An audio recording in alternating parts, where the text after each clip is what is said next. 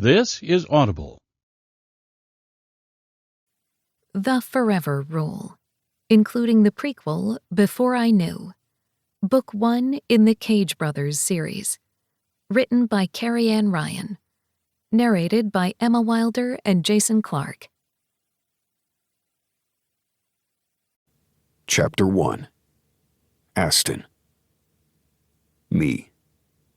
Wait, why did we make a group chat? I thought we already had a group chat, one with a name and everything. Flynn. We had to make a new one because somebody ruined the last one. Dorian. I feel like there was a little sarcasm in your pointed tone. Hudson. How do you hear tone in a text message? Theo. Oh, we read tone. Ford. Seriously though, why the new group chat? Do you understand how many group chats I have? Flynn.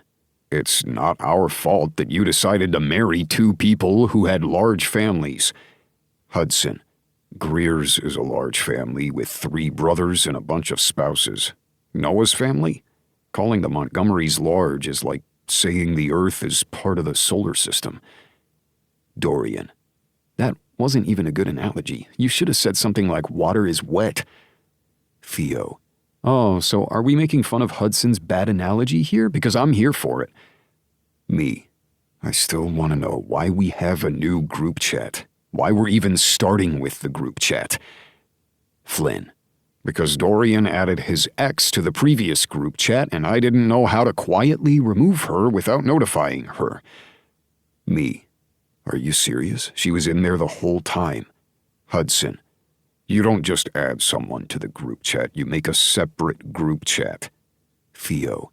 That's the whole rule of group chats. What is said in group chat stays in group chat. Hudson.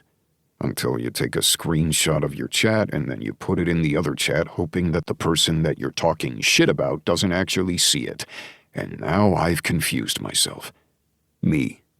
I hate all of you. Ford. You love us. Seriously though, do not add spouses to the family group chat, or parents. We have a family group chat with the parents, and then a family group chat with just mom, and then one with just dad. Hence why I'm very confused why we continue to have more of them. We need to name this one. Me. Let's just call it the Cages. Flynn.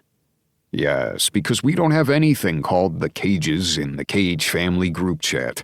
You're the CEO of this family. What the hell's wrong with you? Hudson. He's the president of Cage Enterprises, not the CEO of the family. Flynn. For a man that doesn't work with the company, you do sound a little testy. Dorian. Those sound like fighting words to me. James. I have been in a meeting this entire time. Are we seriously just going to have a 50-message-long group chat about the efficacies and rules of group chat? This isn't Fight Club. Theo. All the more reason to actually speak about the group chat, as we're allowed to talk about it. Like you said, this isn't Fight Club. Ford. I thought we weren't supposed to talk about Fight Club. Hudson. That movie came out, 50 years ago at this point? Flynn. Let's not let Hudson do math anymore. Me. Seriously, now that we know we have a new group chat, we can come up with a name later. Flynn. Fine by me. Did you start this discourse for a reason, eldest brother of ours? Me. I wanted to ensure we were all ready for family dinner on Friday. You know, our favorite thing to do. Hudson. Groan. Dorian. I'm busy. James. New phone? Who's this? Theo. Yes, because that totally works, James. Wait, does it work? I need to know, for reasons. Ford. I will probably have dinner with the Montgomerys. In fact, I'll make sure I'll have dinner with the Montgomerys. Me. Dad won't be there. He's on a work trip. Theo. I'm in. Hudson. Friday night at 6 again? Dorian. I might not make it until 6:30. James. I'll be there. We can hitch a ride together, Flynn. Flynn. What if I have a date? Dorian. You guys, I can't laugh so hard that I pee myself in public. Flynn, a date. Flynn. Your urinary tract problems aren't my problems. Ford, I might have a Montgomery dinner, but I'm going to try to make it. Me, dinner is at 7, drinks begin at 6. I suppose it's my turn to host, unless we'd like to go to the Teal Door. Theo, do not ruin my restaurant with a family dinner that will surely be loud and rowdy. James, we are elite businessmen. We are not rowdy. Dorian, I'd rather go to the restaurant. Theo, you are not allowed to date any more of my waitresses. One quit already. Me, Dorian, what the hell did you do? Dorian, I didn't do anything. Laura said she was moving to be near her mom because she got sick. I may like women, but I don't fuck with them. Hudson, sure, Dorian, whatever you say. Dorian, I'm offended. Theo, you really aren't. James, you really, really aren't. Me, we'll pick the place soon. But Theo, is it okay if we use your place instead? I'd rather not have to deal with a caterer. I could cook, but I don't have time. Theo, fine. However, just know I'm going to charge you out the ass. Me, charge the company. Dorian, wait, you're not even going to cook for us, Aston? Me, I'm not in the mood to search for a middle finger emoji. Flynn, my God, how old are you? James, we don't ask those types of questions. Unknown number. Hello? Do you know how to exit a group chat? Not that this hasn't been enlightening, but I don't think I'm supposed to be here. I leaned back and stared at my phone as if it were a snake ready to strike. I did not recognize the number. It wasn't Dorian's ex, and now I was wondering why we had a complete stranger in our family group chat. Damn it. I picked up the phone as soon as it rang, Flynn's name appearing on the screen. Do you know who that is? Flynn asked, his voice sounding slightly panicked. Is it weird that I hope it's someone that Dorian met and accidentally put her number in? Because having it be a complete stranger would be worse. At least we hadn't shared company and family issues with the chat. So far. We don't know if it's a her. That was true. We didn't know if it was a her. And here I was, acting as if it could be. Weird. Hell, no one else is texting, so they're probably waiting for me to handle it, I ask, pinching the bridge of my nose. Sounds about right. But you are the big brother. It's what you're used to. Handle it. At least we didn't discuss company secrets. No, we just said our names often enough that now someone has our numbers. Hopefully it's not the press. Or a rival. Fuck. I could practically see Flynn pace his office. We weren't working in the same building today. Flynn was off in the small town that we had purchased over 2 generations ago, while I was in our high-rise in the city of Denver. I liked running Cage Enterprises.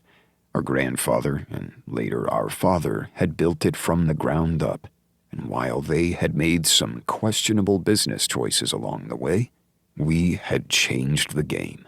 We worked with gaining financing and worked with ethical and environmentally friendly building. Hence why we worked with Ford's family, the Montgomerys, so often. We worked with real estate development, small business backers, and environmental research, meaning we had way too many NDAs to begin with, and people were constantly trying to reach us. And now we were adding random people to group chats. Again, the group chat went completely silent, and I copied the person's number before starting a new chat. Me. Sorry about that.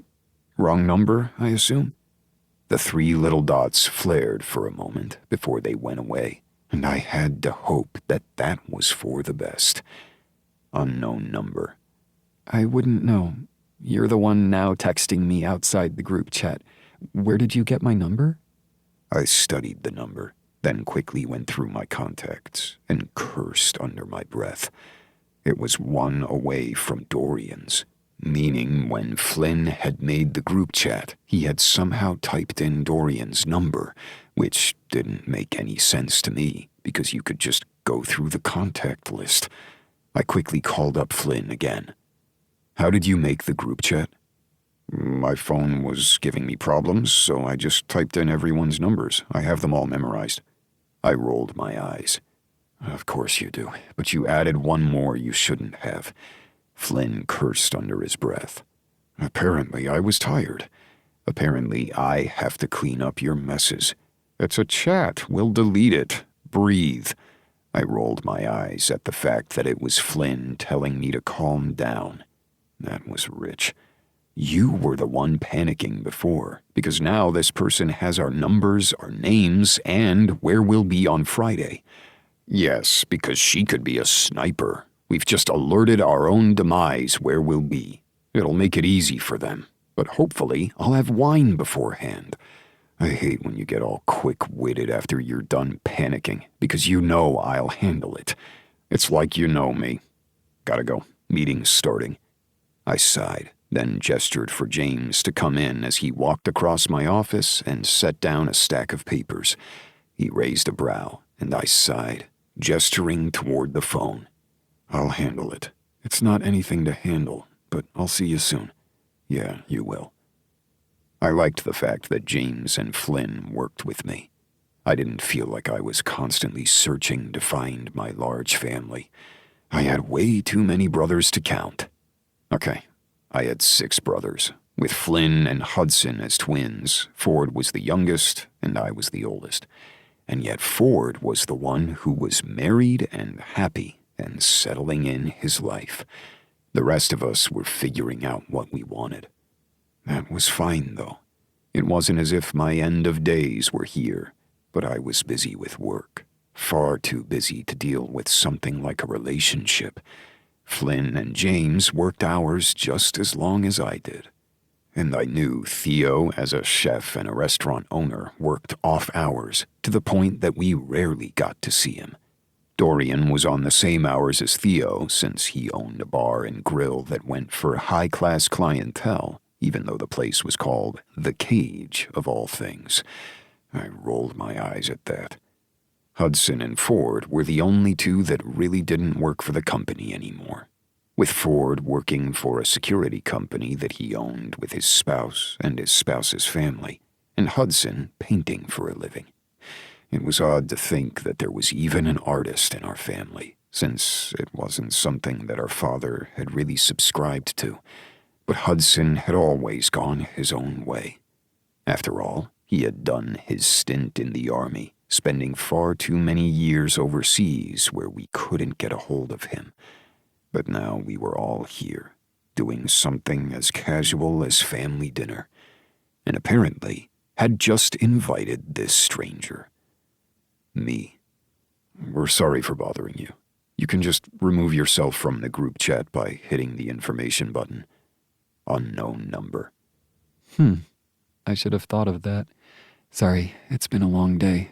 But you guys sound hilarious. Brothers, I take it? I frowned, wondering why this person wanted the information and why I wanted to answer. Me. Yes. Should I ask your name, since you know mine? Unknown number. You say that as if I could figure out who was who from the texts. There were a lot of them. My lips curled into a smile. Me. Hazard a guess. Unknown. I'm afraid to. But I assume you're the eldest, from the way you're trying to take care of everything and texted me outside of the chat. I frowned, wondering how this person could know this. That was a little too intuitive, and it made me uncomfortable. Me. And what's your name? It seems only fair to ask. Unknown number. Well, since you haven't asked for my location yet, I guess I can't be too worried about you being a serial killer. Me. I feel like I should be the one worried. Blakely. My name's Blakely. Well, Blakely, it is nice to meet you. Nice to meet you as well. Although this isn't how I usually talk to men on phones, or even on the internet. I don't like things like that. In fact, I should probably put my phone down before I realize you're a scam. My lips twitch, and I did the one thing I should have done this whole time. I Googled the number. And because the internet always showed everyone's secrets unless you knew how to hide them, I found it far too easily. Blakely Graves. I didn't look beyond the first page, but I wanted to make sure that she wasn't a scammer or anything. But Blakely Graves was a real person, and the photo attached to her profile that came from a job search site made my breath catch. Gorgeous light eyes, blonde waves falling past her shoulders. And hell, now I felt like the stalker here. Maybe I was the one asking for too much. Me. Anyway, I have to get back to work, but sorry for interrupting your day. Blakely.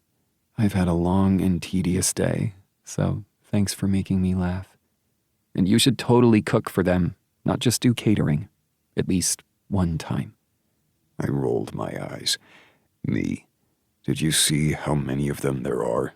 No thanks. Plus, I don't want to poison them. Blakely. Good to know. Have a good day, and I'll remove myself. I looked at the chat and saw the notification that she had indeed removed herself from the chat.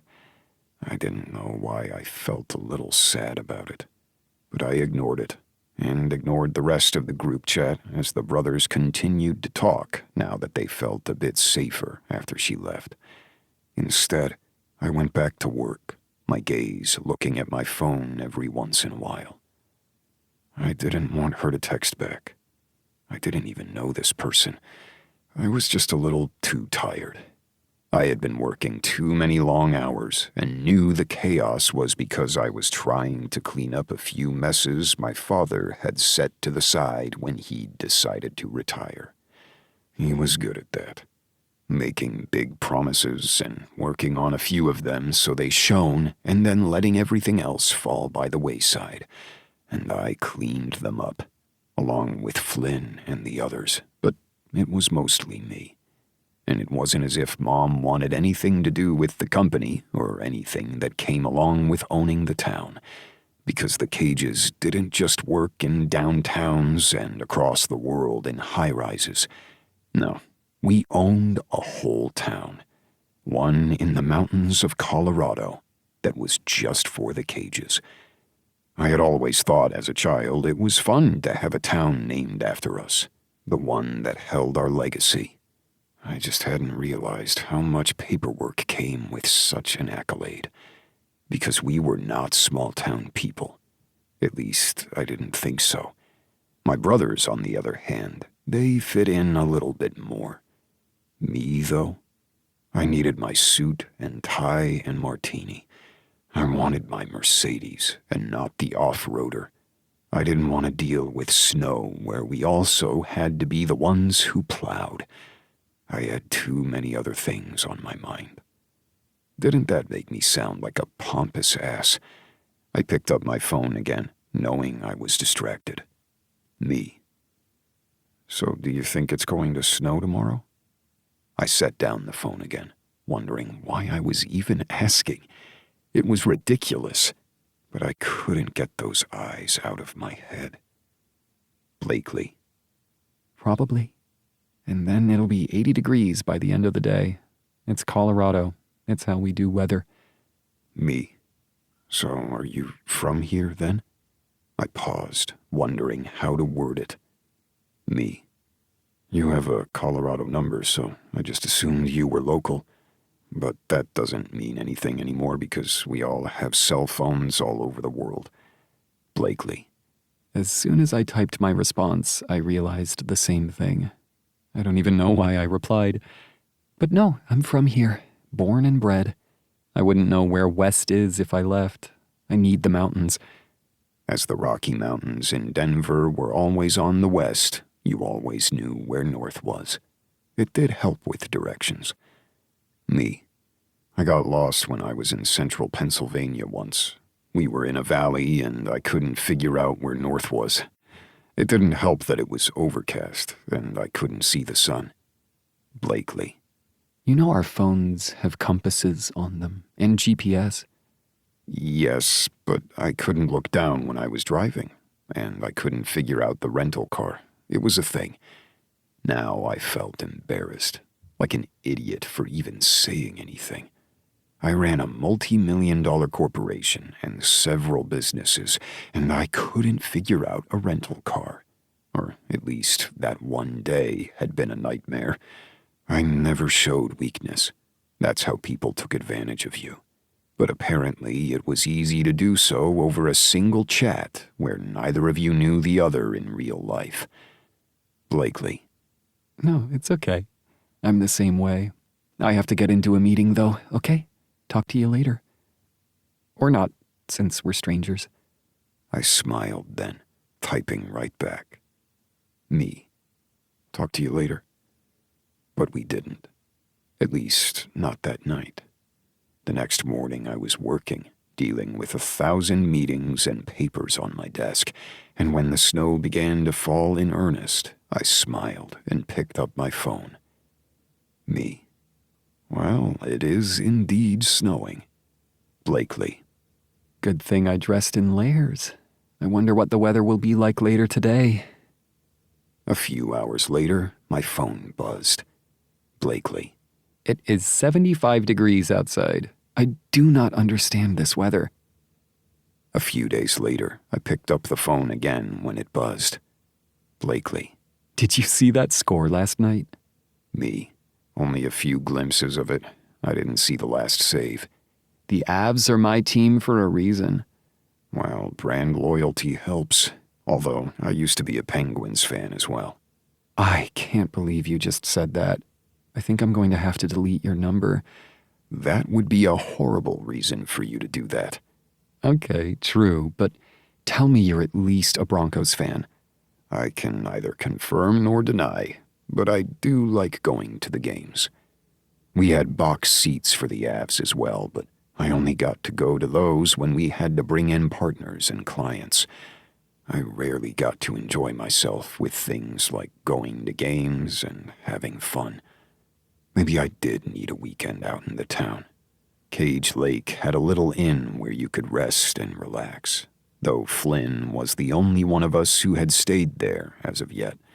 The Cages owned the resort and many of the buildings in town, but we didn't tend to live there. We each had homes along the lake, though, so I could just head there. Though I knew Flynn was renting his out right now. Maybe I needed a break. Maybe I needed to go to a game. The next day, I was the one who texted first. Me. Did you see that game? Blakely. No, I missed it. Deadline. I didn't know what she did for a living, nor was I sure she knew that I was Aston Cage. It wasn't that I was famous or anything, but in certain circles, people knew who our family was. That's why we were always careful about who we let in. Dorian may have played around, but he was still damn careful. Hence why a group chat could change things. Me. It was a good game. I wish I could have gone. Blakely. Maybe someday. The next day, I texted again. Me. Let's meet for coffee. I hadn't even realized I was typing it until the bubble exclaimed it was sent and there was no going back. I just wanted to know who this woman was. I could have Googled more. I could have asked someone to look into her. The information was at my fingertips, but I couldn't get past my curiosity about the woman who made me laugh with just a few text messages. Blakely. I'm still not sure you're not a serial killer. I grinned, grateful she was at least a little cautious. I sure as hell wasn't right then.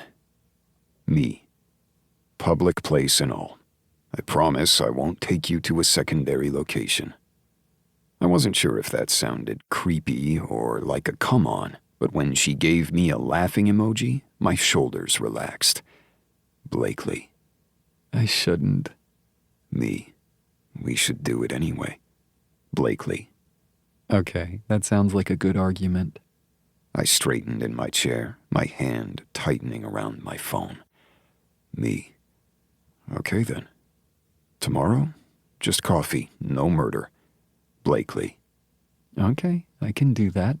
Not the murder thing. Although, all I know about you is that you live in Colorado. You could be hours away. Me. Meet me at Taboo. Do you know that place? It's downtown. I could see the chat bubble light up again before she answered. Blakely. I know the place. And I work downtown. Coincidence. Yeah, coincidence. Or maybe she was a serial killer. I had a date with a wrong number. And I didn't want to be wrong about this. Chapter 2. Blakely. I'm definitely going to be murdered, right? I asked as I paced my bedroom. My best friend Isabella stared at her phone while perched on the edge of my bed, her legs crossed and a small frown on her face. When she didn't say anything, I cleared my throat and asked again, "Am I really going to get murdered if I do this?" Isabella put down her phone and looked up at me, a small smile playing on her face now. I had known Isabella for years, and she was one of my best friends. She was also one of the most beautiful people I knew. Her whole family was, if I were honest. She had 3 gorgeous sisters, and her brother was a man who apparently made people swoon when he walked into a room. I had always thought of him as Isabella's younger brother, so that hadn't been a thing in my eyes. But now as I stared at my friend, I had to wonder if I'd lost my mind about the decisions I'd made. No. Maybe. I hope not. Not helpful. We grinned at each other before she shook her head. Honestly, a group chat? So they just entered your number and suddenly you were part of their meeting? That sounds a little suspicious. I know, right? But it does happen. You've heard of it happening. There was that whole viral moment where a grandma texted the wrong person inviting him to Thanksgiving, and then it turned into this heartwarming thing. I remember that. It's just all that happened with a group chat. You usually have to add contacts. Maybe he typed it in. Who knows? But I was in there, and all of the people sounded like they were joking around, and they were a family who cared about each other. A real family with sarcasm as their love language. And so the real family is why you're going to go on this coffee date? I ran my hands down my dove gray slacks and immediately went to take them off, knowing I needed to wear something different. Maybe a skirt. Yes, a skirt would be good. Are you getting naked for me for a reason? Isabella asked, and I flipped her off before putting my pants back on. I was thinking about wearing a skirt, but then that seemed a little too forward. You mean one of your A-line pencil skirts? No, that wouldn't be too forward. And we're going to be late and hit every ounce of rush hour if you don't make a decision. You look gorgeous, Blakely. Live in it. Be in it. I held back a smile since she sounded like the trainer in the classic Miss Congeniality. Thank you for coming over. I know you're busy and you don't have time to deal with my insecurities and the fact that I'm going on a blind date with a man I'm randomly texting about the weather and Avalanche games. I still can't believe he said he was a Penguins fan. Isabella held up her hand. It's okay. We all have a thing for Crosby. I gave her a wry smile as I met her reflection in the mirror. I'm sure there are other guys on the team you know. My best friend shrugged. Well, I don't really pay attention to them unless they are my team. It's not like I have time. You work more hours than I do. Maybe, but it's what I do. It's life. Now, you look wonderful for work and for a simple coffee. I like Taboo. They have great sandwiches and I go in for a different type of coffee every time. They seem to fit my moods. It's a little creepy, actually. I'm going to a creepy coffee place to meet a serial killer, I blurted, and Isabella let out a deep breath, calming herself while I did the same.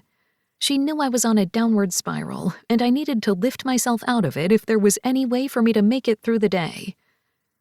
You've been to Taboo. You like their coffee. You also like the look of the very hot tattoo artist next door. I bit my lip and inhaled before letting out a long breath. That is true. And there's a bookstore that I love nearby. In fact, I love that whole street. It's like a little oasis in the middle of downtown. This is fine. It's just coffee. It's a public space. Do you know his name? She asked. I froze, realizing that I didn't. That seemed like a little oversight, and yet I knew it was for a reason.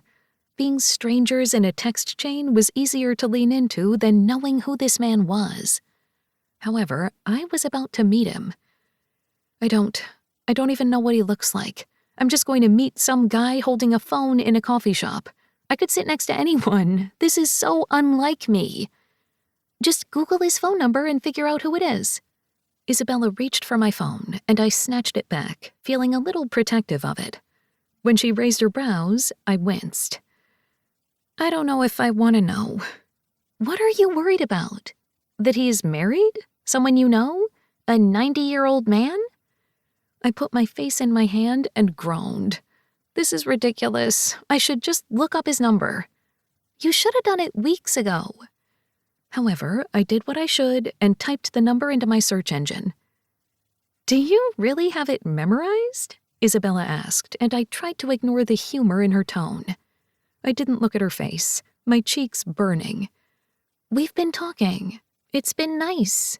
And I've been looking at the number instead of a name because I couldn't add him to my contacts. Yet everything changed with a single page load on my browser. I shouldn't have been surprised that the world was a little ironic, because as soon as the page loaded, I stood in my room, mouth agape as Isabella sucked in a breath. Aston Cage? I blurted, my voice going high-pitched. Aston Cage, of the Cage family? Cage Enterprises? Your voice is getting a little high-pitched. My hands gripped my phone so tightly my knuckles went white. It should be Aston Cage. I know this man. Isabella's eyes shot up to mine. You've met him before? I shook my head. No, my boss just hates him, because a lot of times we go for the same developments and they win. Because the Cages are a little savvier than your boss. You know that. That's why you work for your boss. You're always fixing everything he messes up. I held up my hand. I don't have time to worry too much about that. But look at him. Look at him. I held up my phone to her and waved it around. What am I supposed to be looking at? He looks like a dude, with hair, that seems to be a little dark. Sometimes he has a beard in these photos, sometimes not. And he looks to do a lot of galas. That sounds boring. I turned the phone back to me and scrolled, realizing that he was indeed on the arm of a different woman in practically each one. Gorgeous, statuesque women and a variety of color of dresses. All for galas. Oh, this is so stupid. This is Aston Cage. That means I was in the group chat of the Cage family. They aren't gods, though your boss would have loved that. My gaze shot to hers. He can never find out. No wonder they all ghosted the chat right before I left. They had to be freaking out. It's not like they're going to divulge family and business secrets in a group chat. At least I would hope not. They seem smarter than that. But it's Aston Cage. Is he a playboy or something? I'm an accountant. I don't know these things, Isabella said with a sigh. You're a brilliant accountant, and no, I don't think so. Maybe. That doesn't matter. He's gorgeous. He's a man. I laughed at that, shaking my head. Maybe you're the one who needs to go out and meet somebody. The next time I get added to a family group chat, maybe I will. But I have enough in my life to deal with, especially because we're going to be late. Now go to this coffee thing. Let one of us live a little. You're going to be fine. I can't believe you, of all people, are the one pushing me into this. I'm living vicariously through you. Your job is more fun, your life is more fun, and you're going to meet a CEO who could take over the world. I don't see the problem here. I see a very big problem here. What's the worst that can happen? She asked, sounding so much unlike Isabella, I was afraid we had somehow switched places. Are you kidding me right now? I have your phone tracked, and I'll put an AirTag on you. I'll know where you are at all times. That sounds a little more like the real Isabella, I said with a laugh as I hugged her tightly. She patted my back and then pushed off me. Now let's go. I'm not in the mood to deal with assholes on the highway, which is every day. Thank you for getting here before the sun even rose. It's because I love you, and I needed to make sure that our tracking is going well. I laughed at her, and we made our way to our respective jobs, that tension riding the back of my mind the entire time. Work seemed to go at a slog all day. I enjoyed my job.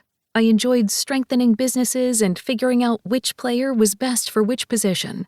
But my boss of Howard Enterprises didn't play well with my ideas. But it was my job to make sure that we didn't go under and break the rules. I wasn't a CEO. I wasn't a CFO. I was someone who had to have my hands in 1,000 pots at once. And I enjoyed it. That meant I had to keep my mind on task. And I wasn't doing it very well because I was sitting here wondering what the hell I was going to do. Blakely, do you have that report? Mr. Howard said from my doorway, and I smiled at him. The man didn't specify which report and could have just emailed me. He didn't have to walk across the office just to ask me about a report that was probably already in his inbox and printed out in triplicate because that's how he liked things. Who needed to save trees? Which report? I asked. He scowled at me, and I knew that was probably the wrong thing to say. You know, the report, the one I've been waiting on. It should be in your inbox. Again, I had no idea what report he was talking about because he didn't know what report he was talking about, but I was up to date on what he needed from me, so it would be in his inbox. His team of assistants should have already handled it, but he liked to look grumpy and in charge on the floor. It lent a sense of control that I didn't understand, but he said it worked. I had to remind myself I really loved my job when people did what they were supposed to do, even though it wasn't my biggest fan right now. Good. You're still on for the gala this weekend? I'll be there. It's a lovely charity event. Yes, but we have to make sure we don't let the cages outshine us. You know them, they always like to walk around like little peacocks, pluming their little feathers. I wasn't even sure that was true, but I did my best to keep a straight face, because I was about to go on a coffee date with the head peacock. Oh God, this was such a bad idea. I will do my best to not let them take over. Good, it's a charity event and we need to make a stand. It was a charity event, and that meant we should probably give to charity and raise awareness, but sure, making a stand worked. With that, Mr. Howard stomped off, probably to go growl at someone else, and I looked down at my phone and realized I had 15 minutes to get to Taboo. I quickly set everything as idle, nodded at my assistant, and made my way down the high-rise. I loved living in Denver. I loved the view, the air. I even loved the insane weather that never made any sense. I lived in a suburb like most people who drove into the city, not downtown, but I didn't even mind the commute. When I had lived on the east side of town, I had been able to take the light rail in, but the west side of town didn't have everything I needed yet. But they were working on it, so they said. I let out a deep breath. I spent so much time these days trying to live in my head rather than in the reality of the job I hated. So focusing on the commute and my family meant I didn't dwell on the day-to-day life that was slowly sucking the life from me. Everything was fine. I loved this. I loved my job. The fact that I kept having to say that worried me, but it was a dream job. I sort of made it up as I went along and excelled in a business that stressed me out, when the powers that be allowed me. And now I was meeting with my boss's rival. This was going to go lovely. But he didn't know who I was. Unless he Googled my number like I should have done this whole time. That seemed like a very big lapse in judgment. I walked the 2 blocks toward the center of town and finally made my way to the main street that I loved. There were little cafes and small businesses everywhere. Nothing looked too commercialized or downtrodden. People seemed to like each other on this particular street. It was always surprising, since most of the time people tended to ignore each other. Taboo had been located here since before I started working, and probably years before that. I loved the coffee and the pastries and needed to come down here for sandwiches more often, but I ate at my desk more than I should. I looked down at my gray pants and soft pink top and realized I looked like a business professional, not someone off to get afternoon coffee with a man I didn't even know. Except for the fact I knew his name and what he looked like. This was insane. "Get over it, Blakely. It's a cup of coffee," I muttered to myself before opening the door to walk in. There could have been tables around or even cute decorations. There could have been 1,000 people in there begging for coffee and pastries, but I didn't see them. Instead, I only saw him. Aston Cage. All 6-foot-something of him in a dark gray suit that fit him to a T, clearly bespoke or tailored perfectly for him. His piercing blue eyes caught me in a web, and I couldn't stop looking at him. He was built, broad-shouldered, but it narrowed down at the waist, so almost like a swimmer's body. His hair was dark, longer on the top than the sides, and perfectly coiffed as if he spent far too long in the mirror. Or maybe he just woke up like that. Perfect and amazing. Somebody bumped into me, and I moved to the side, realizing that I was blocking the door. "I'm sorry." "It's okay. If I had someone looking at me like that, I'd stand there too," the stranger said before she waved her fingers at me and him and moved back. I moved to the side then as Aston came forward. "Hi," I whispered. "Hi," he said right back, his voice deep, intoxicating. What was with this? We hadn't even said anything. When his lips quirked into a smile, I blinked, telling myself to snap out of it. "I see you also Googled me," he said softly. "I'm sorry. Hi, I'm Blakely," I said, awkwardly holding out my hand. Aston looked down at it, that smile still on his face, and slid his hand over mine. "Aston, can I get you a cup of coffee?" "That would be lovely," I said with a laugh, and then he did the silliest and most attractive thing ever and lifted my hand to his lips, and I knew there was a problem.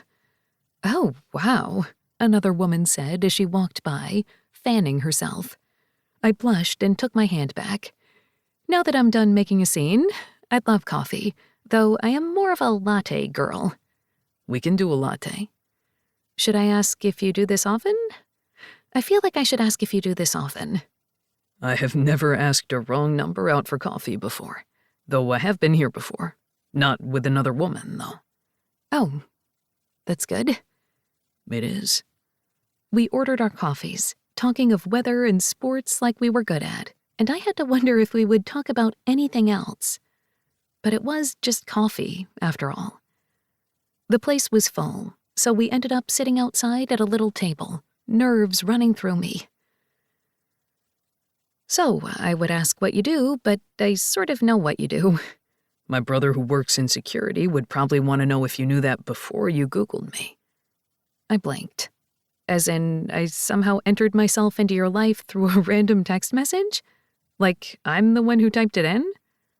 "That's what he would want to know. I assumed that you didn't somehow secretly break into my other brother's house to type in your phone number." My lips quirked, my shoulders immediately relaxing. Yes, it was all an accident. And I actually didn't Google your name until this morning. Heat crossed my cheeks, and Aston leaned back and blinked at me. "Really? So you didn't know my name this whole time?" "It was an oversight. But you didn't ask why." "Because I Googled you that day," he mumbled, looking a little contrite. "Should I have waited?" "No, you were the smarter one. Plus, you have the whole family business you need to protect. But I'm not going to be a danger to any of that." Though I did work for a man who hated him. However, that wasn't going to be a problem. This was just coffee, and Mr. Howard didn't care. They ran in different circles, after all. I feel like I really should have asked your name. "Maybe, but it was fun figuring out who you were just through text messages. I mean, I know that you don't like the Penguins." I rolled my eyes. "I don't not like them, but you have to have loyalty. You're from here." "I am, but sometimes I travel, and I can't get to an Avs game or a Broncos game." "That is true, and honestly, I have no idea how you even got time away to have lunch today. You have to be too busy to have coffee today. What I know of your business is insane. You guys do so much." He shrugged, tapping his finger on his mug. True, and I have a good team and family that works with me. However, I'm allowed to have coffee with a beautiful woman. I rolled my eyes. That's a lie. It is not. I'm sorry to say, but you are beautiful. Well, I could say the same to you, but I'm pretty sure the two women that literally swooned next to you while we were talking in there answered that for both of us. He snorted and finished his coffee. I can't say that happens often. No, you just don't notice it. So you didn't notice the man looking at you? I only noticed you. I put my hand over my mouth and groaned. Pretend I didn't say that. If it helps, I hadn't even realized I was standing there gawking at you until that woman said something. He whispered. Oh. I really have to go back to work, I said after a moment, and he nodded. Same. I have meetings, but I'd like to do this again. My cheeks warmed. Coffee in the middle of a workday? Or dinner. Dinner. Dinner could be good. He stood up and took my hand. I'll text you, he asked, the light in his eyes dancing. I wanted to know this man, this enigma. Okay, text me. Texting him felt familiar in such an unfamiliar situation. He kissed my hand again, and I rolled my eyes. I'm sorry, I've never met someone who actually did that. I don't think I've ever actually done that, he said, squeezing my hand. It just felt apropos. I'm busy this weekend, I blurted, but maybe next weekend? Next weekend can work, and as it happens, I'm busy as well. Well, this was nice. I'll talk to you soon? I asked, knowing I was babbling at this point.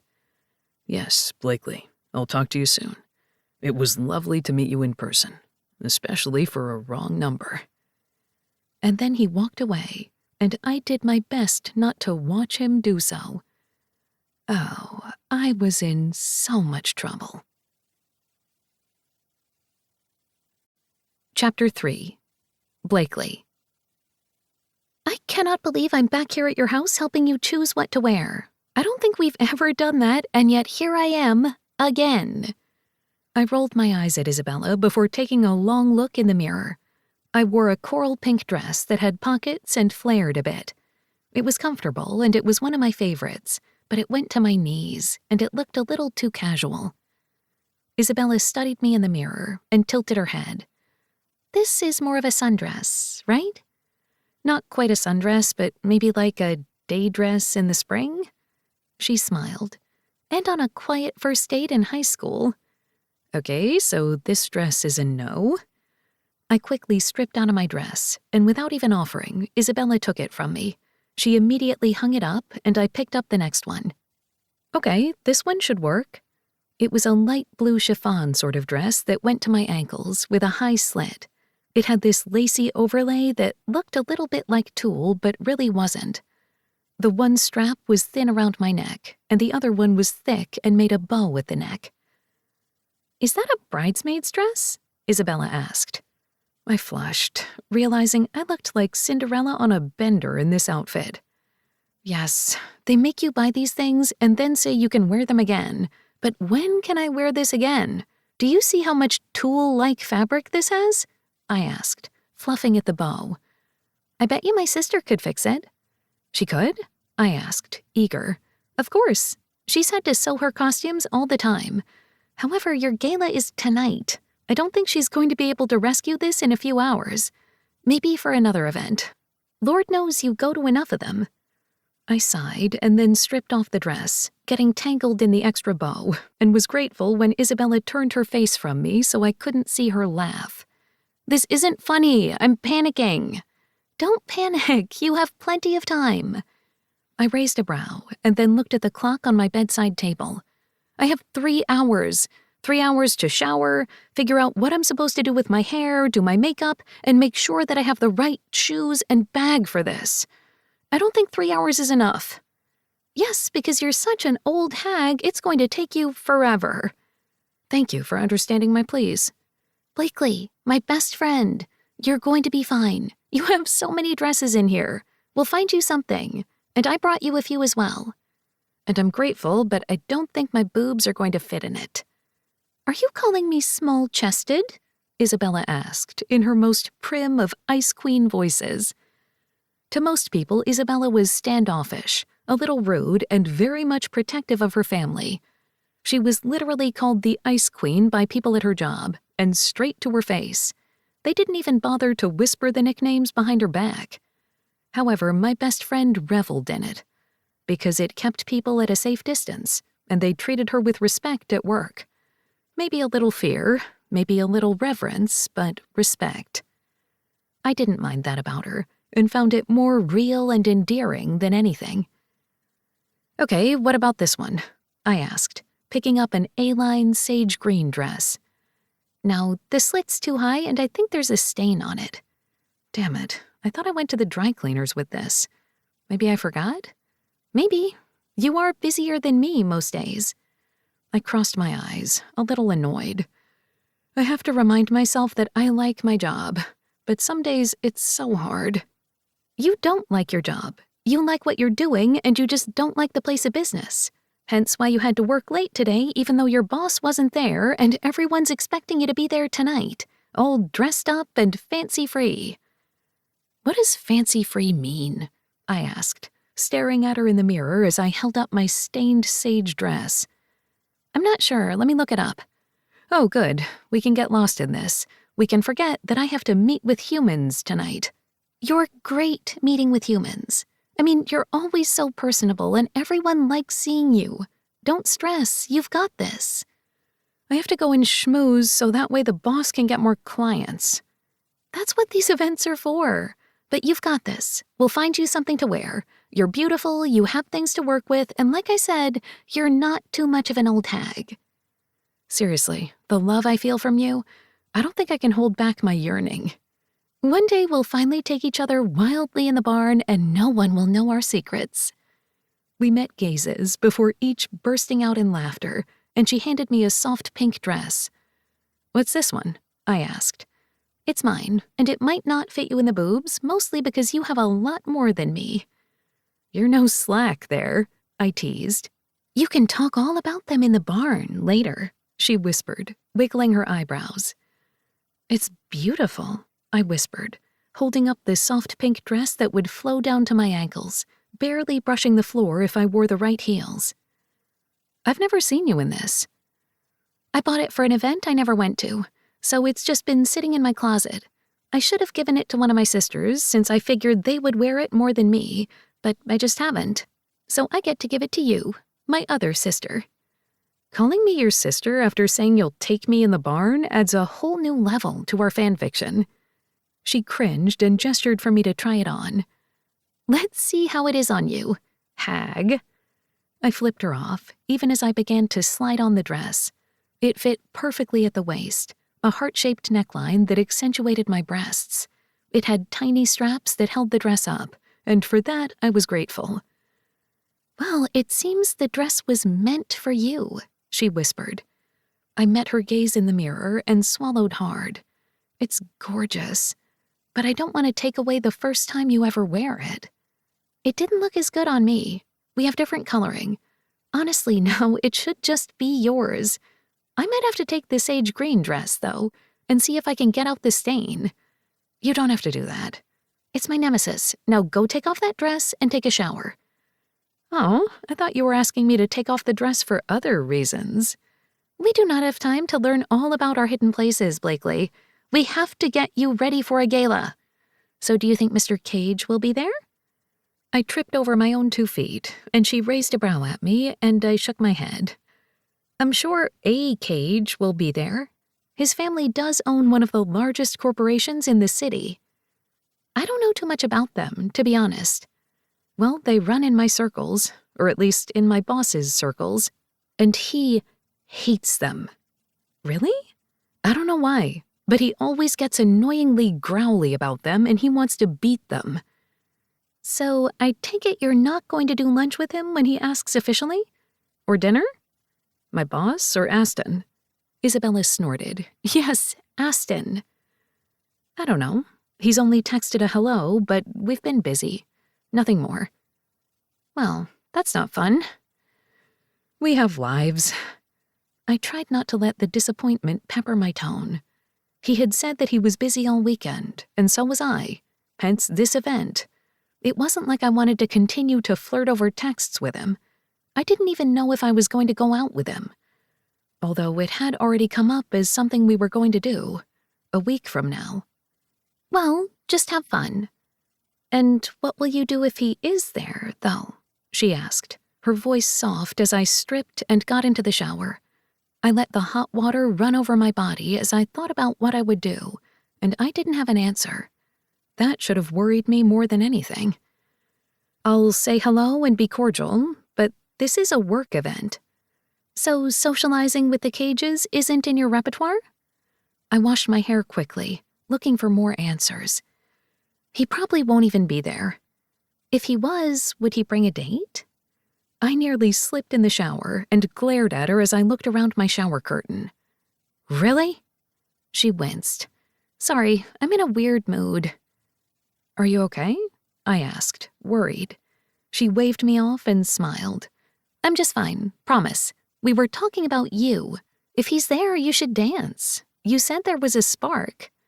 And my boss would absolutely hate it.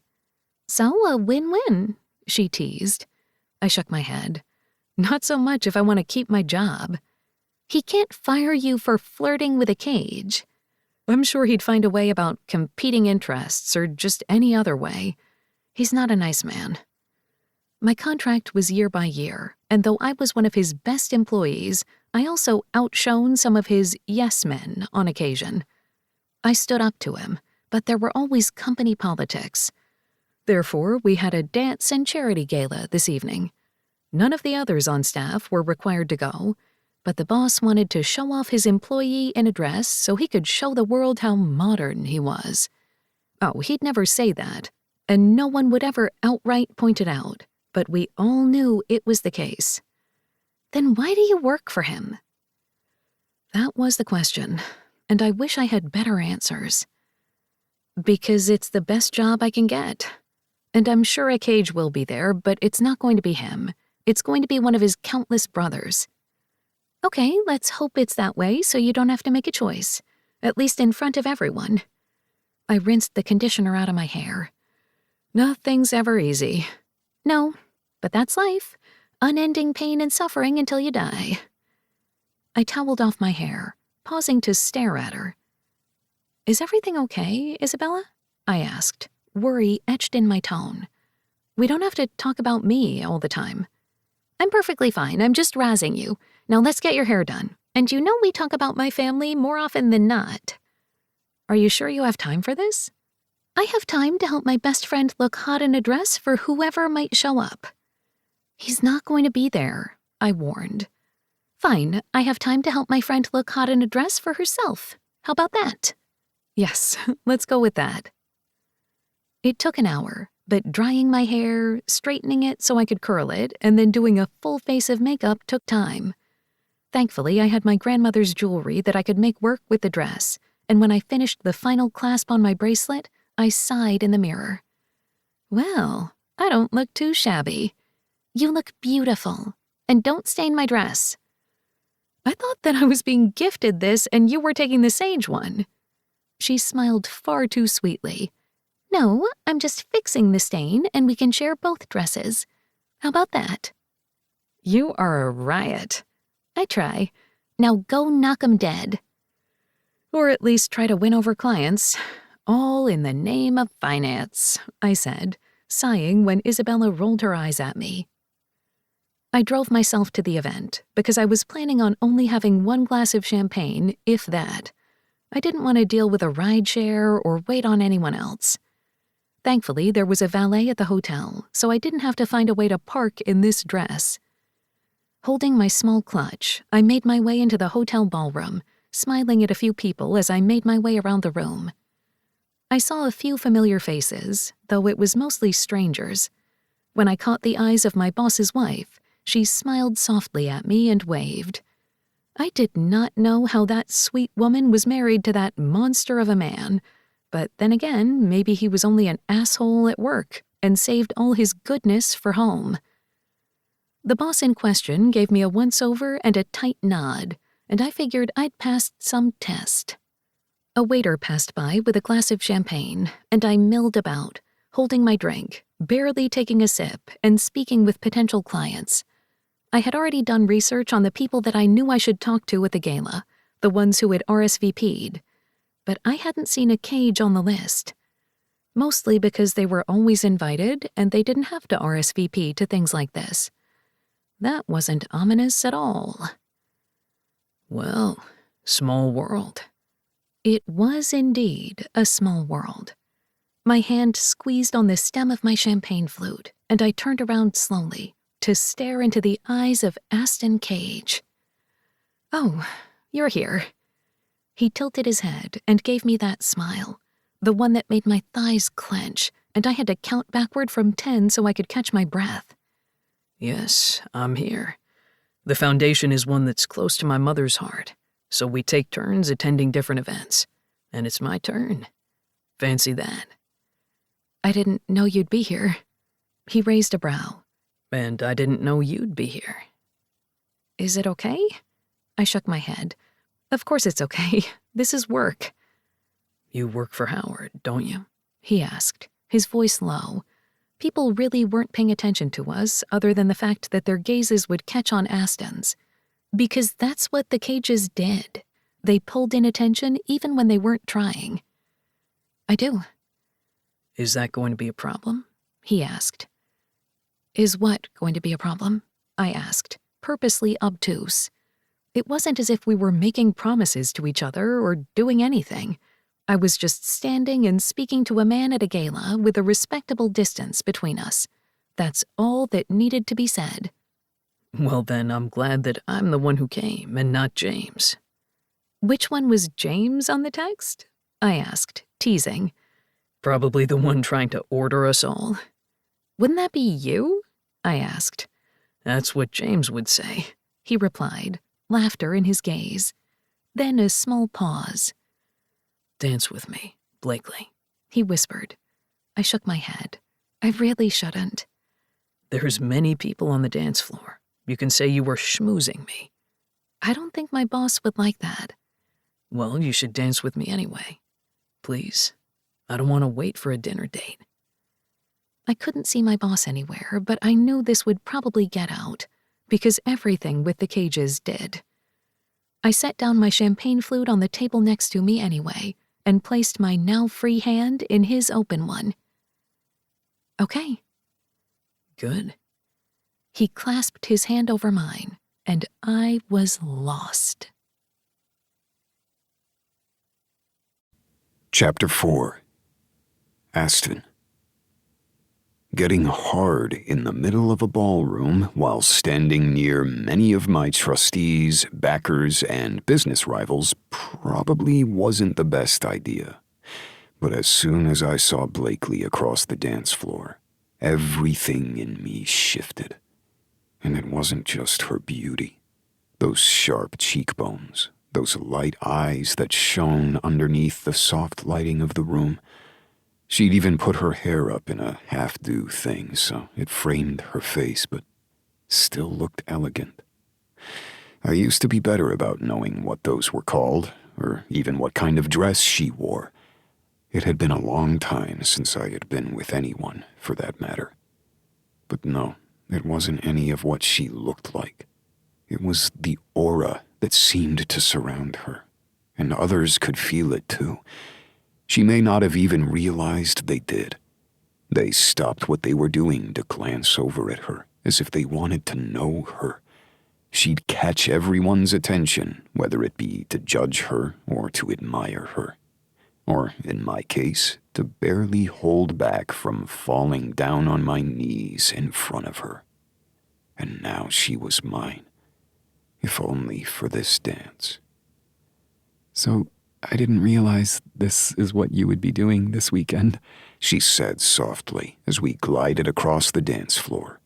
She had her hand on my arm, her other clasping my own, and I smiled down at her.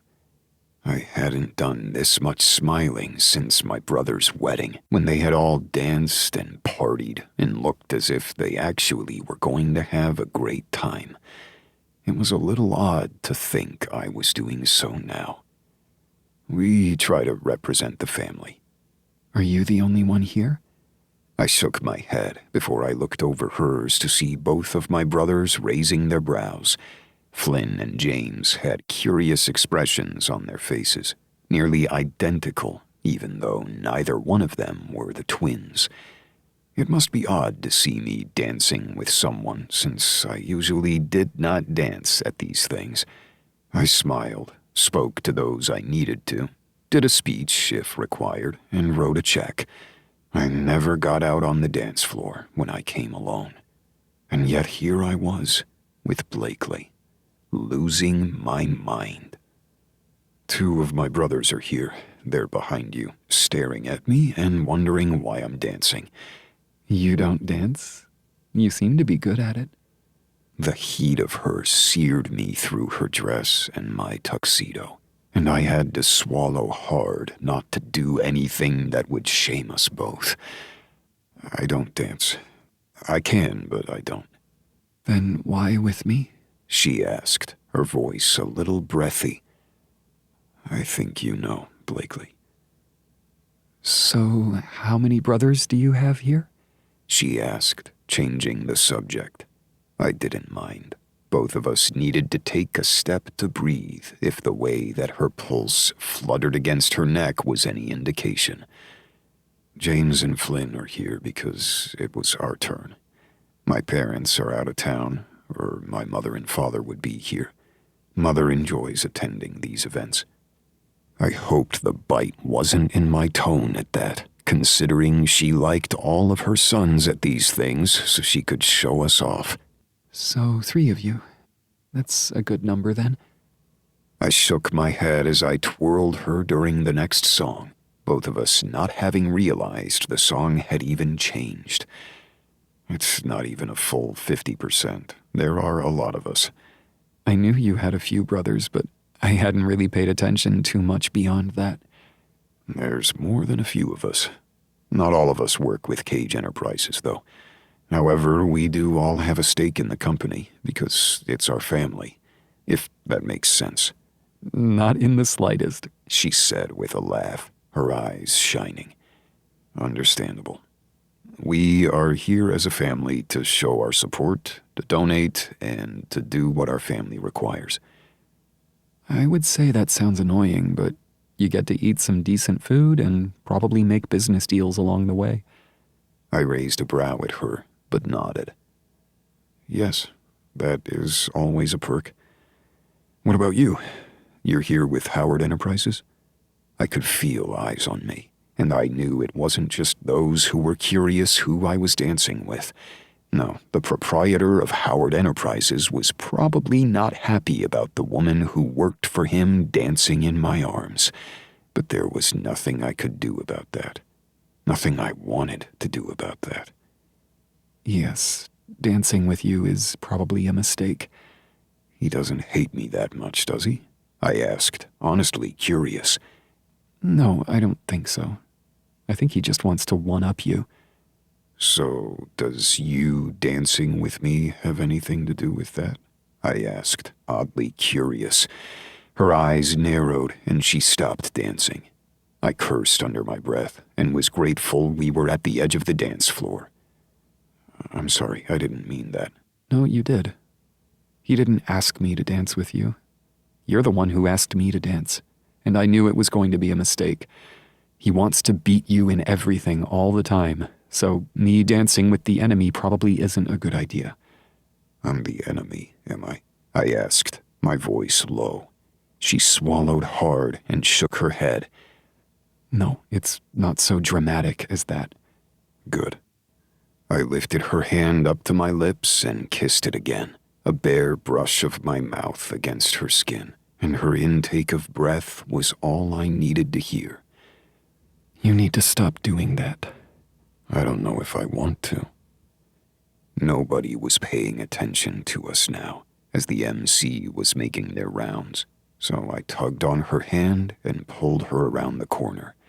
Aston, She said with a laugh, and I did what I had been wanting to do since I first saw her. I pressed my lips to hers. She didn't pull away, didn't freeze. Instead, wrapped her fingers under the lapels of my jacket and pulled me closer. Groaning, I deepened the kiss, my tongue sliding along hers. we need to stop. Someone can come around the corner at any minute. I'll stop. Soon.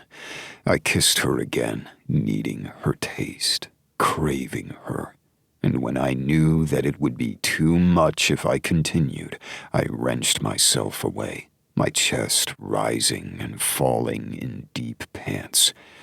Holy hell, I growled. Oh, I looked over at Blakely, her hand over her bruised lips, her eyes wide. Are you okay? Did I hurt you? not at all. I don't think I've ever been kissed like that before. Which probably isn't something I should say. I had barely any control when it came to her. I felt like a cat who caught the canary, and a smile slid across my face. That sounds like a compliment. Maybe. Or maybe I need to get out more. She grinned up at me. Her eyes danced, and I wanted to know more. I wanted to know everything. Who was this woman? And why did she do this to me? Sorry to interrupt, but they need you. I cursed at Flynn's timing, and Blakely's face drained of color while she tried to hide behind a potted palm. It's just my brother. Everything's fine. I'm so embarrassed. I'm working, for God's sake. It's okay. Nobody saw. James and I had the exits covered. Should it worry me that it sounds like you guys have a plan for this sort of thing? She asked, slight frost in her tone. I cursed my brothers and everything they stood for while I glared at him and James, who walked up from behind him. No, this is new, but we protect our family. Flynn looked over my shoulder and winked at Blakely. I'm Flynn. The quiet one here is James. It's good to see you. Hi. I'm going to go fix my face, and then I have to work. You look wonderful, James said softly, and I glared at him before turning my back to them and looking at Blakely. I have to go be the cage, I said with a roll of my eyes. I love the title. I heard the humor in her tone, even above the slight panic. I don't, I said softly. I want to see you again. Her eyes widened marginally. Okay. Maybe not in the middle of a hallway? No, let's not. I'll call you. When she let out a soft laugh, I relaxed, marginally. Good. And then I'll have my wits about me. I need to go. Long before this. He really does, Flynn called out. Then go, she whispered, and then I pressed my lips to hers again before letting her walk away, presumably to go fix the blush of her face. But I thought she looked gorgeous. So, have you lost your mind? Flynn asked as we stepped out of earshot. Stop it, I don't want to hear it. Flynn clucked his tongue. I think you've lost your mind. I think you're more like Dorian than we thought, James whispered, and I flipped them both off before straightening my jacket. Let's go be cages and do what we need to. So that's the girl from the chat? James asked. I nodded tightly. We're done here. Oh, I think you've just begun, Flynn said with a laugh. I rolled my eyes at my two brothers and moved toward the ballroom, knowing we had people to meet and there was work to be done. My phone buzzed in my pocket, however, and I couldn't help but hope it was her. However, it wasn't Blakely calling. It was my mother. Answer it, or we're all going to have to deal with that, Flynn said with a roll of his eyes. I sighed, but answered anyway. Hello, Mother. You're missing a great gala. Aston, it's your father. Ice slid up my spine, and I swallowed hard. I must have looked as if something was wrong, because both my brothers stopped teasing me and stood still, staring at me. What's wrong? Your father is dead, and I need you here. Call the others. We need you. She hung up without saying anything else, and I stared at my brothers, knowing everything had changed. Chapter 5. Blakely. He hadn't called. He should have called, but he hadn't. I waited by my phone for 4 days, waiting for a call. The weekend had passed, and then the holiday where there was no work, just me waiting by a phone as I sat at home alone. But he hadn't called. I had picked up my phone countless times to call him, but he had said he would call me. And he was Aston Cage, man of business. I wasn't going to be the one who called first, right? Phone in hand, I knew I just needed to put on my big girl panties and do it. I looked up his texts, pressed his icon, and called. It rang once and went straight to voicemail. I frowned, but didn't leave a message. He had sent me straight to voicemail. Maybe he was in a meeting? Or maybe he just wasn't calling. I knew I needed to get to work, and I had to stop stressing over the fact that a man hadn't called me after he had kissed the daylights out of me in the middle of a work function. That was so unprofessional, it wasn't even funny. I had gone right back to work, spoken to the clients I needed to, and made a few business deals for my boss. I had done what I was supposed to do, and yet everything felt different. I felt different. I sighed and went to finish my breakfast as I turned on the morning news. I needed to leave soon so I wouldn't be late, but everything felt off. This just in, Dorian Cage, the patriarch of the Cage family, is dead at age 60. He was the former president of Cage Enterprises and Businesses, a worldwide and billion-dollar firm of real estate development, small business backers, environmental research, including dozens of other subsidiaries. And while he wasn't at the helm of the business at the time of his death, with his eldest son, Aston Cage, taking that position, he was still the man on the mountain for many. However, it seems that his death, while of natural causes, did not come without a scandal of its own. There's more to come on this once we have all of the information, but according to inside sources, the Cage family has its secrets. Everything froze within me as I stared at the TV and tried to understand what I was hearing. Aston's father was dead. No wonder he couldn't call or text. His father was dead. And a scandal? I didn't even want to know exactly what that was, but I couldn't even imagine. I picked up my phone again and knew that he was far too busy for me, but I needed to text, needed to say something, anything. Me. I'm so sorry, Aston. I can't imagine your loss. My thoughts are with you and your family, and if there's anything you need from me ever, let me know. I'm sorry. I sent the text, hoping it was enough, even though it would never be. Maybe he would see it and remember. But I was just the girl from the texts, a woman that he saw on the dance floor and kissed. No wonder he hadn't called. Tears pricked my eyes as emotions washed over me, but I knew that it was silly. This wasn't about me.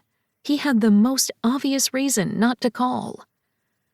I gathered my things and headed to work, and knew that I was going to have to find a way to either get over Aston Cage or make sure he wasn't alone. Because from what I could tell, as the eldest, he had the weight of the world on his shoulders. Or maybe I was thinking too hard, and I had nothing to do with it. It was all just a dream, before I knew who he was. I walked into work, and I realized that people were staring at me. It was odd to feel the weight of 1,000 stares, but I ignored them and made my way to my desk. Blakely, come inside my office, Mr. Howard ordered, his voice deep, commanding. I slid down my back, but I swallowed hard, sitting my bag on the table and wondering why he was here so early and why he could want me first thing. I lifted my chin and ignored the stares of others as I made my way to his office. Hello, Mr. Howard. Good morning. What can I do for you? You're fired. I blinked at him, caught off guard. What? You're fired for working with the competition. We lost the Meridian account to the cages, and that happened right after your little dance with him. We can connect the dots and have done so. I schooled my features, hoping my racing heart didn't beat out of my chest. What? I have nothing to do with that. Oh, so it's just a coincidence that we lost the biggest account that we have to the cages right after you went on a little dance break and whatever else with the head of the company? What else did you say when you were sleeping with him? He spat before his lawyer shut him up. Rage filled me as bile crept up my throat. I didn't do anything. We have evidence to say different, one of the lawyers said, and I glared at him and realized that they were going to find any reason to get me out. They were going to lie and twist the narrative, and I wouldn't be able to fight back. I could sue, I could plead my case, and yet no one would listen to me. Because I had danced with Aston Cage, and I had apparently made a fool of my boss. I didn't do this, I repeated. And I don't believe you, Mr. Howard said before gesturing to his lawyers and security to escort me out. People continued to stare as I realized this was my reality. I had made one mistake, dancing with a gorgeous man who made me smile. And even though I could find my own lawyers and I could find a way to get out of a wrongful termination suit, they would find another way to push me out. Out of a job I hated, out of a job that broke me. And somehow this was Aston Cage's fault. Because this was before I knew him, before I knew how much I could feel, and before I knew how much I could break. Aston Cage was out of my life. Only the scars of that one dance with a cage would shroud my life and my future. I hoped he never called. I had made enough mistakes when it came to Aston Cage, and I would never make them again. Chapter 1. The Cages are the most prestigious family in Denver, at least according to the patriarch of the Cage family. And the Cages have rules. Rules only they know. Aston. I always knew that one day my father would die. I hadn't realized that day would come so soon, or that the last words I would say to him would have been in anger. I had been having one of the best nights of my life, a beautiful woman in my arms, and a smile on my face when I received the phone call that had changed my family's life. The fact that I had been smiling had been a shock because, according to my brothers, I didn't smile much. I was far too busy being the Cage of Cage Enterprises. We were a dominant force in the city of Denver when it came to certain real estate ventures, as well as being one of the only ethical and environmentally friendly ones who tried to keep up with that. We had our hands in countless different pots around the world, but mostly we centered in the state of Colorado, our home. I had not created the company, no. That honor had gone to my grandfather, and then my father. The Cage Enterprises were and would always be a family endeavor. And when my father had stepped away a few years ago, stating he had wanted to see the world and also see if his sons could actually take up the mantle, I had stepped in. Not that the man believed we could. My brothers were in various roles within the company, at least those who had wanted to be part of it. But I was the face of Cage Enterprises. So no, I hadn't smiled often. There wasn't time. We weren't billionaires with mega yachts. We worked 70-hour weeks to make sure all our employees had a livable wage while whining and dining with those who looked down on us for not being on their level. And others thought we were the high and mighty anyway, since they didn't understand us. So I didn't smile. But I had smiled that night. It had been a gala for some charity, one I couldn't even remember off the top of my head. We had donated between the company and my own finances. We always did, but I couldn't even remember anything about why we were there. Yet I could remember her smile, the heat in her eyes when she had looked up at me, the feel of her body pressed against mine as we had danced along the dance floor. And then, when we ended up in the hallway, bodies pressed against one another, needing each other, wanting each other. And I had put aside all concepts of business and life to have this woman in my arms. And then my mother had called and had shattered that illusion. Your father is dead. She hadn't even braced me for the blow. A heart attack on a vacation on a beach in Majorca, and he was dead. She hadn't cried, hadn't said anything, just told me that I had to be the one to tell my brothers. And so I had, all 6 of them, because of course Lauren Cage would have 7 sons. He couldn't do things just once. He had to make sure he left his legacy, his destiny. And that was why we were here today, in a high-rise in Centennial, waiting on my father's lawyer to show up with the reading of the will. "Hey, when is Winstone going to get here?"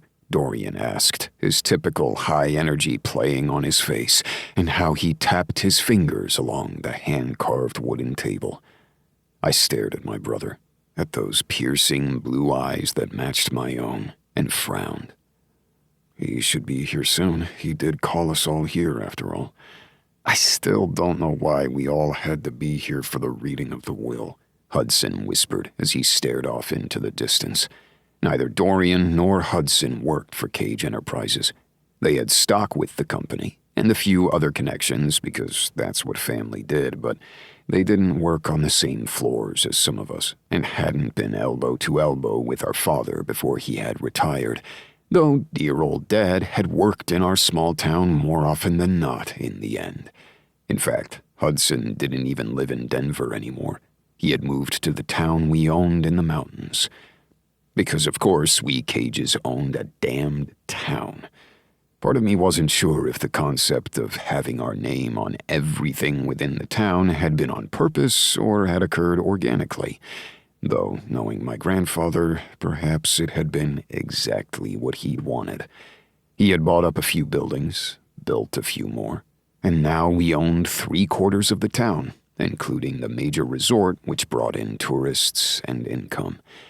And that was why we were here. "You have to be here because you're evidently in the will," I said softly, trying not to get annoyed that we were waiting for our father's lawyer. Again. You would think he would be able to just send us a memo. I mean, it should be clear, right?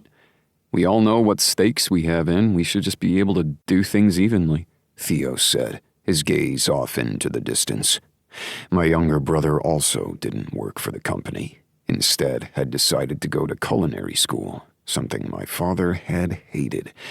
But you couldn't control a cage. That was sort of our deal.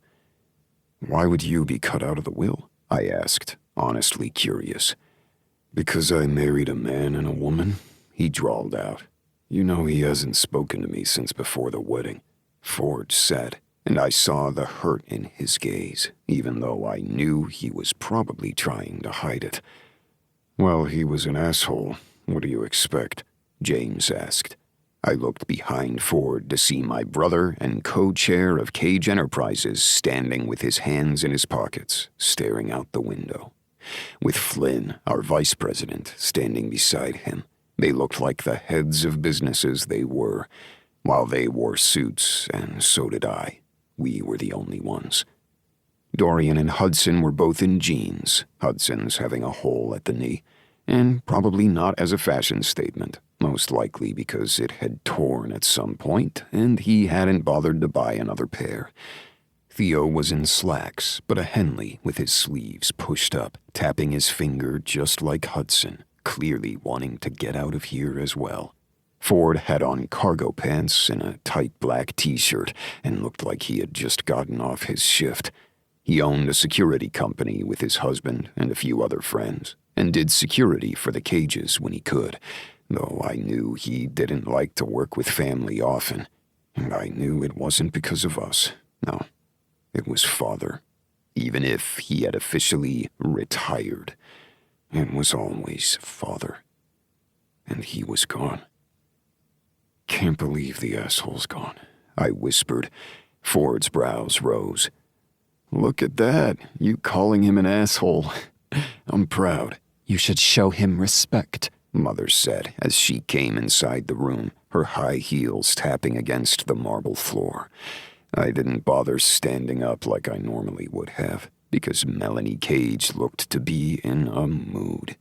She didn't look sad that Dad was gone, more like angry that he would dare go against their plans. What plans? I didn't know, but that was my mother. She came right up to Dorian and leaned down to kiss his cheek. She didn't even bother to look at the rest of us. Dorian was his mother's favorite, which I knew Dorian resented, but I didn't have to deal with mommy issues at this moment. No, we had to deal with father issues at this point. "I'm going to go get him," Flynn replied, turning toward the door. "I'm really not in the mood to wait any longer, especially since he's being so secretive about this meeting." As I had been thinking just the same, I nodded at Flynn, though he didn't need my permission. However, just then the door opened, and I frowned when it wasn't just Mr. Winstone walking into the conference room. I stared as an older woman walked through the door following Mr. Winstone, and 4 women and another man with messy hair and tattered, cut-up jeans that matched Hudson walked behind them.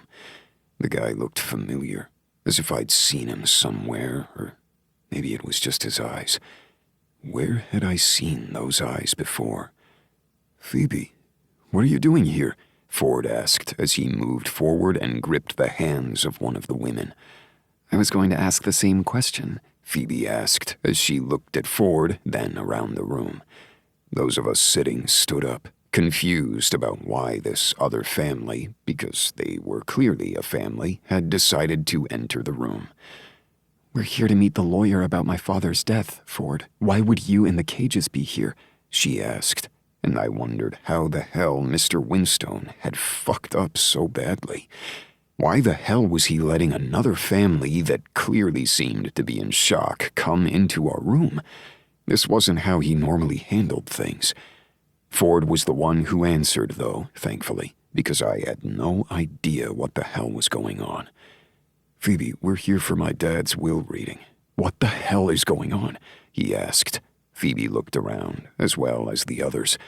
I stared at them, at the tall, willowy one with wide eyes, at the smaller one with tears still in her eyes, as if she was the only one truly mourning, and at the woman who seemed to be in charge, not the mother. Instead, she had shrewd eyes and was glaring at all of us. The man stood back, hands in pockets, and looked just as shell-shocked as Ford. But before Mr. Winstone or anyone else could say anything, my mother spoke in such a crisp, icy tone that I froze. "I don't know why you're acting so dramatic. You knew your father was an asshole. He just liked creating drama," she snapped. As I tried to catch up with her words, the older woman answered, "Melanie, stop." This couldn't be happening, because things started to click into place. The fact that the man at the other end of this table had our eyes and that everybody looked so fucking shocked. I didn't know how Ford knew this Phoebe, and I would be getting answers. "We had a deal," my mother continued, as it seemed that the rest of us were just now catching up. "You would keep your family away from mine. We would share Lauren, but I got the name, I got the family. You got whatever else. But now it looks like Lauren decided to be an asshole again." "What are you talking about?" the shrewd sister asked as she came forward, her hands fisted at her side. "Excuse me," I said, clearing my throat. I was going to be damned if I let anyone else handle this meeting. I was the Cage now. "Will someone please explain?" Well, I wasn't quite sure how this was going to work out, Mr. Winstone began, and we all quieted, while I wanted to strangle the man. What did he mean? How the hell this would work out? What was this? This seemed like a big fucking mistake. Lauren Cage had certain provisions in his will for both of his families, and one of the many requirements that I will go over today is that this meeting must take place. He paused, and I hoped it wasn't for effect because I was going to throttle him if it was. Lauren Cage had 2 families, 7 sons with his wife Melanie, and 4 daughters and a son with his mistress Constance. We went by partner, the other mother corrected. I blinked, counting the adults in the room. 12? I asked, my voice slightly high-pitched. Busy fucking man, Dorian whispered. Hudson snorted while we just stood and stared at each other. This could not be happening. A secret family? No, we were not that cliché. I can't do this, Phoebe blurted, her eyes wide. Oh, stop overreacting, my mother scorned. Do not talk to my daughter that way. The other mother glared. It was always going to be an issue, Mother continued. All the secrets and the lies. And now the kids will have to deal with it. Because God forbid Lauren ever deal with anything other than his own dick. That's enough, I snapped. Don't you dare talk to us like that. The shrewd sister snapped right back. I will talk however I damn well please. I am going to need to know exactly how this happened, I shouted over everyone else's words. Out of the corner of my eye, I saw Phoebe run through the door. Ford followed, and then the tall, willowy one joined.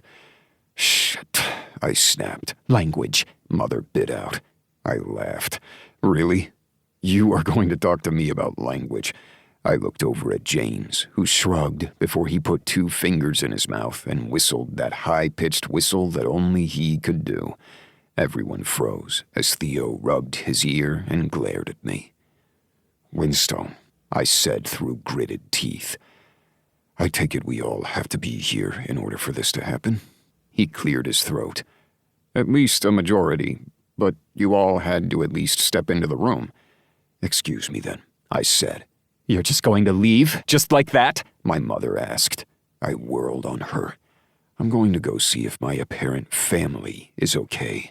Then I'm going to come back, and we're going to get answers, because there is no way that I'm going to leave here without them.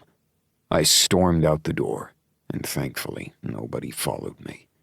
Of course, though, I shouldn't have been too swift with that, as the woman who had to be the eldest sister practically ran to my side, her heels tapping against the marble. I'm coming with you. That's just fine.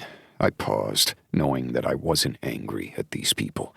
No, my father and apparently our mothers were the ones that had to deal with this. I looked over at the woman who Mr. Winstone and the mothers had claimed was my sister and cleared my throat. I'm Aston. Is this really the time for introductions? She asked. I'm about to go see if your sister and my brother to make sure that they're fine. So, sure, I would like to know the name of the woman that is running next to me right now. I'm running. You're walking quickly because you have such long legs. I snorted, surprised I could even do that. I'm Isabella, she replied after a moment. I would say nice to meet you, Isabella. I let my voice trail off. She let out a sharp laugh before shaking her head. I'm going to need a moment to wrap my head around this, but not now. Same. We stormed out of the building, and I lagged behind since Ford was standing in front of Phoebe, who was in the arms of another man with dark hair, and everybody seemed to be talking all at once. I can't deal with this right now, Phoebe said, and I realized that something else must have been going on with her right then. She looked tired and far more emotional than the rest of us, even the youngest daughter. I looked over at the man holding her and blinked. Kane? I asked. Kane stared at me and let out a breath. Wow, he said with a laugh. We'll handle it, Isabella put in, completely ignoring us. And if we need to meet again later, we will. Then she looked over at Ford and I, with such menace in her gaze, I nearly took a step back. Is that a problem? I raised my chin, glaring right back at her. Not at all. However, I want answers, so I'd rather not have the meeting canceled right now. But I'm also not going to force any of my... I paused, realization hitting far too hard. Family to stay if they don't want to. And with that, I turned on my heel and went back into the building, with Isabella and Ford following me. Everyone was still yelling in the interim, and I cleared my throat. As Isabella had done it at the same time, everyone paused to look at me. "Read the damn will, because we need answers," I ordered Winstone, and he shook like a leaf before nodding. "Okay, we can do that." He cleared his throat. Then he began going over trusts and incomes and buildings and things that I would care about soon, but what I wanted to know was what the hell he had been thinking about. "Here's the tricky part," Winstone began, as we all leaned forward, eager to hear what the hell he had to say. "The family money, not of the business, not of each of your inheritance from other family members, but the bulk of Lauren Cage's assets will be split between all 12 kids." "Are you kidding me?" Isabella asked. "What money? We weren't exactly poor, but we were solidly middle class." "We did just fine," the other mother pleaded. My mother snorted, clearly not believing the words. I glared at the woman who raised me, willing her to say anything. She would probably be pushed out of the window at that point. Not by me, by someone else, but she probably would have earned it. The lawyer continued. "However, the majority of current assets, and to keep Cage Lake and all of its subsidiaries, you will have to meet as a family once a week for 3 years. If this does not happen, Cage Enterprises will be broken into multiple parts and sold." He went on into the legalese that I ignored as I tried to hear over the blood pounding in my ears. "You own a town?" the other man asked. I looked over at the one man in the room I didn't know the name of. "Not exactly." "Kyler," Isabella whispered. In that moment, I realized that I had a brother named Kyler, if this was all to be believed. "This can't be legal, right?" the tall, willowy person said. "Yes, Sophia, it can," their mother put in. "Oh, good, another sister named Sophia. Only one name to go. What the hell was wrong with me?"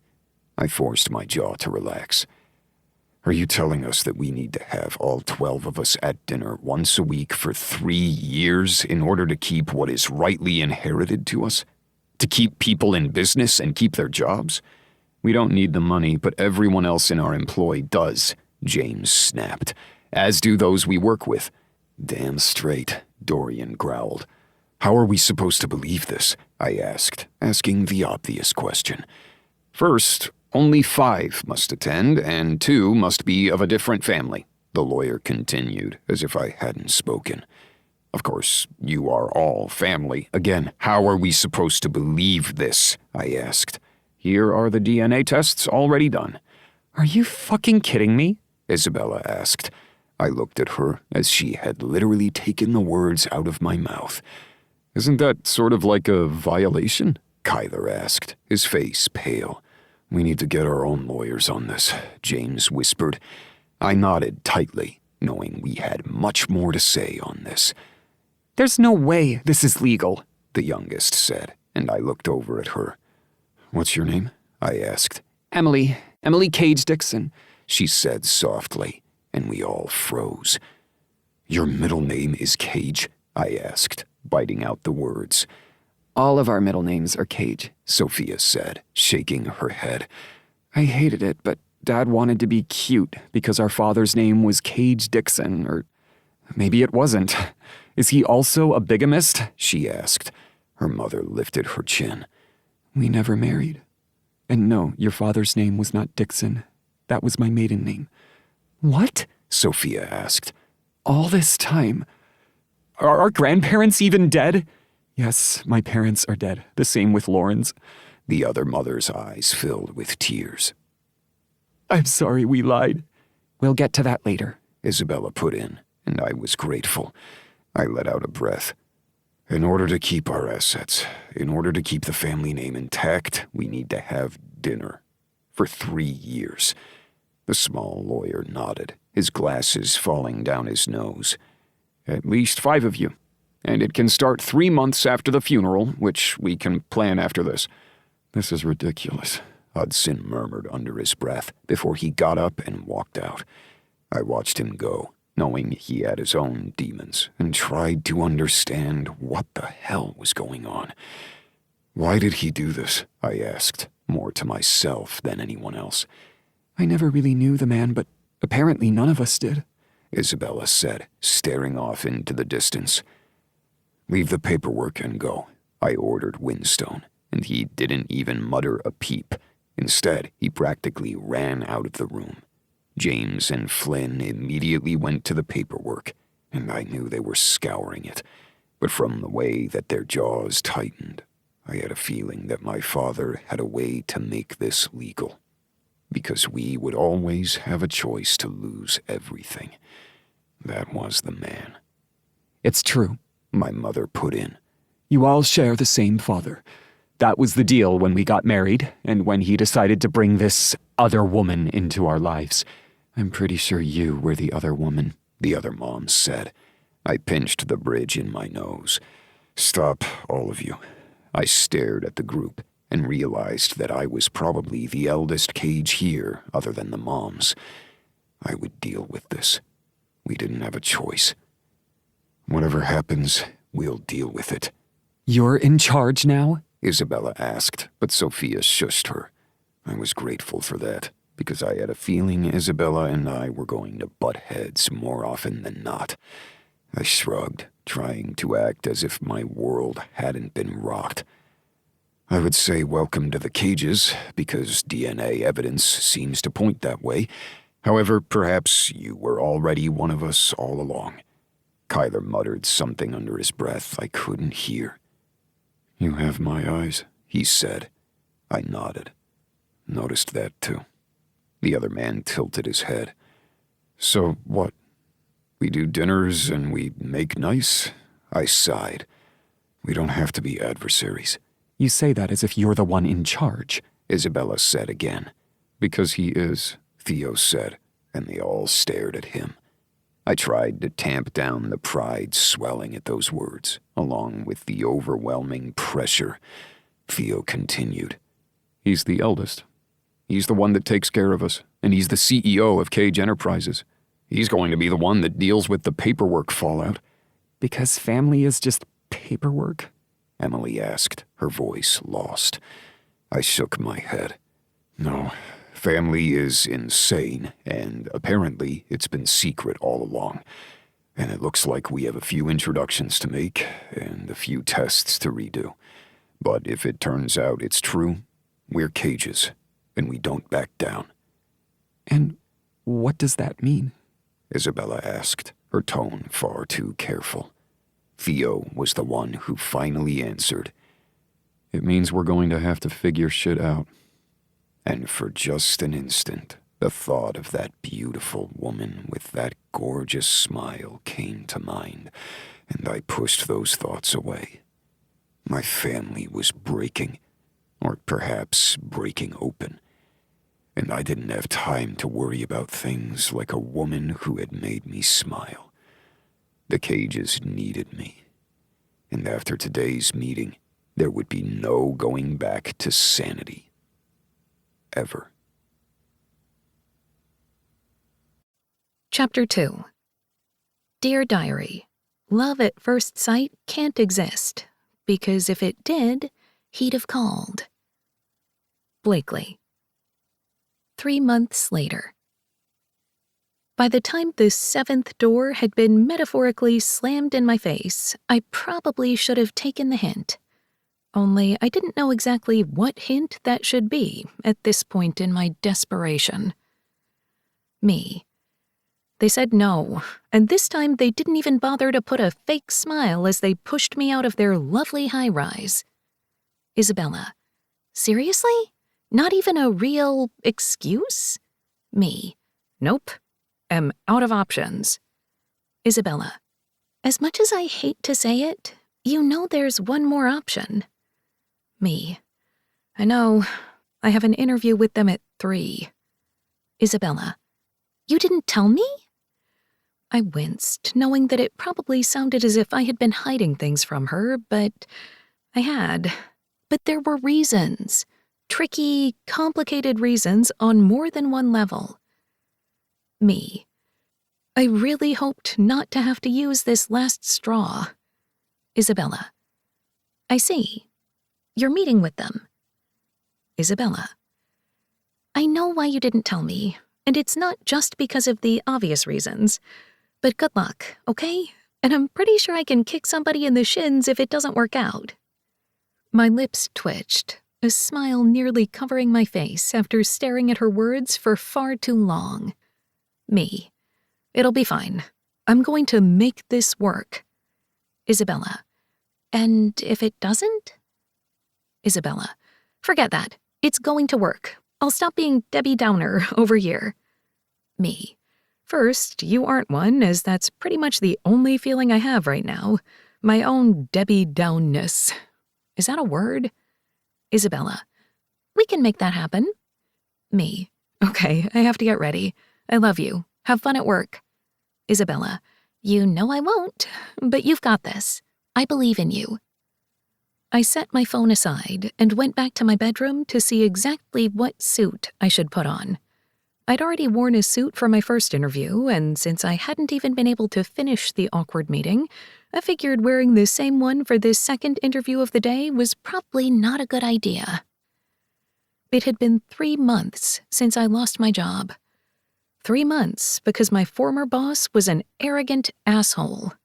And in that time, I'd worn more suits than I could count. All of my wardrobe at this point, just to see if I could make a living in what I was good at. I sighed, searching through the various colored blouses that I had hanging up, wondering what color would show that I was smart, good at my job, and innovative. Not red. I wore red yesterday for that terrible interview. Not green, because that's what I'm currently wearing. I looked at the pale pink top that would go great with dove gray pants. I hated the fact that this color reminded me of everything that had gone wrong. However, maybe that's exactly what I needed. I pulled out the silk top and set it aside, knowing that this had to work. I still couldn't quite believe that I was nearing 30, unemployed, and running out of resources and plans to figure out my next step. I had rent due, and while I had a decent savings account, thanks to my previous job, and the fact I didn't like spending money, it was going to dwindle fast if I kept having to pull out money just to survive. The problem, however, I was a business manager of sorts, but one that specialized in strengthening business assets, meaning I needed to work for somebody else to help them work better. And while it made sense in action, on paper it looked like I had many skills, but I wasn't brilliant at any of them. The term jack of all trades had been bantered a few times to me, but I knew it wasn't because of who I was. Okay, maybe it was exactly because of who I was. I had worked for Howard Enterprises since graduating from college. I had been top of the class in business at Boulder, which wasn't an easy thing to do, especially since most of the people surrounding me had been legacy students, guys who had known exactly what they wanted to do for the rest of their lives because they could work for their families' empires. At least in a smaller sense. We weren't an Ivy League college, so I wasn't rubbing elbows with those who would one day rule the world, but I wanted to at least help those ruling our part of the world. And I had been good at it. Howard Enterprises had taken me on as a college grad, and not even through internship. I'd had a full paycheck, a retirement fund, medical insurance, and my own desk. Yes, the desk had been a little wobbly, and there hadn't been a single window in the office I shared with 4 other people, but eventually I worked up to my place. I had worked right under Mr. Howard, and had dealt with his inability to save a PDF and his blow-ups at every single little thing. And while he had been a jerk and prone to temper tantrums, he had never treated me with anything but respect. At least in the sense of his respect toward anyone else. I didn't have to fight in the boys' club that so many of my other friends, including Isabella, had to do every day. I had been an equal, and I had been damn good at my job. Even though Mr. Howard didn't always listen to my advice, which would inevitably end up with some form of downward spiral, I had still done good work. And yet, it hadn't been my whole purpose. I'd wanted to do more, do better. I hadn't always agreed with the business practices that man had gone along with, but I had done my best. And then I had lost it all. Lost it all because Mr. Howard hadn't liked a single dance. I shook my head, pushing that thought out of my mind. No, he would have found another way to fire me, like any other egotistical asshole who didn't want somebody telling him what to do. Because while I had been good at my job, I had been expensive and did voice my opinion. Maybe that had been wrong, but it hadn't been why I lost my job. Nor was it why I couldn't get a job now. The Howards had power. Maybe not as much power as their rivals, but enough. And now, every time I tried to get a job in this city, doors were slammed in my face because they did not want to get involved in the rivalry between the Howards and the Cages. A rivalry I wasn't even sure that the Cages were aware of. I quickly put my hair up, and then let it fall down again, not knowing what to do with it and feeling itchy beyond all reason. The problem was that I was an idiot. I had shared a single dance and a single cup of coffee with Aston Cage, the sexy and chiseled president of Cage Enterprises. And because I had dared to dance with him in front of Mr. Howard, he had seen it as disloyalty. One pink slip later, I had found myself booted out of the comfort of a job that I was damn good at but didn't love. And here I was, unemployed and really fucking annoyed. Aston Cage was not my enemy, and yet it surely felt like it. He probably didn't even remember my name or my face. It had been a kiss, a dance, a touch, and then nothing. No call, no text, nothing. He had walked away after promising to speak to me again and left me behind in shambles. Then again, I wasn't even sure Aston Cage was aware, because why would he be aware of anything that was beneath him? Just like Howard Enterprises and Mr. Howard himself was. Just like I was. But now I needed him to give me a job. I pinched the bridge of my nose and quickly took a deep breath, trying to remember the meditation that Isabella had taught me. Which was ironic, considering Isabella was way more high-strung than I was. But I wasn't going to dive too deeply into that. There was a knock on my door, and I frowned, going to answer it, wondering who could be here around lunchtime. And as if I had conjured her up, my best friend stood at the door, hair a little frazzled, with stress all over her face. "What are you doing here?" I asked, pulling Isabella into a hug. My best friend hugged me tightly, inside. "I figured you needed your person." We rested our heads on each other's shoulders and stood there, both women in business attire and with the weight of the world on our shoulders, even if it didn't always feel like that. "I love you." "I love you too." She pulled back and looked me up and down. "That's a good look. You're going to do great." "Are you sure it's not weird?" I asked, speaking of the giant elephant in the room. Or was it a gorilla? She cringed but shook her head. "No, it won't be weird. However, it has been 3 months." I frowned until everything clicked, because Isabella wasn't only my best friend, she happened to be the secret sister of the Cages. It seemed that Daddy Cage had been busy in his all-too-short life and had fathered 12 children, over 2 sets of families.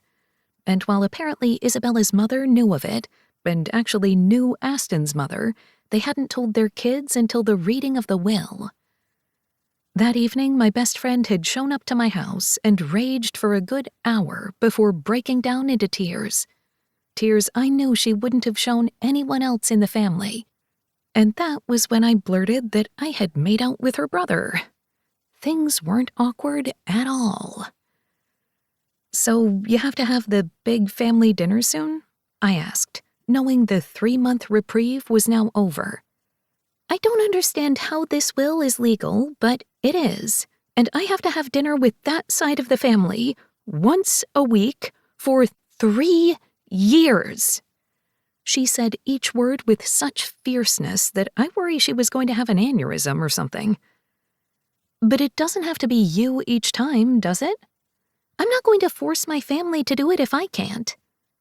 Are they all that bad, though? I asked, hating myself for even asking. Isabella scowled at me. Ford seems fine. He knows Phoebe, at least, she said, speaking of her sister and apparent brother. It was very confusing. I still can't believe that the cage I went on a coffee date with happens to be your cage. I don't like the fact that our Venn diagram has become a circle. It's very annoying.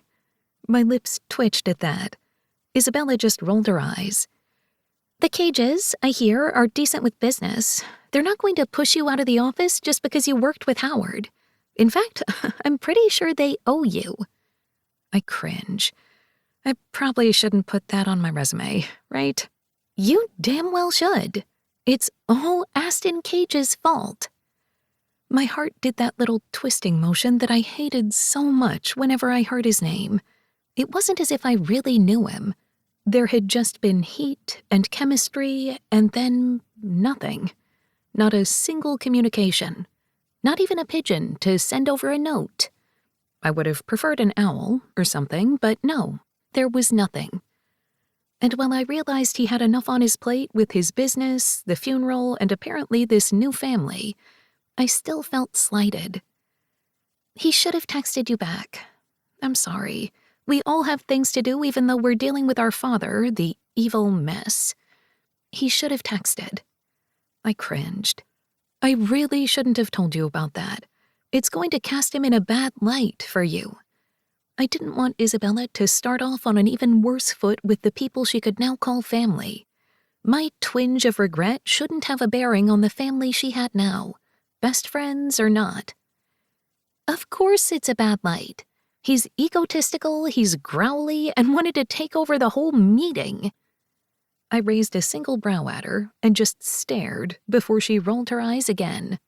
Stop it. It sounded like you were describing yourself. I mean, I love you, but you are bossy when it comes to your siblings. I am not. We both burst out into laughter, and I felt lighter than I had in days. She shook her head. Fine, I'm a mess. Maybe not as messy as dear old Daddy was. I blanched. I don't know how he had the time. I mean, 2 families? Dad was rarely around in the end. He was too busy playing with his real family. I reached out and grabbed her hand. I'm sorry about your father. And even though I am annoyed that I have to go ask the Cages for a job, and yes, disgruntled that he didn't text. I wish I could kick him, she mumbled. I waved her off. Even though I have complicated feelings when it comes to Aston and the family, which I shouldn't, because it didn't mean anything. Clearly. That doesn't mean you should cast a bad light on them. You don't know how he was to the others, do you? She shook her head, her gaze going distant. No, I don't know them. Phoebe knows Ford, and he seems like a good guy, but he doesn't really hang out or work with his brothers as much. At least, that's what I've been able to gather. So maybe you should get to know the family? I mean, it's not going to be easy. They could all be horrible people for all I know, but you won't know until you try. And you don't have to put all of it on you. You do have a few sisters and a brother who can take your place for a dinner or two. Isabella crossed her eyes at me and sighed. That is true. However, I'm going to be the one that stands in from my side of the family, at least at first, until I get to know these Cages. Aren't you a Cage too? I asked, knowing that while I needed to get out and get ready for my last-ditch effort at getting a job, this was just as important, if not more so. I don't know who I am anymore, which isn't the greatest feeling in the world. However, this isn't about me. I took a lunch break, which I never do, so I need to head back to the office. And you need to go get this job. And if they don't give it to you, I'm going to hate them even more than I probably will. Don't hate them. They're family. Family you don't know yet. You have amazing parents, and I'm happy that you do, but apparently I didn't have the parents I thought I did. And with that, we hugged it out. She helped me pick out my jewelry, and we each headed out in different directions. I had no idea how that family was going to handle what they needed, and I was grateful that I didn't have to deal with it. However, I needed a job. And thankfully, my interview was not with Aston. I knew he had more important things on his mind than a single dance and promise that he failed to keep, so I would push that out of my mind and focus on the desperation of my bank account. Cage Enterprises was in one of the familiar high-rises of Denver, and gorgeous. Everything was high-end, and yet didn't look cold and stuffy. There was a warmth around in every aspect of ambiance. I had to wonder where that came from. I had only met 3 of the brothers, including the man I'd be interviewing with, so perhaps they just hired a decent decorator. I went up to the front desk, and the man there smiled up at me. Hello, how can I help you?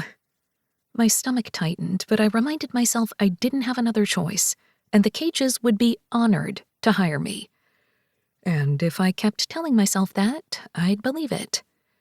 Hi, I am Blakely Graves. I'm here to meet James Cage for an interview. He nodded, that Cage smile on his face. Of course, you can go up to the elevator and up to level 18. Someone will be at the top and will be able to help you. I'll let them know that you're on your way. Thank you. Again, tension slid into me, wrapping its spindly fingers around my chest. No problem, and good luck. He winked as he said it, and I warmed a bit, liking the friendly atmosphere. Everybody seemed as if they weren't on edge, stress pounding into them like they had at Howard Enterprises. They all had work to do, but they weren't growling in every corner. Or maybe that was just what the first floor felt like. I made my way up to the 18th floor and rolled my shoulders back as I walked out into the upper lobby. The person who met me there smiled softly and gestured for me to go to one of the offices in the corner. I really wanted this to work. I needed it to work. But I tried not to look around too much, soaking in my surroundings. I didn't want to like this place too much and have to walk away. I kept having to do that every time. I sat down in the chair opposite a large desk and sat my bag next to me. Thank you so much, I said to the woman who had taken me to the office, and she smiled softly. No problem. Can I get you some water, some tea, coffee? I'm fine, thank you so much. No problem, Mr. Cage will be here soon. Do you call them all Mr. Cage? I asked, and then could have kicked myself. I'm sorry, forget I asked that. The woman laughed and shook her head. Sometimes. Usually we go by first names here, but I was trying to sound a little more professional since it's an interview. I held back a laugh, feeling as though I might not have stepped in it after all. I'm so glad I could put my foot in my mouth for that. You didn't even come close to that. Don't worry. He'll be here soon. She winked and walked away, and I had to hope no one else overheard. While that was a friendly exchange, it probably wasn't the greatest way to start an interview. I looked around the office, at the usual fare of dark furniture, the full glass wall behind it, and knickknacks and awards all over the bookshelves. It seemed like a typical office, and I was wondering why I was trying to figure out if I could sense something about the Cages from knickknacks. Honestly, this probably wasn't even a main office. It could just be a meeting space that they had interviews and small meetings for. Yet I couldn't help but be curious. The Cages had always interested me, even though I hadn't really focused on them too much until that fateful date. And now they were Isabella's family. Like it or not, the connections remained. A familiar man in a dark gray suit and bright blue tie walked in, and I stood up quickly, holding up my hand. Hello there, the man said as he shook my hand and tilted his head as he looked at me. Good to see you again. I held back a cringe, letting my hand fall. Hello, James, Mr. Cage. The last time I had seen him had been when he had walked in on me and his brother making out in a hallway. Oh, good. Maybe I could just hide somewhere underneath this chair and the interview could end quickly. Call me James. There are way too many cages here. I'm sorry to hear about your father, I said, and when his eyes tightened ever so slightly, I realized I had stepped in it again. I was 0 for 3 so far. Thank you. He's missed. I cleared my throat, going into my full insanity of this situation. Before this starts, I should probably also add that Isabel is my best friend, I blurted, realizing that if I was going to strike out completely, I should put all things on the table. His eyes widened for a moment before he swallowed hard. Interesting. The world's pretty small, isn't it? He asked, his voice soft. It seems so. I think the first time we met is when you added me to a group chat? His eyes filled with laughter then, and he shook his head. I'm not the one who added you. Didn't they blame you? I asked. No, that might have been Theo. He waved it off. Theo is a chef. He owns the Teal Door. My eyes widened at his comment. I've never been able to get into that restaurant, and I've tried. It's hard for me to get in, and I'm family. A pause. So, I'm going to be honest. I braced myself. James leaned forward. I don't know why you haven't been snapped up, or why you're still looking for a job after 3 months since leaving Howard Enterprises. That made me blank. That's not what I thought you were going to say. I figured we should lay everything on the table since you did the same. The truth? That would be nice. I cleared my throat. Mr. Howard didn't like the fact that I danced with Aston. That's it. He found a way to get me out and has used everything in his power to make sure I can't get a job in this city. I don't understand why exactly, because I never did anything to that man other than try to help his business, which I did. But if you talk to him, as you probably should since he's my former employer, he fired me. He found a way to do it so it was legal, but the real reason is because I danced with your brother. Do you want me to kill him? He asked, his voice low. I was a little worried he was serious. Mr. Howard? Or your brother? He burst out laughing, and I relaxed marginally. We can fight that, you know. You shouldn't have been fired for a single dance, and it's not like we're in a rivalry with the Howards. A smile covered my face, and he gave me a quizzical look, raising his brow. I thought to myself earlier that I wasn't sure you guys were aware you were in a rivalry, and it seems that I was right. He rolled his eyes. I'll never understand some business practices, but here we are. Blakely, we need you here. You're good at what you do, and we wanted to snap you up before, but you were a constant at Howard Enterprises. Now you're not, and we want you. Are you going to be okay working here? It felt as if everything skidded to a halt, and it took me far too long to catch up. We had sat down as we had begun talking, but I stood up then, confused. Just like that? I'm hired? He shrugged as if he hadn't just changed my life. We can go over salary and benefits and hours and everything, but we want you. And I know you need the job. And to be fair, I was a little worried that you weren't going to want to take it because of, well... And the other elephant in the room raised its trunk. You don't have to worry about that. I haven't spoken to him since that evening. Confusion covered his face. He didn't call you? I winced. I don't know if that's any of your business in an interview, but no. He flinched. I think we are past the point of not allowing any personal things into this interview. I apologize. I shook my head, wondering why I'd snapped back as I had. No, you're right. I'm the one that blurted that Isabella was my best friend. And that's the second thing. Is she going to be okay with you working here? This time I smiled. I think she promised to come and kick shins if I didn't get hired, so thanks for that. He grinned then. I think I'm going to like this sister of mine. She's my best friend, and one of the most amazing people I know, so I hope you do. And I'm really sorry all of this happened, and it's such a mess. But we do not need to talk about that. And I'm sorry that I know so much about it. It's actually kind of nice that someone else knows outside of the family. I mean, the media pretends they know, but they don't.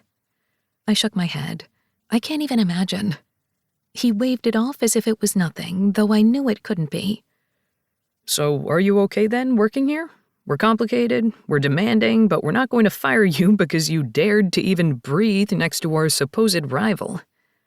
I pressed my lips together, wondering what the catch was. Who were these cages, and why was I inevitably connected to them? But in the end, it didn't matter.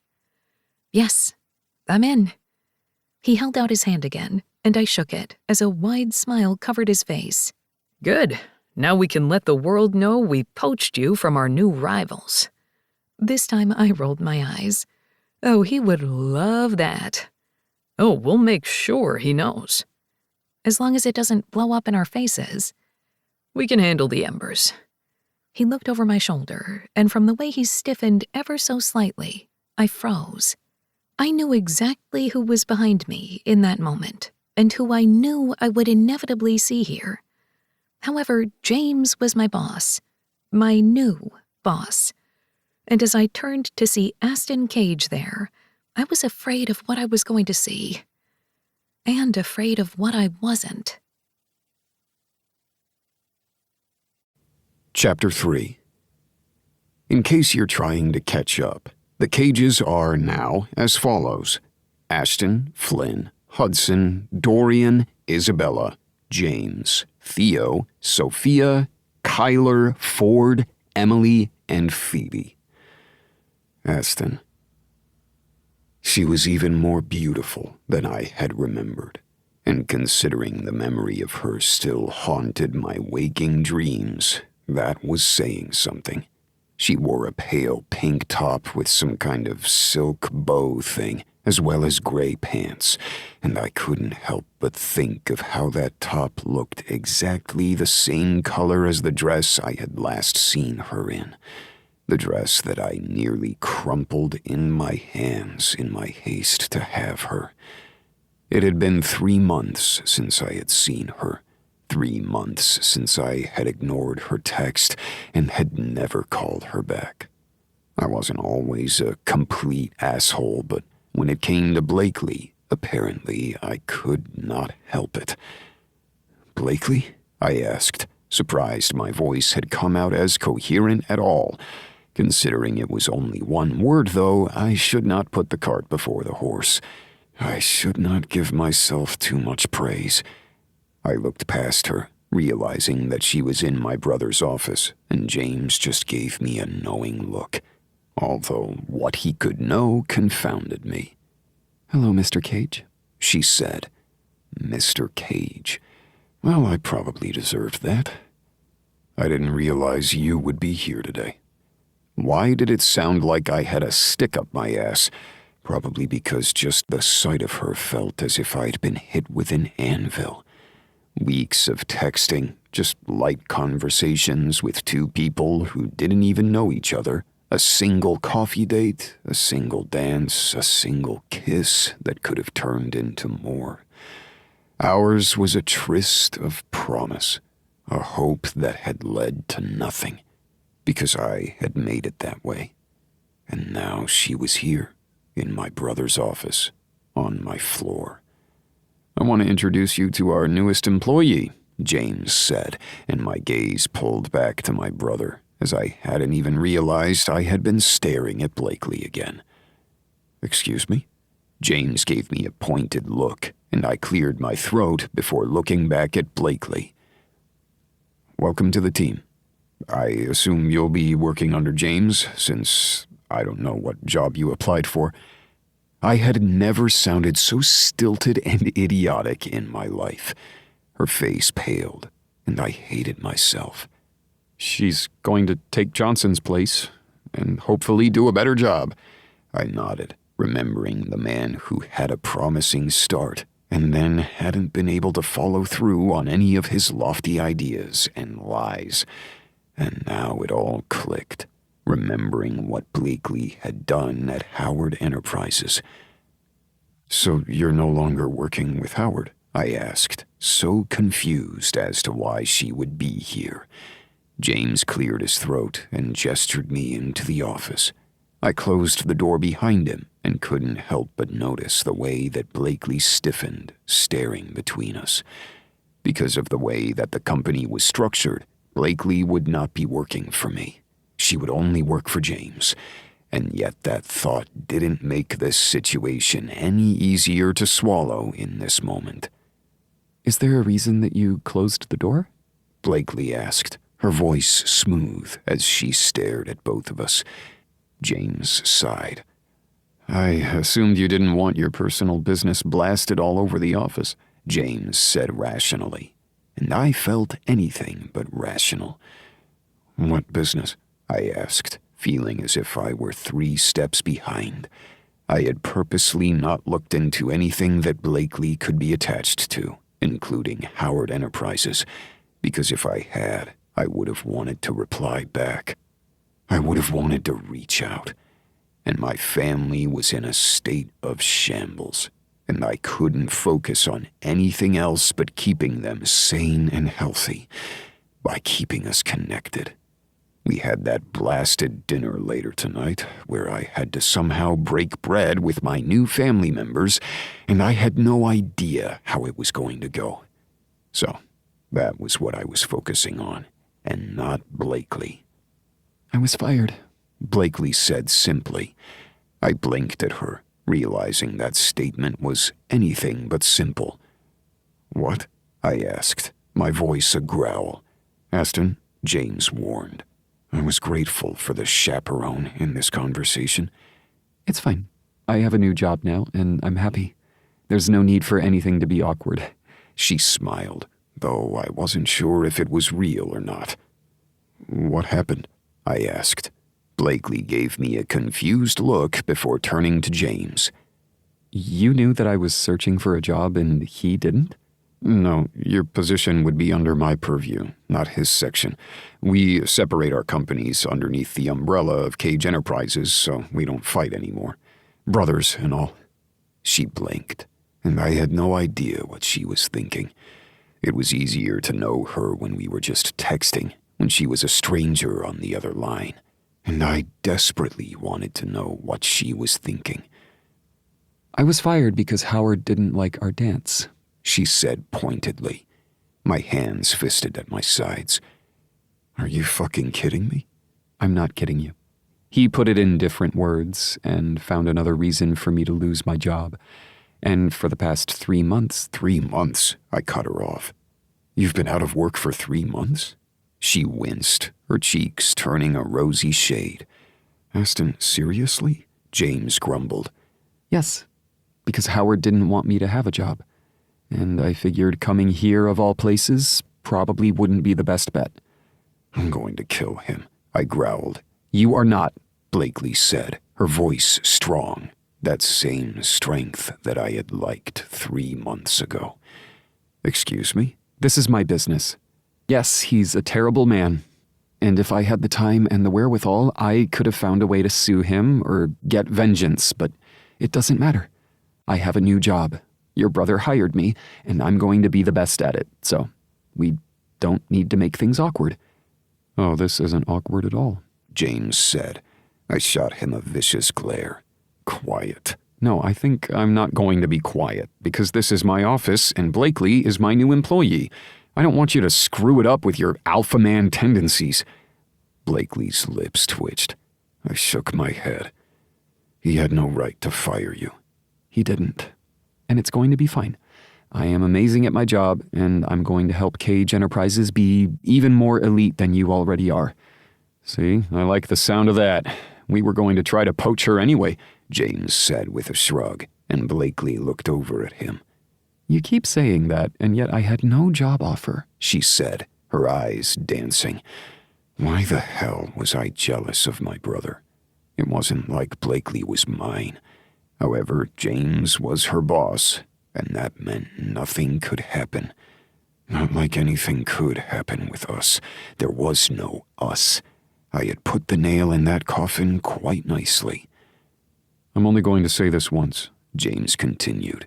Blakely, I'm so glad that you're here, and we will get your paperwork done as soon as you're out of this office. However, as I hate awkward situations, why don't the two of you talk for just a moment before you do that? There's really no need. And you love awkward situations, I put in. A laugh escaped Blakely, and I smiled. And when we both met gazes, she immediately turned away, and I sighed. I deserved that. "I will be in the office across the hall," James said after a moment, hands in pockets. "When you're ready, Blakely, you can go over your paperwork and everything with my admin and myself, and you can start on Monday." "Thank you, Mr. Cage. Call me James." He moved forward and held out his hand. Blakely shook it, and for some reason I wanted to rip my brother's arm off.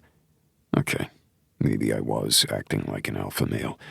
I really needed to get control over myself.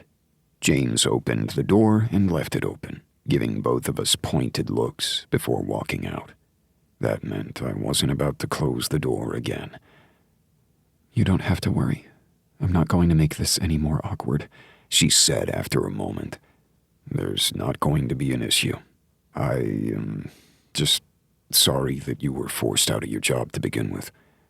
"Honestly, I was going to try to find a new place anyway. He wasn't a good man to work for." I sighed. "My brother's the best." "So I won't be working with you at all?" she asked and winced. "Mostly because I don't want it to be awkward, not because of anything else." I sighed and really wished James had closed that door. "I'm sorry." She stared at me then and let out a hollow laugh. "I was a little resentful of you for these past 3 months, which is like no time at all, but we're both adults, and I realize that you have a life of your own, one that has changed so abruptly I can't even imagine." I swallowed hard, knowing I didn't deserve her niceties. "I'm sorry I didn't call," I repeated. "And I'm sorry about your father." Ice slid over me, a reminder of exactly why we were in this situation. I'm the head of the family now, and though we aren't in Regency England, where I have to protect the estate and livelihood of my siblings, it's exactly like that, I said with a laugh. "And now you have more siblings," she said softly. "So I see you're watching the news," I asked dryly. Blakely sighed and picked up her bag, clearly ready to go speak with James. "Sometimes, but not about you. You should know that I've already told James this." "What?" I asked, uneasy.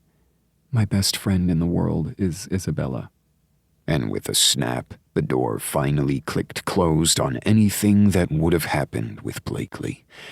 There was no way it would have ever worked out to begin with. "I see," I said icily, and Blakely just laughed in my face. "You and Isabella are so alike, it's a little scary." I wasn't sure what to make of that. "I don't know her, so I guess you are going to be the expert in that." "You're going to like the other cages.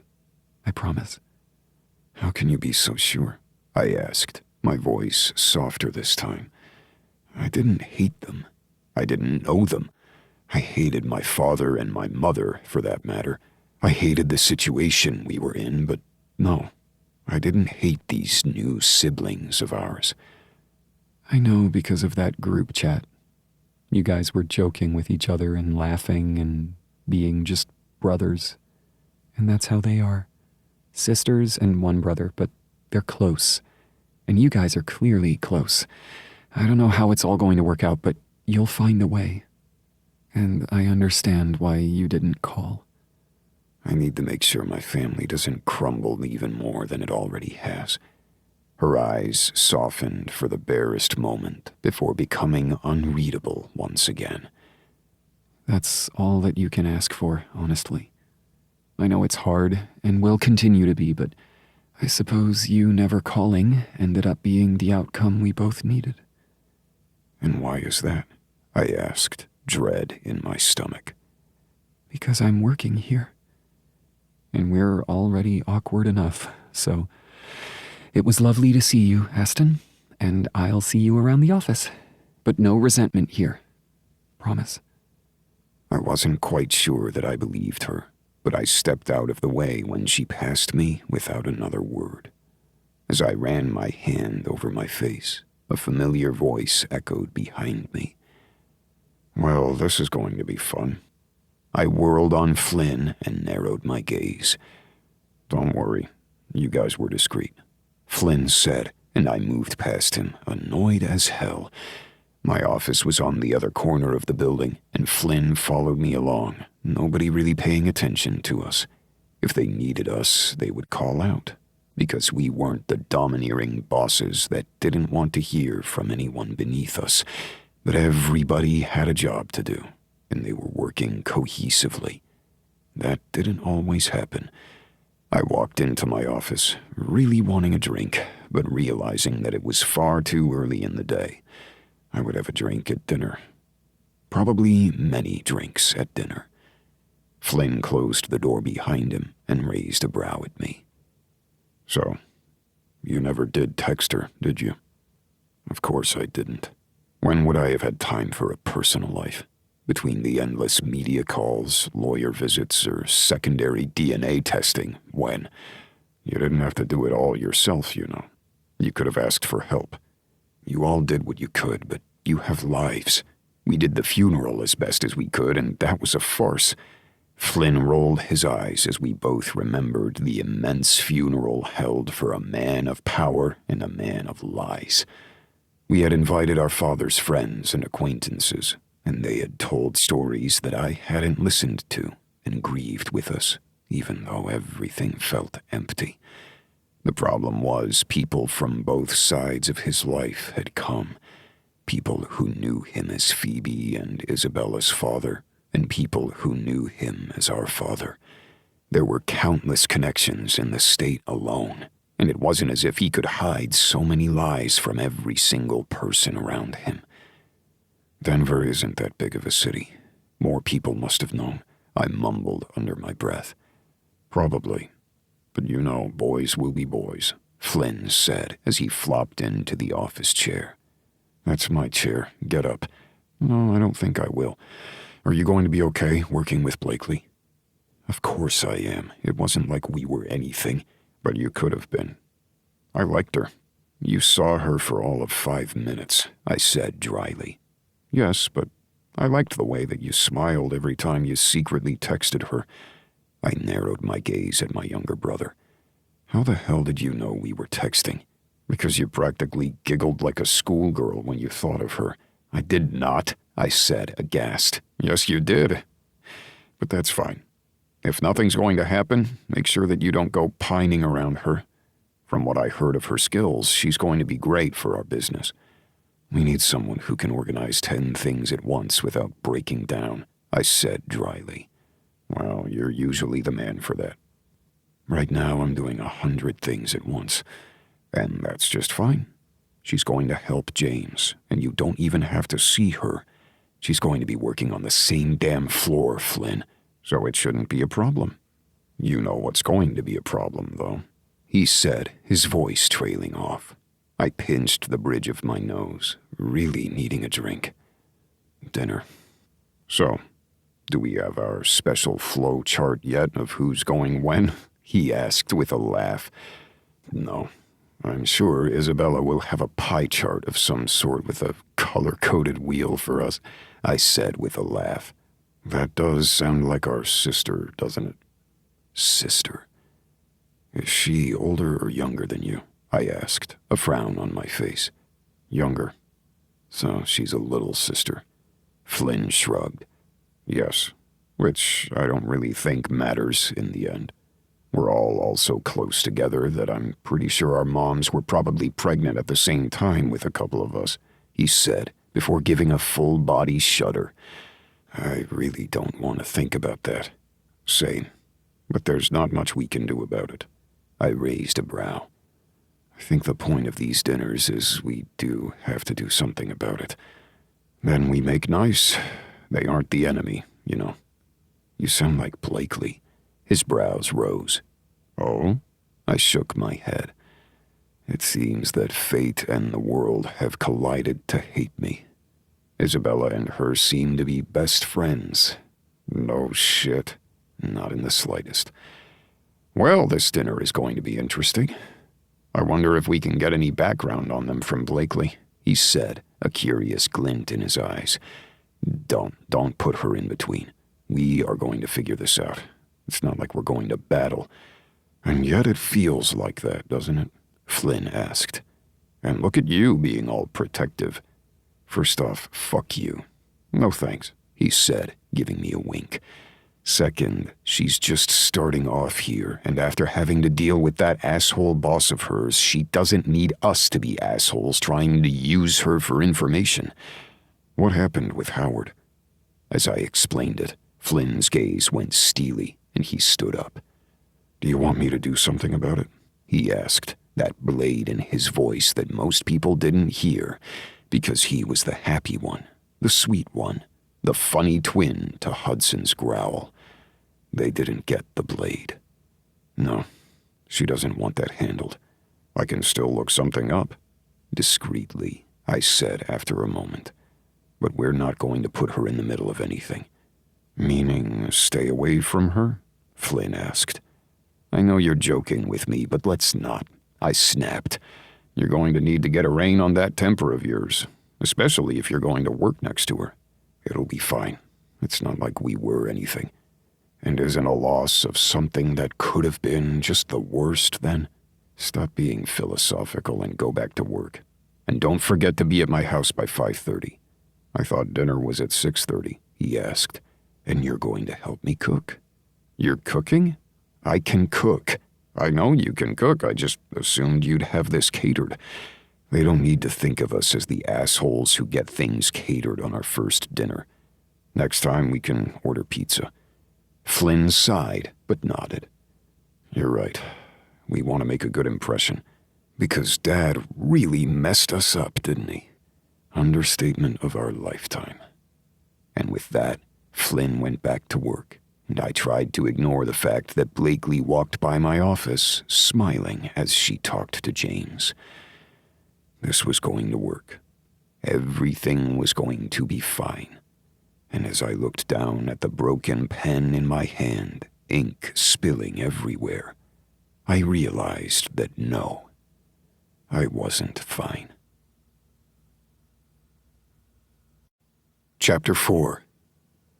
Rule number 2. Never lie to your family. Aston.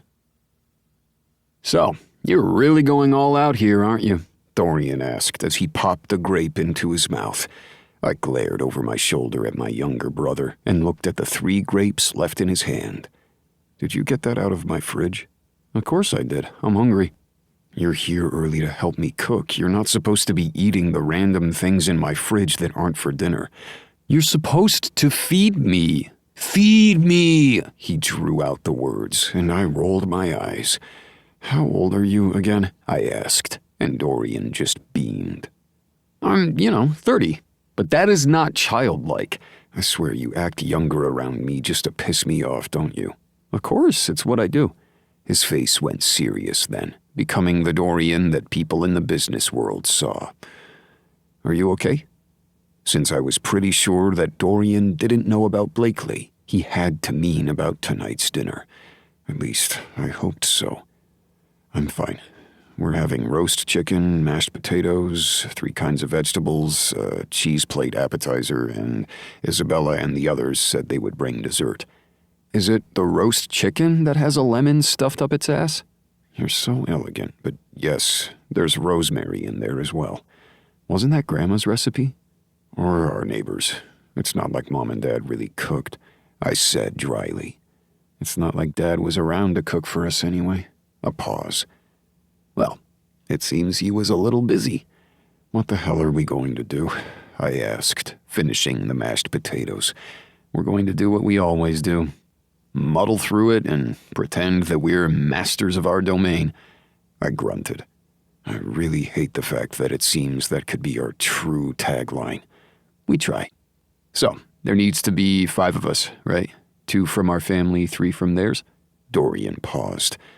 I need to find another way to say that. Because we're supposed to all be family, apparently. The fact that we wanted labels, or were unsure what to even call each other, just told me how much a farce this whole situation was. You looked at the group chat. Ashton and Flynn are coming, same as Ford. So that's 4 of us. We still need 2 of them, then. Not quite 5. I shook my head. I don't know who else is coming, as it's not like we have a spreadsheet. I'm honestly surprised. It's been 3 weeks. Shouldn't there be a color-coded spreadsheet in the works from either Flynn or you? My lips nearly formed a smile, and I shook my head.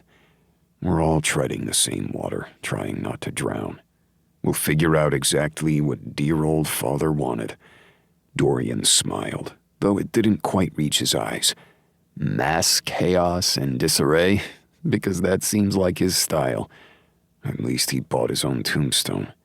I don't have to deal with the marble or whatever the fuck he wanted. His estate will handle it all, and I don't have to even go to his gravesite and kick at him. I still couldn't quite believe the venom in my voice at that.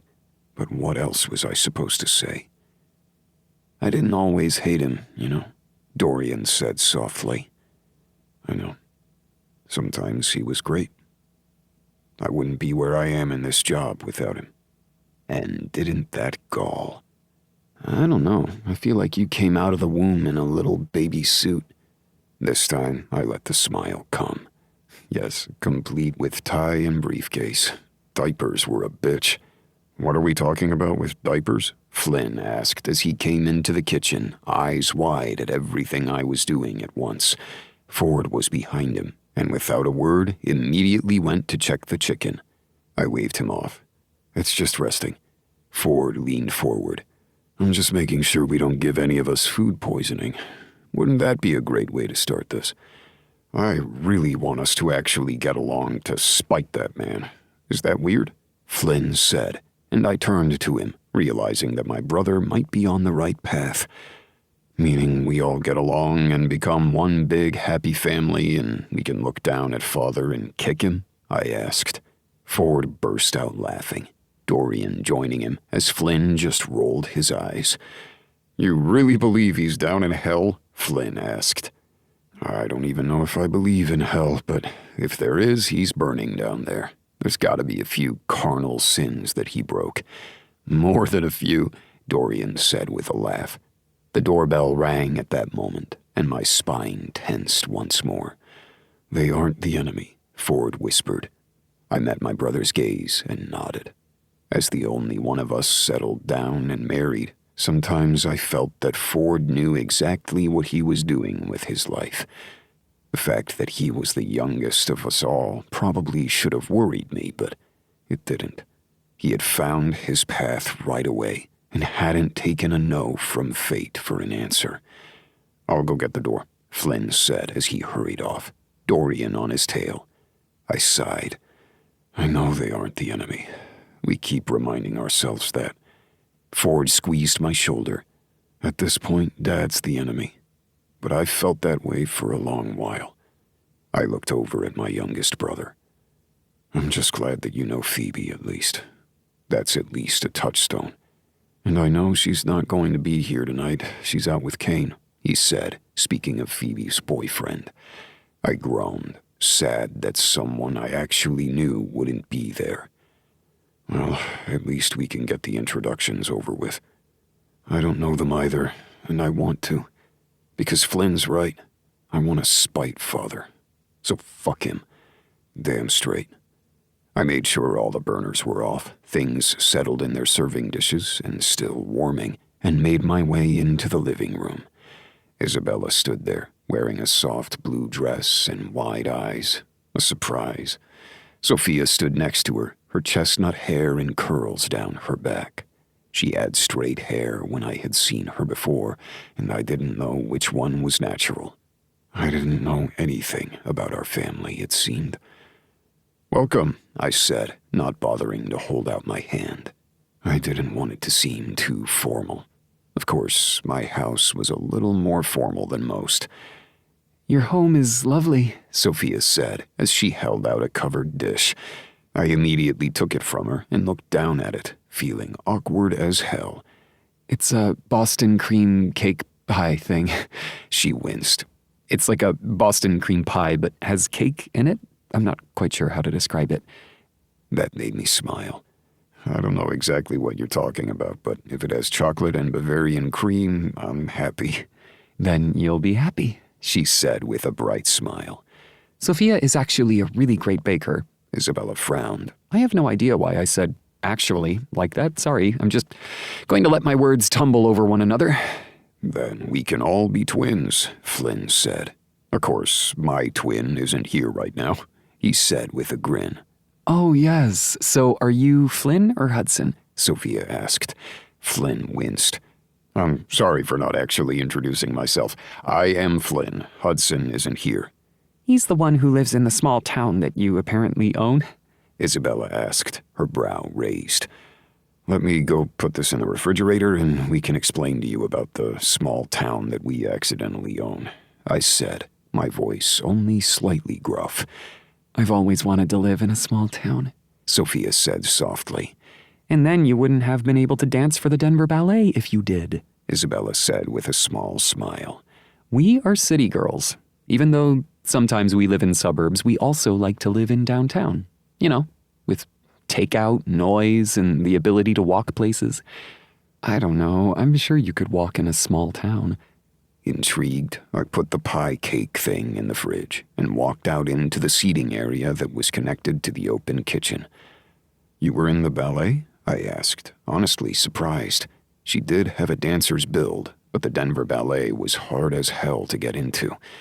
Sophia smiled softly and nodded. I was principal for 2 years before I decided that breaking my body every day to fight for the same role as 20-year-olds really wasn't ideal. You were principal? Ford asked, awe in his voice. She's a brilliant dancer, Isabella said, pride beaming on her face. While I had academic clubs in the evening and would play field hockey for school in some club, she was the one doing full-time school and at least 3 different dance classes at once. I still don't know how Mom was able to drive us to all our events and practices. As we handed out drinks and took our seats in the front sitting room, I felt like we could relax ever so slightly. The women were leading the conversation, and I didn't mind. I wanted to know them. Since we had to spend the next 3 years with them, if not more. Plus, Isabella was Blakely's best friend. No, that wasn't a good reason. I shouldn't know that. What other sports did they play? Dorian asked, leaning forward. Isabella's eyes tightened for a minute, but I didn't know exactly what that was about. Phoebe did soccer and academic clubs mostly. I think I've seen pictures of her in soccer, Ford said, smiling. They were comparing soccer teams with her and Kane, he said, speaking of Phoebe's boyfriend. She was really good, Isabella said. Sophia laughed. Phoebe tripped over her feet more than often, but she tried. She winced. I didn't mean to disparage her, but she would be the first to say. Oh, she was the first to say, Ford said with a laugh. Isabella continued. Emily, the second youngest, did swim team, soccer, and volleyball. But she always had friends to drive her around, thankfully. Very thankfully, considering I don't know how Mom did it all, especially since Dad wasn't around often. Sophia winced. I held up my glass. Well, at least we have a common theme here. Dad didn't drive us to sports or after-school clubs either. I don't know if I should feel good about that, meaning he didn't value one over the other, or sad that he didn't value any of us at all. Isabella said with a shrug. Of course, that's just more evident about what we're doing here, isn't it? There was silence for a moment before Dorian cleared his throat. And what about Kyler? I mean, we might as well round out the siblings. Kyler did football and was the quarterback of his high school team, Isabella said, pride in every word. Really? I said, looking over at Dorian. Well, that's interesting. We're going to have to compare notes. What high school was he?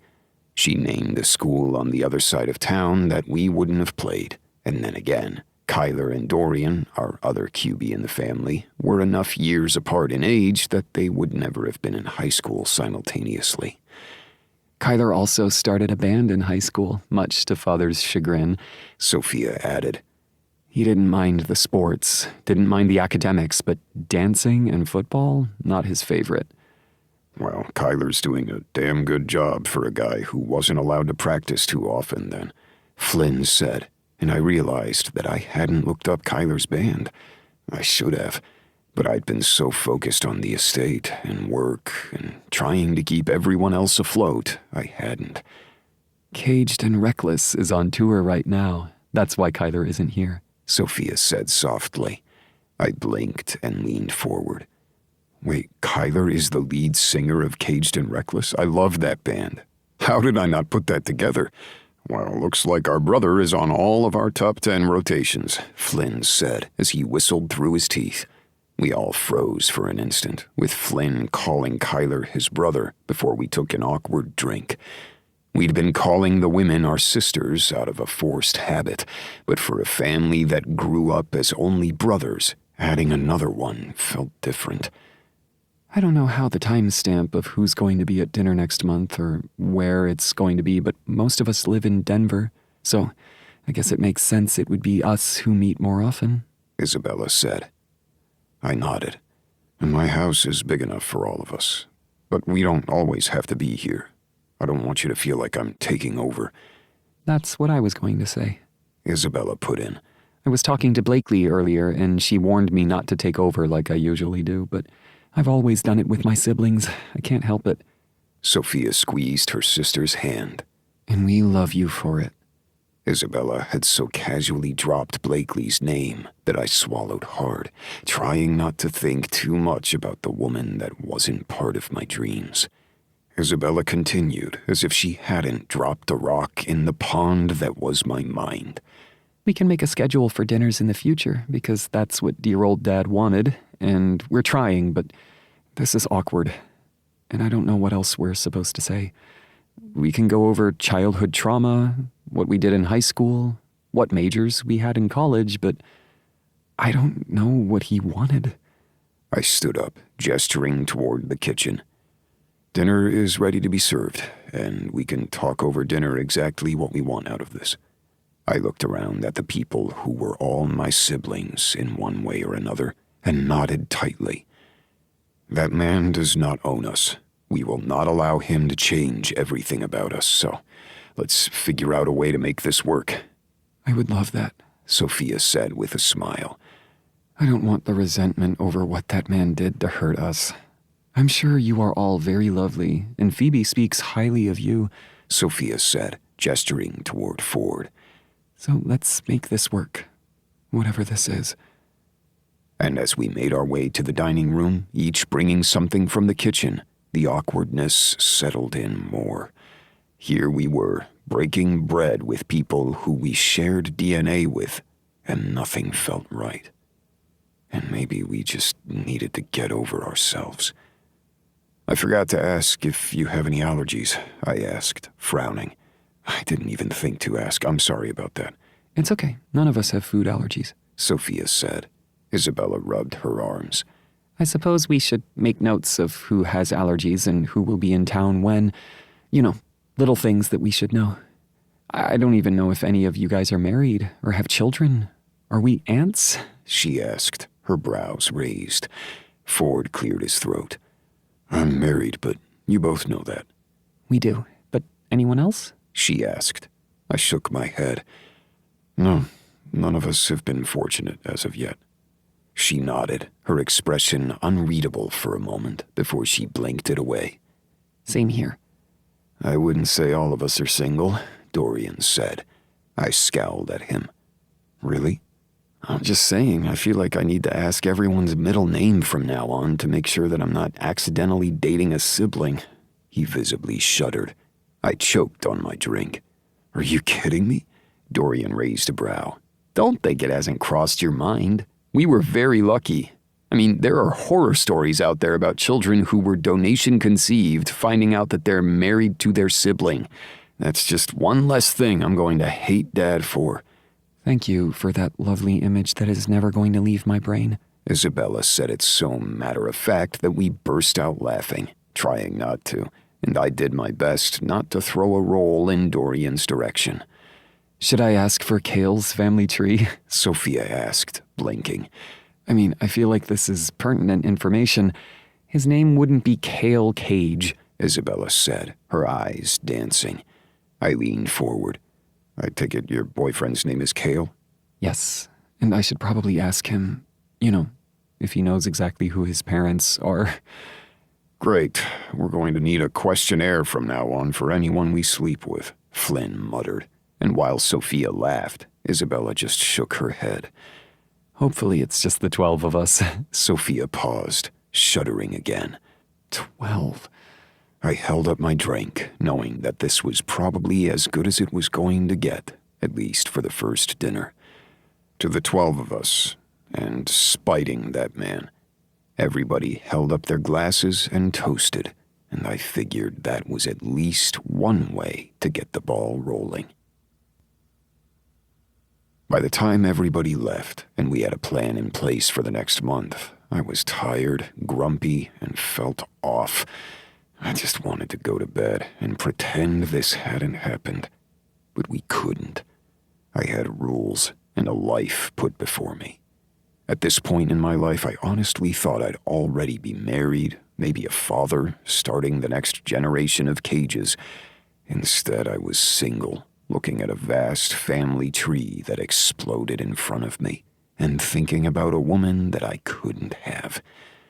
The doorbell rang, and I frowned, a small part of me hoping it was Blakely, which would be idiotic because she didn't know where I lived. Of course, Isabella could have told her. Yes, Isabella could have told Blakely where I lived, and Blakely was here to make everything far more complicated. No, that would break the rules. Not that I knew what this rule would be. I opened the door and cursed at myself for not checking who it was at first. A blonde woman stood there in a white suit and red lips. The suit was form-fitting, a soft blouse that billowed in the wind. I knew she had at least a $6,000 purse on her arm, because I had bought it for her, and bright green eyes that shined under the moonlight. Meredith. She leaned forward and pressed a kiss to my cheek, and I did my best not to push her away. That scent of Chanel chance slid over me, and I knew the only reason I had an inkling of what it was called was because, yet again, I had bought it for her. I took a step back and realized that was a mistake, because it looked as if I was letting her inside. She took one step forward, and I blocked her entry. She raised a perfectly manicured brow and pouted those bright red lips. Aston, it's so lovely to see you. What are you doing here, Meredith? I just wanted to say once again I'm so sorry for your loss. I know you were close to your father. I thought I had been, but clearly I hadn't. So you said at the funeral, I said through gritted teeth.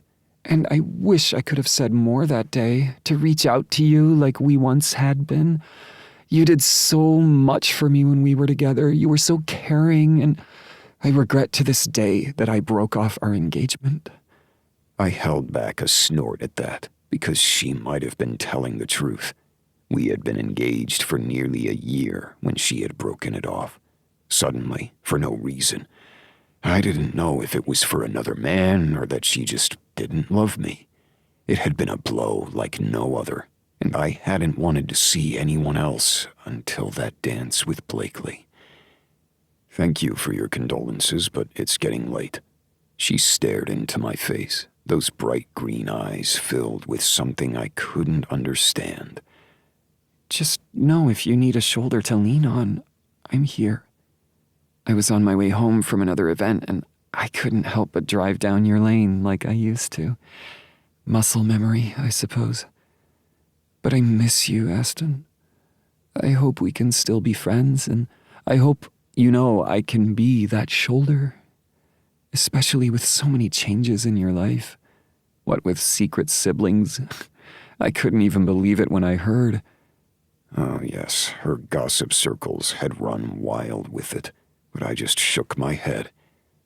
Thanks for your condolences, I repeated. But it's late. I repeated again. Goodbye, Meredith. Well, goodbye.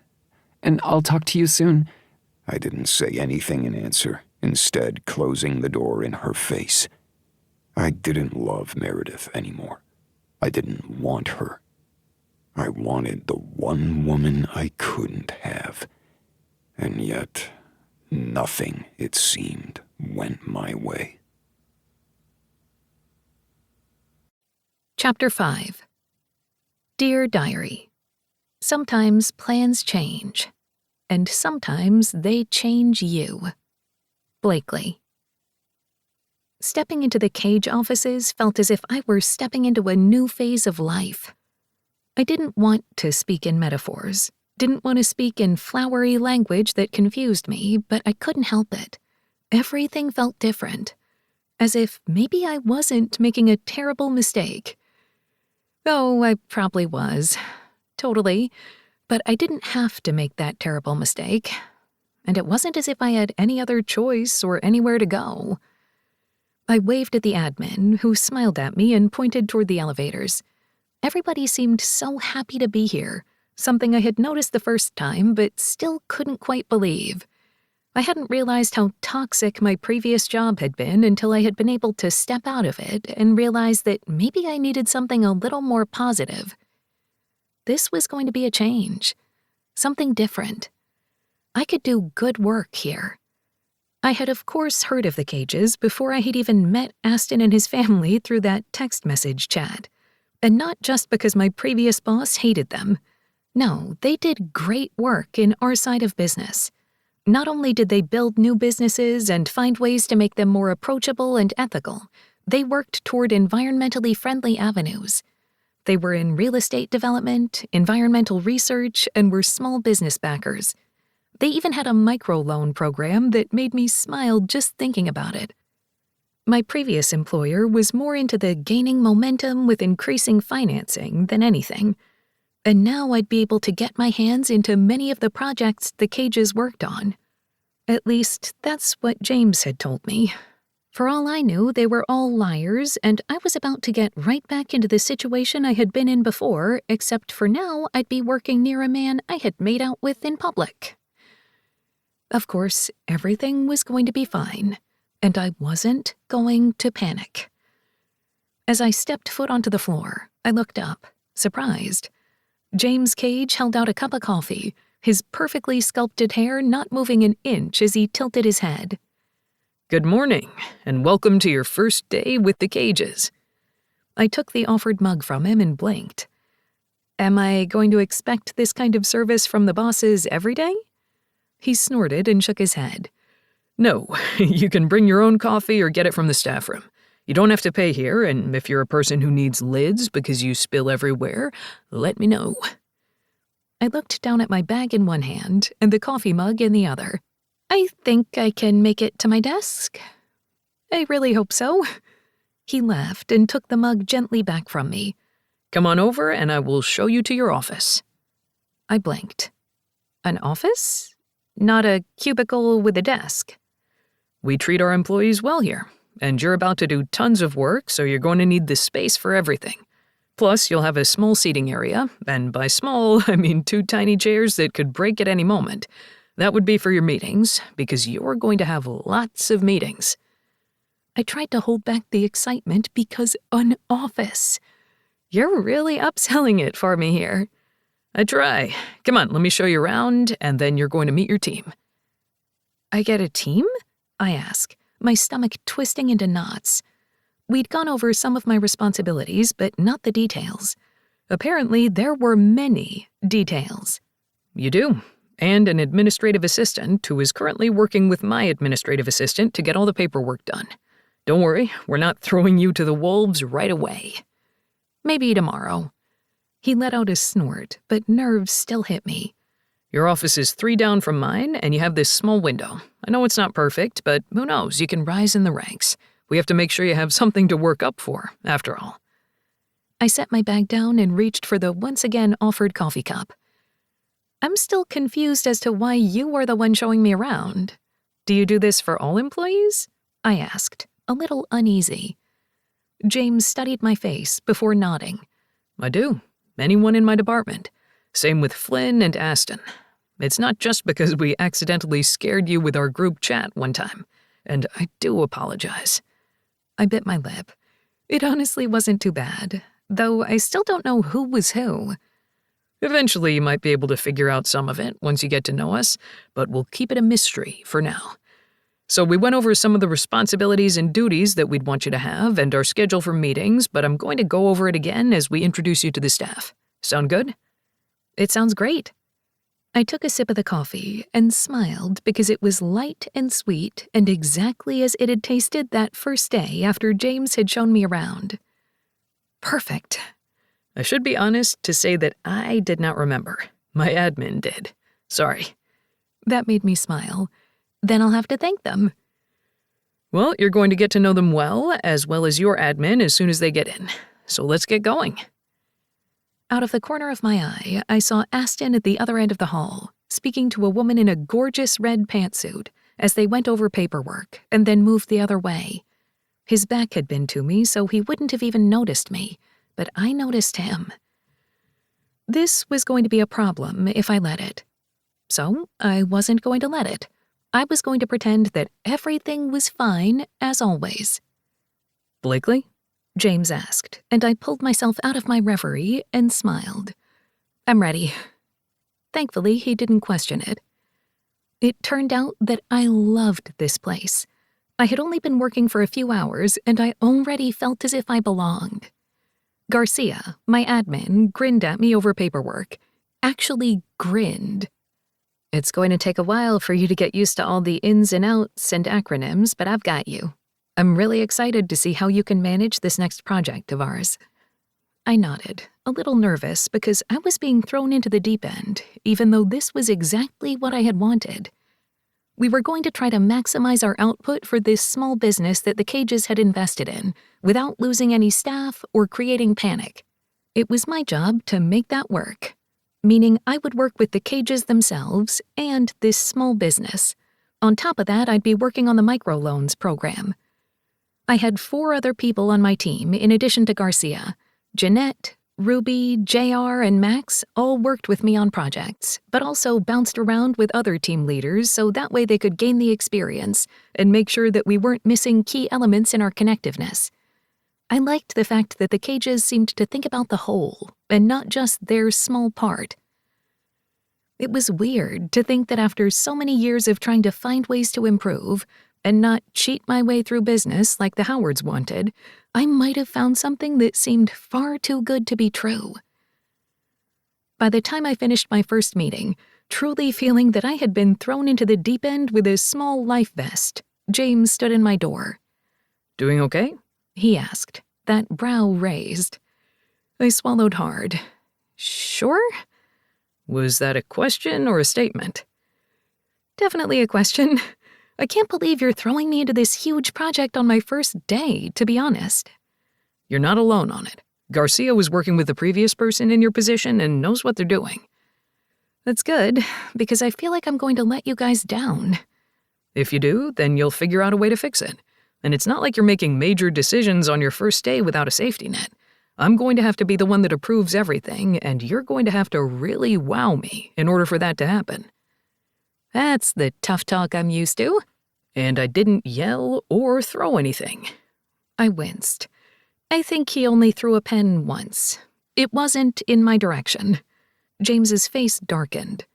Mr. Howard never had much to do with me, other than the fact that he hated my last name. He really had it in for Aston, though. Probably because of the whole president thing. Just hearing Aston's name once again made my stomach tighten, and I ignored it. So he's the president of Cage Enterprises. That's his title, and I'm the co-chair. Flynn is the vice president. In the end, we all do the same thing in different departments, so that way we can oversee each other and not have to be each other's bosses. We get along as siblings, but not always, and our fights don't need to bleed over into work. Well, that's a novelty. I know, right? My phone dinged, and I looked down at it, smiling at a familiar name. Isabella. Doing okay? Do I need to save you? It's almost lunchtime, so I'll leave you be, but I'm not going to lie and say I didn't see whose name was on your phone screen. I blushed and shook my head. I'm sorry, it's not what you think. I paused. Not that I know what you're thinking right now. He just laughed, shaking his head. She's family, apparently. It's not like it's espionage. You're not spying on us for another company. She's your best friend. And I don't usually take personal texts during the day. And frankly, I got fired for espionage before, so I'm not going to do it again, even though I didn't do it the first time," I blurted. His face went dark again. We can fight back, you know. "And you want me to, what, get my old job back?" No. I'm sure that he would find other ways to get me out, and I needed to leave. I can't go back to that now that I see how you guys work. Well, that makes me happy to hear. But we cages hate liars. Funny, right? Considering what my dad did. He paused and frowned. I can't believe I just said that out loud. I'm not even going to question that because I know it's not my business. Even though technically it could have been, considering his father, the liar, having died had clearly affected my life. But in the end, I wasn't the one hurt by it. No, that was the man in front of me and the woman currently texting me. As for Isabella, he continued, you know her more than I do. Was that a question? No, I wasn't sure where he was going with that. You're going to figure out who she is soon. That's the whole point of your dinners, right? He shrugged. I guess, but this isn't something you can really prepare for. Well, she's my best friend, and it is a small world. And we're all part of it. Welcome to Cage Enterprises, Blakely. We're really happy you're here, even though things are a little messy. I shook my head at that and went back to work after I texted a quick check-in with Isabella. I was fine, and she didn't have to worry about me. At least not here. When lunch rolled around, I went to the company cafeteria, grateful that the company served food. I hadn't known exactly how I was supposed to deal with my breaks or anything for the day, considering it was day one and I was already working hard on true projects. But Garcia had mentioned that people eat at the cafeteria, they bring their own food, or they go out. The Cages tried to make it a family affair, where you didn't feel like you were forced to eat with your coworker or work through lunch. Although Garcia had mentioned the bosses usually worked through lunch. I picked up a salad and sparkling water and went to go sit in the corner by the windows of the high-rise and look at the mountains. They always calmed me, even though they were so vast and immense that it seemed as if it was a little too much. You felt small and insignificant, at least in the grand scheme of things. And I suppose that only made sense considering where I stood now. Is this seat available? A deep voice asked. I froze, trying to keep my breath under control. I looked up to see Aston standing there, that dark suit of his molded to his body in just such a perfect way that worried my senses. No, I don't really know anyone yet. He raised a brow much like his brother and took the seat in front of me. He had some form of wrap and diet soda, and I shook my head. This is all surreal. Pretty much, but I don't always work through lunch like Garcia said. I blushed. You heard that? I hear everything, he said with a laugh. I'm not a growly boss. He paused. I'm not your boss, actually, he said softly. I couldn't feel any eyes on me as people were talking among themselves, moving in and out of the room. When Flynn came in to sit with another group, I realized that though the Cage brothers sometimes worked through lunch, they also sat with their teams. So maybe this wasn't unusual. And yet, I couldn't help but wonder if it was. So how's your first day? He asked as he unwrapped his sandwich. Busy? You guys sure are throwing a lot of trust at me. After he swallowed and took a drink, he cleared his throat. James must like what you do. We didn't hire you because of who you are, who you know. We hired you because you're damn good at your job. And James wanted to hire you before. I didn't know that, but then again, things were interesting at that time, weren't they? I did my best to hold back my blush, but I knew I had failed. I guess things are a little weird.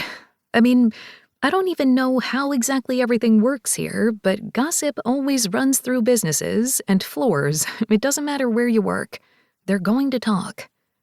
And they do that.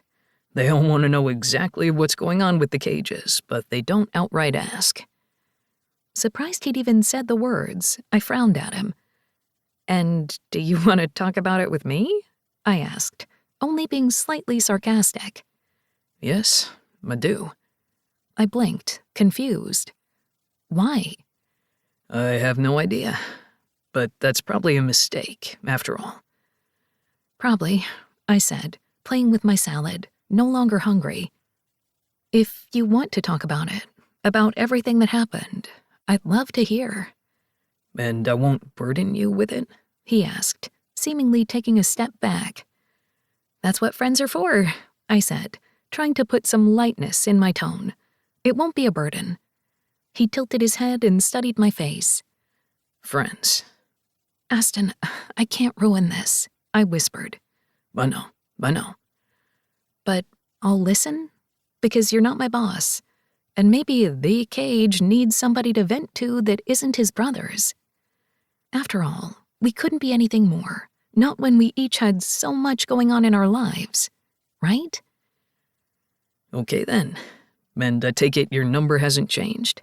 He asked, and I smiled. It hasn't. I'm surprised you haven't deleted it from your phone. I winced.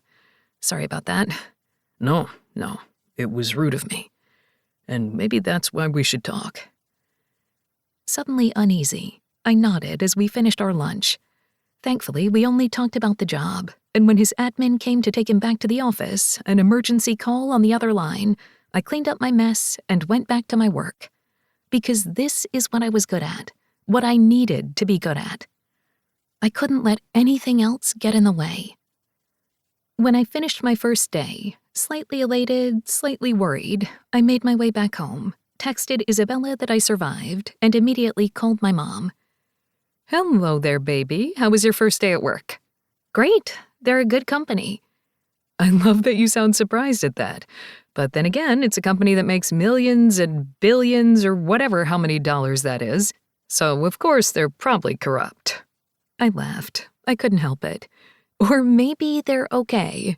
Maybe. As long as you're safe, my baby. I love you, Mom. I love you too. Your dad's outside playing with a lawnmower. Do you want me to get him? No, I'll call you both tomorrow. But I have a job. They don't treat me like crap yet, and I think I'm going to like the projects I'm on so far. Good. And if you want your dad to beat up that man, you let me know. For a moment, I thought she meant Aston. Then I realized she meant my old boss. It's okay. He's my past. That whole company is. Let's work toward the future. Of course. Now, are you and Isabella going to come over for dinner this weekend? Maybe. It depends on her schedule. I know she's so busy with that job of hers. She works far too many hours for being on salary. I keep telling her that, but she's stubborn. No, that's an understatement. I hope she's doing okay. I know she's going through so much with her family. And isn't that a coincidence that it happens to be the Cages? I'm trying not to think too hard about that, but Isabella's fine with it, and they seem to be fine with it. I'm going to pretend that I'm not in the middle of it. That's my girl. You live in your own sense of reality. That will be totally safe. I sense the sarcasm. I love you, baby. Make sure you eat a real dinner and not some microwavable thing over the sink. You need your protein and fiber. I will, Mom. I love you. We said our goodbyes, and I stood there, phone in hand, knowing that I was loved. I had two parents who adored me, who would have taken me in if I needed help after not having a job for 3 months. They would have done anything for me. Same as Isabella. I wasn't alone. And yet, I couldn't help but feel a little disconnected. I sighed and changed into joggers and a tank top and made a healthy dinner thanks to my mom because I had been thinking about ordering pizza and then went to look at my folders that I had taken home, trying to study up on this new job I did not want to ruin. An hour after dinner, my phone buzzed, and I looked down, my stomach once again tightening. I let it ring one more time before finally answering. Aston. You answered. I was afraid you wouldn't. I was afraid you wouldn't call. I hadn't meant to blurt that, and when he was silent for a long moment, I was afraid I had messed up. I wasn't sure I would. I should have called before, but I thought that pushing you away and everything that wasn't my family would be safer. And yet nothing feels very safe right now. I don't know what that means, Aston, I said honestly. I don't think I do either. Let's do coffee. I froze. Is that a good idea? No, not in the slightest. But let's start over, before everything. I don't think it's a good idea. It's not. Then I guess we should do it? I asked with a laugh. Yes, because I'm not your boss. You keep repeating that as if you're trying to remind yourself that. I'm trying to remind the both of us. Tingles went up my spine, and I knew this was a mistake. But instead of saying no, instead of hanging up, I let out a breath. Tomorrow? I asked. Tomorrow. After work. Coffee after work? Well, I'm addicted to caffeine, so we should. I let out a breath. Okay. Good, Blakely. I missed you on my phone. Then you should have called, I whispered. I should have. And with that, I hung up, but I knew I would see him tomorrow. At work, and then after. This was totally a mistake. And yet I was going to make it anyway. Chapter 6. Dear Diary. What if he's not a mistake? Or what if I'm his? Blakely. I'm so glad that you have the time to take this walk with me. I reached out and gripped my mom's hand and pulled her out of the way of a passing biker who was not using the bike lane. I'm glad you're here too, but let's not get run over. My mom looked over her shoulder, and I could sense the glare on her face even though I couldn't see it. I love riding my bike. I love people who are riding to save the environment and to help their bodies and just for fun, but I hate actual bicyclists. Same, but if I say that, I feel like a jerk. I will be the jerk for both of us. It's like they didn't see the huge sign that bicyclists were supposed to be on the bike path, not the walking path. She elevated her voice for that last part, and I held back a smile since another bicyclist nearly ran into us. That guy just flipped us off, and my mother grinned and flipped him off in return. Such a relaxing walk, isn't it? Mom said with a laugh. I took her hand and once again pulled her out of the way of another bicyclist. Okay, next time I'm just going to walk out in the middle of the road. I'm less likely to get hit by a car than one of these idiots in a helmet, I grumbled. My mom let go of my hand to wrap her arm around my shoulder. I love you so much. I'm really glad you got my temperament instead of your father's. I rolled my eyes. Really? Dad's the calm one. I thought you would want me to be the one who can actually sit through stress-inducing moments and not want to wring their necks. While that's true, it's really good for you to know your worth and to hit back. Plus, you see your father at CU games. He's a menace.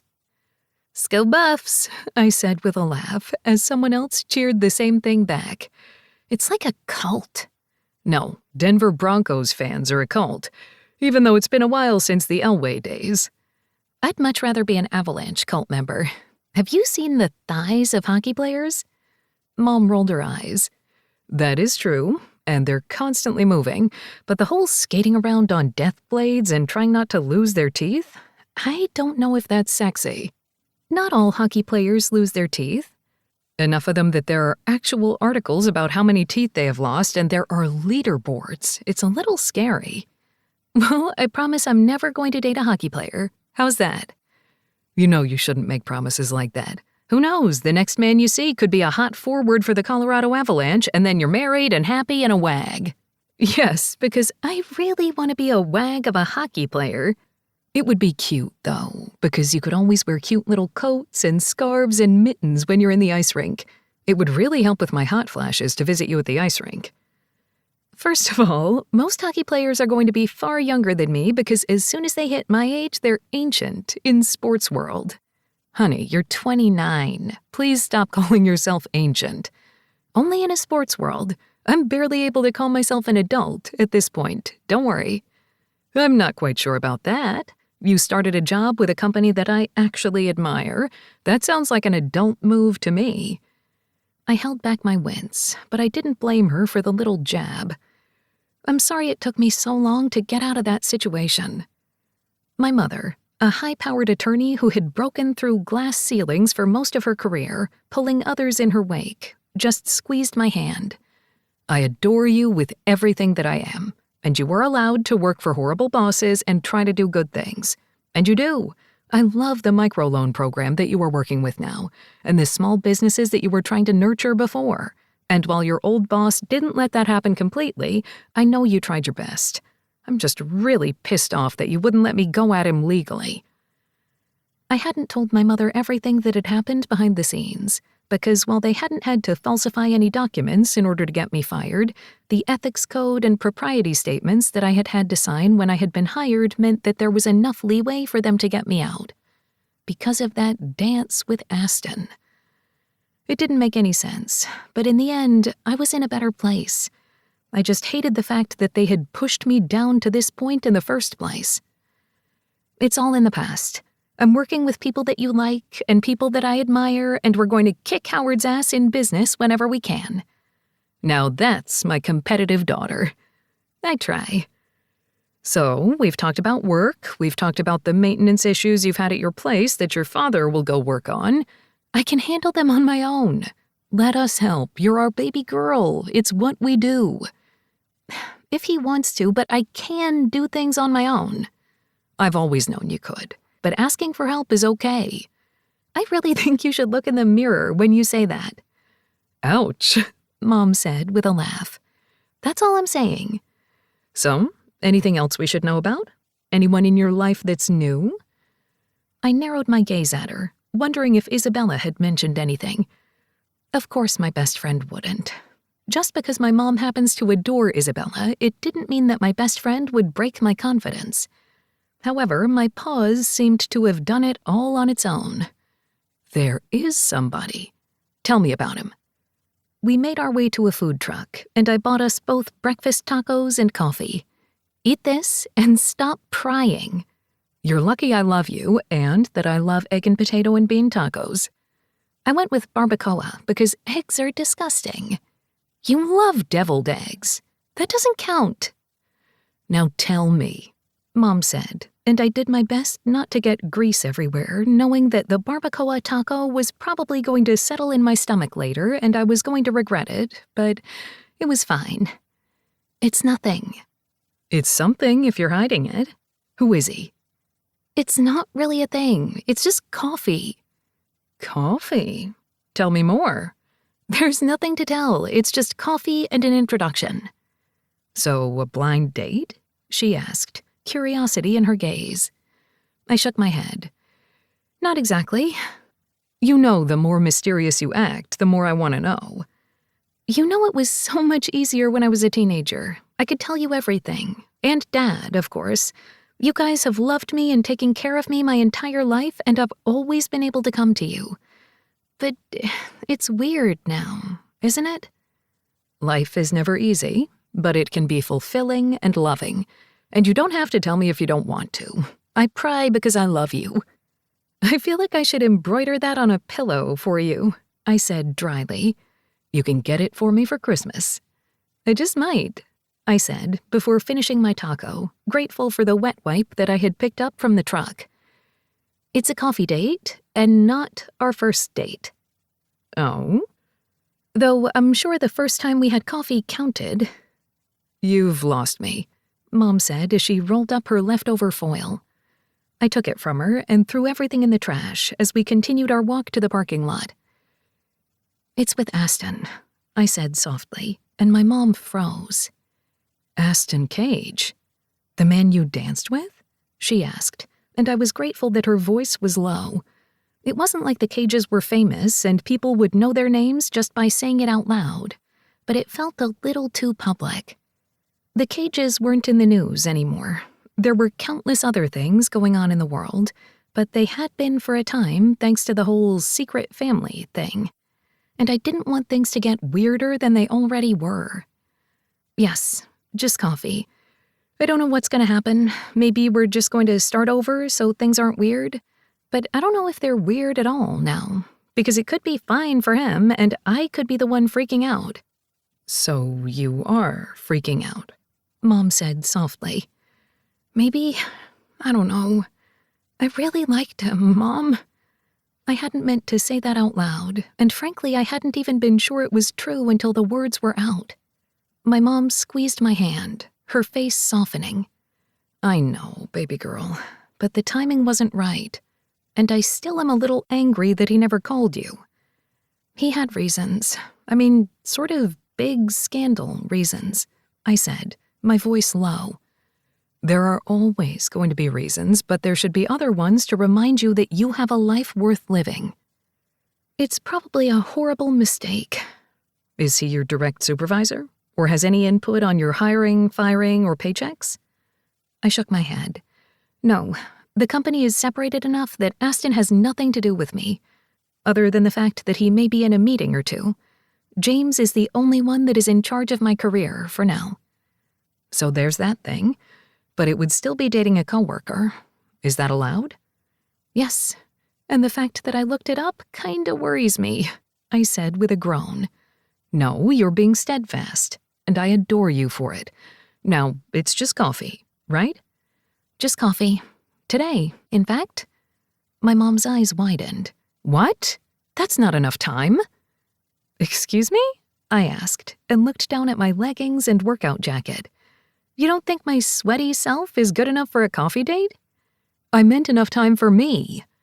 Alarmed, I took a step back. What? You're not coming.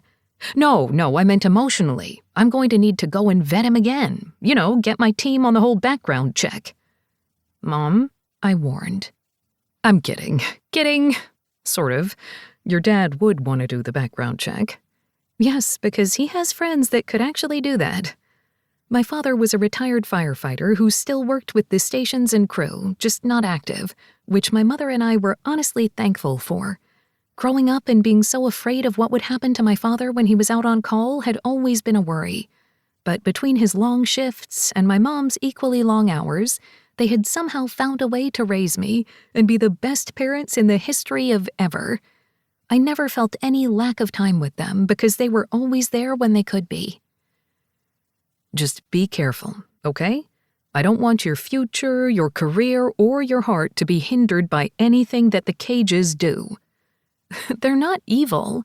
I would hope not, since they're Isabella's family as well. Now, that's another thing. Would Isabella be okay with you dating her half-brother? I grimaced. My mom continued before I had a chance to answer. You should tell her, before the coffee date. No matter what has happened in your life, Isabella has always been there for you. I know that. I just also know that things are awkward between them now. There's no hate involved, I think, but things are weird. That seems like a very large understatement. I nodded just before my alarm went off, and I sighed. I have to head back and get ready for more coffee. Call Isabella, and have fun, okay? If you're willing to give it another chance, he seems like a wonderful man. I don't know if he is or not, but I want to find out. And that's what worries me. Just breathe, and know that your father and I know people, just in case, she said. So seriously, I had to really hope that I saw humor in her gaze. We made it to our cars, said our goodbyes, and I called up Isabella on my way to my house to get ready. This is Isabella, she said on the other line, and I frowned. Why are you working today? Yes, I understand. I can give you a call back. Is he in the office with you? I asked, because there was only one he here, her boss. It seemed that Isabella and I were great at finding shitty bosses. At least I had resolved that issue. I just hoped Isabella could. You're right. I'll give you a call right back. I sighed as I got onto the highway, my knuckles a little white because I hated traffic, and it seemed that I was constantly in between 18-wheelers. It only took a few moments for my phone to ring again. I answered quickly, still nervous. Hello? I said, and Isabella let out a dramatic sigh. Sorry about that. My office door is closed. I'm fine. I just have to fix a couple of mistakes at work. Your mistakes? I asked, though I knew the answer. Of course not. And while I would say that I never make mistakes, I can. Not often, but I do. I'm sorry, babe. You shouldn't be at work right now. I shouldn't, but it's life. I need a paycheck. Now, are you okay? I'm fine, I said, taking my exit. I just wanted to let you know that I, am getting ready to go to coffee with Aston. Isabella was silent for so long, I had a feeling that I had made a terrible decision. Everything was far too complicated, and I should probably just text Aston back and say no, and walk away. Only part of me really didn't want that. Good, Isabella said after a moment, and I nearly jerked the wheel. What? Good. I don't know him. He seems like a nice guy.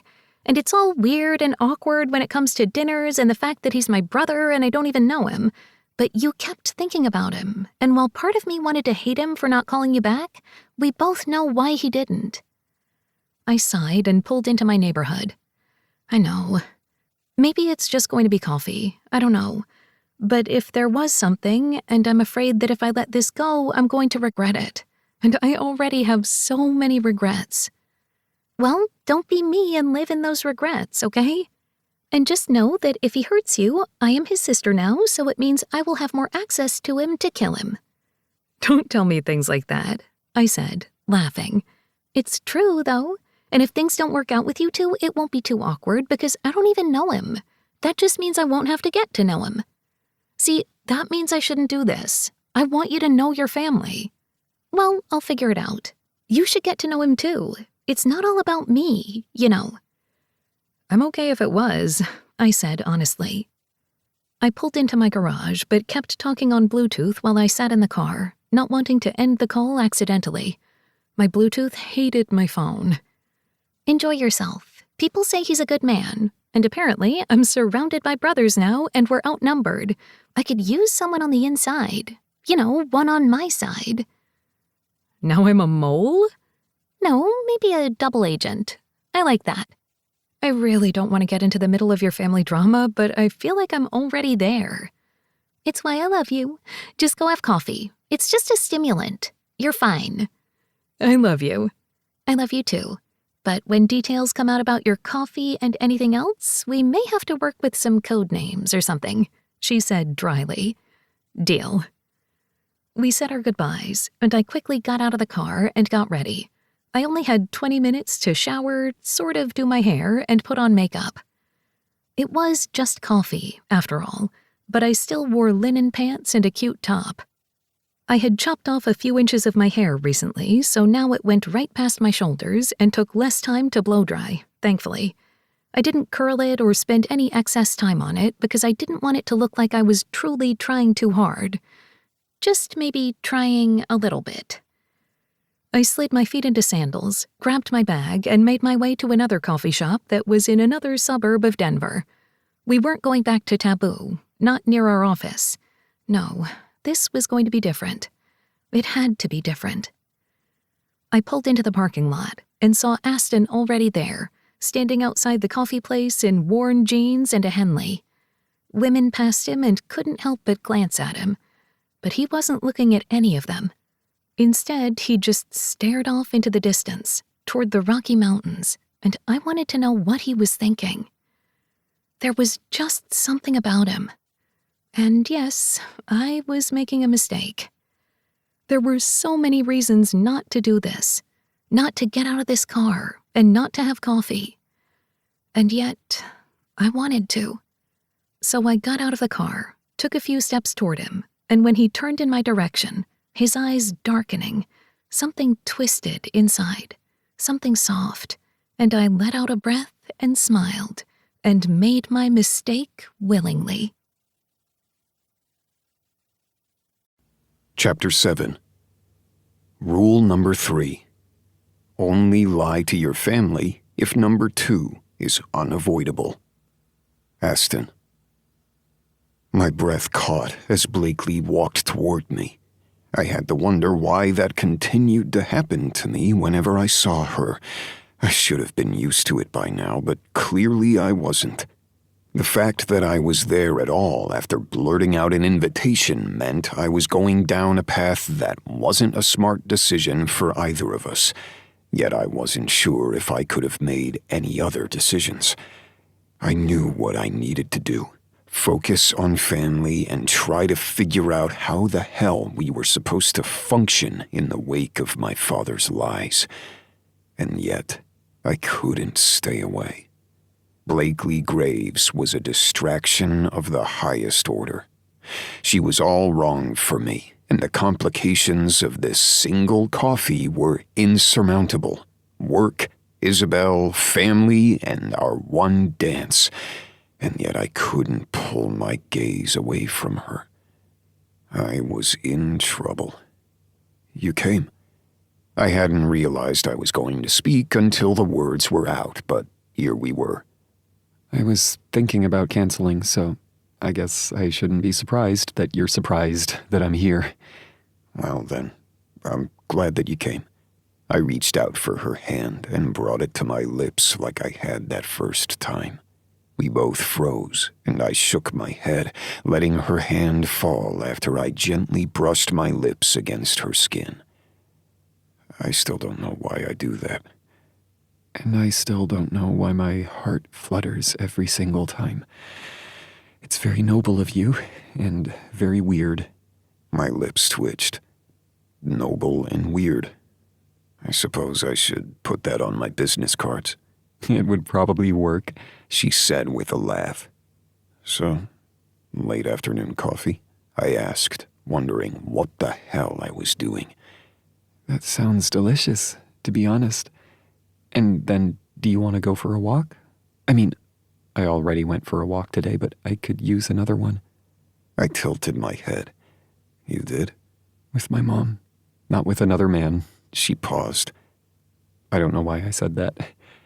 I suppose that it's good that you didn't have another date this morning, I said, that odd sense of jealousy dissipating. So this is a date, she said softly. I nodded. A coffee date. I'm not good with labels, nor am I acting very smooth, but sure, let's go for that walk. We made our way inside, and I pressed my hand to the small of her back, letting her walk in first. Once again, the action felt normal, as if it was something that I did often. I wasn't sure why the feeling continued, as if we'd done this countless times before. Somehow it was as if it were a mix of anticipation and comfort at the same time.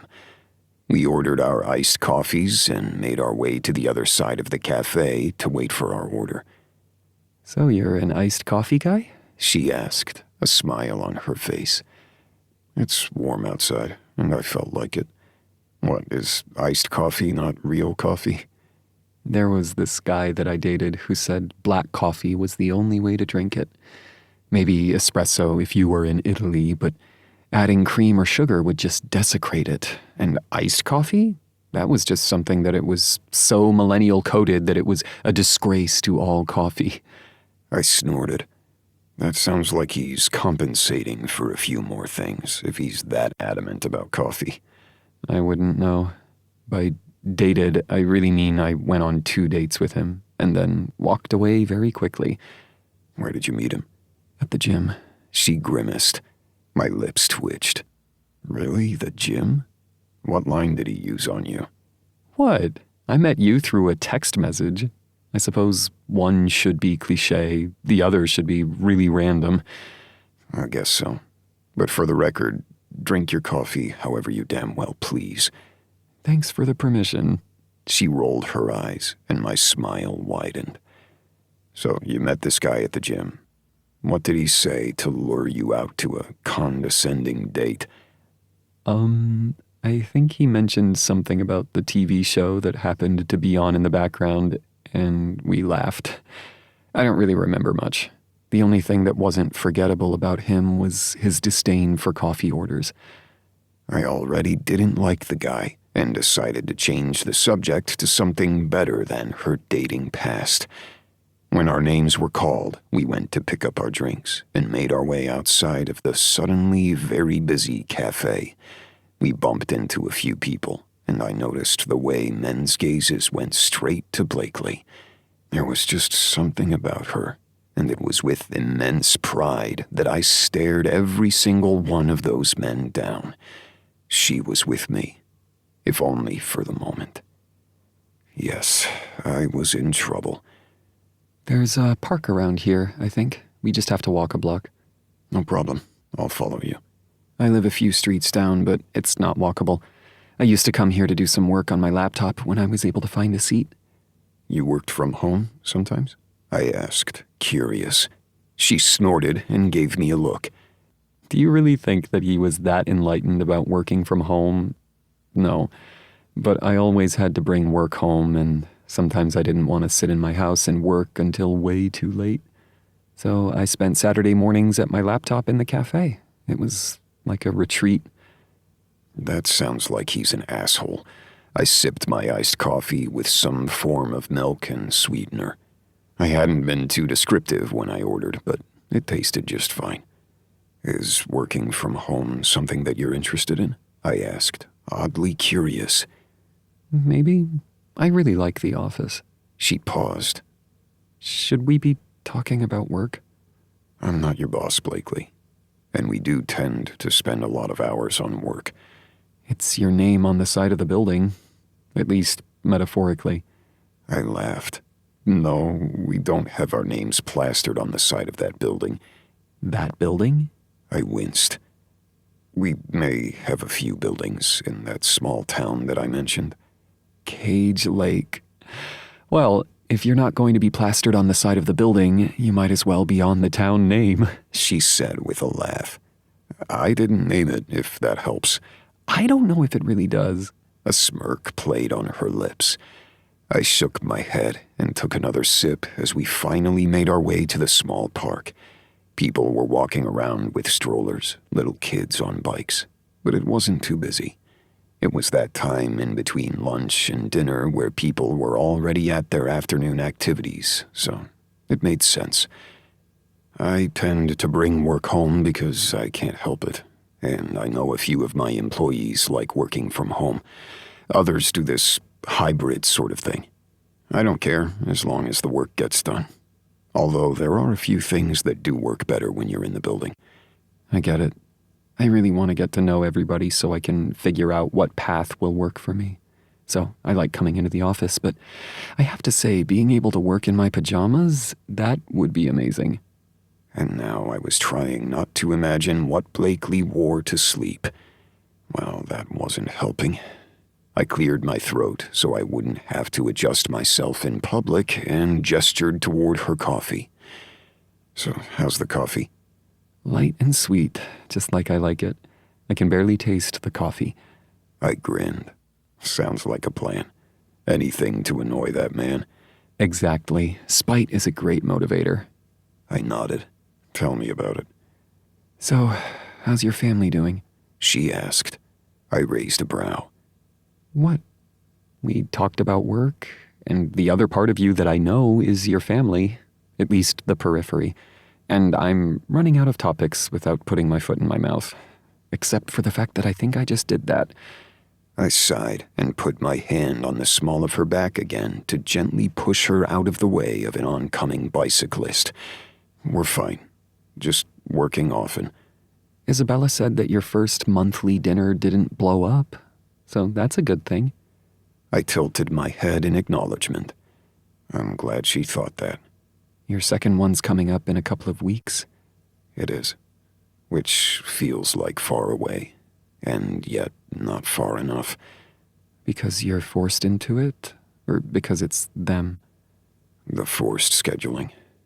I don't like what my father did. I don't even know how he did it.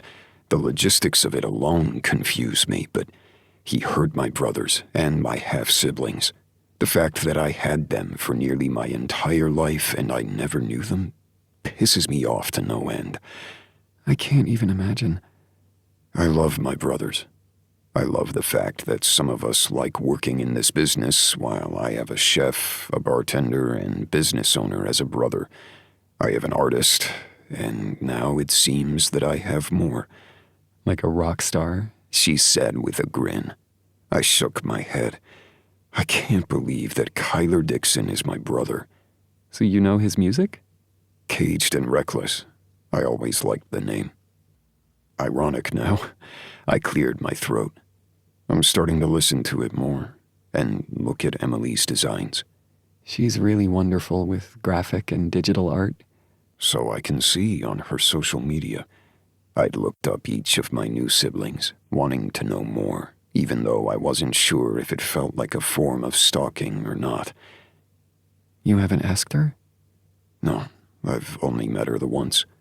Blakely met my gaze, but I couldn't read the question in them. I wanted to learn, though. You'll figure it out. I hope so, even though it doesn't always feel like I will. If we're talking too much about your family, we can stop. I just really don't know what I'm supposed to say. It's a big part of my life right now, so I get that. I paused, trying to come up with what I wanted to say. When it came to business, I was the man of words, the man of action behind those words. But these days, with family and now Blakely, I couldn't seem to find them. What are you looking for, Blakely? She paused, and we moved to the side so other walkers could pass us. What do you mean? This. Us. She gave me a weird look, and I didn't blame her, as I didn't know why I was asking the question in the first place. I just wanted coffee, Aston.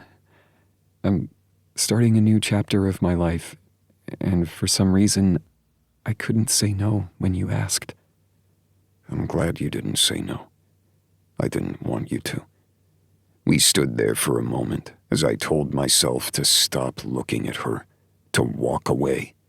Because my family had rules set in stone by the father who had lied to us this whole time.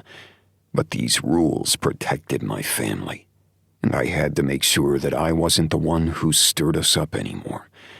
I had a feeling that Blakely would be the one rule I could break, and that scared me more than anything. What is it that you want? She asked, pulling me out of my thoughts. I don't know. And that scares me because I'm not usually the person in the unknown. So we finish our walk, and we stop putting so much pressure on ourselves. I want to see you again, I blurted. Her eyes widened. So maybe that's not pressure. I leaned down and brushed my lips against hers, needing her taste, needing to breathe. This wasn't our first kiss, but it felt like a first. Because even in the short time that had passed between when this had occurred the first time and now, we were completely different people. An eon had passed in a moment of time, and it was all I could do not to need her. I pulled away, and she smiled up at me, her pupils wide. Oh. Oh. So just a walk? Just a walk. And maybe one time I can take you out for dinner, and not just coffee. I do like coffee. And so, knowing that this was far too complicated and against the rules, I slid my hand over hers, and we continued our walk. And I did the one thing that I never did. I just lived in the moment. After our walk, I didn't have time to dwell on if and when I would see Blakely again outside of work.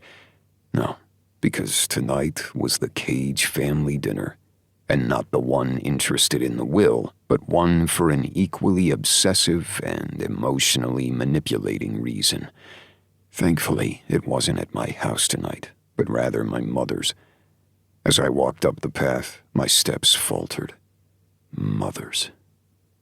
Not mother and father's. Not my dad's at all. Because he wasn't there anymore. Had I really given myself time to grieve? No. The answer would always be no. But who was there left to grieve? The man that I had put on a pedestal, even though sometimes I hated him, hadn't been that man at all. He had been a liar, a cheat, a manipulator. No wonder he had been in and out of our lives for so long. Not because he was hard-working or wanted to spend more time in Cage Lake than not. It wasn't that he was doing overseas trips that hadn't happened at all. It was because he was living a second life, one under the radar that none of us knew about. And I didn't know the man who had raised me or had claimed to raise me at all. I had watched them lower his casket in the earth, and I hadn't felt a damn thing. Ice over flesh, and nothing but determination to fix his wrongs. But how was one supposed to fix the wrongs he was unaware of? And how was one to fix the wrongs that they made in his stead? Is there a reason you're standing out here and looking broody? Dorian asked as he threw his arm around my shoulder and pulled me in for a hug. Dorian was slightly taller than me, and wider, mostly muscle and all bruteness. Of course, he used that in his business to win over the high-class clientele at his bar. He owned the Gilded Cage, because of course our family needed to put our name in everything, every fucking thing around us. Just thinking about how Mom lives here all alone now and probably will never visit Cage Lake. Dorian snorted. Of course she won't. She is not about that small-town life. Dad only ever played at it because Grandpa liked it. I nodded, wondering if Dorian felt the same about me. Is it weird that we spent summers away in the mountains and living a completely different life? I wouldn't necessarily call it completely different. It was just our life. I don't know. Running barefoot in the woods, cutting open our feet, and letting our dad put Band-Aids on our wounds felt a little more idyllic than anything. You must remember a different summer than I did, Dorian said dryly. Because Dad wasn't the one that bandaged our wounds. You were. I frowned. How is that even possible? I'm only 4 years older than you. Yes, and in those 4 years, you got to be the big brother. And I'm only 2 years older than the twins, I corrected, speaking of Flynn and Hudson. Yes, and 5 years older than James, and 7 years older than Theo. Dorian frowned. You know, I can rattle off those ages quite quickly, but I'm going to have to figure out the family tree with the others. Did I hear childhood age math? Theo asked as he came forward and wrapped his arm around my other side. I was trapped between my two outlandish brothers. Is there a reason that you're sandwiching me? Because we're going to march you into that house for dinner. If we have to go, you have to, Theo explained. Now, are we going over ages again? I don't like the fact that I'm continually being pushed down the ladder of ages. Ford is still the baby of the main siblings. Dorian paused. Okay, that sounds kind of asshole-ish to the others.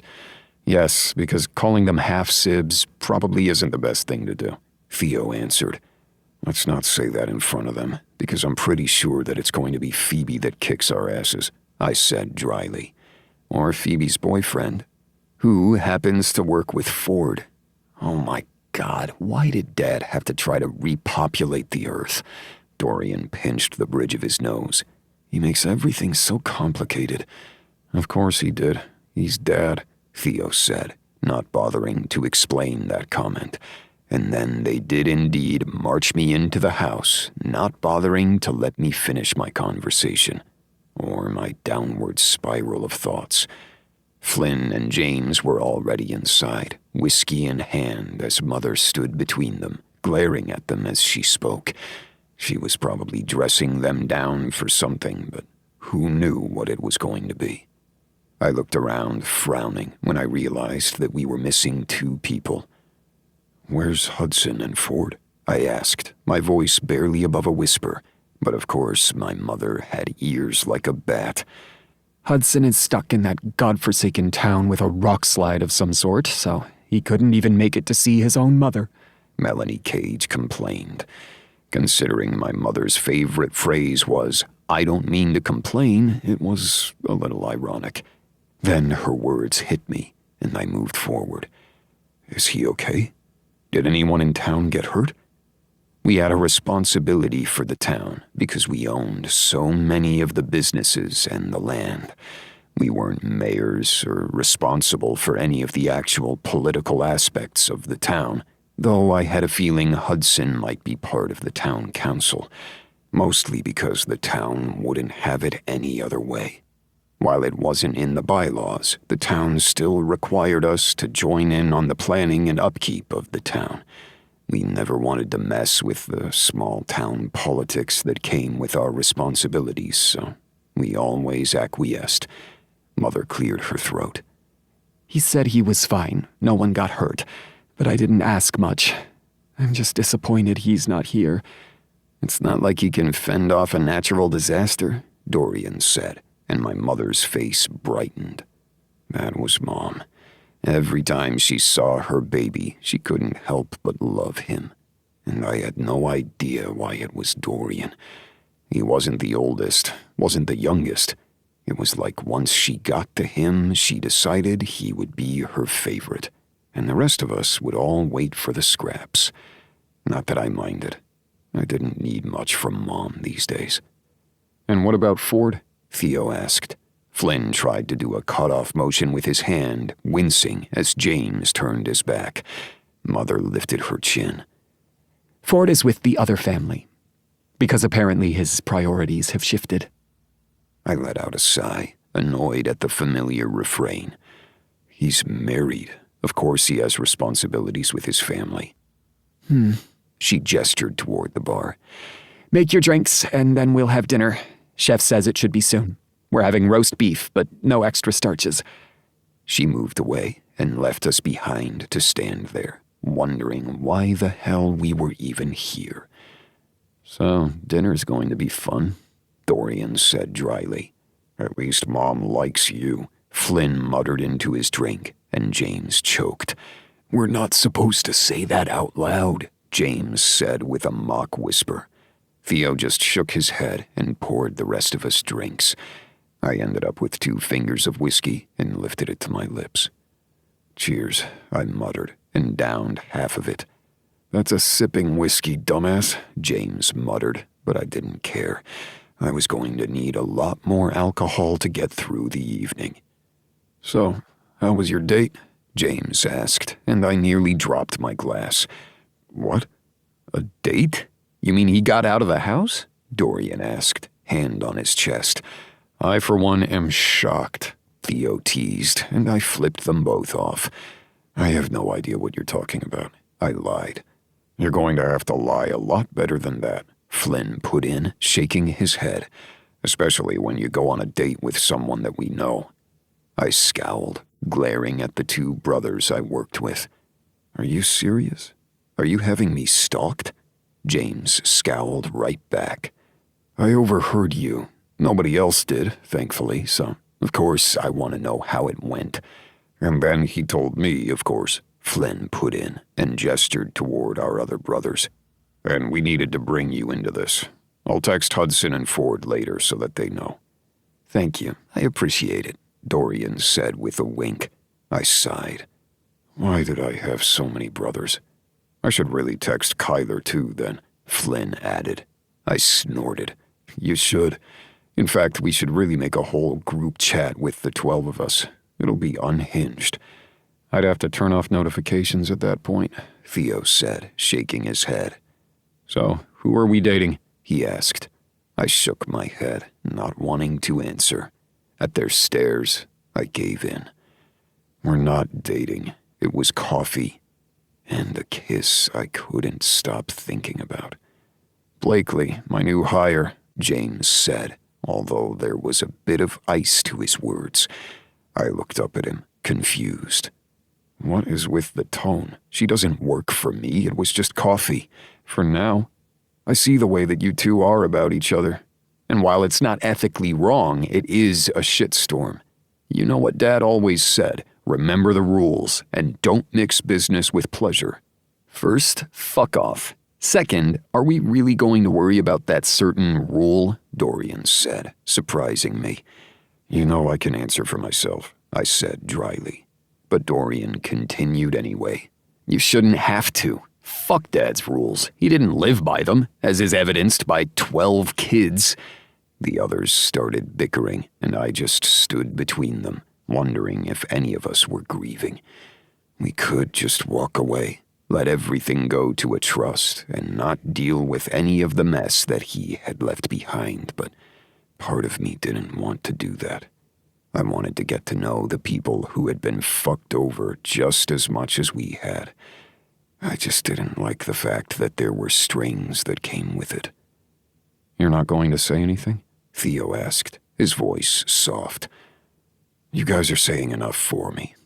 And no, I don't know if I'm going to date Blakely. It was just coffee.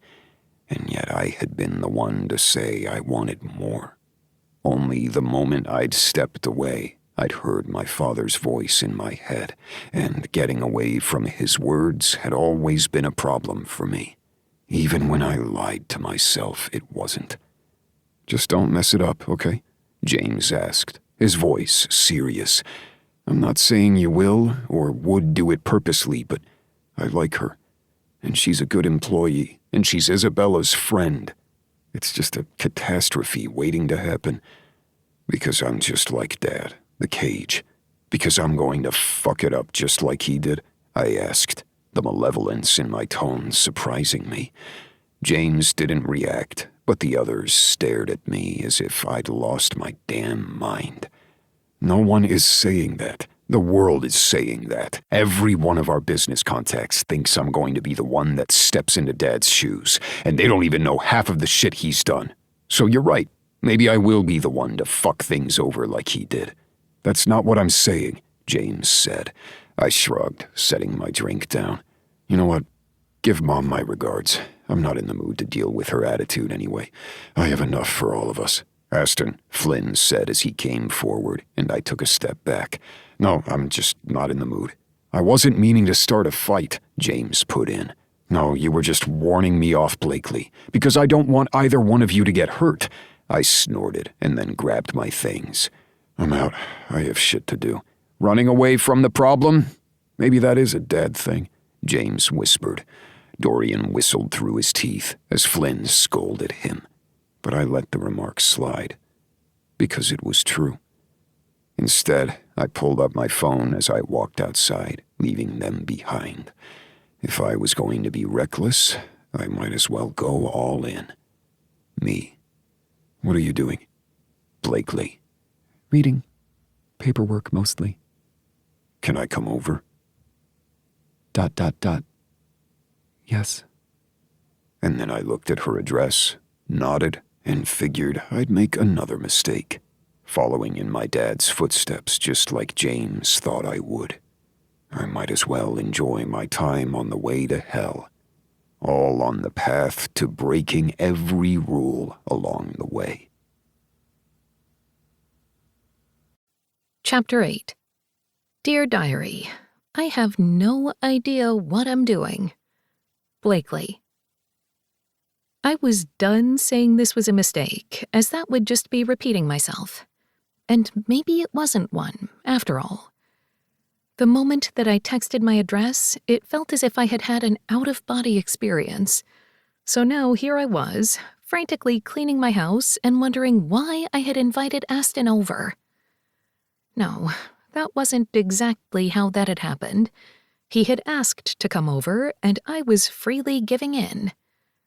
That didn't mean anything other than he would be in my house. But it meant more than that. It had to.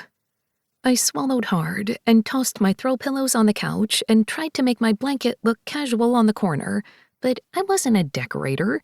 I had no idea what I was doing.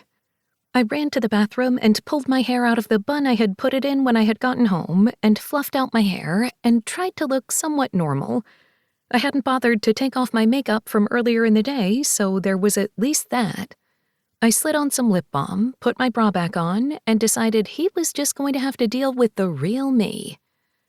The same linen pants, but I'd put on a double tank top with a cardigan. And every mess that I made, including this evening. When my doorbell rang, I nearly jumped out of my skin, grabbed my phone so I could turn off the alert that someone was at my door, and did my best not to run to the front door. it still felt as if I was doing this whole adult thing wrong. When I opened the door, he stood there, in all of his 6-foot-something, broad-shouldered, thick-thighs glory. The fact that I was even thinking about his thighs told me that I needed to get a grip. And not a grip on Aston himself. He stood there in dress pants and a button-down shirt, looking so poised and professional, and a far cry from what I currently looked like. His gaze swept mine. I feel like one of us might not be dressed for the occasion. And then I blushed, wondering exactly what this occasion could be. He raised a brow, and I swallowed hard, trying not to let him see more. I just left a horrendously annoying dinner with my family, and Mother always makes us look slightly presentable. So you're saying I don't look presentable? I teased before taking a step back. You're just letting me walk into that one, aren't you? He asked dryly. I try, but why did you leave your dinner? Was it terrible? He shrugged, his gaze going around my place, and I tried not to feel slightly awkward about it. I had made a decent living and had only gone through some of my savings after losing my job. But it wasn't like the house a cage would have. We clearly had grown up in different tax brackets. I had grown up in a normal household, at least as normal as anyone could be this day and age.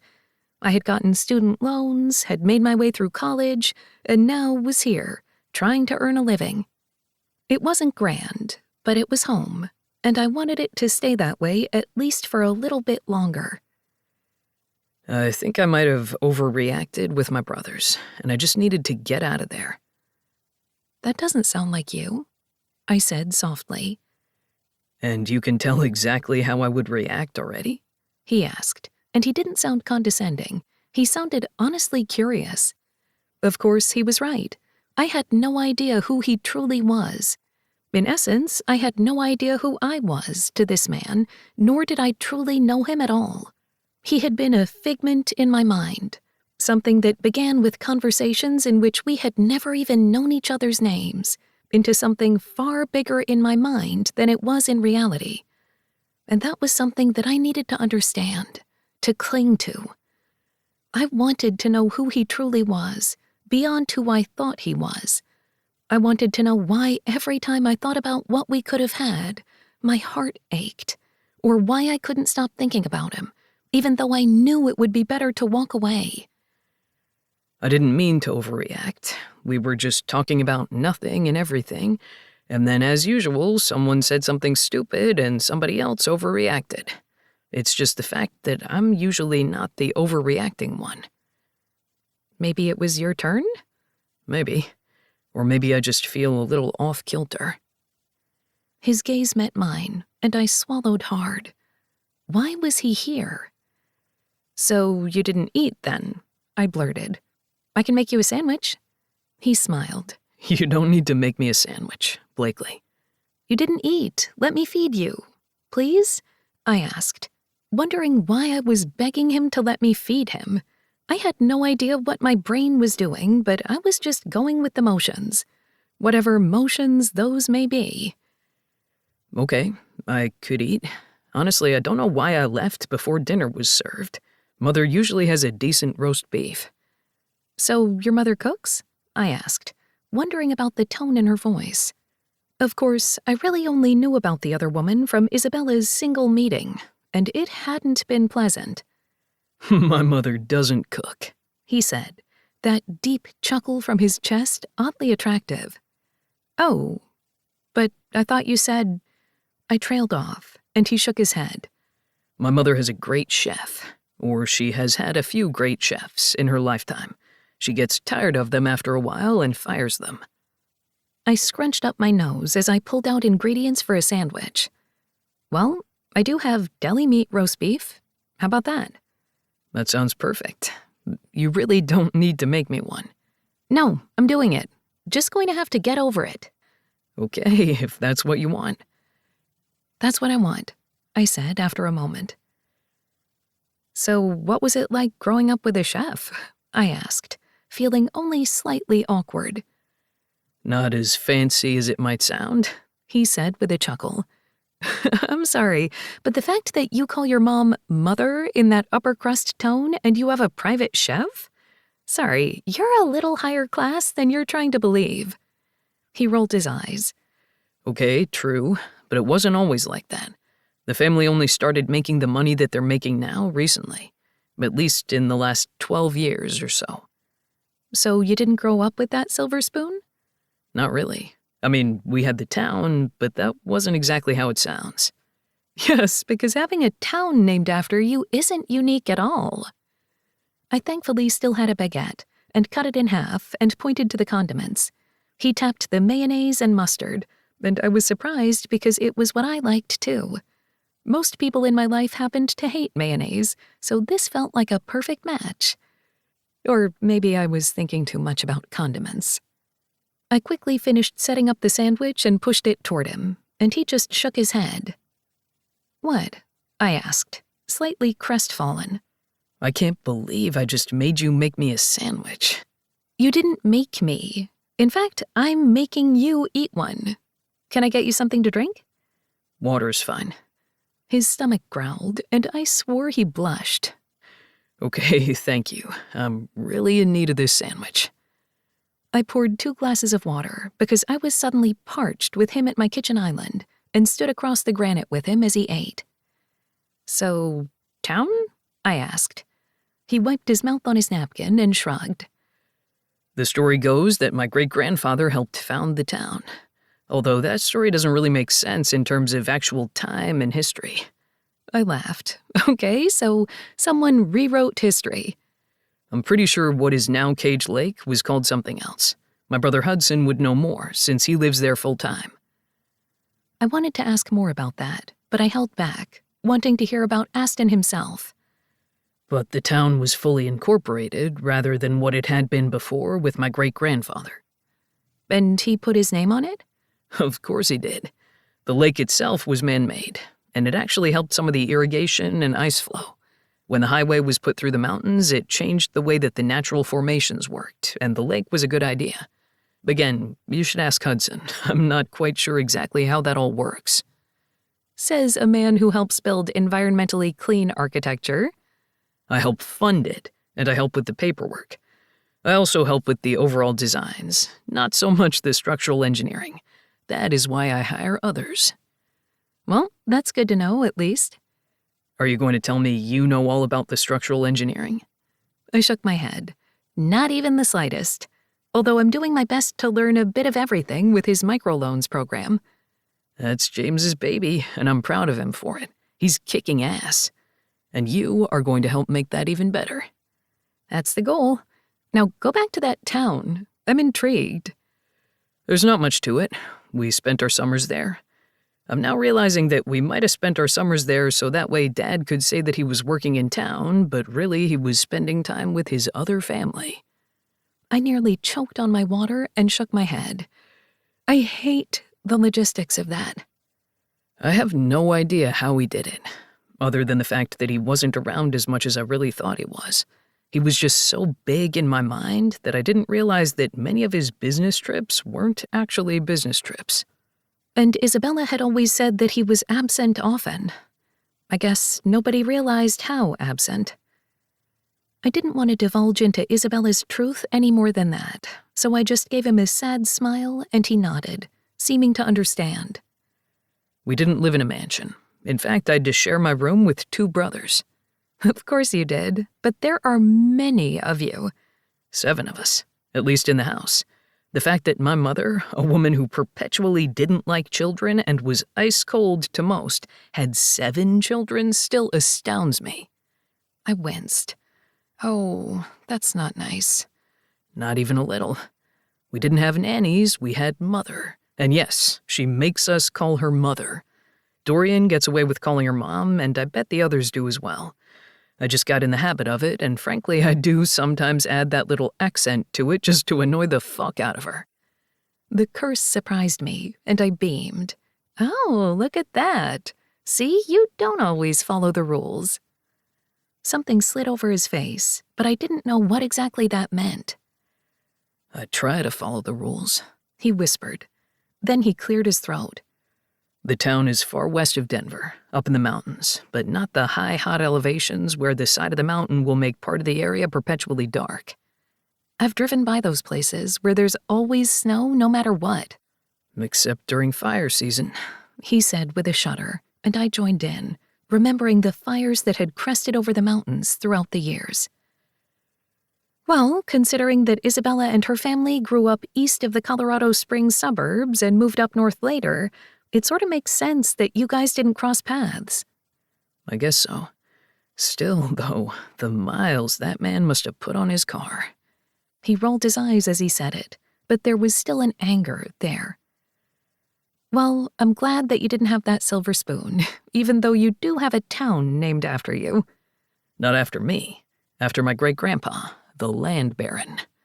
I laughed at that. You should look more into that history. I should.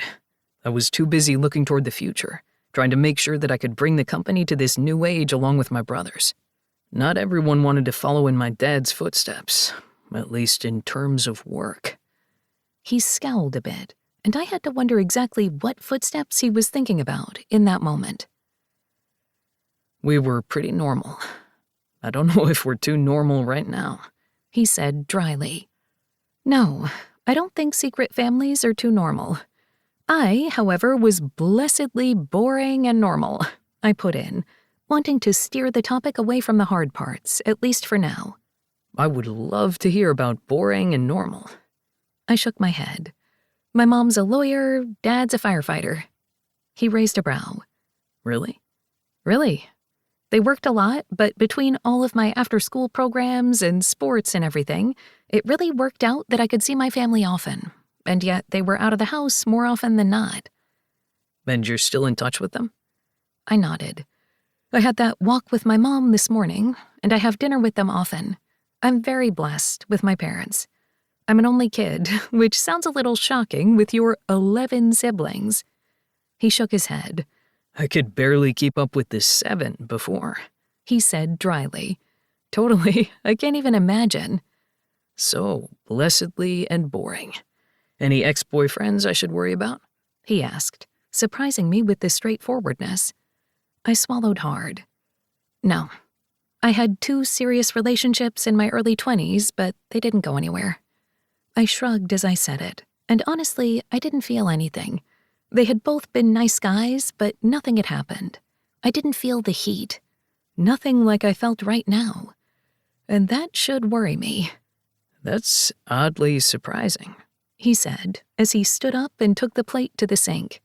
He just raised that brow at me as he washed his dishes and set them in the drying rack. I stared at him, wondering why this felt so domestic and normal. One ended after college because he wanted to go to grad school on the East Coast and I wanted to stay here, and the other was right out of college and we just didn't suit. Did he want you barefoot in the kitchen making him a sandwich? He asked, that smirk on his face. This time I rolled my eyes. Pretty much, actually. He wanted marriage and babies, and he didn't want marriage and babies with me. And honestly, I didn't want that with him, so I wasn't too heartbroken when we broke up. So no current boyfriends? I scowled at him. I've kissed you how many times now? No serious boyfriends at all. But what about you? I asked softly. Is there someone I should worry about? Other than him, of course. He shook his head. I don't share, and I don't cheat. I was in a serious relationship for most of my 20s, and I was engaged. I choked on my own spit and blinked at him. What? Yes, I was engaged. Meredith was a wonderful woman, and in the end, we didn't suit. Oh. I wasn't sure what I was supposed to say. I hadn't known he had been engaged. Although, when was I supposed to have figured that out? Can I ask what happened? He shrugged again, and yet I wasn't quite sure if he was as nonchalant as he was looking. She broke it off. He said it so succinctly that it took me a moment to catch up. And something inside of me twisted, just ever so slightly. As in, the other woman had walked away. And was he still thinking of her? No, I couldn't let that get in my head. And yet, there it was. But I would have done it soon anyway. I felt like my emotions were all over the place in this moment. Oh, She was nice, good at her job, pretty. he said, that humor in his gaze again, and I narrowed my gaze at him. Oh, really? Really? I don't know if I should be hearing about other pretty women while you're in my kitchen. He leaned forward and brushed a strand of hair from my face. But she didn't make me lose my mind. I swallowed hard at the low growl of his voice. She didn't make me forget that I'm in a fucking meeting and all I wanted to do was text you. Oh, I whispered. He smiled then, the heat in his gaze intoxicating. Yeah. Oh. And then he lowered his mouth to mine, and everything went blank. His hands were gentle on my face, but his kiss was anything but. I couldn't breathe, couldn't think, and I didn't want to. Instead, I kissed him back with the same ferocity, all doubts out what could be firmly pushed out of the window. And then he was gone, standing 2 feet away from me, chest heaving. That's why I can't think. He growled.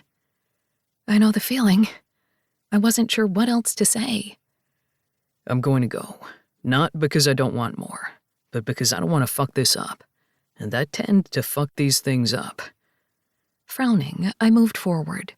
Aston, I already screwed things up with us once, so I'm going to go. Not forever, but just so I don't fuck you against that counter and lose my damn mind. I pressed my thighs together, my eyes wide. That's a picture. Yes, it is. One that I want. Sometime. But first we take the time so I don't screw it up. And before I could say anything to that and dig deeper into the whys of it, he left me with one more bruising kiss. And then he was gone. Out of my kitchen, out of my home. But definitely not out of my memories.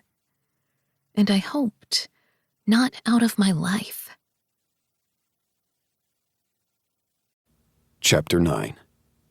Rule number 1. There is no such thing as forever. Aston. As the eldest of the family, it was time for me to take charge, at least in the essence of trying to move forward. Speaking with Blakely as I had, knowing that I was making moves that I normally wouldn't, reminded me that I at least needed to try. That was how I found myself on the other side of the table with Isabella. I had opted for a small diner that served comfort food, and a place that I liked to relax. It wasn't a fancy, overbearing place, and it wasn't a loud place with children running up and down the aisles. I figured Isabella wouldn't mind it, but the problem was I didn't know her. I didn't want to alienate my new sister, and I had been afraid to even ask Blakely where I should take Isabella for lunch, because that felt as if I were getting insider information. Then again, I needed that insider information. So I had texted her. Me. Where should I take Isabella for lunch? Blakely. That's an odd way to say hello. I had grimaced and quickly typed, Me. Good morning. It was great seeing you last night. Now, where should I take your best friend for lunch where she's not going to hate me? Blakely. I was just kidding with you. And lunch with Isabella? That's so sweet. And she doesn't mind anywhere. Honestly, food that she doesn't have to cook herself is always a win. So nothing pretentious. LOL, probably not for your first sibling date. Don't make it weird. Oh, I'm going to make it weird. I'll see you on Monday. I had swallowed hard, wondering what the hell I was going to do with myself and her. Me. Yes, Monday it is. And that was how I found myself in front of Isabella, both of us seated across from each other in a booth, feeling awkward as hell. Thank you for joining me for lunch, I said, tapping my fingers on the table. Isabel's gaze went straight to the motion, and I stopped. Now I was developing a nervous tic about this family. It seemed about right. I was honestly surprised that you asked me for lunch. And since it's just the two of us, I guess it doesn't count toward our monthly meal. I grimaced. Do any meals you eat with the siblings you knew about your entire life this month count? Touché. Here's the deal, I began. Isabella just grinned. I was waiting for that. I continued as if I hadn't heard her. I liked her biting tone. Honestly, it reminded me of Flynn's when he was in a mood, and myself, for that matter. I'm seeing your best friend, and we're newly found siblings. I think we should just deal. Isabella spluttered in front of me and shook her head. You're seeing Blakely? That's the label you're using? I shrugged, knowing that label might not have been correct, but it was something. I wasn't completely jumping off the deep end. Or maybe I was. I want to see her, and we have gone out. I'm not quite sure what other label I should be using, and frankly, that's a discussion Blakely and I need to have. Isabella smiled so sweetly, I had a feeling I said the right thing. You're right. I am usually very bad at those conversations, so more power to you. So you're not seeing anyone? No. There's really not time for boyfriends and dating with my current job. And that seemed like a decent segue. From what you've said, and what Blakely has mentioned, she cut me off. So you and Blakely talk about me? There really is no good way to say this, because if we never mentioned you, it would feel like the elephant in the room of not doing so, because it is a very large part of our lives. And if we did talk about you, it would feel like talking about you behind your back, wouldn't it? I don't like the fact that you have answers for everything.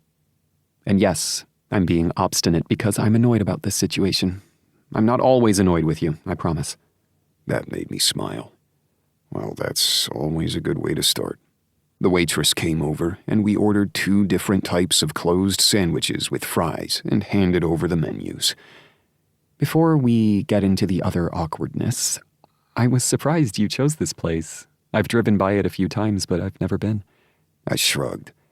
I used to sit in that booth over there with my homework after school and do as much as I could before I had to go home. I'm almost afraid to ask what your childhood was like. It wasn't terrible. I can only complain about the way Dad treated us, and my mother for that matter, but it wasn't terrible. Everything was always loud at the house because there were so many of us, and I just wanted to pretend I was an only child for a minute. She nodded, understanding in her gaze. As the eldest, I get that. And honestly, I thought my house was loud with the number of siblings. Yes, the numbers are a little worrying. Her lips twitched, and it felt as if we'd been speaking for hours, though it hadn't been that long. We were jumping from topic to topic, speaking of numerous things as if we'd known each other for years. The comfort in the interaction should have been unsettling, but it wasn't. And perhaps that was the unsettling part of the entire situation.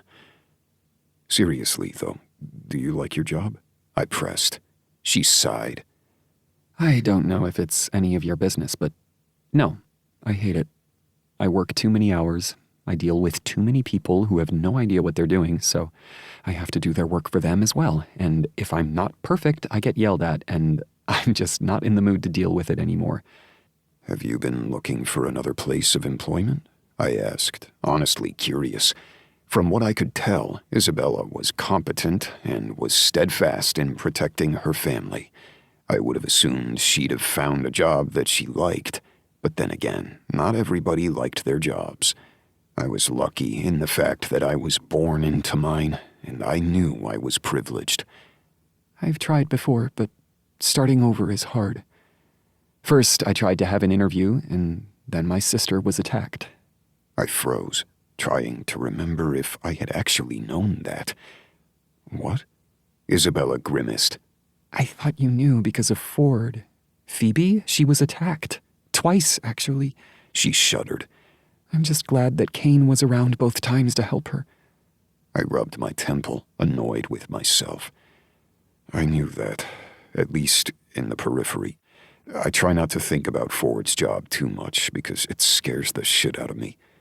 I just hadn't put two and two together that Phoebe was your Phoebe. I paused. Our Phoebe. Her eyes warmed at that, and she looked far less tired when she did. Our Phoebe.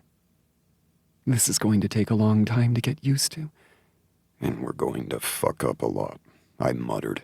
Oh, yes, we are. I fight with my siblings all the time because it's what we do. And I love them. Same with my brothers. We don't have the deep fractures in our relationships that some large families have. I think it's because we bound together against my mom's attitude and our father's ineptitude. My problem is I really liked my mom. She was wonderful to us. And the way we grew up, Dad was in and out of our lives, not just for work, but because we thought they separated. It's how they had put it. I shook my head, astonished. Seriously? Seriously. So in my mind, my mother was a strong single mom who was working to keep us all afloat. And I don't even know if that's true. So Dad wasn't supporting you guys at all? I don't know. I can't talk to my mom about it because she's mourning a man that I apparently didn't know. It's not like I haven't met our father. He ate dinner with us. He was there on Christmas morning. Busy day since he was also there at our Christmas mornings, I said dryly. Because he always had to work and would leave early. So I don't know the man that you know. And I didn't know my mother this whole time. Sadly, my mother knowing about a secret family and being icy cold about it doesn't really change my view about her. Isabella grimaced as the waitress set down our food. We said our thanks, and we each picked up a fry, playing with the edge of it. I didn't even think Isabella realized that we were doing the same movement, and I had to wonder exactly how genetics worked. I'm sorry that you had to deal with that woman. Because I had an amazing mom. I'm sorry that this broke your view of her. And I think that's what I hate the most. I never liked Dad. And that's a horrible thing to say about a dead man who happens to be your father. Dad was an asshole. I don't like him very much either. But we all had our certain relationships with him. I went into accounting with large corporations because my dad helped me with numbers when I was little, and everything just clicked. And it was all a lie. Not all of it. We have to believe that. If it's all of it, then nothing makes sense. And that's the problem. Nothing does make sense. But then again, this is a very weird situation. I can't believe that I didn't really know it was Phoebe that was hurt that whole time, I said, bringing me back to the beginning of our conversation. And the fact that Ford, a man that I met, happens to be my brother as well. I always thought he looked familiar, but I didn't realize that it was because all of you guys have Kyler's eyes. I sighed and bit into the fry. You know what's weird? I really like his music. Isabella beamed. He's brilliant. I can't believe that he's going on tour and has albums. He's really making something of himself. And it's so strange because he's my baby brother. Has the scandal broken in his circles yet? I asked, honestly worried. She shook her head. Not really. I think there were a couple of articles, but now they've moved on to a new thing. Kyler doesn't share most things. He puts on a smile, pretends he's a lazy musician, but I don't know everything. I wish I did. Well, maybe he'll confide in a brother. She scowled at me, and I just laughed. I was kidding. But you never know. I grew up in a house of just boys, so I feel like Kyler's situation is probably completely different than the rest of ours. Oh, no, I didn't even think about that. He was stuck with all of us girls, and now you guys outnumber us. Pretty much, I said with a laugh, and we continued to eat, discussing each of our siblings in turn. It felt like something had changed, as if maybe we weren't adversaries, but allies in this war against history and family. Back to your job. So Phoebe getting hurt made you not look? I asked, trying to get the image of Phoebe hurt out of my mind. I missed a big interview, and then it set me back for a bit. And even before that, I was ready to start the process. And then Sophia retired from ballet and wanted to open a dance studio, and I ended up having to stay on so that way I could help her co-sign. My eyes widened. That was selfless. It was what family does. And in the end, I didn't even have to truly co-sign because Sophia did really well for herself, but it's what family does. And when Kyler got a little bit bigger, and I wanted to be able to have the time off to travel, and starting over would have been hard, and then Emily was looking for jobs and happened to get an interview at the same place that I was, and I knew that they weren't going to be able to hire both of us, so I stepped back. And you still work in a job you hate, I said softly. Pretty much. You'll work with us, I said, finally blurting what I had been trying to put into words this entire time. She froze, her fry halfway to her mouth. I don't need charity. I shook my head. It's not charity, it's work. I'm a forensic accountant, Aston. And are you really performing the job that you want right now? Isabella stared at me for long enough I was afraid I'd overstepped once again. But eventually she shook her head. No, I'm doing other types of accounting because that's what they put on my table, but I'm trained as a forensic accountant. Do you really need one? Of course we do. We buy other businesses and buy into other businesses. Blakely's job is to help organize those businesses underneath James's purview, but we need another forensic accountant on the team. So I would work for you, or James, or Flynn? I shook my head. With us. I'm not quite sure that is how it works. It's how we'll make it work. I don't work for my brothers. Yes, Blakely works for James, but she's not family. I cringe. I'm not doing this right. No, you're right. I'm just surprised. You shouldn't be. One day the will's going to be split 12 ways evenly, beyond the holdings we already have. My brothers and I, at least everyone but Kyler, all made our own income outside of what Dad left us. And Kyler is doing damn well. We aren't billionaires. We're not even truly multi-millionaires. She raised a brow. We're not. The company does well, but we don't take huge salaries. We aren't the megalomaniacs with the monocle laughing over our heaps of money. And here I thought you were Scrooge McDuck diving into his vault of money. Diving into coins does not seem sanitary, and honestly, it's just asking for a broken bone. She laughed at that, and I finished my sandwich, knowing I wouldn't have much time to eat later. Take the job. Do something you want to do. Or hell, work with us for a little bit, get something else on your CV, and then find another place. If it doesn't work out, it doesn't work out. But we have the space, the needs, and why do something you hate? She sighed and shook her head. You really are the eldest, aren't you? So says the other eldest. She grimaced. I'm no longer even close to being the oldest sibling anymore. Most of you guys are older than me by a couple of years. You know, I think you and James are the same age, like a couple of days apart. Isabella grimaced. Don't remind me of that, because that means, well, I don't want to think about it. I shudder. No, we're not going to think about that. As we finished our lunch, she raised a brow at me. Okay, let's say I take this job. Who would I be working with? All three of us. And if you need to worry about the hierarchy, it would be a vote with all three of us. I'm okay with that. I don't need to come in and be the CEO of the company or anything. I'm not that insane. There's a lot of places to work, and you don't even have to work in the same building. Because you guys own so many buildings and a town? I sighed. Yes, I mean, I only personally own a house that I rent out most of the time. Hudson lives there. That's why it's so hard for him to get on the schedule for the monthly dinners. Same with Kyler. I don't mind, though. Them having to travel so far to us seems a little ridiculous for dinner. That's what I was thinking. Also, because the town was founded by our great-grandfather, at least in his mind, things were passed down. And then my brothers and I bought some more of the land from a company that Dad sold to. She frowned. What do you mean? I ground my teeth before forcing myself to relax. Dad was on his way to selling it to a company who wanted to build a strip mall in the small town. Her eyes widened.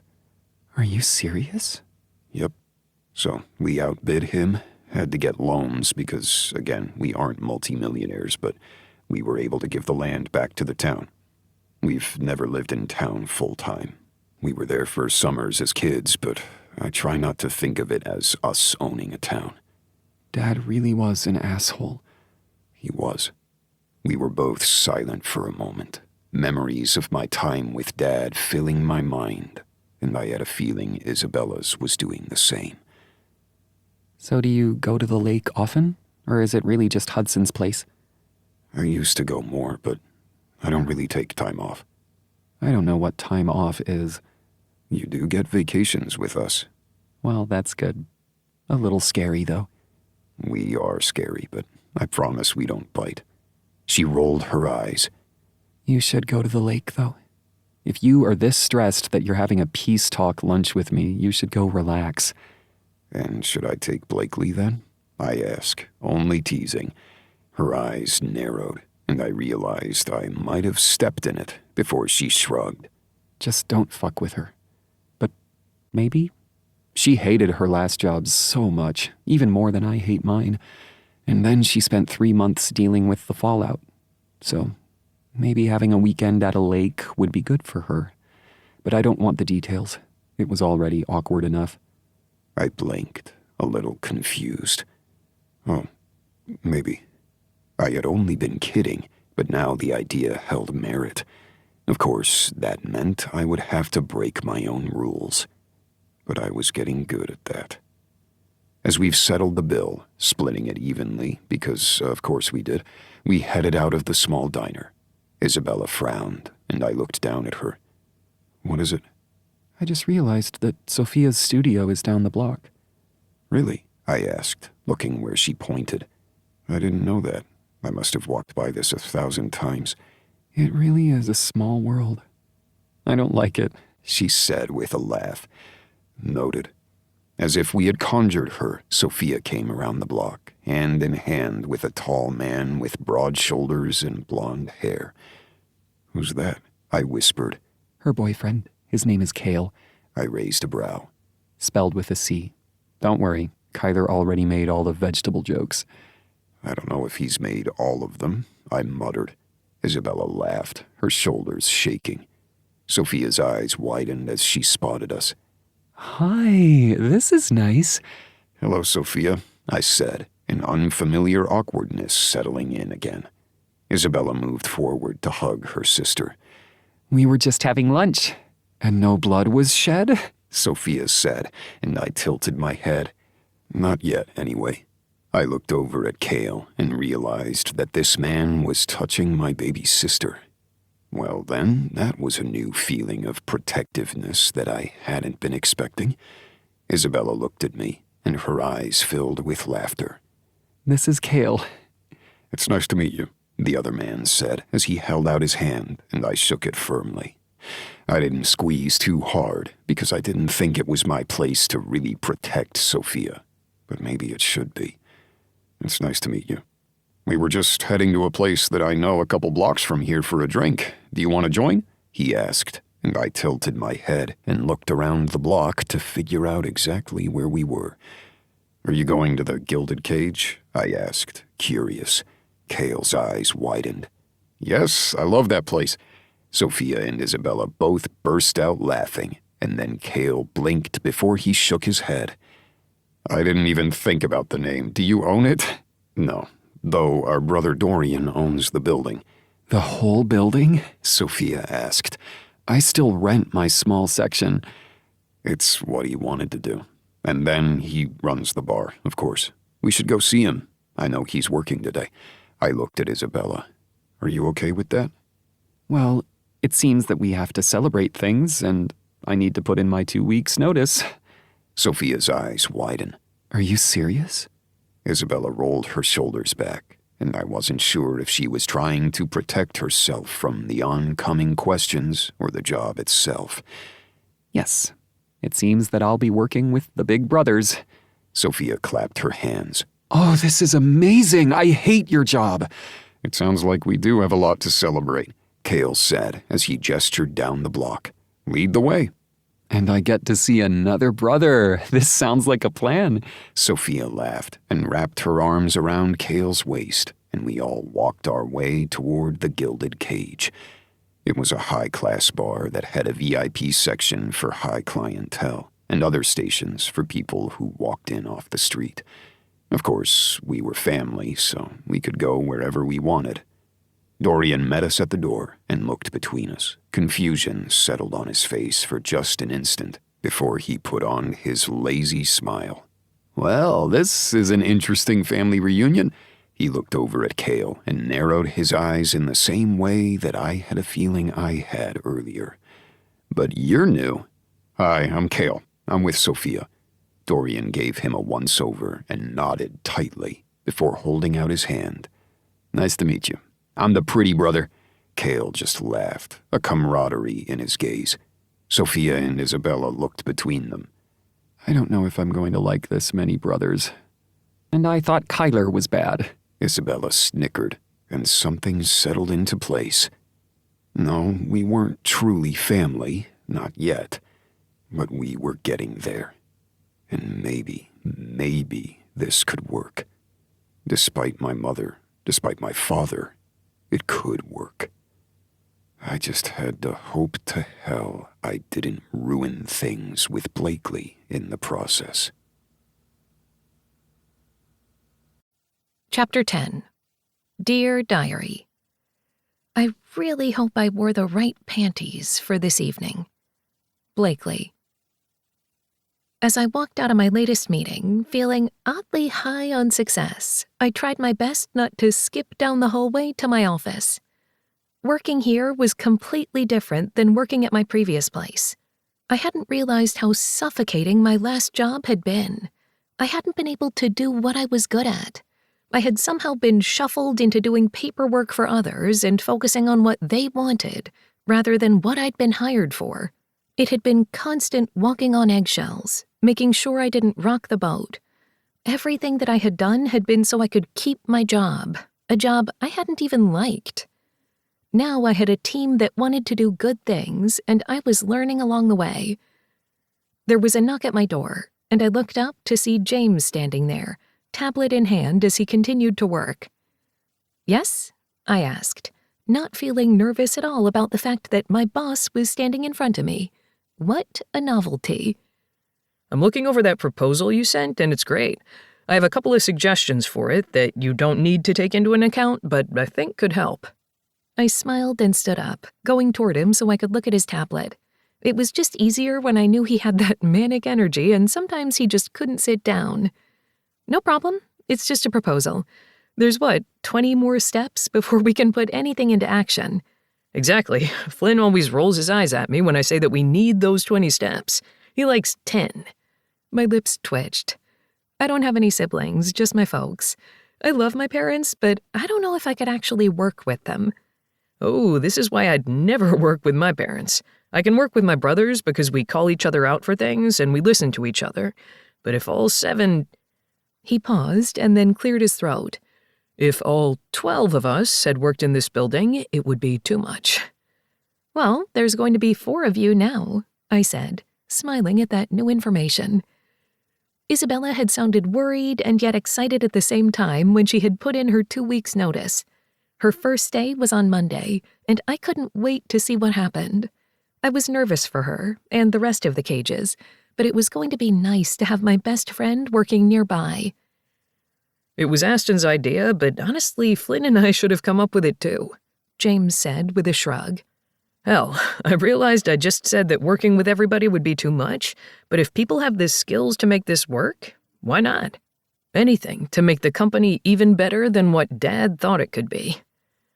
I heard the bitterness in there, but he smiled so brightly, so much like Flynn in that moment, I couldn't say anything. Do you know if she's going to work in this office or another? She has the option of working at either one of our buildings. I don't actually know where she lives, and Aston is handling all of that. We have more than one accountant on our team, and since she's going into forensic accounting, she'll be working more with Aston than me. It's going to be nice, though, right? You'll get to know her. Yeah, more than just at dinners where things are awkward and we're doing speed dating for siblings. He paused and cringed. In a not really weird incest way that I just said. I sort of understood, I said with a laugh.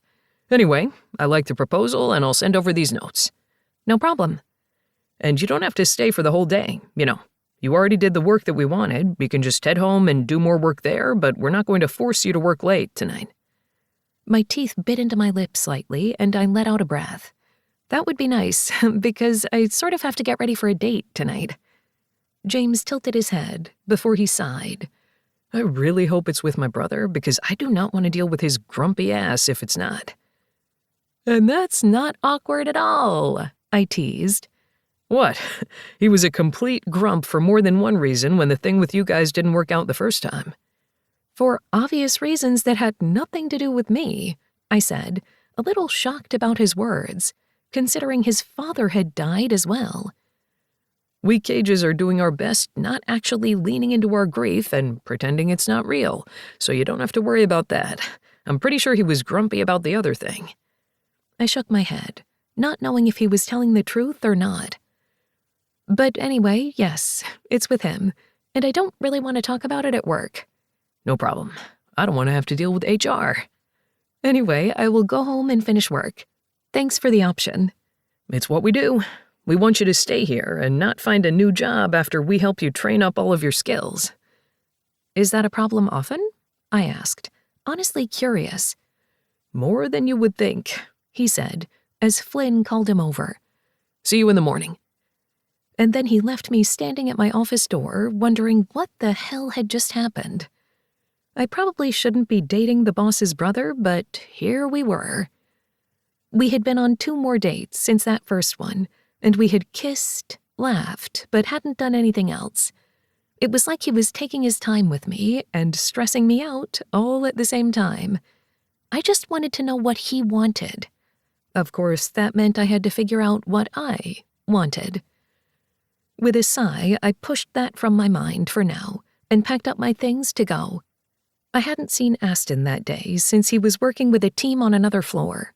And for the past week, to be honest, he had been in different buildings, meeting with potential investors and doing things on his side of the business, which meant that we had the space that we needed, and it didn't feel overwhelming. At least in that sense. I made it home quickly, and while I put on a face mask to hydrate, I looked over the rest of my files and continued to work for a couple of more hours, all the while getting ready for this date. I didn't know why I was so nervous, but I really couldn't help it. At 6:30, the doorbell rang, and I looked down at my wrap dress and heels and hoped that it was good enough, or that I wasn't overdressed. All he had said was that he was taking me to dinner.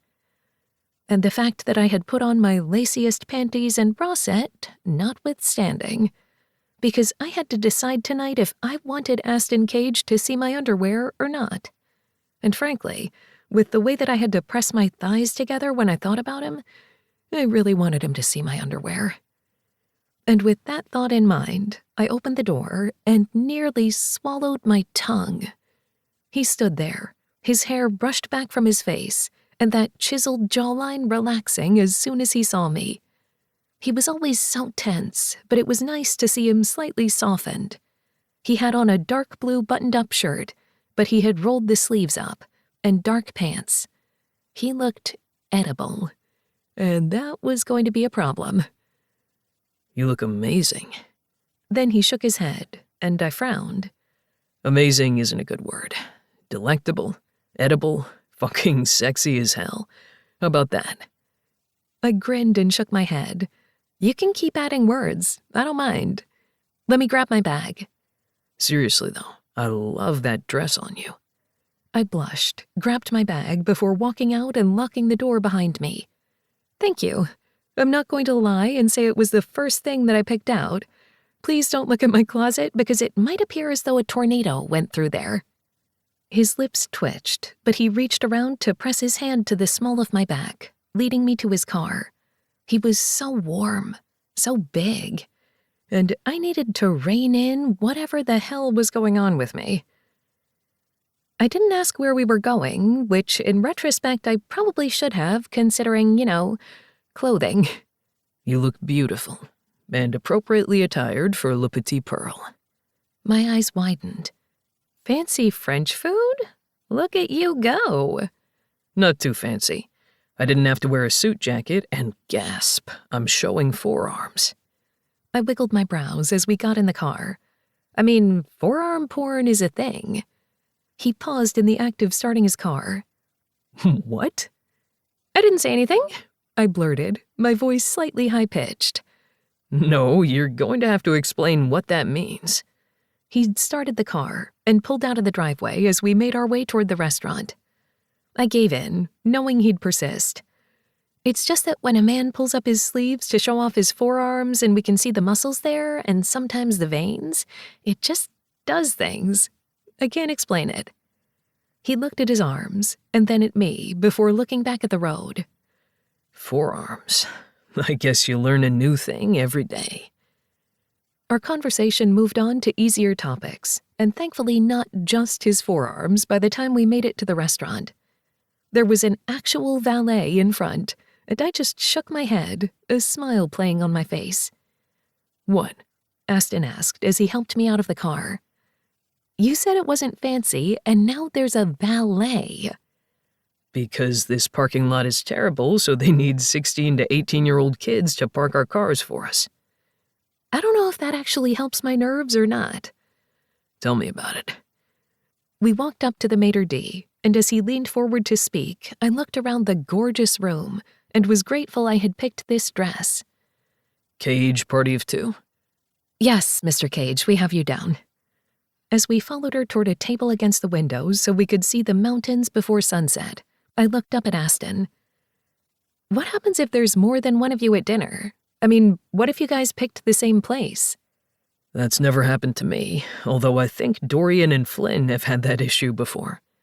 It probably doesn't help that there's so many of you. I shook my head. No, or that Hudson and Flynn are twins. And identical. Yes, we all look alike, including Kyler, for that matter, but they're the identical ones. Hudson has his hair different now, so at least it's easier for Mother to tell them apart. We sat down as I took the menu, my attention only on Aston. What does that mean? My mother's not the most observant when it comes to her children. She refused to get a nanny when we were kids, even though there were 7 of us, so we pretty much raised ourselves like the terror we were. I could always tell the difference between the twins, so could all of my brothers, but Mom never could. I let my voice trail off, shaking my head. I don't know what to say to that.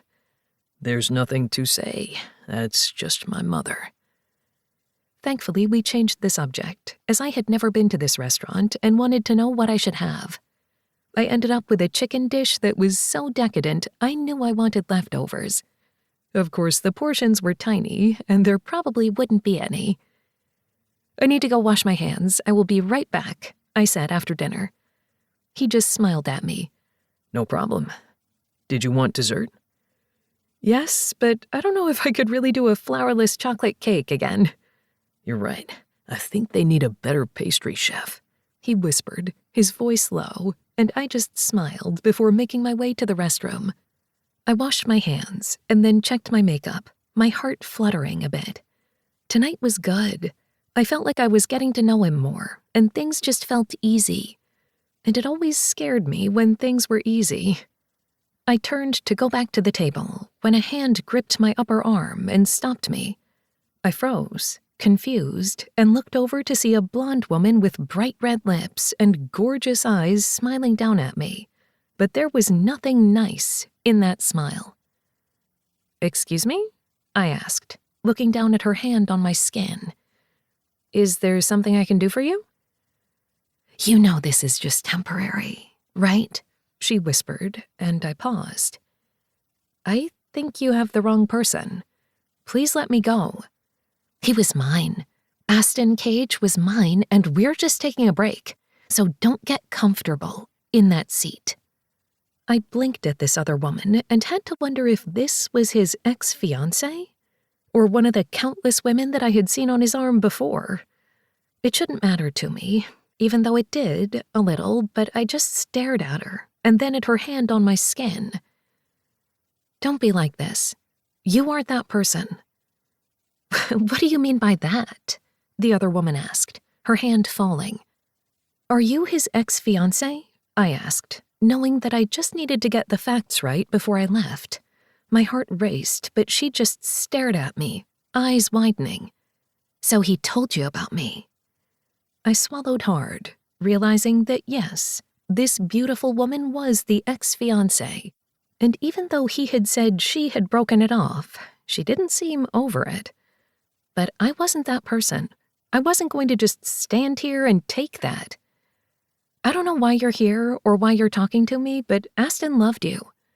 Her eyes widened at my words, but I was going to tell the truth. Meaning there has to be good in you. Don't pit yourself against me. Don't lower yourself to fighting me in a bathroom. We're both above that. The other woman's eyes widened again before they narrowed into slits. Then just don't get in my way. I sighed, knowing I wasn't going to get through to her in that moment. What I had said was true, and Aston had loved her, so there was some good about her, because those were Aston's choices, and I didn't know what this woman wanted now. Just go. You're not going to scare me out of whatever's happening between us.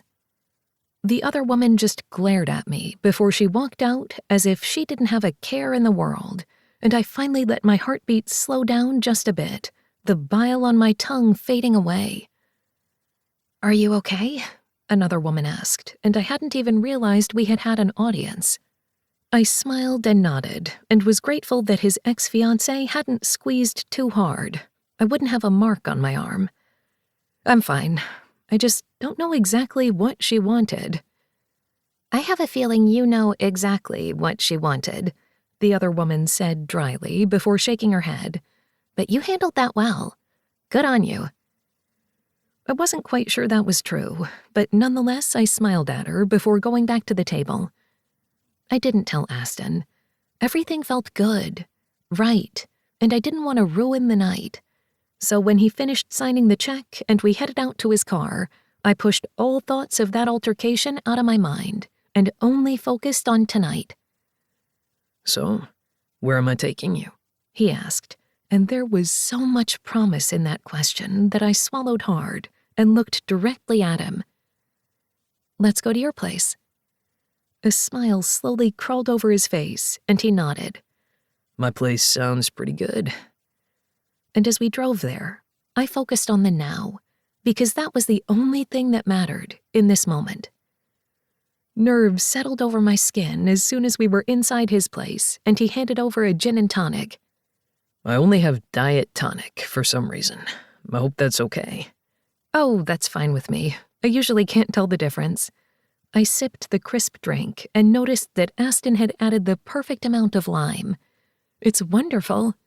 Well, it's an easier drink than mine, he said. I looked at his Manhattan. I don't know if I could drink cherry and bourbon. Well, they are a match made in heaven, he said, as he brought the tumbler to his lips. I did the same with my glass, and then licked my lips as a drop of my drink slid out. His gaze latched onto my mouth, and I swallowed hard. I think I'm done with my drink, he said, his voice low, and I set my drink down with a nod. And then he was on me, and I couldn't think. He cupped my face, his mouth pressing against mine with such ferocity I could barely breathe. He tasted of liquor and sweetness, and I wrapped my arms around his neck, kneading him closer. When he reached around me and gripped my thighs, I let out a shocked gasp. And then he lifted me up off the floor, and I wrapped my legs around his waist. I want you on a bed first. I'll take you on a couch, against the table, anywhere later. But I want to see you sprawled out over my bed. I nodded, my pussy pulsating. Yes, that's what I want to. Good. He kissed me again and led me to his bedroom. I didn't know which direction he was going, if we went upstairs or anything. I was so focused on him and his taste, it was like I was out of reality. Aston set me on the bed, and I let out a moan as he gently tugged on the tie to my dress. I've been wanting to unwrap you since I first saw this damn dress. I swallowed hard, knees going weak. Oh, Damn straight. It's all I've been thinking about since I first saw you. But now I get to see exactly what I'm unwrapping. my breath caught as I stood up, and he finished undoing the knot at my side. When my dress fell to each side of my hips, I felt as if I were completely naked in front of him, though I was still wearing clothing. The hungry, dark look in his eyes nearly sent me over the edge. And when he studied my body, I felt as if I were enraptured, treasured, his. He reached out and ran one knuckle underneath my breast and then over my nipple. It immediately pebbled, and I sucked in a sharp breath, the sensation of his touch going straight to my cunt. Aston. He looked up at me then, that familiar smile on his lips. I love it when you say my name. Just my name.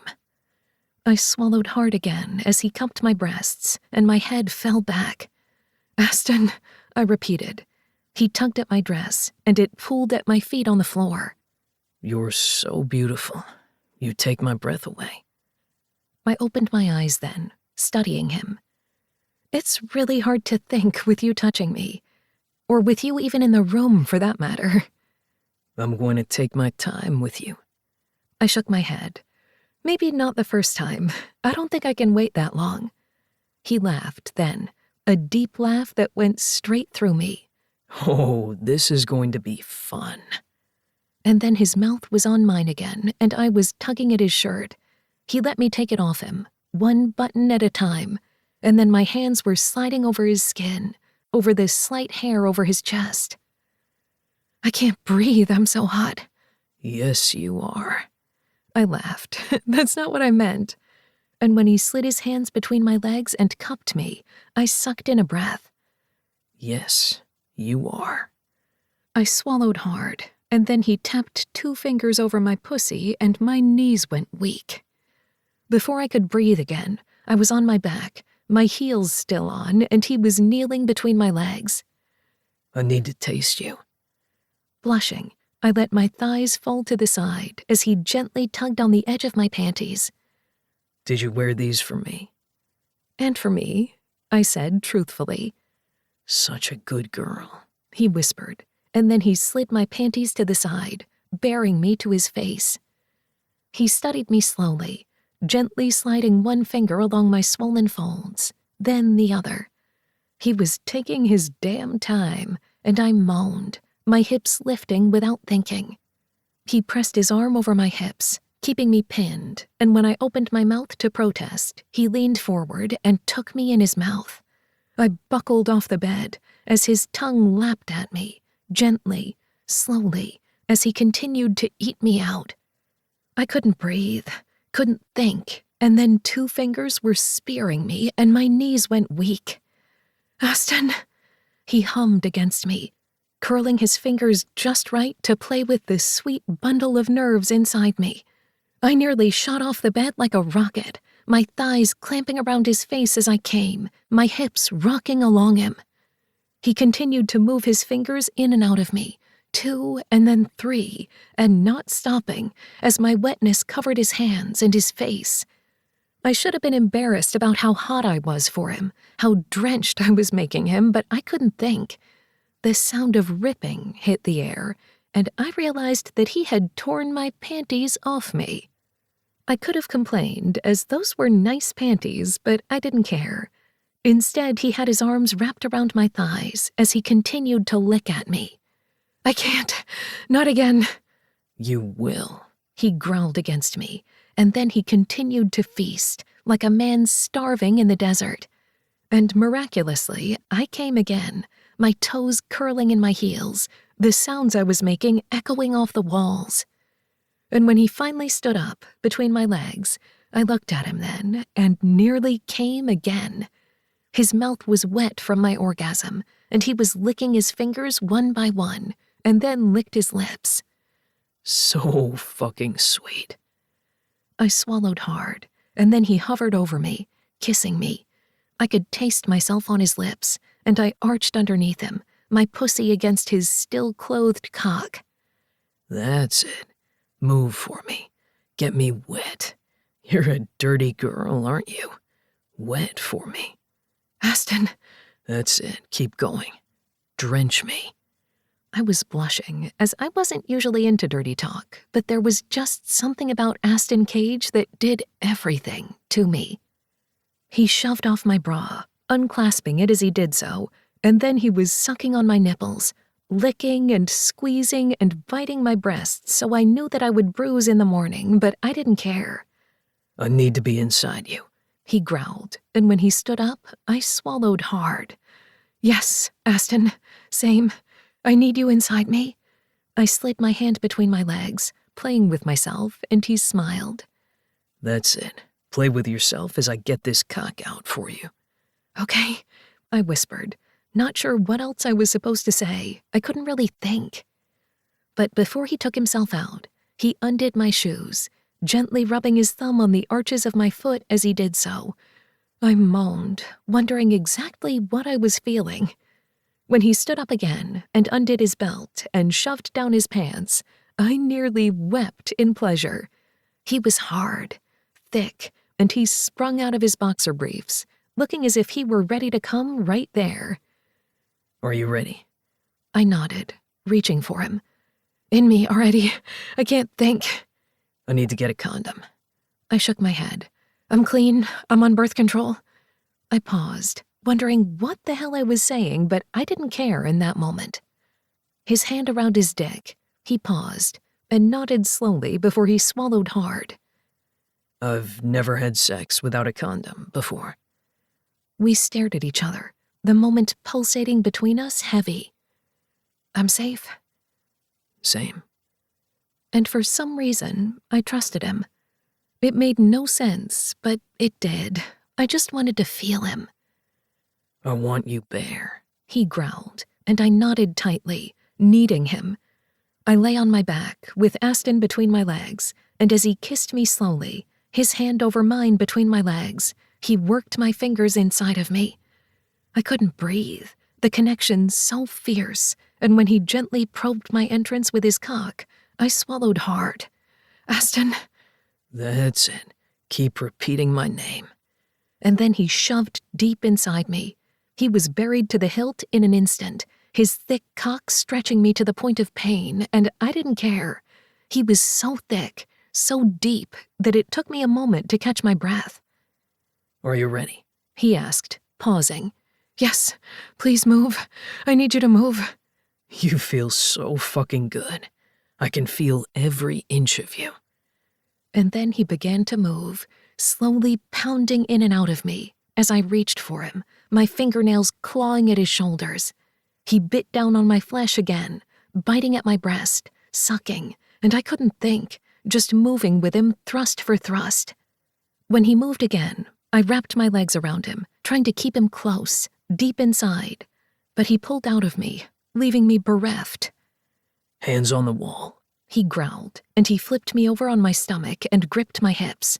I crawled forward with him behind me, and I put my hands on the wall, my knees shaking.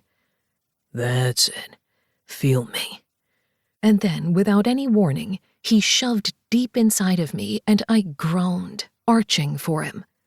To keep myself steady, I nearly clawed at the wall, and he had one hand on my pussy, playing with my clit, the other around my throat. You're so fucking beautiful. I can't think. I swallowed hard and came again, not even realizing that his voice could do that to me. That's it. Squeeze me. I'm almost there. Aston. I knew I needed to say something other than his name, but that was the only thing on the tip of my tongue. But when he pulled out of me again, I was afraid it was over, and yet I knew I could barely move. But instead he sat so his back was to the headboard, and then he pulled me over him. Finish me. Ride me. Take control. You've got this, Blakely. At the sound of my name on his lips, my eyes filled, and I lowered myself over him, knowing this would take him even deeper. This was the most intimate I had ever felt. We were face to face, my breasts pressed against his chest. He gripped my hips and nodded slowly. I've got you, Blakely. You're safe with me. Tears slid down my cheeks, and I rolled my hips, slowly setting the pace. He just nodded and kept going, his jaw tensing as he was nearly there. And when he lowered his lips to mine and I cupped his face between my palms, he came, groaning my name, and I let the tears fall. I hadn't meant for tonight. I hadn't meant for any of this. And I was truly afraid with this one moment, with the tears running down my cheeks, I was well on the way to falling in love with Aston Cage. And that would be my sweetest mistake. Chapter 11. Rule number 4. Cage first. Always. Aston. For the second monthly dinner, we were once again at my place.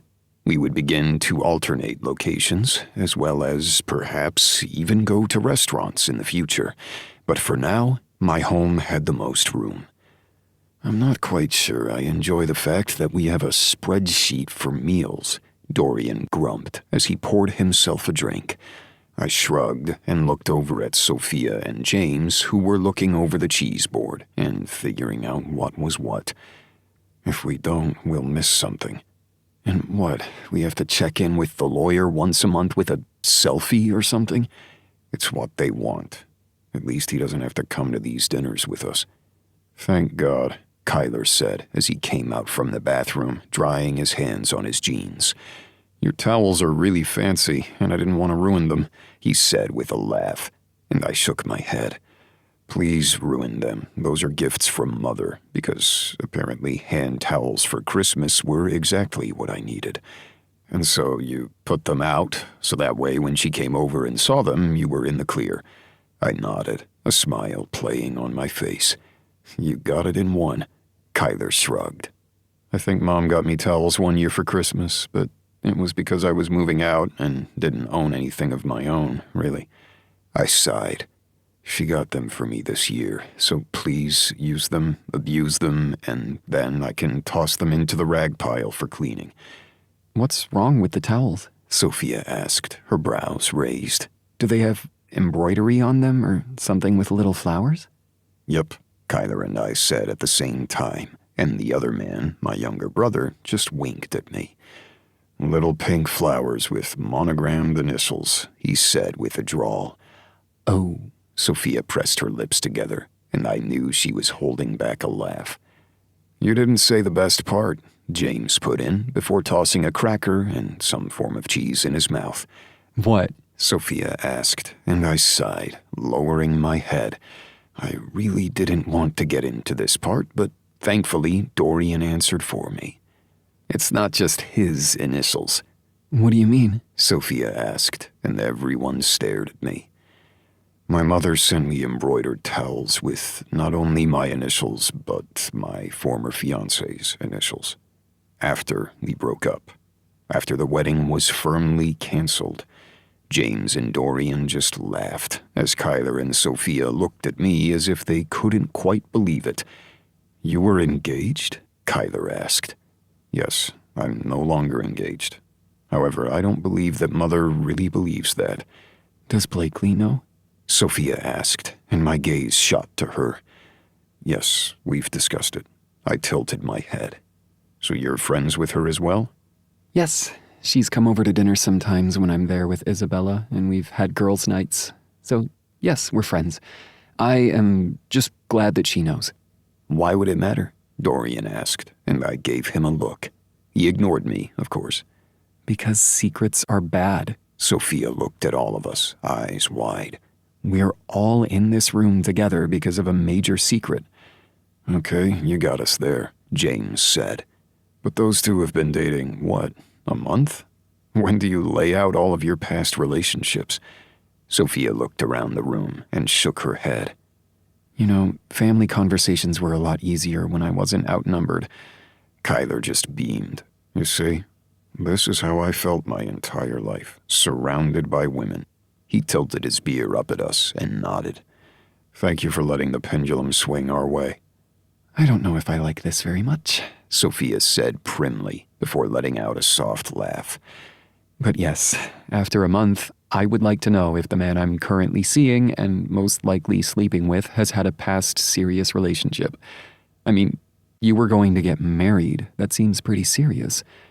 Seeing as I told Blakely, it's not really a problem. And Meredith isn't a problem. Except for the whole embroidered towels thing, Dorian said dryly.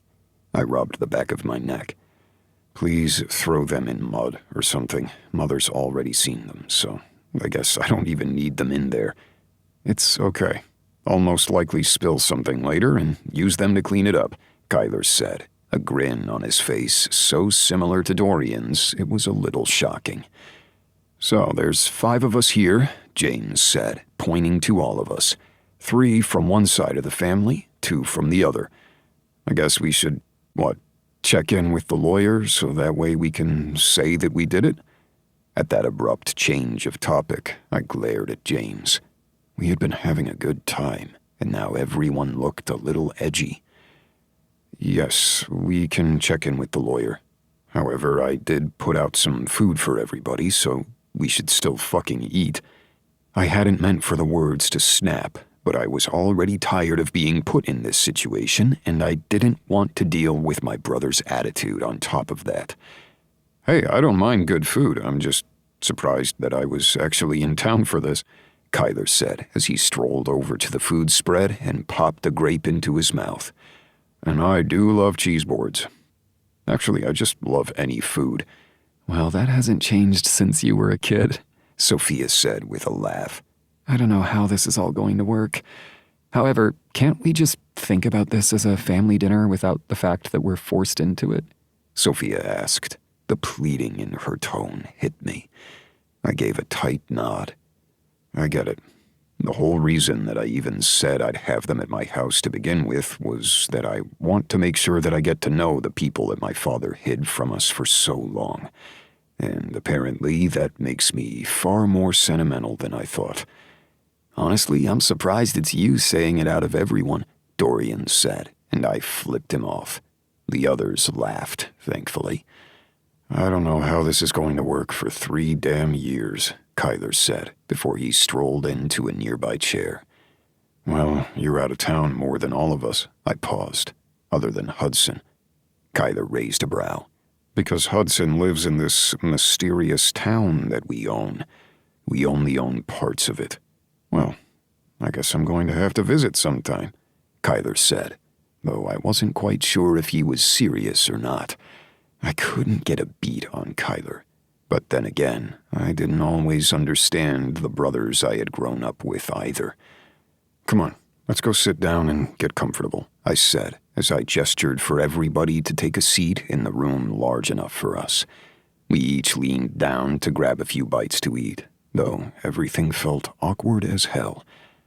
So how is this going to work in the future? Sophia asked as she perched on the edge of a chair. She played with a grape between her fingers and winced. I'm not being confrontational, and I know we have a spreadsheet about who can go where for the next couple of months, but is it only family, or can we invite friends? Or should we do a dinner with all of us at one point? I mean, it's vague and yet specific at the same time, and I don't know if I like it. I sure as hell know I don't like it, Kyler mumbled. And this is all because you want to invite Kale? Kyler asked, fluttering his eyelashes at his sister. The prim and proper Sophia flipped him off, and Dorian barked out a laugh, while James and I grinned at each other. I've met this Kale. He seems like a nice guy, I put in. I liked him, Dorian added. Kyler sat up and frowned. Wait, they've met him and I haven't? Sophia rolled her eyes. They were in town. You're never here, little brother. Kyler glared. I really wish you would stop calling me that. I can't help it. I now have too many big brothers, so I have to make sure you know that you're still younger than me. You know you're going to hate that when you start to reach monumental ages, Kyler snapped back. And then I'll lord it over you. I wouldn't do that, I said dryly. Mostly because I'm pretty sure all of our sisters could probably kick your ass once you start making fun of their ages. Kyler tilted his head, studying me. You're sure free and easy with the "our siblings" part. Is that a problem? I figured that the more I try, at least, the less I feel like I'm going to want to find Dad's grave, dig him up, and beat the shit out of him. That was very violent, Dorian said, as he finally broke the awkward silence that had filled the room. And graphic. What, you've thought of it? I was more thinking about lighting it on fire, but sure, we can beat up the bones or something, James added, before sipping his drink. Kyler and Sophia looked at us like we were crazy before they both shrugged in unison. It was quite funny to see. My newest brother turned toward the window, staring off into the distance. I haven't really thought of the man often, mostly because I don't want to. I could give two shits about him. I let out a breath. I don't want to continue to do this for that man. I want to do it for us, for our legacy. Dorian studied me. Really? You really think that we have a legacy anymore? We should make our own. I paused. I don't want Dad to fuck up our lives any more than he already has. Kyler growled something under his breath, but I couldn't quite understand what he said. I do like the fact that we're trying. I don't want the money. Sophia paused as we all looked at her. I don't.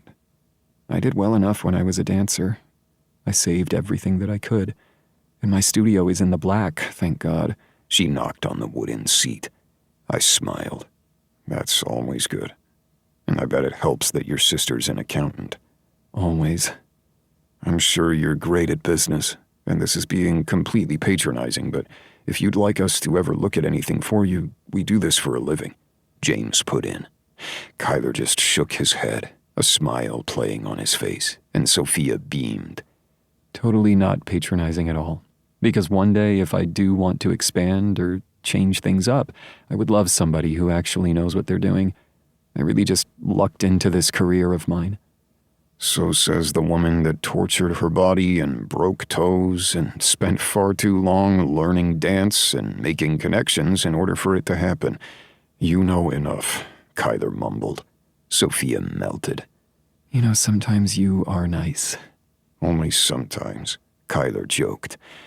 Whenever you're ready to expand or franchise or do whatever you want, we're here, I said. And frankly, I get it not being about the money. I just don't want him to have any say in our business. I don't want him to have the power to break our enterprise in 1,000 pieces just because he can, and do it from the grave.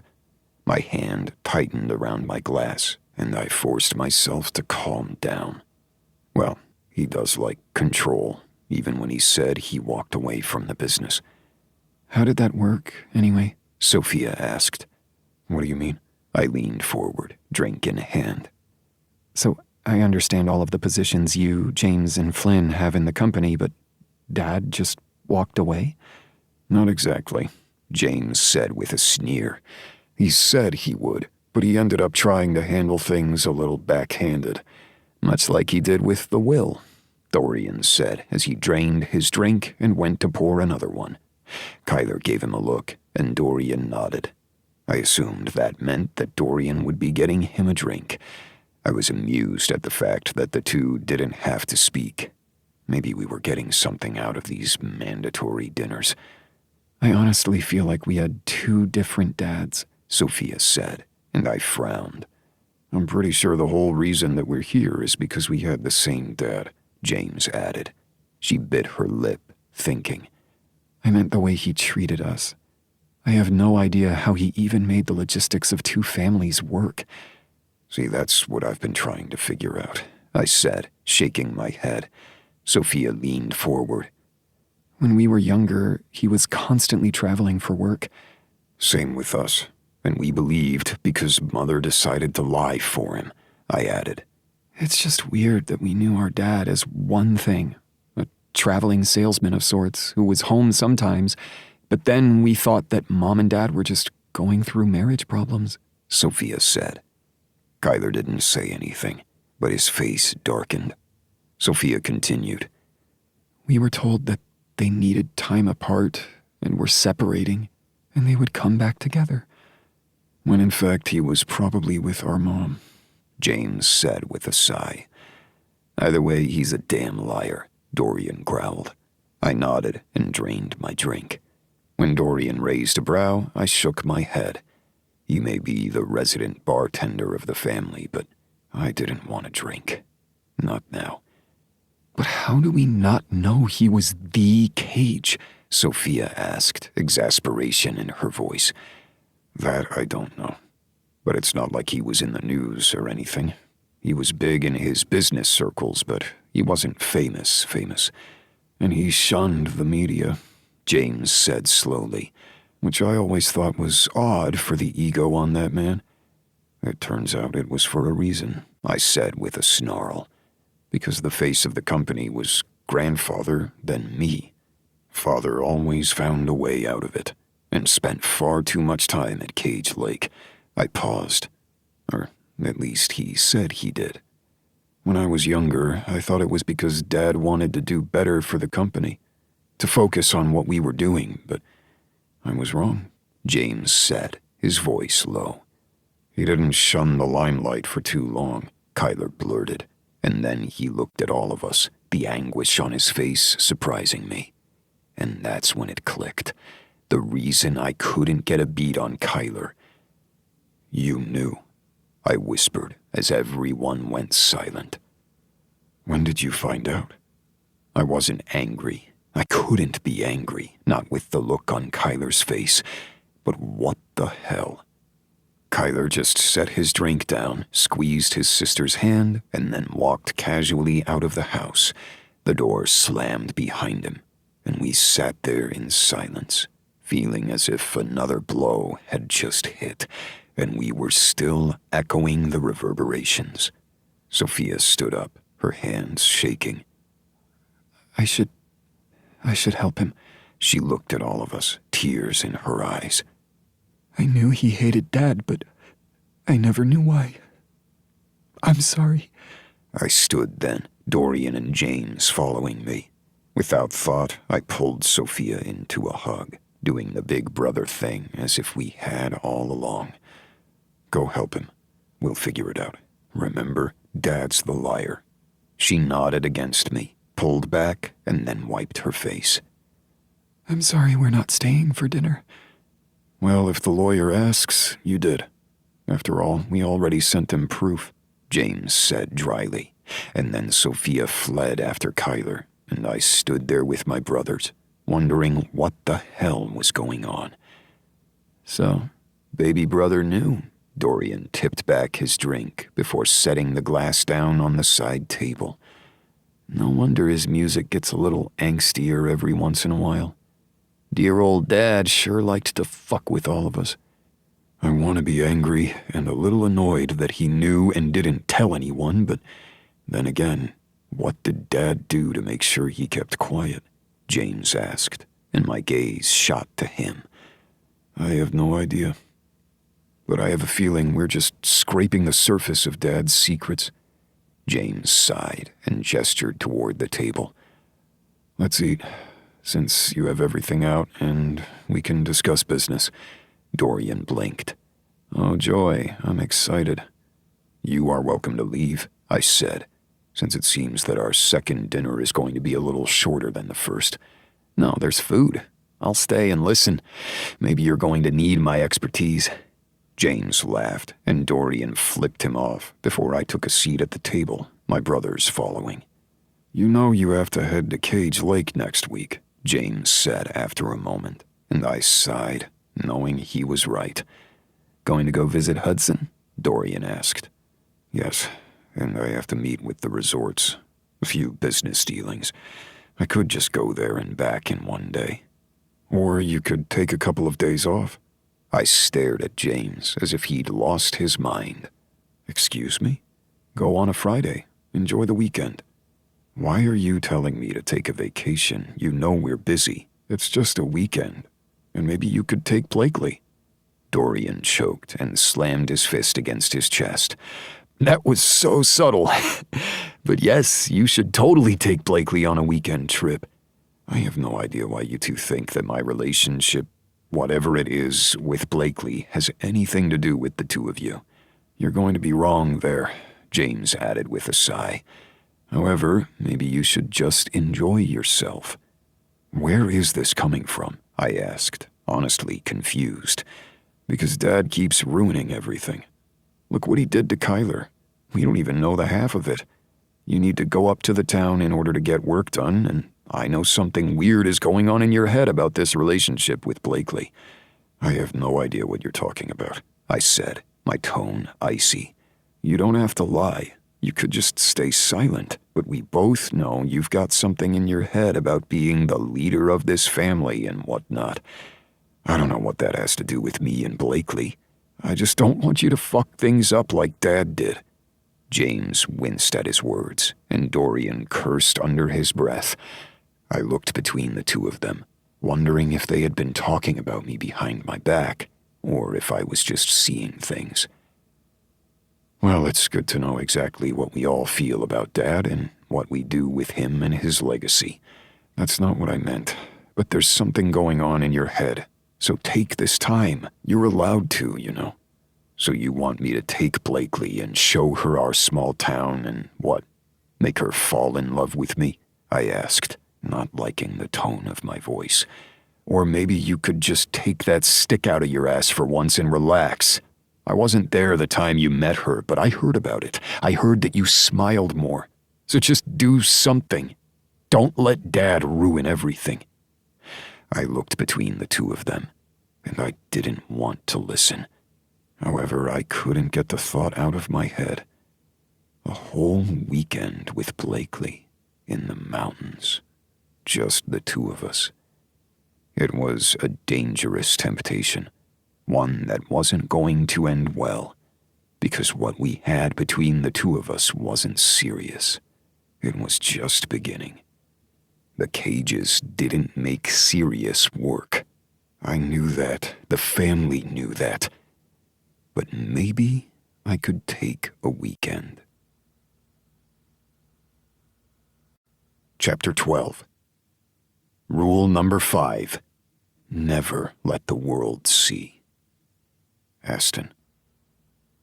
I still couldn't quite believe that we were in my SUV, driving up the winding roads to our mountain town. It wasn't fully in the mountains like Vale or Aspen, but it was enough that the altitude could affect some people. Although I knew visitors to just the mile-high city sometimes had to take oxygen because of the change in elevation. I had been born and raised in the two parts of Colorado that called me home. So, of course, this was just home. Now, the surprising part might have been the fact that I was taking a weekend off when all I wanted to do was bury myself in work, so I didn't have to think of reality. But that was only part of it. No, the other part was all about who was sitting next to me. Blakely hummed along to the popular song playing on the radio, her sunglasses perched on her nose as she tilted her face up to the sunlight.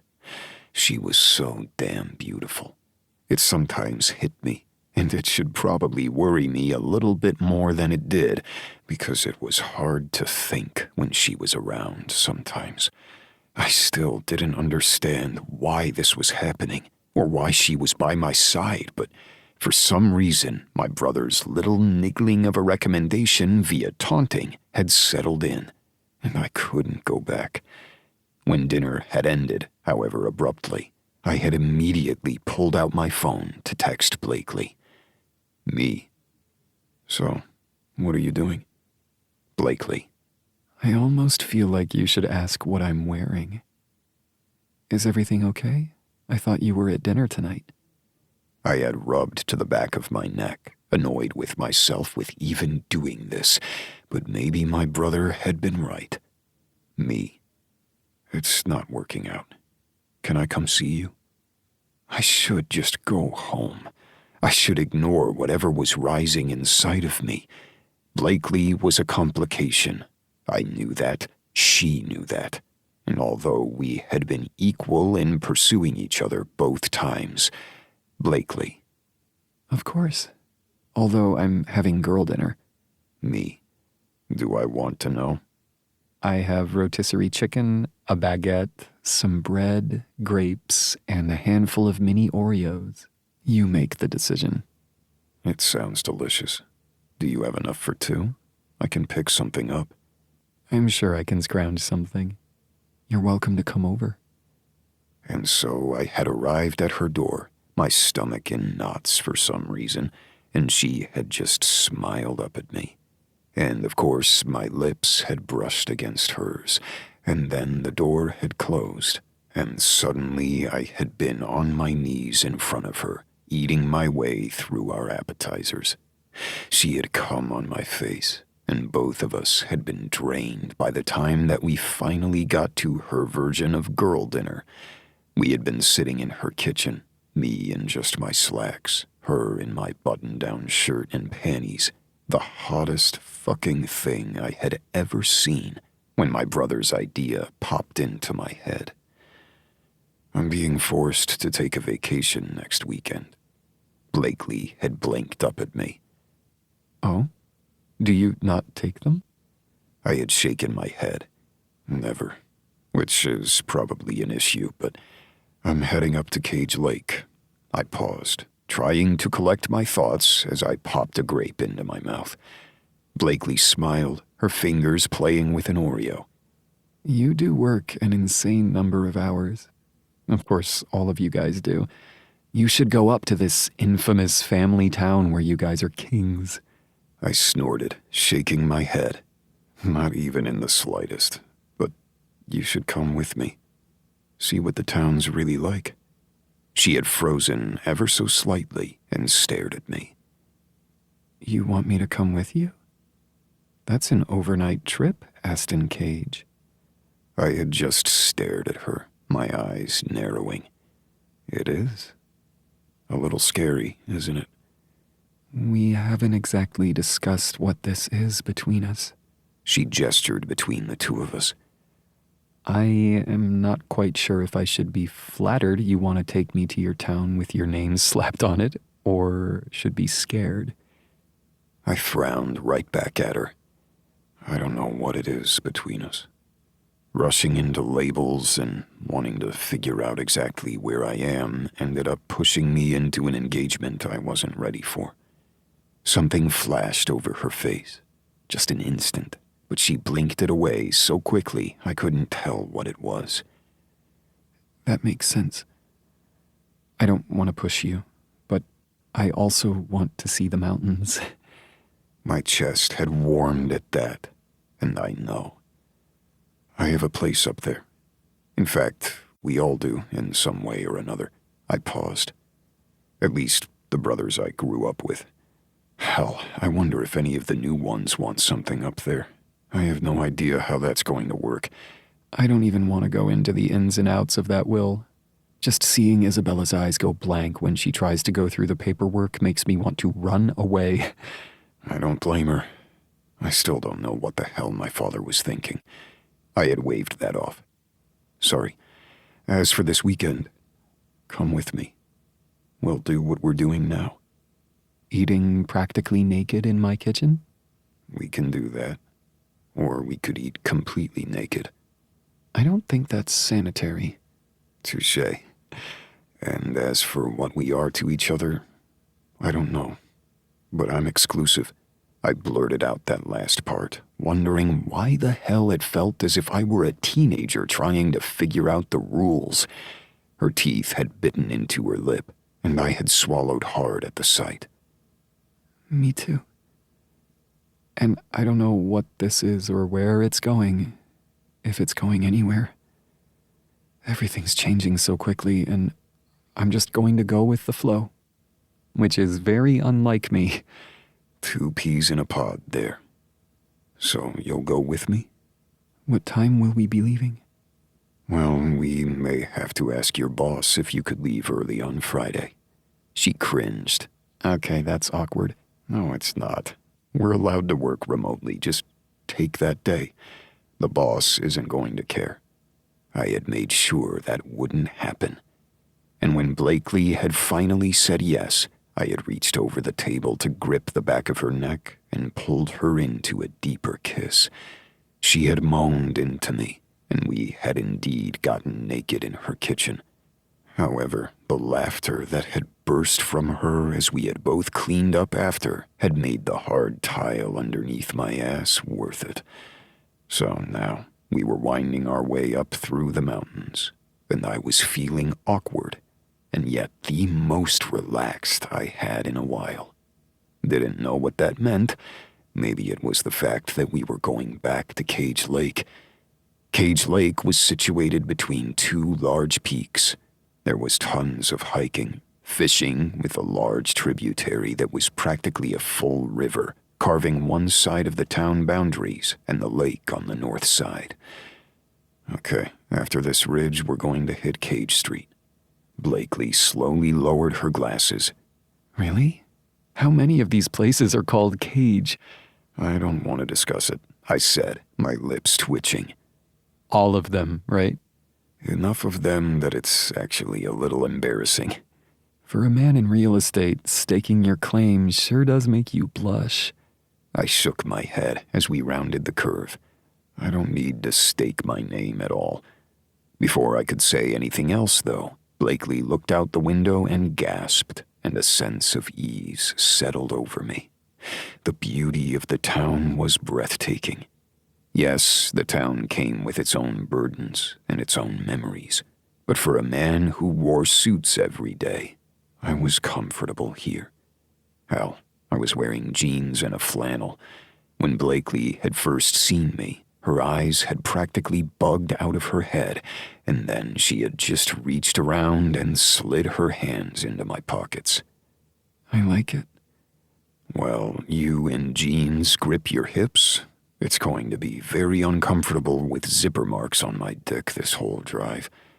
And now she has seen the town that I loved.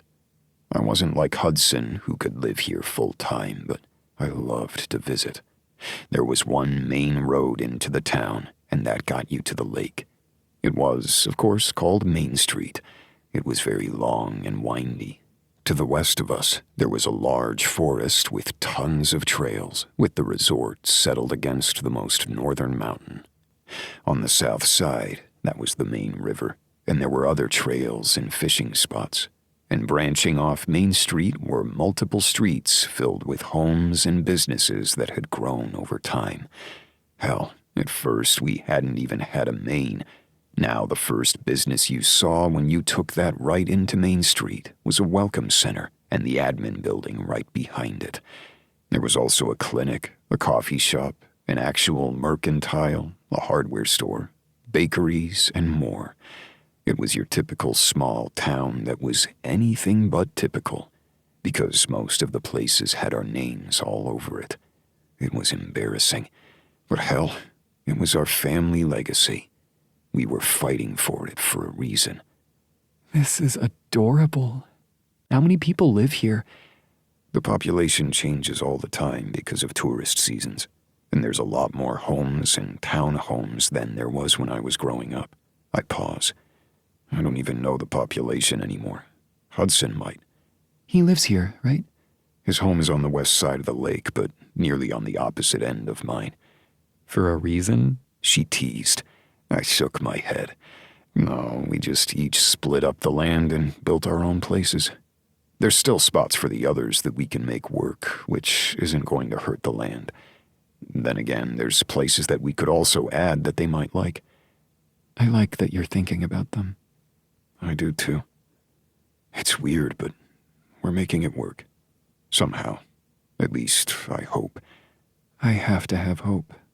My best friend is your half-sister. That is very true. We passed by the streets that bisected Main Street, and I found a parking spot near one of the small restaurants that had popped up over time. This one was an Italian place, and I had never been here before. However, it had our name on it. Cage really isn't Italian, is it? I don't ask these questions. I'm not in charge of the town. I don't believe that at all. I rolled my eyes, though she couldn't see it through my sunglasses, and we got out to finally stretch her legs. Well, as I live and breathe, an older woman said. I looked over at a very familiar voice and smiled such a wide smile that I had a feeling I even surprised Blakely. "Hello there, Miss Patty." The woman with bright red hair and even brighter red lips opened up her arms and hugged me tightly, and then I leaned down so she could press those bright red lips against my cheek, inevitably leaving her mark. Isabel's eyes filled with laughter and a little fear as the boisterous woman pulled back.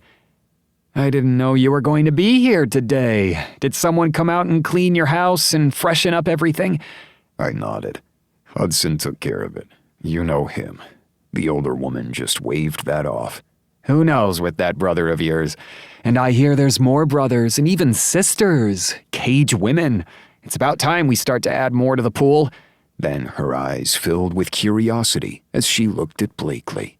Is this one of your sisters? Or perhaps a new Mrs. Cage? Her gaze went right to Blakely's left hand, and I had a feeling this small-town life wasn't going to settle in for long. "This is Blakely, not a sister." I held back a visible shudder.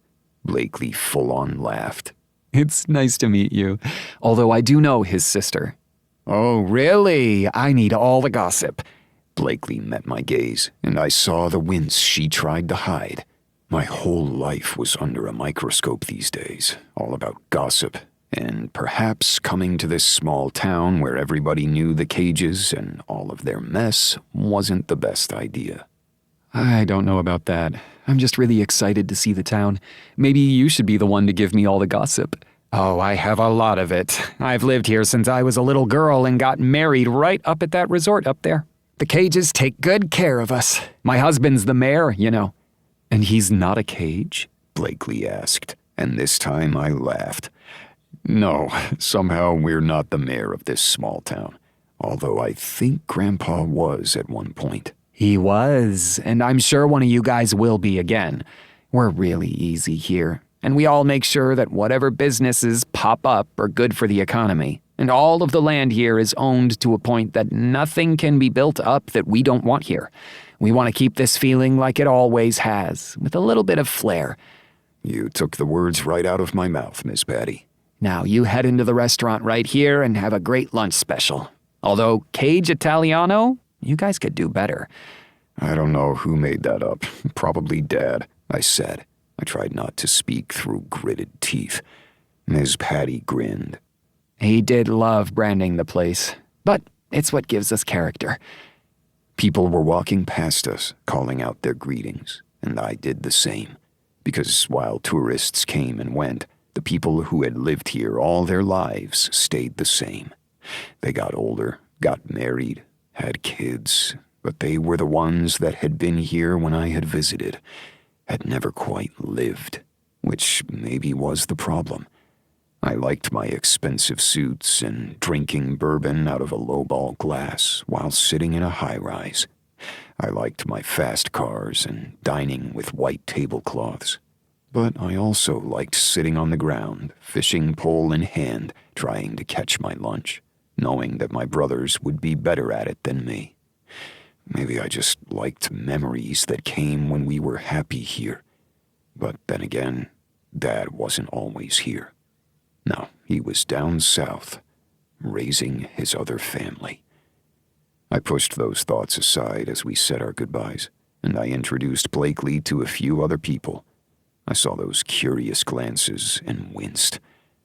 Now that Miss Patty and a few others know that I'm here, everyone's going to know that I brought a woman to Cage Lake. And you've never done that before? Blakely asked, her voice soft. No, and I didn't think it was going to be a problem. Is it a problem? Blakely asked before we walked into the restaurant, and I knew if I said the wrong thing here, it would screw things up for far too long. I reached out and pushed a strand of her hair away from her face, ignoring the curious looks from onlookers. It's not a problem at all.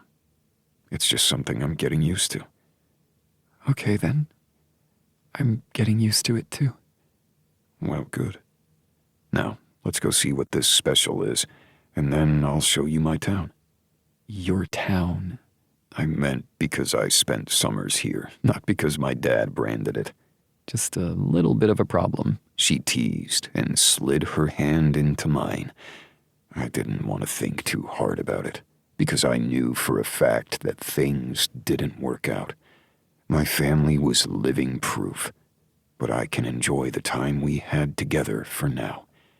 And as I introduced her to countless others who came to sit with us, I took a deep breath and let the day wash over us. We were deep into our salad when a familiar voice echoed to the room. "And you don't even say hi," Hudson said as he came forward, waving at the hostess. "I'm not going to stay. Have to pick up an order. However, I'm just here to razzle my brother." Have fun, the manager said, and Hudson came forward. I didn't bother standing up, but Blakely smiled over at him, and I did my best not to feel jealous. I didn't know why the hell I would. "We were going to come to you after we ate. It's a nice place. Yeah, Dad started it up well, but the manager knows what they're doing and has good food. I'm sure that Flynn takes care of it. You know him." "I do." And I frowned, gesturing toward Blakely. "I actually don't know if you've met or not, which is probably an oversight." "We haven't," Hudson said as he held out his hand, the rough calluses there, evident underneath the overhead lighting. Blakely smiled. "Hi, I'm Blakely." "I've heard a lot about you," Hudson said, and I raised a brow. "Oh, really? You know the group chats? They get interesting. At least the group chats without you." He teased, and I settled back, watching my brother flirt with the woman I was currently sleeping with. And yet there was nothing serious about it, and though a little bit of jealousy nagged at me, I ignored it, because Hudson was laughing. He had indeed taken a seat and joined us for lunch, ignoring the fact that I had just wanted to be with Blakely, but then again, I wanted to be with my brother too. He didn't come down enough.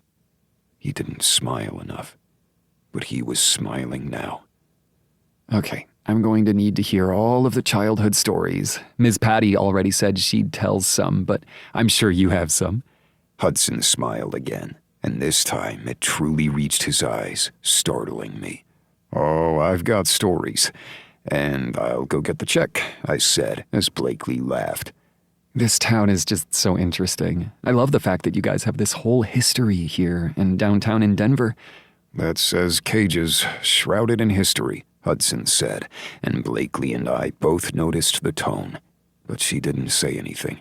Instead, went into a story about the time she tried to ski in Vail and nearly broke her wrist. "Aston here's a great skier, and we do have all access to the resort." Thankfully, it is not time for skiing, and I will never be on little blades, little pieces of wood like that again. "Maybe snowboarding?" I teased. God, no. That's just asking me for a broken nose or something. "You know, Aston could teach you. It's just pizza and French fries," Hudson said. "We can go down the bunny hills," I said, laughter spilling out. She glared between us. I thought Hudson and I were supposed to gang up on you, she said pointedly, and I shrugged. "We're brothers. We can't help it, but I can teach you to ski if you want." Let's not take that up as a challenge. I like my bones where they are. "Well, a woman who knows what she wants. I like that." Hudson turned to me. "Your house is all aired out for you, and I put some groceries in the fridge, though I know you're going to be eating in town often." "Thanks for that, Hudson. You didn't have to do that." "I don't mind. Needed something to do when I'm trying to ignore work." I knew Blakely had questions about what Hudson did, but she didn't ask. Instead, my brother's gaze went distant, and he said his goodbyes abruptly before leaving. "Did I do something?" Blakely asked as I put money down for the check and we headed out of the restaurant. "No, that's just Hudson." That's not ominous at all. "We cages have baggage. Some of us more than others." I shrugged like it meant nothing, but maybe it meant everything. I'm glad you brought me here, though. It's beautiful. "I'll show you around some more." Really? "Of course. Do you want to see my house first, or a little bit more of the town?" She was so beautiful, and it took me a moment just to breathe it in. I had to be careful, though. and I couldn't let it get too serious. As long as we kept things calm and casual, there would be no broken hearts when it ended. Show me around, and tell me one embarrassing story from your childhood. I sighed. As long as you do the same. I just told you about the skiing. Oh no, you told me and Hudson that story, and it wasn't part of our deal yet, so I'm going to need another story. I took her hand in mine as I said hello to a few other residents, and we made our way down Main Street. You go first, she said quickly, and I sighed, but couldn't help the smile spreading on my face. Okay, I think I can come up with something.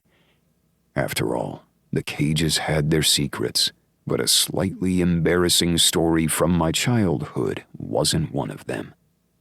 Thankfully. Chapter 13. Dear Diary, I'm not quite a small-town girl, but I could get used to this. To him. Blakely. With Aston's arm around my waist, we walked down the block toward the other businesses. A few of these are new, like I said, so I don't know exactly where everything is. I looked up at him, knowing that he would make sure that I didn't run into poles or trip over a curb. That was odd, to think that I trusted him so completely, but maybe again I was trusting whatever this was in our relationship to begin with. Because if this went wrong, it was going to damage so many things, and yet it was hard for me to even contemplate that since I was doing my best not to think about it at all. Maybe we should have gone to the Welcome Center and picked up one of those maps. He leaned down and kissed the tip of my nose as we turned the corner. Maybe, although I don't think I've ever gotten a map from the Welcome Center. I'm sure that one of you Cages has the town all drawn up somewhere, complete with a color-coded guide. I looked up at the closest store and froze, my jaw dropping, and Aston groaned. Really? Who named this one? I asked as I looked at the adorable coffee shop, complete with the beautifully scripted sign of the name of the place. I have no idea. It's apparently changed hands since I've last been here. With a laugh, I pulled him into the caged bean and couldn't help but look around, elation sliding through me. I hadn't known how today was going to go. After all, I should have been at work. I should have been working with my team, going through paperwork. But as most of my team was off today for their own reasons, I had somehow found myself on a weekend trip with the man that could be considered my boyfriend. However, it wasn't as if we used those labels. A man that, if we broke up, it wouldn't only damage my heart, but it could damage the relationship he was making with his sisters and my relationship with a business that I was falling in love with. Me making these choices was probably the worst thing I could be doing, and yet here I was, continuing to make these choices. You must be a Cage, an older woman with short black hair, full-sleeve tattoos, and a nose piercing said as she came forward. I'm Melody, the manager here. She held her hand out to me, and I shook it, before she did the same to Aston. Yes, I am a Cage. How could you tell? Aston asked, his voice deep. The other woman laughed, as others turned to look at the tableau in front of them. You all look the same, but I don't think I've met you. Aston Cage. This is Blakely. The other woman grinned at me. It's nice to meet you, both of you, and welcome to my establishment. I have to ask, did you come up with the name? I asked, laughter in my tone. Once again, Aston groaned. Melody gave a good-natured laugh. Of course I did. You don't think the Cages come up with all of these names, do you? Honestly, I was pretty sure my dad did most of it, Aston said dryly. Melody waved him off before gesturing toward the bar. There was an actual bar with stools in a coffee shop, along with small tables scattered around. It was quite cute in here, with black and wood furnishings and embellishments. It looked a little rustic, a little modern, and yet welcoming at the same time. It wasn't soft, but the aromas of coffee and sugar and other flavorings made my mouth water. Your dad did some, but this one was all me. She winked. Honestly, I really enjoyed trying to think of something ridiculous, but your name helps. I feel like I should be offended by that, Aston said as he helped me onto my stool.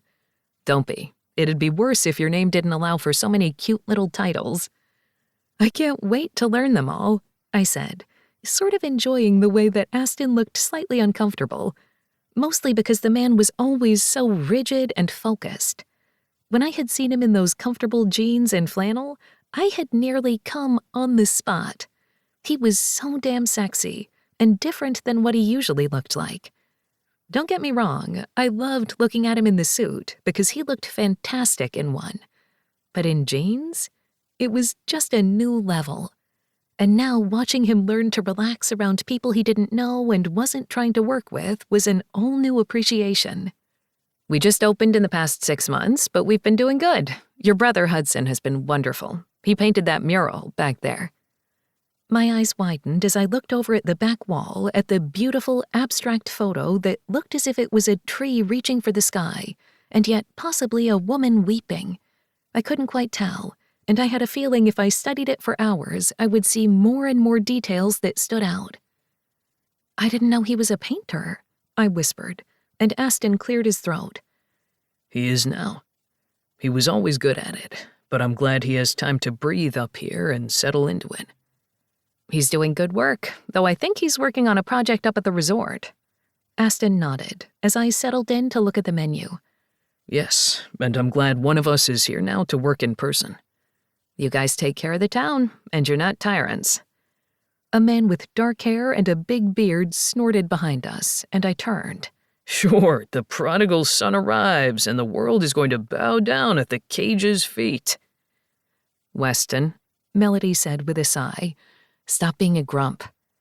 The other man grinned, and it brightened up his face completely. At first, I thought he had been an older man, slouching and annoyed with the world, but instead he was much younger, his eyes bright, and with a humor there that I wouldn't have expected from that gruff introduction. I can't help it. It's just my nature. Weston here is our local mechanic. He makes sure everything around here is up and running, which is no small feat during winter. It's what I do. Thanks for the coffee, Melody, and it's nice to meet you, Blakely. He glared over my shoulder. Aston. Aston narrowed his gaze at the other man. I wasn't aware we actually were introduced. Weston just winked, though his eyes weren't filled with humor. I'll bring the twins by a little later, he asked. Of course. Now get to work, and I'm going to introduce this cage to what he's been missing. Weston grunted and headed out as everyone else went back to their coffees, and I finally took a look at the menu. You have an iced coffee tasting? I asked as I clapped my hands in front of me. We just had a very large pasta lunch, and yet I'm going to need this. I don't know if I've ever seen an iced coffee tasting, Aston said softly beside me. They're not that uncommon at smaller places. You're not going to see something like this at a chain. Of course, as soon as they hear about it and figure they can make money, they'll hop right on the train and ruin it. Melody grumbled. So you don't want the caged bean to be a nationwide phenomenon that spreads the name all over the country? Aston asked, and I bumped his side with my elbow. You know who can make that happen, I said with a laugh. Aston gave me a look, and I blinked innocently up at him. Melody, however, just shook her head. No, thank you. I'm sure the cages are spreading enough around. There was something in her tone, though, that worried me, but I couldn't tell exactly what she meant by that. Aston's laughter cooled ever so slightly, but then he cleared his throat. So we just pick our favorite 4? Yes, sir. Now have fun. Oh, I'm sure we will, I said softly as I looked down at the options. So what are we going to have? And you want to share something with me? He asked, his voice a purr. I swallowed hard, aware we were in public. If you'd like. Let's share something and then head up to the lake. Again, his tone. This felt like a whole new side of Aston. Like he was trying. Trying what? I didn't know, but I was so in over my head. I cleared my throat and went through the options with Aston, both of us keeping it light, trying to breathe.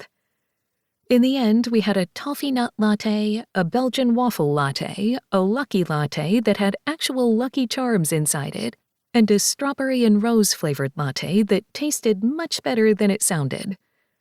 After we left the place and said our goodbyes, we walked back to the car, and I felt beyond full. I have way too much energy now, thanks to all that caffeine, and I probably shouldn't have had the breadsticks and then a tray of coffees. Aston kissed the top of my head, and my stomach fluttered. Well, looks like we're going to have to work that off. I blinked up at him. Is that the line you're going with? I asked, although something did tighten deep inside. It's not a line. It's a promise. And then he pressed his lips down to mine, right where everyone could see, and I felt claimed, needed.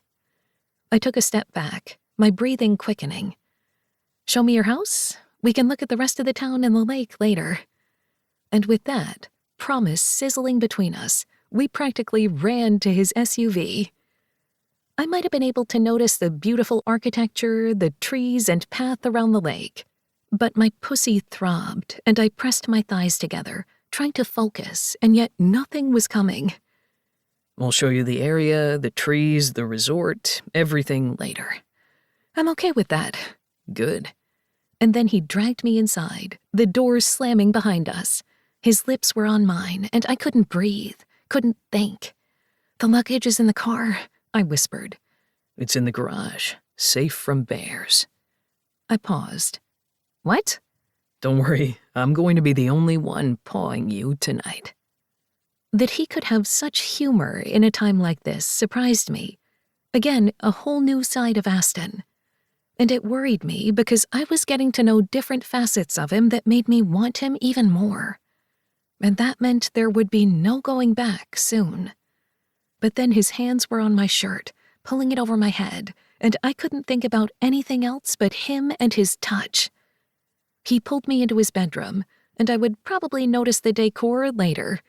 I didn't even know what color the walls were because all I could do was look at the color of Aston's eyes, the deep blue pools of them bringing me in as we stripped each other. Soon we were naked, hands roaming all over one another. He gripped my ass and spread my cheeks, his cock hard and thick against my stomach as he rocked. You're so beautiful, he growled. I can't think straight, I whispered, my mind going 1,000 different places. Then don't think. Again, his lips were on mine, nibbling slowly, and then more. But there was something I needed to do, something I hadn't done since that first night. I slid to my knees, and he groaned. Is the carpet soft enough? He asked, and I hadn't even realized it was carpet below my knees as I gripped the base of his shaft. I'm fine. Let me take care of you.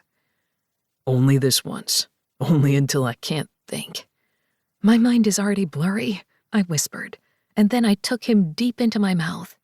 He wrapped my hair around his fist, and I lapped my tongue around the tip, playing with the slit at the edge.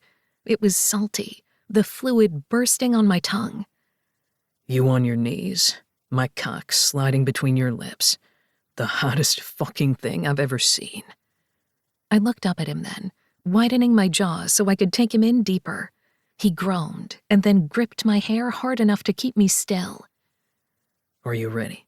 He asked, his voice low. In answer, I hummed against his dick, and he smiled. That wicked smile that nearly sent me over the edge, and yet I was the one gripping him. I slid one hand between my legs, sliding over my clit.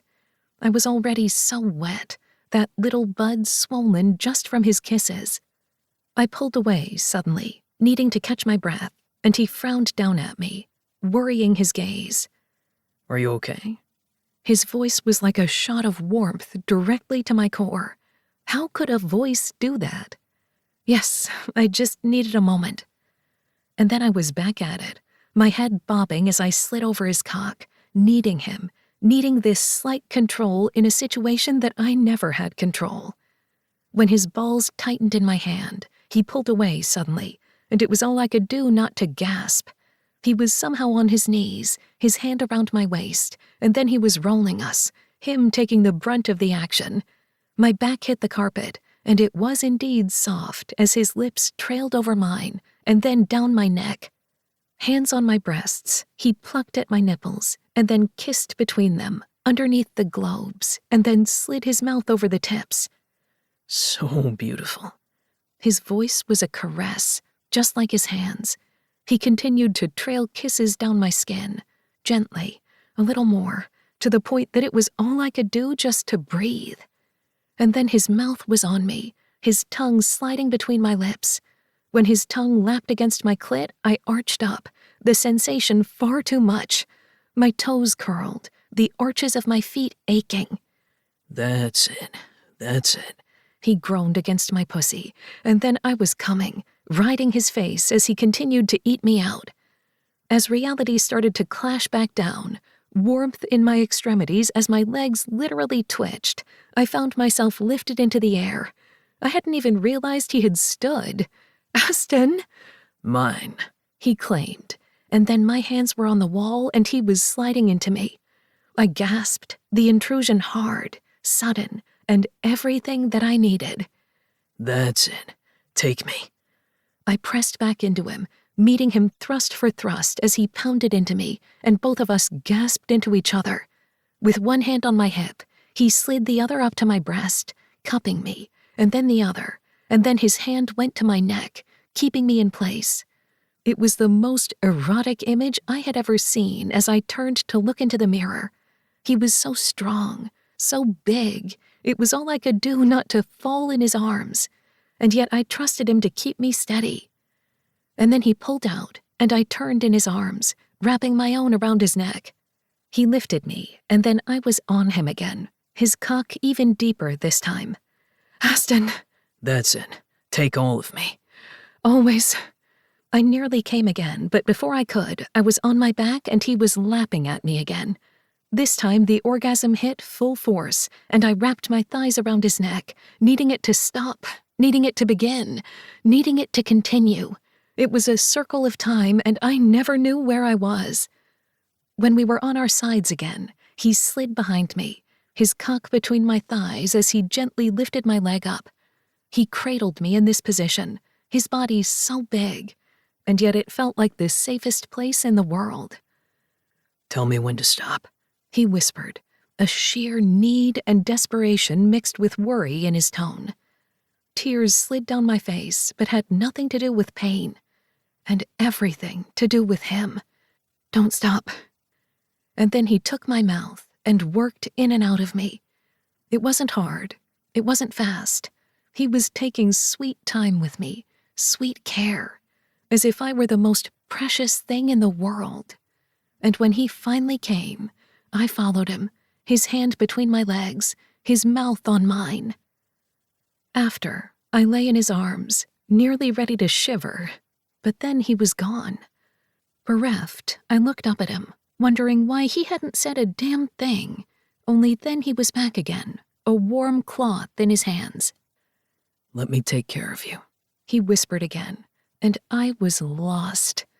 And the man I was falling in love with, far too fast, far too deep, took care of us both, and then held me, as I finally came down from whatever high we had taken each other to. It felt like the same exhilaration from our first dance. That right high that felt as if the world was ready to burst around us. Yet the fall had come far too hard the first time. It might break me. Or maybe it was exactly what I needed. Chapter 14. Rule number 5. Never let the world see. Aston. In the months since we had returned from our weekend away, things had shifted. I wasn't quite sure how it had happened, but here we were, somehow in a relationship. Things now felt perhaps not settled, but firm? No, that wasn't the right word either. More like steady, which, for a man who wasn't sure he even wanted a relationship, sounded far more unsteady than the word represented. In that month, Blakely had gelled with her team and her admin, Garcia, already her #1 fan. The entire team was already on their third project, with the microloan program enhancing even more. None of that was in my purview, but James was singing her praises. We spent more time at my house than hers, but Blakely said it was only because of my shower. It wasn't my fault that I had 2 shower heads and then a third that happened to be removable. I held back a smile at the memory of our testing that out. We'd had dinner with Kale and Sophia, which had been awkward at first because the connection was 2 ways. Sophia was my sister, and Sophia the sister of Blakely's best friend. In the end, labels hadn't mattered. We'd had good dinner and ended up at a piano bar afterward, singing along with the piano man as everybody was wont to do. Afterward, Blakely and I had spent the evening tasting every inch of each other at her house, and then eaten sundaes in her bed, courtesy of some of the hot fudge I had used on her breasts prior. Sophia and Kale seemed really happy, she had said, and I had nodded, my gaze on her breasts. They do, and I don't know how protective I'm supposed to feel about Sophia's boyfriend. Eyes up here. I don't think even you can go for round 3 right now. I had looked down at my not-so-quite limp dick and grinned. I could probably find a way to enjoy this hot fudge. She shook her head. No, sweet things do not go down there. Breasts are okay, nowhere below the belt. We had left, and then indeed enjoyed hot fudge above a certain equator. And in that month, we had had 1 more monthly dinner where 7 of us had joined in, though Kyler hadn't come at all.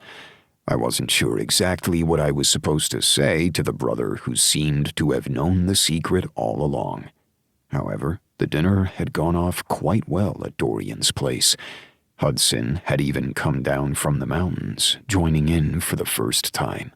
While checking in with the lawyer, each dinner felt as if we were on some form of house arrest. Most other things felt normal, just family dinners. Instead of having to deal with our mother at our other required dinners, we were learning the other half of the family at equally required dinners. But in that month, things felt right. I had never expected Blakely, not once, but twice in my life. And now here we were, feeling as if things could be more. Or perhaps I was just thinking too hard. I didn't know where this was going, but it felt like it could be going somewhere. It sure as hell felt different than the last time I had been on this path. Of course, it wasn't Meredith's fault that I had fallen out of love with her before she had even broken it off. She had been the one to see the signs, it seemed, though I still didn't know exactly what her game had been the night she had come to my house, but she had left me alone since. But now, I wasn't near Denver to figure out what Meredith had wanted, not that I cared, and I wasn't near Blakely. How the hell was I already missing Blakely? How had she become so important to me in such a little amount of time? Or perhaps in the nearly 2 months we had been in each other's lives once again, that wasn't such a short period of time. My phone buzzed, and I looked down at the text from my brother. Flynn. Are you planning on gracing us with your presence anytime soon? I looked across the expanse of the restaurant that the dinner conference was being held at and narrowed my gaze at my brother. He just grinned, while James stood beside him, rolling his eyes. Even though James wasn't the one texting me, I knew they were equally making fun of me. Me. Is there a reason you two are watching me and not working on getting the contact we needed? The fact that all 3 of us were at the same conference was unusual. We usually took turns, or when our father had been alive, he had done most of it. Or perhaps there hadn't been any conferences at all, and he had just been with his second family. The mechanics of how that man could keep so many secrets still eluded me. I could barely keep up with the work I was trying to do, and spending time with Blakely and our new family. But maybe it was because I actually cared about the people in my life. I paused at that feeling. Yes, I cared for Blakely. Was it love? No, clearly not. It was way too soon for that, and I wasn't even sure that would be appropriate in this situation. It would get far too complicated if it was. I once again pushed those thoughts from my mind and focused on the fact that we 3 cages were at this conference. We needed to ensure backers for an upcoming project, and that meant Flynn needed to be his normal people-person self, and James needed to act as the steady rock, while I had to be the face of the company, the cage. I had to put on my shield and ensure the naysayers that we had not fallen or crumbled when the secrets of my father's past had come out. We hadn't lost a single client when the news of a second family had broken, but it had been a precarious situation that we were still dealing with the ramifications, and the vultures were circling, ready for us to make a mistake. It didn't help that a certain so-called rival was also here. I nodded at my brothers and then went to go speak with the client, doing my best to keep my attention on him and not the asshole older gentleman that was walking toward us. Mr. Howard of Howard Enterprises shouldn't be here at all. He should have lost his title and so much more when he had fired Blakely as he had. But then again, we wouldn't have Blakely with us if he hadn't made such a misstep. I'm really looking forward to seeing the documentation you have, Patricia Novel said, and I forced my attention back on her. As a woman who had not only come from money, but married into it, she had decided to put her incredible wealth toward philanthropic work, and that meant not only with charities, but with businesses that could provide help for others. And that's what we were trying to get her to do. We had worked with her before, and things had worked out well. However, she had come in through my father, and now we needed to ensure that the connections stayed the same with the second generation. We have everything set for tomorrow for the presentation. However, you know Flynn and James. They already have a few things I can send you right now. Flynn, who had been coming by, just grinned. You know we do. You Cage brothers, you always know how to step up to the plate. James had his phone out, and I had no doubt that he was already sending over the information that had been at his fingertips. You know I say Cage brothers, but you have sisters now, don't you? The other woman asked, and there was only curiosity in her tone, not any slyness. A few others stopped what they were doing to listen in, but there was no hiding it. There never had been, not since the news had broken.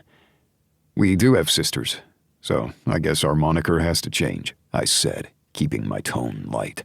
I would think so. You needed more estrogen in your household anyway. I don't know how your mother did it. I had a feeling my smile added a slight bitter edge to it, but I masked it quickly. She persevered, somehow. And we were perfect angels, Flynn added. The older woman threw her head back and laughed, and the tension was on us once again, but this time for a different curiosity. I've always liked you, Flynn. And I've always liked you. I'm really sad that you're married, though. I can't whisk you away. You're lucky that you golf with my husband and he knows you're kidding, she said with a laugh. And I know you're just buttering me up because you want to work with me, and I get it. But I've always really liked you. And I don't joke the way that I do with just anyone, Flynn added, and I had a feeling that he felt bad about teasing the way he had. We had to schmooze and put on fake laughs for most people, but not for her. We do like you, you know, I said softly, and the other woman's eyes softened. I know you do. So you 3 cages work together. This company is still thriving, despite what that old man of yours did, she said, the biting tone making us all stand up a little straighter. Are any of the others going to work with you? I don't need to know the details of the will or inheritance, she said, waving off any speculation. I just know how family can be. Her smile went wistful. and I remembered in that moment that she had 4 children, 3 of them dying in a plane crash when they had been teenagers on their way to visit relatives. Her remaining son was now happily married and had given Patricia grandchildren, but I couldn't even imagine the loss. "We're figuring out the family part," I answered. "One step at a time," James put in. "Although we did hire one sister," he said. The other woman's eyes brightened. "You did? Is she here?" she asked, looking around. I shook my head. "No, she's a forensic accountant. This isn't really her scene." Though I didn't know Isabella's scene completely, I had a feeling a meeting like this wouldn't be it. "Well, when I come down to Denver, I'm going to have to meet her and the rest. I really like you Cage brothers, and I should meet the rest of them, including that rock star," she said, this time the laugh full out. I sighed as both James and Flynn chuckled. "It puts our meager standings in Forbes and other circles to shame, doesn't it?" I asked wryly. "He does have good music, and my granddaughters love him. Maybe you can get me an autograph? Make me the best grandma ever? I'm still competing with their mother's mother. That old biddy got them horses for Christmas, actual horses." I pressed my lips together as James assured her that we would get Kyler's autograph. I wasn't quite sure how we were going to do that, but we'd find a way. If anything, I would ask Blakely. She was on better terms with him than we were for now. We finished up our conversation, laughing along the way, and we went to go speak with a few other people. As James and Flynn went in opposite directions, each on a mission, the hairs on the back of my neck stood on end, and I looked over to see Mr. Howard walking toward me. "I knew she was working for you the whole time." "Espionage, really?" the other man asked. His voice was low, but deep enough that it could carry. I was not about to have Blake's reputation or the Cage's impinged with this asshole. "You know she wasn't. You know that you're just jealous of her talents and our business. We aren't rivals, Howard. We never were. Only in your mind. I'll have her arrested," the other man snapped, and I smelled the bourbon on his breath. "You can try, and I will take you for everything you're worth." Howard's gaze narrowed. "So you're fucking her as well." "I knew you were. It couldn't just be one dance like I said." "Fucking the help? I should have known."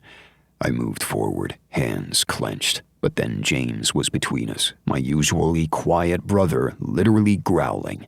"You're going to want to step back. Blakely works for me, not Aston, and if you say a single word about her again in front of me or anywhere that I hear about, I'll sue you for all that you're worth. Then I'll let Aston have what's left of you." The other man gulped, and I glared over James's shoulder. We were creating a scene, the exact thing I did not want, but as the older man seemed to realize what was happening, he finally left, and James let out a breath. "You okay?" he asked as Flynn came toward us. "I'm fine, but I need a breather.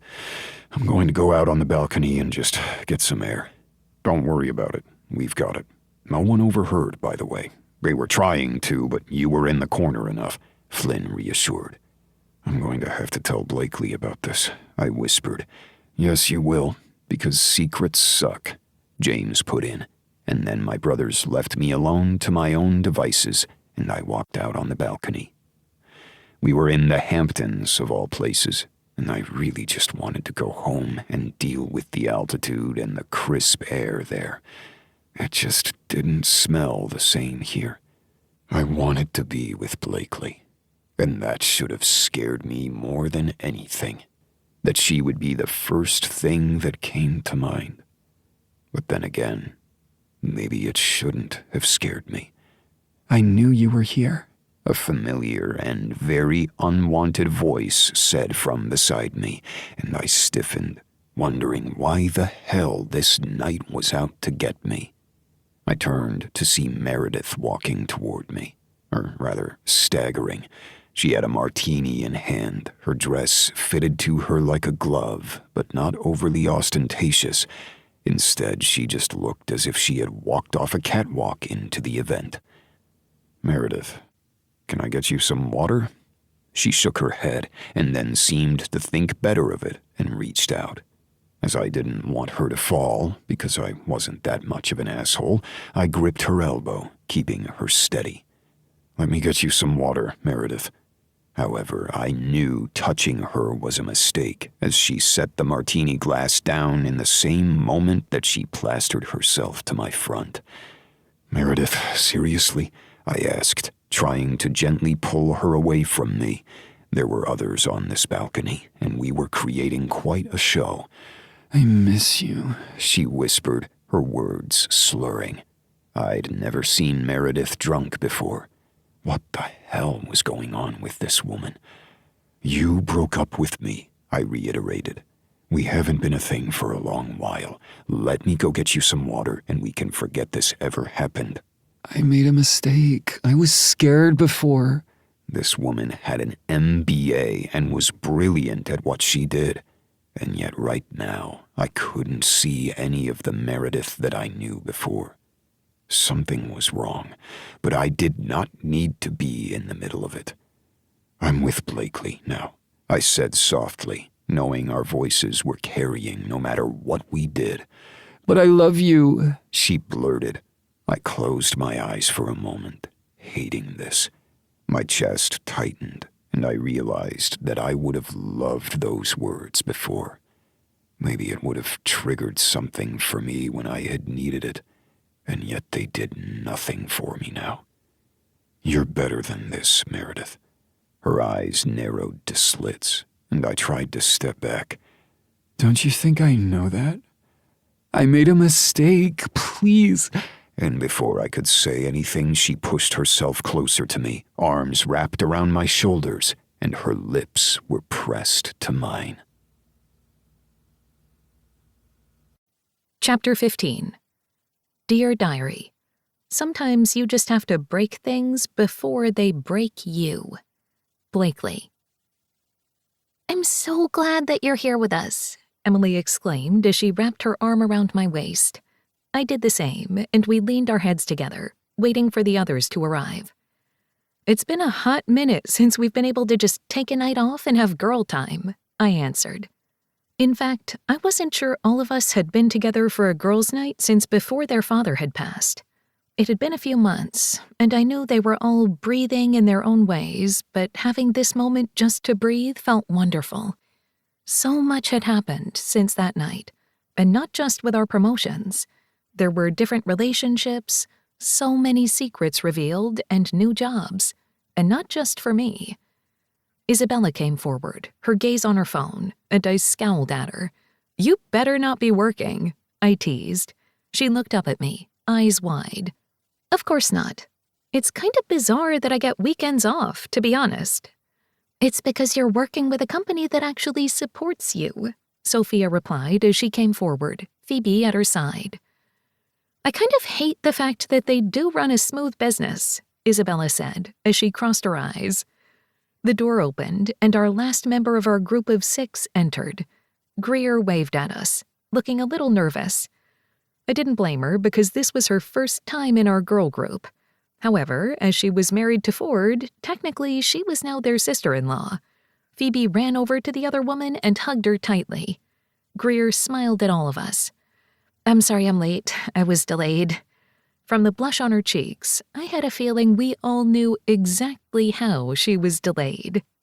"I don't really want to know more about Ford's love life, sorry, but I'm not related to your other husband, Noah," Phoebe said, her voice filled with laughter. Greer rolled her eyes. "Well, having 2 husbands does mean it takes forever to get out of the house." She held up her hand. "And not just because of that," she said with a laugh. Everybody joined in as we made our way to the front desk. Tonight, we were doing a smash room before we headed to dinner. It was something that none of us had done before, and I had a feeling that some people in our group had a little more rage than others, so tonight would be good for them. "Your admin couldn't come?" Sophia asked as she came to my side. Isabella and Emily went to the front desk while we stood back. We were a larger group, and we didn't want to be in the way. I shook my head. Garcia has a date tonight that she did not want to cancel. Sophia let out a content sigh. I'm really glad that you're making friends with people at work. I realize that work friends and real-life friends are a different connection, but it's good that you have that support system. I looked at Sophia, at her bright eyes and blushing cheeks. She looked so damn happy. Of course, Isabella always looked as if she were going through 1,000 emotions at once. She had been a talented dancer, and still was, and worked with children and young adults daily. But teaching others how to dance wasn't what was making her eyes bright, I didn't think. I do have a good place to work, and I enjoy the people I work with, much like Isabella seems to be doing, but I want to know why you can't stop smiling, I teased. Oh, I want to know too, Phoebe said as she came forward, Greer by her side. It's nothing, Sophia said, ducking her head. I bumped her hip with mine. So things with Cale going well? She blushed even harder. Yes, he's just so nice. I mean, he's not perfect. None of us are, but he just does things that make me feel cherished. And he's hot, she blurted, and I burst out laughing. I beamed. As I met him, I totally agree. Sophia hugged me tightly, her smile widening. You know, I was going to ask how things were going with your man because you can't stop smiling, but then I realized he's my brother, and I don't know if I want to know all the details. I ducked my head, my teeth biting into my lip. We're just taking it slow. After all, it's a little complicated. I lifted my head, looking at each one of them. For many reasons. That just means we have more of a reason to kick his ass if he hurts you, Isabella said, her voice prim and proper. I rolled my eyes. You really shouldn't say that as we're about to go get a sledgehammer or something. Do we use sledgehammers? They're going to have all the instructions for us, Isabella explained. And I don't know about you, I could really hit something right now. I lifted a brow, and she shrugged. Past resentment. Don't worry, I don't hate your boyfriend. Everybody laughed, and it was Greer who squeezed my elbow. I looked over at the other woman, and she smiled softly. I really like Aston. You don't have to say that because I'm dating him. Though, now that I think about it, you've known him longer than all of us. I have, and I would tell you the truth if I felt like there was something different about him, or if I thought you weren't a good fit. I smiled, feeling oddly at ease with that promise. We're just taking it slow. I mean, a lot has happened in the past few months. The other woman's hip bumped me. That's an understatement, although you did get to see Cage Lake. Isn't it beautiful? I really want to see this infamous small town that happens to be branded with our name, Emily said as we waited for the attendant to explain things.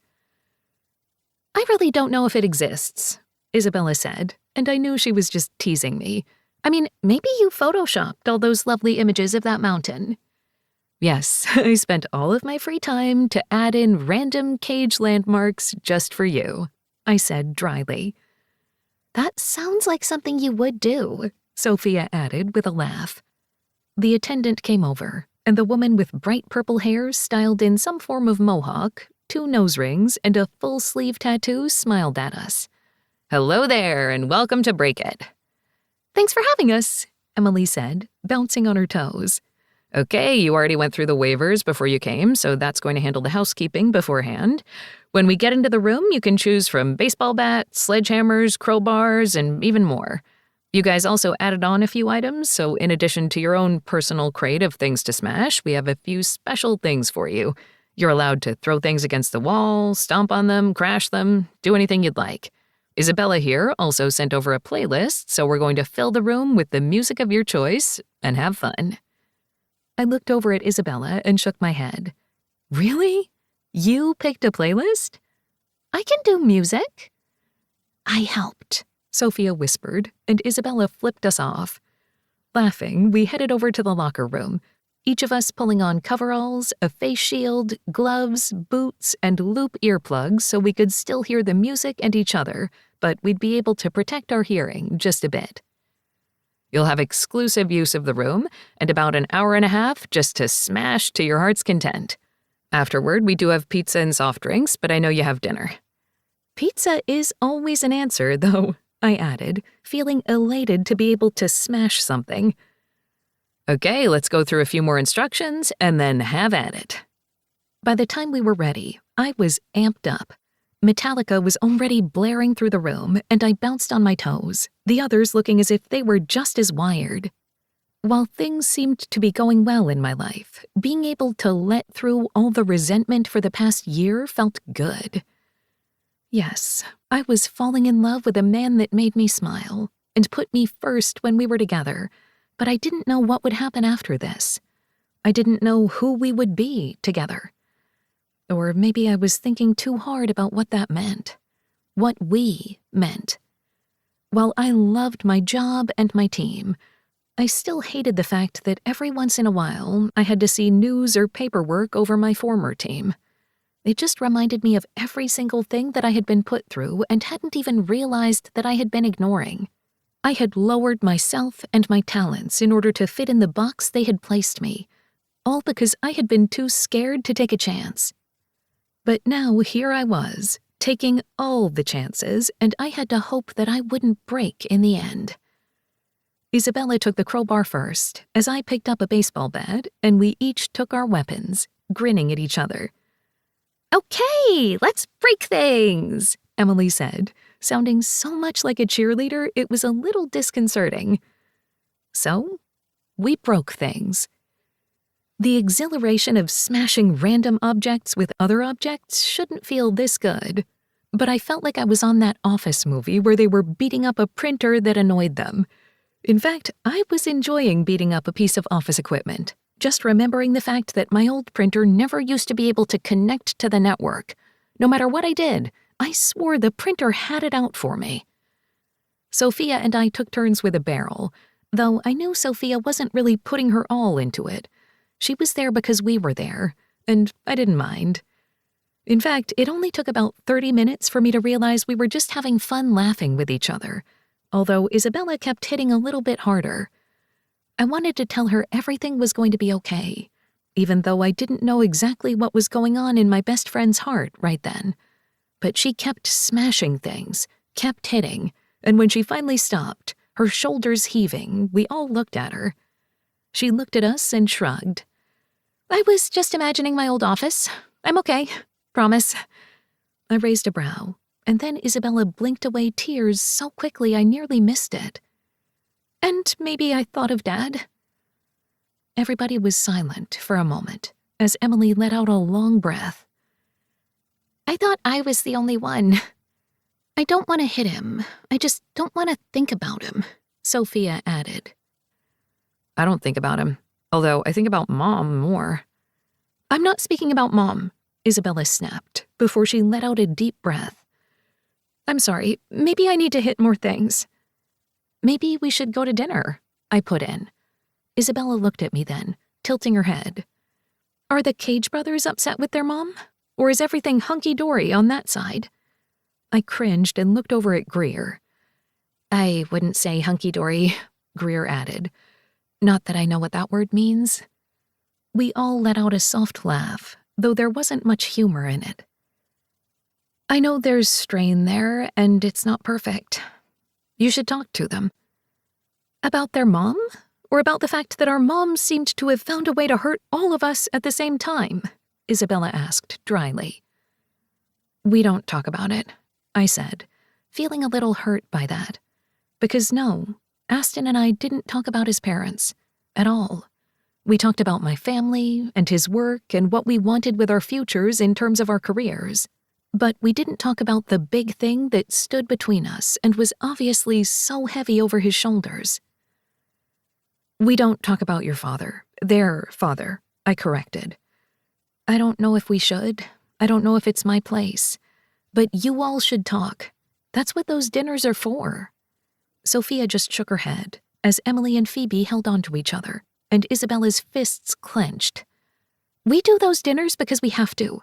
And while I can't blame any of my siblings on either side for what happened, I'm not okay with it. I don't want to talk to Mom, and I don't want to talk about Dad anymore. I just want it all to be over, and it's never going to be over because they've royally fucked us."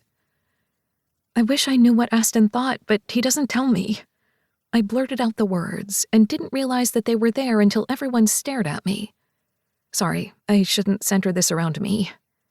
No, I'd love to talk about anyone but myself, Isabella said. Are you okay? She asked softly. Do I have to hit my brother? She asked. No, no violence. They all stared pointedly at me, and I looked around the smash room. Other than right now. This soft laughter didn't fill the silence. Everything's fine. I mean, it's not like we're too serious. Are you trying to tell us that, or yourself? Emily asked, not unkindly. I don't know. I don't want to make something out of nothing. I cleared my throat and rolled my shoulders back. And since we ended this on such a weird note, let's go get dinner and stuff our faces. I might have to eat some pizza before we go, Phoebe added. I'm starving. Honestly, same, Sophia said, her hand on her stomach. I skipped lunch again. Sophia, Isabella chided. Class ran over, and then I had to deal with a few yelling parents. She held up her hand. It's part of my job, and it's okay. I'm just going to eat 2 dinners, like a little hobbit, and everything will be fine. I sighed as we made our way back into the locker room to change back into our normal clothes. Isabella tugged on my wrist, pulling me back. I'm sorry if I pushed, she said. I shook my head. You didn't push. I did, but you're my best friend, and I want to know about the guy you're seeing. I want to know what you feel and what he feels, just like old times. And I want to tell you that, I whispered. But you can't because it's Aston, because he's my brother. She shook her head. And that's such a weird word to say. Kyler was my only brother for all of my life, and suddenly I'm surrounded by testosterone. So much testosterone, I whispered. But it's okay. We do talk. You listen. I still have so much anger. And Dad's not here, and I'm not talking to Mom, so I keep pushing it at them. So I'm sorry. I want you to tell me everything. There's not much to tell right now. Do you love him? She asked, point blank, and I swallowed hard. I don't know. My voice was so small that Isabella hugged me tightly. It's okay not to know, and we can talk it out, or you can talk it out with your parents or someone. But you should, because I love you.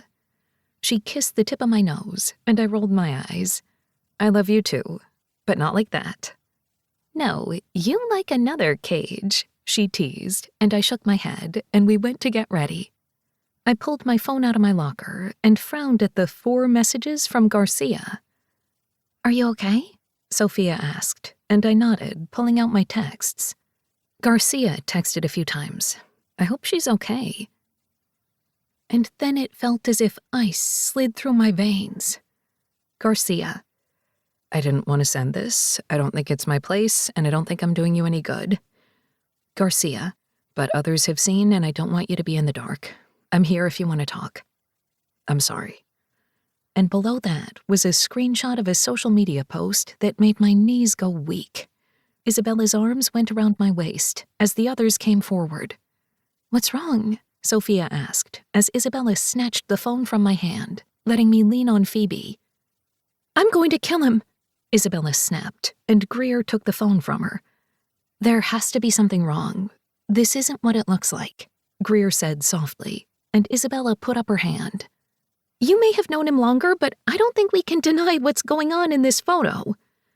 They started arguing with each other, but I knew they weren't mad at one another. No, they were mad at the man in the photo, with the woman crawling on him with their mouths pressed together. Aston was supposed to be on a work trip, and we were supposed to talk to each other tonight before he came home.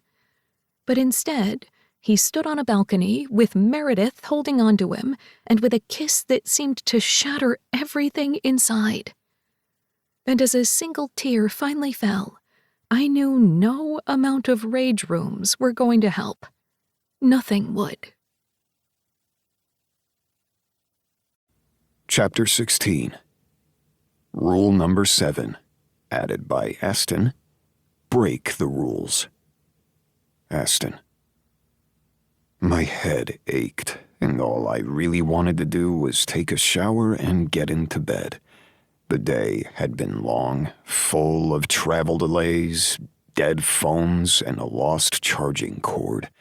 And on the way home, it seemed that I hadn't put the charging cord back in my car, meaning I still had a dead phone as I walked into my house. I was supposed to have been home 6 hours ago, but a thunderstorm in Dallas, complete with a lovely tornado, meant the entire country was dealing with weather-related issues with their flights. I was just glad everybody was safe, but I was exhausted. I rubbed the back of my neck and plugged in my phone. I probably needed to look at the codependent relationship I had with it, because I immediately relaxed when I saw it charging. My brothers were still on the East Coast and would be coming back tomorrow. At one point, when I was on my layover, I was truly afraid they were going to make it home before I did. However, I was home, and I just wanted to talk to Blakely. I rubbed my hand over my chest, wondering why she was the first person I thought of. Things were happening quite quickly, and I knew that, but after the night before, I felt like I should say something. I had pushed Meredith away as soon as her lips had pressed to mine, and then she had wiped away her tears and shook her head. When she had looked back up at me, her eyes had widened so much she looked even more surprised than I had. She had bolted away, leaving me standing there, wondering what the hell had just happened. I had no idea who had seen or what I was supposed to fucking do, but then I needed to go back into the meeting space and talk with more people. I hadn't been able to get a hold of Blakely the night before, since she hadn't texted me back, and with my phone and plane issues, I had no idea what else I had missed. I stripped off my button-down shirt, leaving me in just my undershirt and pants, having towed off my shoes when I had walked in. I hated traveling in a full suit, but I had had a meeting right before I needed to head to the airport. My phone finally turned on, and I pulled up my notifications, wincing at the number of texts and emails I had. I shot a quick email to the family group, minus Mom, letting them know that I was there. I was finally home. I paused after I did so, knowing that we probably needed to make a full siblings chat. That made my lips twitch as an unsettled feeling washed over me. Adding Blakely to the group, even by accident, all those months ago, was how we had met. Sure, we probably would have been introduced to each other at a later point because she was friends with Isabella, but it wouldn't have been the same. I hated when people said that everything happened for a reason, but maybe it did. No. My father being a cruel and uncaring person when it came to family matters wasn't for a reason, and the night I had had previously shouldn't have been for a reason. I frowned when I looked at my text to Blakely and realized she hadn't responded. I checked the time and figured she might be sleeping, but I was worried now. I quickly pressed her contact, dialing out. But after waiting, it went to voicemail. I blinked, wondering maybe she was on another call. No, maybe I was just thinking too hard. I called again, immediately went to voicemail. An odd feeling washed over me, and I texted her quickly, wondering what the hell was going on. Why was she ignoring me? Me. I'm home. Had phone issues all day. I missed you. There. That was the most I'd ever put in a text message about what I felt. The fact that I didn't know what I felt meant I needed to worry about other things later, but for now, I was worried. The doorbell rang, and then somebody banged their fist on the door as soon as my thoughts went into a tailspin about Blakely. Alarmed, worried somebody was hurt, I ran to the door. As I pulled it open, I blinked as Isabella stood there, fuming. Her eyes narrowed, hands fisted at her side. She glared. "You asshole!" I blinked at her, wondering if this woman was honestly going to hit me. "Isabella, what are you doing here? And what the hell?" She stomped right toward me, and though she was much smaller than me, I was slightly afraid of her. I can't believe you. Just when we were starting to trust you, just when we were letting our family trust you, you do this? I should have known. With the way Dad was, I should have known you'd be just like him. I staggered back, confused as hell. Then her words finally hit. Holy fuck, who told you about the kiss? You don't even deny it! Of course, how could you deny when there's photographic evidence? She held up her phone, and I blinked, reality crashing in so swiftly it was like a punch to the gut. How? It's not what you think. No, that's what they all say, but I'm pretty sure that's your ex-fiancé and you with your arms around each other kissing at a work event, one that the family business was invited to. I cannot believe I get to work with philanderers. Of course! It must be in the genes. I hope it doesn't trickle down to our side of the family because I don't want to be a cheating asshole. Isabella kept going, and I saw the tears glisten in her eyes. She might be angry, might be snapping out, but there was far more emotions than just the shrewdness that she put on as a good front. I held her phone in my hand, staring at the photo that somebody had put on social media. Someone had taken a fucking photo of the moments where Diane had lost her mind, where Meredith had lost her mind. I shook my head, handing over the phone, now realizing why Blakely hadn't texted me back, why she was ignoring my calls. Did you show this to Blakely? I didn't have to. Her admin sent it to her because she was afraid that everybody else would know and she would be left in the dark. Because she actually cares about Blakely. Stop, just stop, I said as I pulled Isabella into my house. She tried to get out of my grasp, but I was stronger. Get your hands off me! I'd rather not have this fight on my porch. Considering I already dealt with a fight with not only Meredith, but also my mother on my porch at one point, I didn't like this becoming routine. It's not like that, I said quickly as Isabella pulled her arm from my grasp and shook her head. It's not like what? That you decided to be just like Dad and have another woman when you're on one of your work trips? She used her fingers to make air quotes, and I pinched the bridge of my nose. Meredith was drunk and she kissed me. I didn't kiss her back, and I pulled her off right away. And then for some reason she burst into tears and ran away before I could figure out what's going on. Something's wrong with Meredith, and I know she doesn't want me back, but something happened. And yet, it is not me. I didn't kiss her. The last sentence was practically a shout, and Isabella stood there, and I could not tell what the hell she was thinking. I would never hurt Blakely like that, and I'm not our father. Even as I said the words, bile coated my tongue. I wasn't our father. I didn't cheat. I didn't lie. But in every other way, I was my father. I was the Cage. Multiple people said it. Every single time I was out, news articles said it. And it was how we kept our family reputation until Dad had tried to bulldoze it with his casualness of cruelty.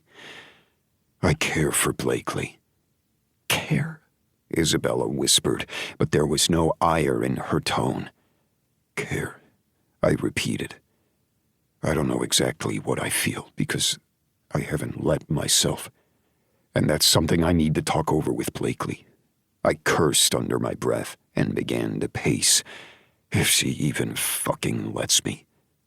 You didn't cheat, she said after a moment, the confusion lacing her words, sending anger through my system. No, I don't cheat. Cages don't cheat. She raised a brow and pointed between us. I think you and I being half-siblings is sort of the error to your ways. Real cages don't cheat. I don't know what the fuck my father was thinking, but I am not him. Even as I said the words, it didn't feel right. No, I wasn't Dad. I didn't cheat. But maybe my father hadn't cheated until he had met Isabella's mother. Maybe I was wrong, and it was in the genes. I knew nothing I was thinking was making sense, and yet that little inkling of doubt kept seeping in. I was my father's son, and maybe that cruelty came with time. I can't tell what you're thinking, Isabella whispered after a moment. but dear old Dad was a bigamist, except for the whole legal thing. I cannot believe the moms kept secret families for so long. Blakely said you don't talk to yours. I met Isabella's gaze and nodded. Not anymore. I'm done with her. Which I know doesn't make any sense because I'm going to have to deal with her soon when it comes to business and my brothers, but she let this happen. She lied to us just as much as Dad did. Hence why I'm not talking to my mother either. Not that Sophia and the others understand that. Isabella ground out. Look at us, having common ground. I don't like it. My sister said, although I wasn't sure if there was humor in her words. I didn't cheat on Blakely. Then go tell her that. Just show up at her house? Do the big gesture. Grovel. Do something. She paused and rubbed her hands over her face. And I'm sorry I immediately thought you were like Dad. I guess I'm not actually grieving the man. I'm just pretending he didn't exist. I moved forward and tentatively put my hand on her shoulder. Her hands fell, and she looked up at me. What? I don't want to grieve him. I want to move on, and I'm sorry. It's not your fault. I guess you aren't Dad. Without thinking, I pulled her into a hug, and Isabella stiffened before hugging me back. This is weird, she said after a moment, and I laughed, even though there was barely any humor in it. Very. We're going to have to figure this out, Isabella. I know. I thought we were off to a good start, at least with some things. She pulled back and cleared her throat. But I guess there are a lot more potholes out there. I need to figure out how the hell I'm going to grovel. She studied my face. Tell her the truth. If she lets me. I let out a breath. If it's all right with you, I'm going to change, and we can deal with the family things later. I have a feeling there's going to be a few more obstacles in our way before we navigate how to live with this new reality. I'm not sure any of us are ready for that. Now, go to her and tell her the truth. Blakely is a lot calmer than I am, she added dryly. I've noticed that. I let out a breath. I didn't mean to hurt her. Were you going to tell her about the kiss? I nodded immediately. Yes, but I was going to do it in person. That way she could actually see my face. I didn't realize I had paparazzi. She cringed. Nothing is private anymore. I'll let myself out. Do good things, Aston. For some reason, I believe you can. And with that, my sister left, and I quickly changed, not knowing how the hell I was going to fix this. It took the entire car ride to Blakely's house for me to realize that I had no idea what I was going to do. I pulled into her driveway and was grateful that the lights seemed to be on in her living room. She was home. Hopefully she was awake, and hopefully she would listen. I knocked quietly on the door, not wanting to wake her in case she was actually sleeping, but she opened it quickly, and my breath caught in my throat. Her hair was piled on the top of her head, her eyes swollen, and her pajamas were of her comfy sort, her cardigan wrapped tightly around her. "Hi," I said, my voice cracking. What are you doing here, Aston? "I'm sorry." Blakely tilted her head and gave me a slow blink. Sorry for kissing your ex-fiancé? For leading me on? I shook my head quickly and reached out to her. She took a step back, and I held back the curse. Meredith kissed me. I did not kiss her at all. I explained the entire evening, going over every detail, and Blakely stood there, silent. I was going to tell you as soon as I got home because I wanted to see your face when I did so you could see my face. I am sorry you found out that way. I want to trust you, I think. But seeing that kiss just threw me for a loop. Honestly, why wouldn't you believe it? My entire family is drenched in this mess because of cheating, and you've met Meredith before, so you understand how she's like, at least recently. Something skittered over her face, and I frowned. What is it? She sighed and pulled me inside the house, closing and locking the door behind us. I should probably tell you that one time when we were out to dinner, Meredith cornered me in the bathroom. My eyes widened, and I moved forward. What the hell? Did she hurt you? She shook her head. No, but she claimed that you two were meant for each other. I told her that she needed to think better about herself and the choices she made, but I suppose she didn't take that to heart. I ran my hands over my face before moving forward tentatively. Isabella said I should grovel, and I will. Blakely's eyes widened. When did you speak to Isabella? Right before I came here when she yelled at me. She came to your house? I nodded. Yes, I deserved it, especially if all you saw was the photo and no explanation. Blakely ran her hand over her face. My best friend is insane. She loves you. When she let her hands fall, my heart kicked. She was so damn beautiful. She does, and I love her. For some reason, the word love echoed between us, but I didn't say anything. I couldn't, because I had no idea what I felt. This had started casual, and it should have stayed that way, but it wasn't, and that worried me. I didn't kiss her, and I'm sorry that you were hurt. I may be making a terrible mistake, but I believe you. It just felt like a slap, and then I got in my own head, just like before when you didn't call, even though that was for a good reason. I'm still an asshole who should have called, both times. She stepped forward, and I wrapped my arms around her. She hugged me tightly, and I kissed the top of her head. I promised to never let my phone die again. And I will tell you the next time a random woman kisses me. She punched me, not so softly, and I grunted. Too soon? Far too soon. What are you going to do about her? Isabella, knowing full well who she meant. Sure, her first. Isabella, I don't know.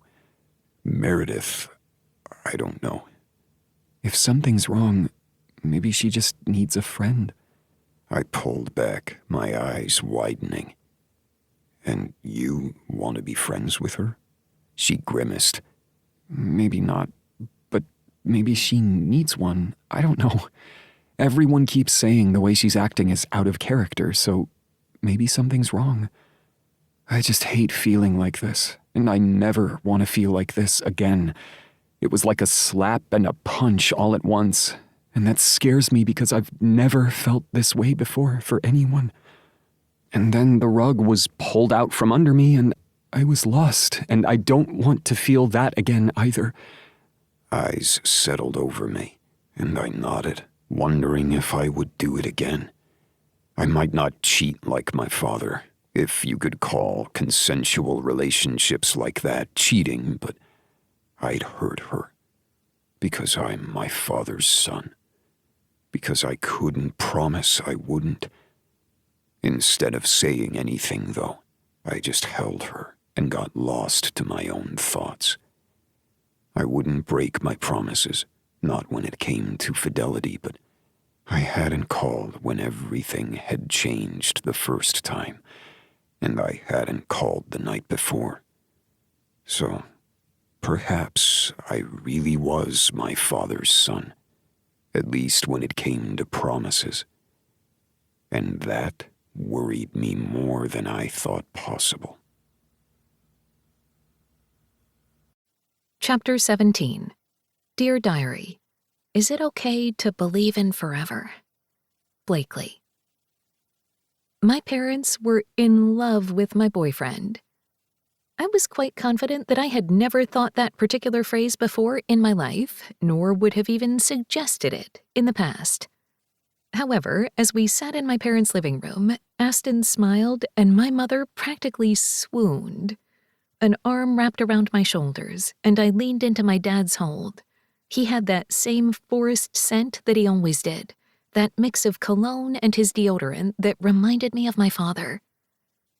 I knew I was lucky in the way that I had grown up. 2 loving parents who cared about me. Yes, Mom had worked long hours, and Dad had been gone for 48 hours at a time, and yet I had never felt the lack. I had grown up in my mom's office, and in this fire station. In Aston's family, parents had been there. Yes, his father had been away half the time, it seemed, once he had started his second family, but he had worked with 3 of his sons, had done some summer vacations with them in Cage Lake, just like he had with all of Aston's full brothers. I remembered Isabella telling me that their father would do smaller family vacations, but nowhere near the mountains. Nowhere near a small town that bore his name. I wasn't quite sure how all 12 of the siblings had come out somewhat whole, or sane. Not that I knew all of Aston's brothers inside and out, but from what I could tell, they were good people. And Isabella's full siblings had been in my life since I had known Isabella, and they were also kind. Even Kyler, who growled more often than not. But then again, he had been the only boy growing up in a household of girls. I had been the lucky one, and I hadn't even realized it. Well, that's a sight to see, my dad whispered in my ear, and I sighed against his shoulder, watching my mother animatedly talk to Aston, her hands moving in the air as if she knew that if she had to sit on her hands, she probably wouldn't be able to complete a sentence. Aston looked fully engaged, leaning forward and smiling as my mother spoke. He was in the middle of the conversation, truly there, although something had felt off when he had picked me up. Or maybe I was just so nervous about this family dinner where they were meeting the parents that I had put undue pressure on myself. "What's a sight?" I asked, pulling myself back into the present. You brought a man home. This is a big deal. I was grateful that we were far enough away that I didn't think Aston had heard, but I still hissed lowly. "Don't let him hear you," I whispered. What? It is a big deal. You brought him over so we could check him out and vet him. I approve of your decisions, though I haven't approved of the man yet. I looked up at him, my eyes narrowing. "Excuse me, you are not here to vet him." Who says I haven't already? I did warn you I would. Oh, before what, your second date? My chest tightened and I took a step back. "Please tell me you didn't ask your friends." What, I could have. I didn't, but I could have. And you know your mom could have easily. Just a few click of the buttons. And then illegally do a full background check? No, neither one of you would do that. I paused. Would you? If I thought he was going to hurt you? In a second. The seriousness of my father's tone made me stand up a little straighter. "It's not like that. He's a good man." And I'm glad. I would hate to have to go to jail for murdering a cage. That made me smile, and I shoved at him gently. "If he hurts me, I will be the one who takes care of it." And while I believe you would try, you would have to get past your mother first. He paused. And Isabella. I pressed my lips together, both of us on the edge of laughter, because that was true. Isabella was always in our corner, even though she didn't always let us be in her corner. She's a good friend. And Aston's sister. Small world. I shook my head. So small it's a little worrying. But I'm glad we're here for dinner, although I am really nervous. That boy better be more nervous. That boy is in his 30s. I think you can call him a little more grown up than that. Maybe. But since you're my little girl, I'm going to have to use the words that I want. "Dad," I said, exasperated. What? You really can't blame me. I've never got to interrogate a boyfriend before. "Excuse me? You interrogated that boy that came over to drive me to swim practice. A boy I wasn't even dating. But you could have been. I didn't know I needed to ensure that he knew he had precious cargo. I rolled my eyes.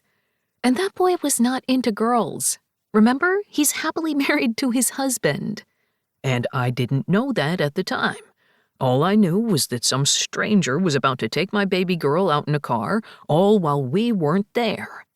Because he had a license, I didn't, and both of you worked way too many hours. I really don't like this logic of yours. You're starting to sound like your mother. That better not be a bad thing, Mom called out as she came forward, Aston behind her. Dad and I had been so engrossed in our conversation that I hadn't realized that the other two had joined us. Oh, hi, I blurted. My dad cleared his throat. I love you, Piper. My mom raised a brow. Okay, you say that as if you've done something wrong. Never, I promise. I don't know if I trust that, Mom said, her eyes dancing. Well, I would love to know who this swim club partner of yours was, Aston asked, and I groaned. Dad. What? It's a legitimate question. My dad looked at Aston and grinned. His name was Shane, and he did the 200 IM and 200 butterfly, meaning he was really broad-shouldered. Are you serious right now? I asked, this time glaring at my father. I just want him to get a full picture. I'm glad you interrogated him. It's the only right thing to do. I poked at Aston's side and glared. Oh, no, you don't. He was just a friend, nothing more. And as soon as I got my license, I drove myself. I always find it strange that swim team practice was so early in the morning and at a different location, so there was never any buses. It was always carpool and parents. Dad shook his head at Mom's words. But our little girl did pretty well. I pinched the bridge of my nose.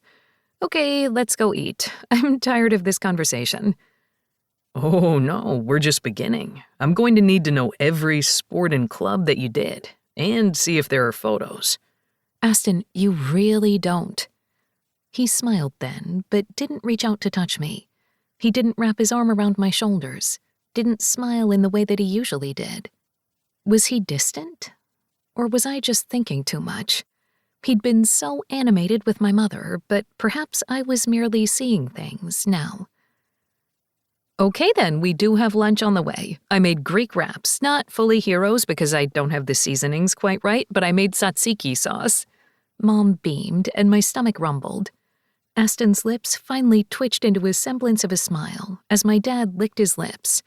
Don't forget the Greek potatoes and salad. Okay, I'm starving. Let's go. We walked into the kitchen and pulled everything off the warmers and took the salad out of the fridge. Of course, my father decided to tell a few more embarrassing stories, and I did my best to ignore it. Mostly because this is what you did with parents. At least, that's what I had heard. Because my father was right. I hadn't brought anyone over before. But I had with Aston. This was a big step. Something I didn't realize was so monumental until we were in the middle of it. I wasn't quite sure if I would ever get an invitation to a full Aston family dinner. Not with his mother, but I wanted to get to know his brothers more. And yet, sometimes it felt like we were moving so fast that it was hard to keep up. The olives don't have pits, so you're safe with your salad, Blakely, Mom said, and I winced. Is there a story there? Aston asked, and my dad laughed. One time when we had this, I didn't realize it had pits and decided to almost break my tooth and choke at the same time. And then I did it again 10 minutes later. But it was really good salad. And I don't mean to laugh, my dad said, clearly still laughing. I was fine, though, not really hurt, but now we buy the pitted olives. I don't blame you. I love Kalamata olives, but they can crack a tooth. There was something different in his tone, but I wasn't sure what it was. Maybe he was just nervous that he was meeting my parents. So I know your half-siblings quite well, Mom said, apparently jumping over the ledge into a difficult conversation. Aston cleared his throat, nodding. I assume you would have. They've been in your life quite a long time. They have. They're like family, my dad said, and there wasn't any pointedness in his tone, just honesty. So you have 6 full siblings? Mom asked, and I held my breath, wondering if this was an okay conversation. I do. Flynn and Hudson are the twins, then it goes Dorian, James, Theo, and Ford. I don't know how any of your parents were able to handle so many of you. Blakely was enough. I snorted at my mom's words and shook my head. Thank you for that. It's the truth. Then again, our jobs took us out of the house often enough that any more of you would mean you'd probably end up taking over the world, Dad said, not unkindly. That is true. And then when Isabella and I found each other, we did contemplate taking over the world. I wouldn't be surprised if Isabella could do that, Aston murmured. And I can't? I asked, brow raised. Touché. I'm pretty sure you could. Thank you, I said primly. So, Blakely, have you met all of the brothers? Mom asked, and my stomach tightened just a bit, and I had no idea why. In passing, but not all at once. We have a Cage family dinner in a couple of days. You should join us, Aston asked, and I blinked at the suddenness of his question, because I hadn't known they were having a dinner at all. Or maybe once again I was thinking too hard. Oh, that would be awesome. A little daunting, though. There are so many of you. Ford won't be there just because he has a job off-site that's overnight, but the rest of us will be. He paused. It isn't one of the required ones, and we're just used to doing dinners this way, at least to catch up with each other. I think it's quite nice that you still have your traditions with the siblings you grew up with, and you're finding your path with your new ones. It's okay that not everybody is in one room at the same time, my mom said, her words kind. Aston nodded, but I wasn't sure what he was thinking. But really, you should come to dinner. See how annoying we all are in a big group. I think I could handle that, I said, smiling at him. Before he could say anything, his phone buzzed, and he winced. I'm sorry, that's the emergency vibration tone. He pulled his phone out of his pocket, cursed under his breath, and apologized again before leaving the dining room. I frowned after him, wondering what was wrong, and not just with whoever was on the other line. So you get to meet the family, too, Mom stated, her voice low. I turned to my parents and nodded.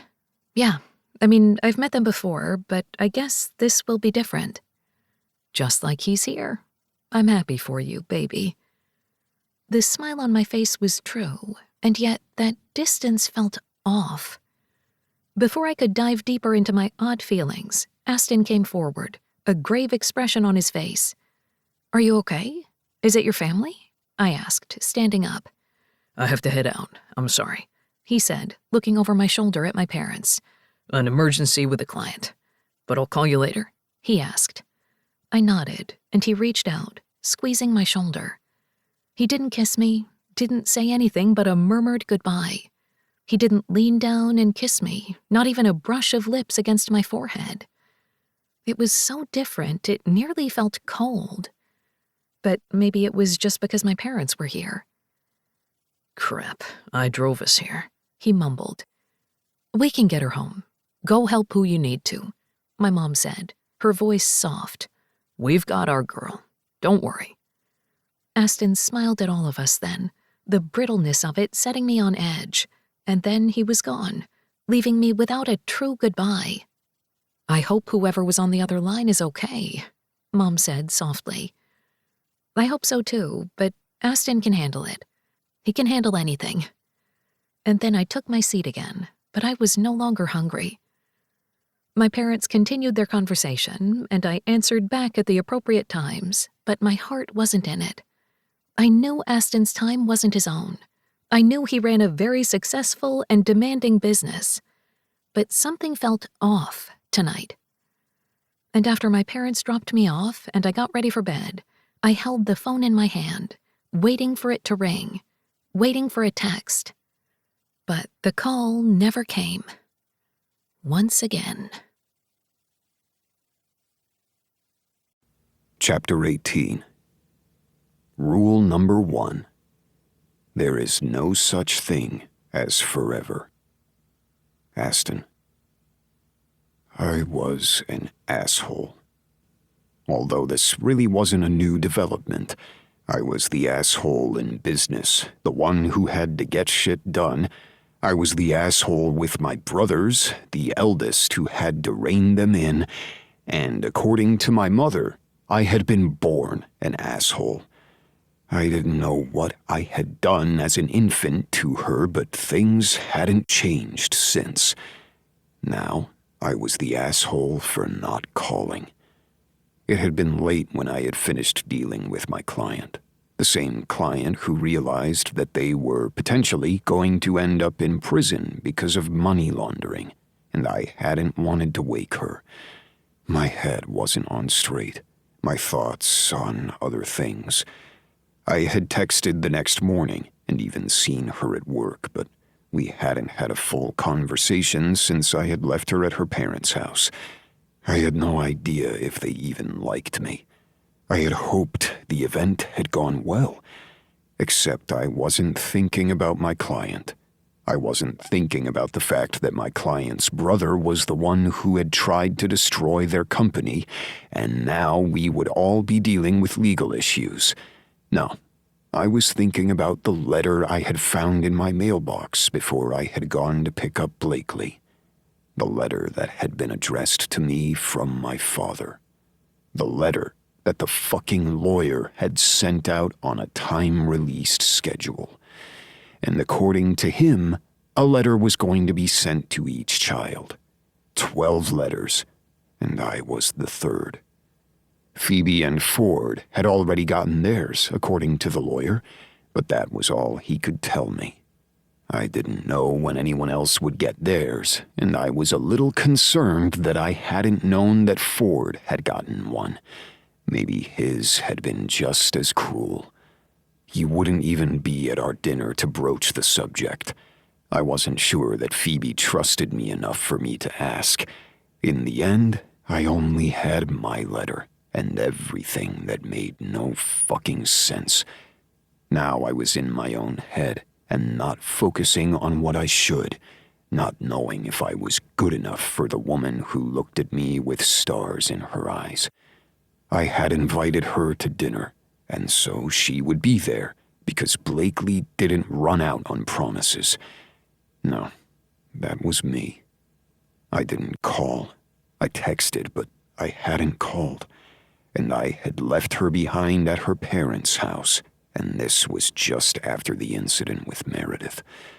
I was surprised I hadn't gotten a text saying that Blakely was done with me.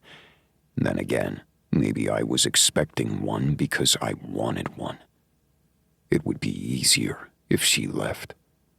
I rubbed my temples and sighed as Theo got to work in my kitchen. "Why are you dancing?" I asked dryly, trying to push my own melancholy and self-deprecating thoughts out of my mind. "Because there's music on and I'm cooking. You have a classically trained chef in your kitchen making a family dinner when I could be actually making money on this. You're the one who offered. Any one of us could have cooked, and I could have ordered in. I'm tired of catered food. I want something that's ours. So what are you making?" "Well, a few things, because I was in the mood. We're going to have a miso butter roasted chicken with an acorn squash panzanella, and also because I'm in the mood, we're having a cedar plank salmon."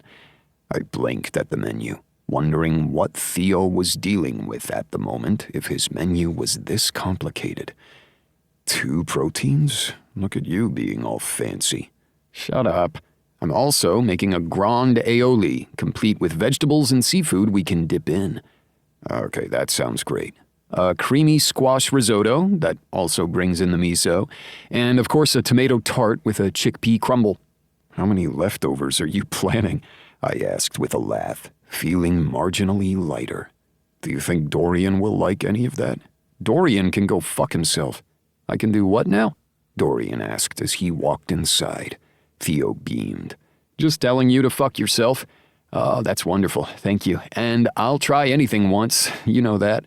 I rolled my eyes as Theo continued to lay out the menu, complete with a mushroom and thyme mini pot pie to go with the individually baked mini fruit pies for dessert. "How the hell are we going to eat this much food?" I asked, shaking my head. "Easy. You're going to want to stuff your mouths because this is going to be the best food you've ever had in your life."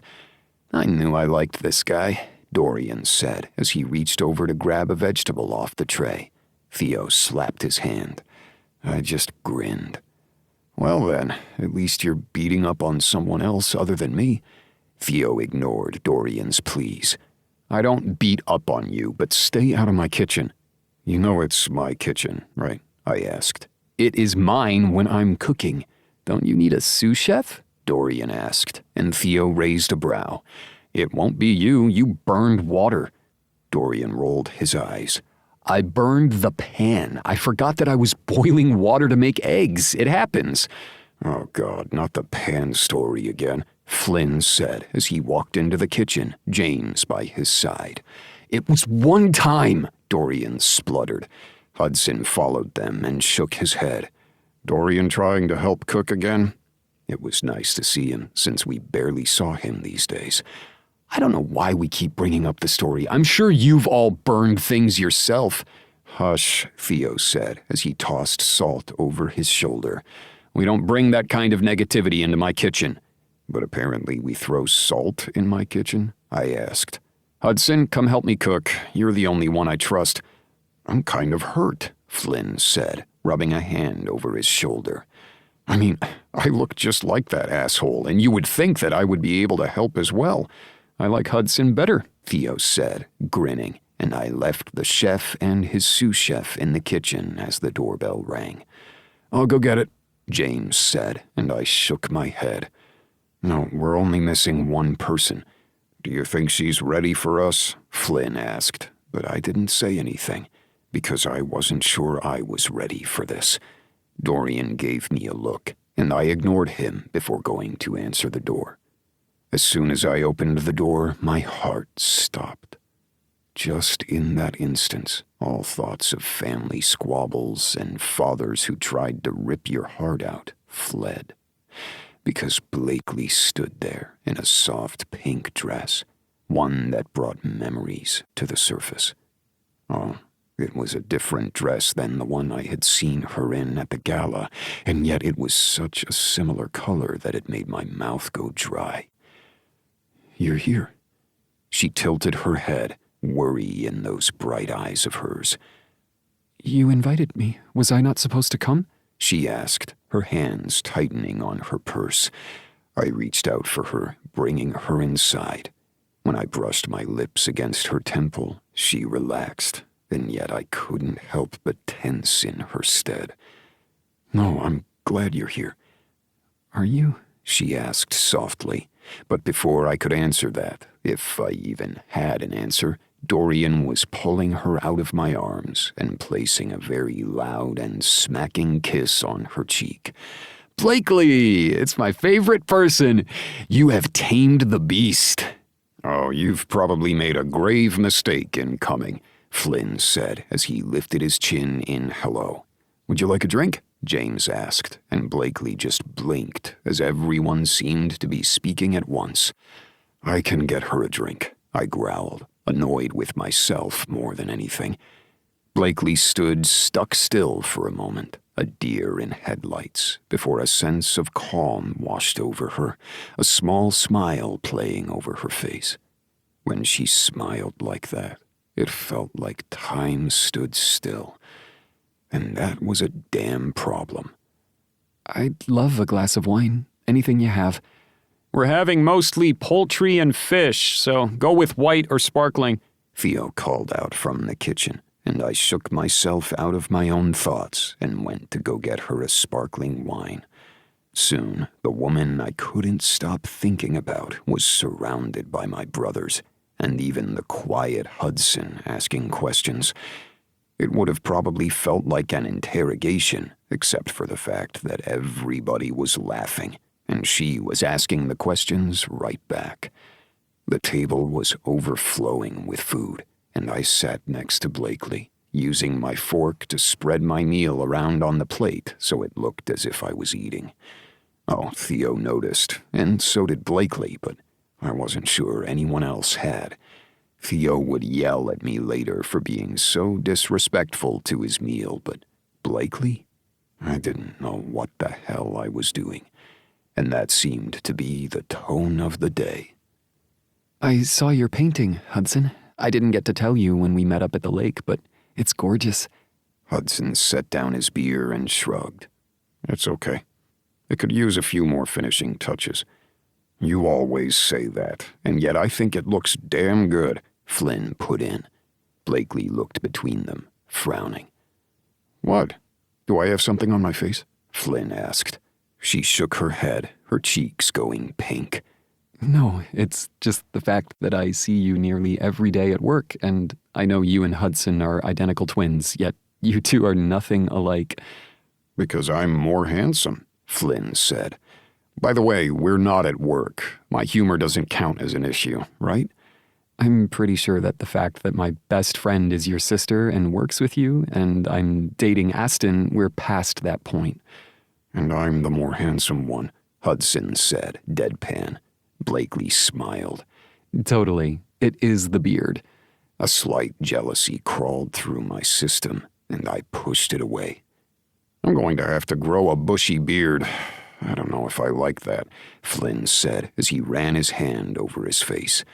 Aston's going to need a beard, Theo said, studying me with worry in his gaze.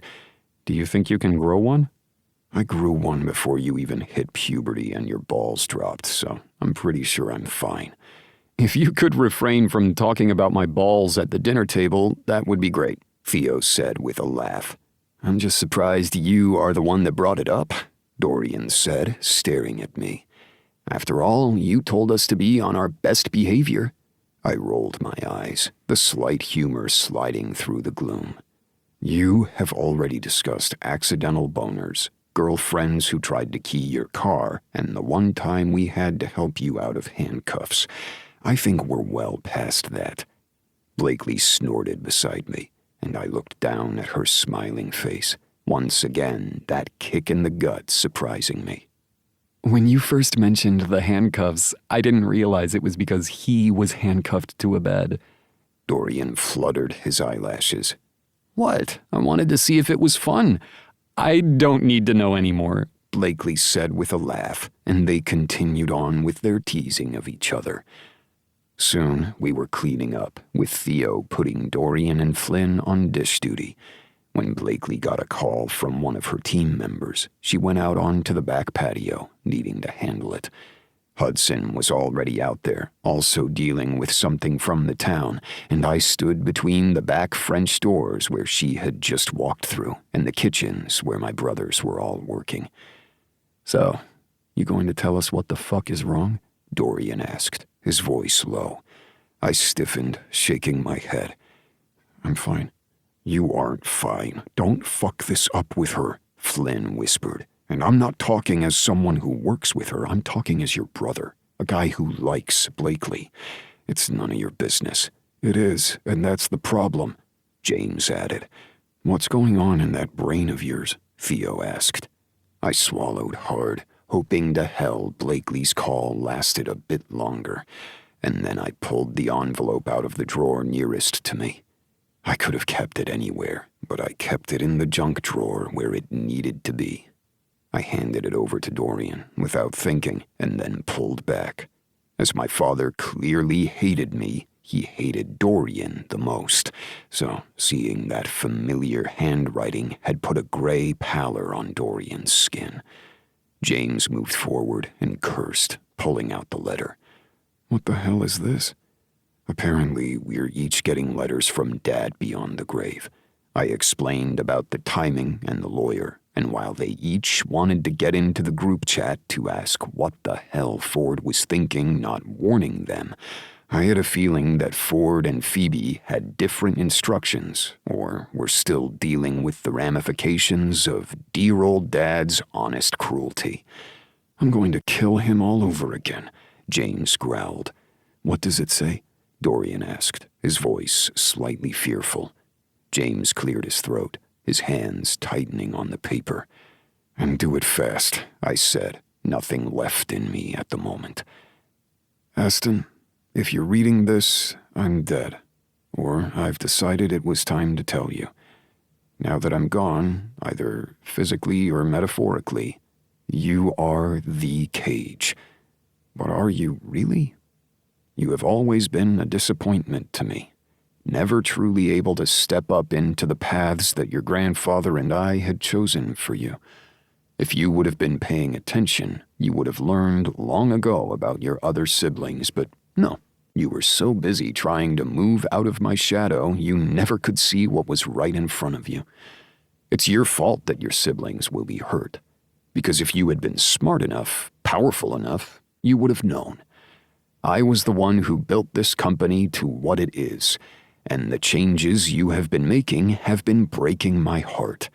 You're so worried about keeping the environment safe, you're not thinking about what we could truly do with those plots, that we could truly become worldwide instead of stuck in this state. We could have been something more, but no. Your job as the cage will never slide you out of the shadow of who your grandfather and I were. You know my rules. I pounded them into you far before you even tried to take my mantle. A mantle you will never have. But the rules I had kept our lives separate. It kept the secrets that needed to be. Do not let your brothers ruin this company. Do not let the other cages in. And while the will is forcing you to become acquainted, remember that you are the cage. Perhaps not the cage I wanted, but the cage. I was the small-town dad when I needed to be, and the elite father when you were around. And that's how it should have stayed. But with time comes reflection, and if you had been a better son, I wouldn't have had to try to make so many. I wouldn't have had to try with another woman. But you are my greatest failure. Well, my first failure. So just know that genes run true, and if I could fail, me with all of my talent and all of my power could fail, you will too. So keep to the rules. And when you inevitably screw up, remember that the rules could have saved you. Lauren. Are you kidding me? Flynn asked. That is the rambling of a delusional man. You don't actually believe that, do you? He asked, and I shrugged, my jaw tightening. I need to go, Dorian said as he pushed past me, not saying another word. James looked between us, cursed, and followed Dorian out. Because while those words in that letter were terrible, and perhaps true, it was nothing to what my father had done to Dorian. Theo pressed his lips together and didn't say a thing, and I wasn't sure there was anything else to say. Do not believe this. He's just a ranting old man who's dead. And yes, we're playing his little game by getting to know our siblings, but I want to. I want to fucking know them. Don't let Dad ruin this. Don't let him in your head. He's already there. Do you know how much work I've had to deal with the company and dealing with the fallout of his mistakes? And when I fuck this up with Blakely, because I will, it's going to fuck things up with Isabella too. So no matter what I do, I'm going to hurt this family. You're not making any sense, Theo whispered. Just don't screw things up with Blakely. I see the way you two are. You love that woman. How do we even know what love is? We're cages. You don't believe that. Look at Ford. Ford was the one who got out. Maybe he was the smartest one of us all. Before they could fight with me any longer, the back door opened, and Blakely and Hudson walked in. The tension in the room was palpable, and I knew that everyone could feel it. But when Blakely looked at me, I didn't have any words to say. There was nothing. I should head home, she said, her voice oddly shallow. What had she heard? What was she thinking? I hated that I couldn't read her mind, nor did I know what the hell I was doing. I'll walk you to your car. She stared at me, her eyes pleading, but my brothers didn't say a damn thing. At least, not until she went to get her purse. Then they said their goodbyes, although we didn't explain why Dorian and James weren't in the room. As I walked her to her car, I knew I needed to say something to fix this. But maybe there wasn't any fixing. Maybe if I fixed things the way they should be now, it wouldn't hurt later. I leaned down and kissed her temple, and she stared up at me, confusion in her gaze. What's wrong? What happened? Nothing. You're lying. Something happened before dinner with my parents, and something just happened when I was out on the porch. What's going on, Aston? My throat tightened, and it took effort to grind the words out. It's a family thing. She nodded, swallowing hard. I get that. But you can talk to me, you know? We've been together for how long? I thought you trusted me enough to talk to me, or at least talk to your brothers. Don't push me away. I slid my hands into my pockets and stared off into the distance, my father's words reverberating within my mind. Maybe I need some space. What? She asked, the break in her voice nearly killing me. I need to figure out where my head is at, and while I'm doing so, I might hurt you, so it'd be good if we just took some time. Why won't you talk to me? You always push me away, and I can't take it anymore. Blakely, my voice trailed off. You know what? No. I met her gaze, and there were no tears, just a lifted chin and resignation in those eyes. Just don't call. It's what you're good at. Take your time to figure it out, because I can't do this. Because I know if I'm the one that pushes you, I'll be the one that breaks. And I'm better than that. I truly hope you figure out what's going on, Aston. Because you're not going to talk to me, and I'm not going to fight when all I'll do is end up broken. Some part of me screamed, shouted for me to reach out, to hold her, to tell her everything. But the other part, the one that sounded suspiciously like my father, told me to stay put, that this was the easiest way. And so I didn't say anything. And when that single tear tracked down her cheek, I didn't brush it away. Instead, she got in her car and drove off, and I let it happen. But it was for the best. It needed to be. Chapter 19. Rule number 8, added by Aston. Forever might ever be enough, but it's always worth trying for. Aston. I couldn't quite believe that I was watching her drive away. Again, that part inside of me screaming to go after her, to get my head out of my ass, couldn't make me move. Instead, all I could do was repeat the words my father spoke. It was better this way. I could get my head on straight, and I wouldn't hurt her more than I already had. I made my way back inside, only to come face to face with Hudson. He glared at me and folded his arms over his chest. "Are you serious right now?" my taciturn brother whispered. His voice was laced with an edge that should have worried me. "I just had a really shitty day. Don't get on me." "Oh, we're going to do that," Dorian snapped, and I realized that everyone had come back from their prospective corners to stand in my living room, glaring at me. "I don't have time for this. I think you have all the time in the world if you're going to push the woman that you love out of your house and your life," Theo snapped. "I don't love her. It's not like that." And yet I could hear the lie in my tone. I hadn't let myself even think the word love. I liked being with her. I liked seeing her smile, and I loved seeing how she grew, but I didn't love her. Could I? No, because if I had, I wouldn't have pushed her out.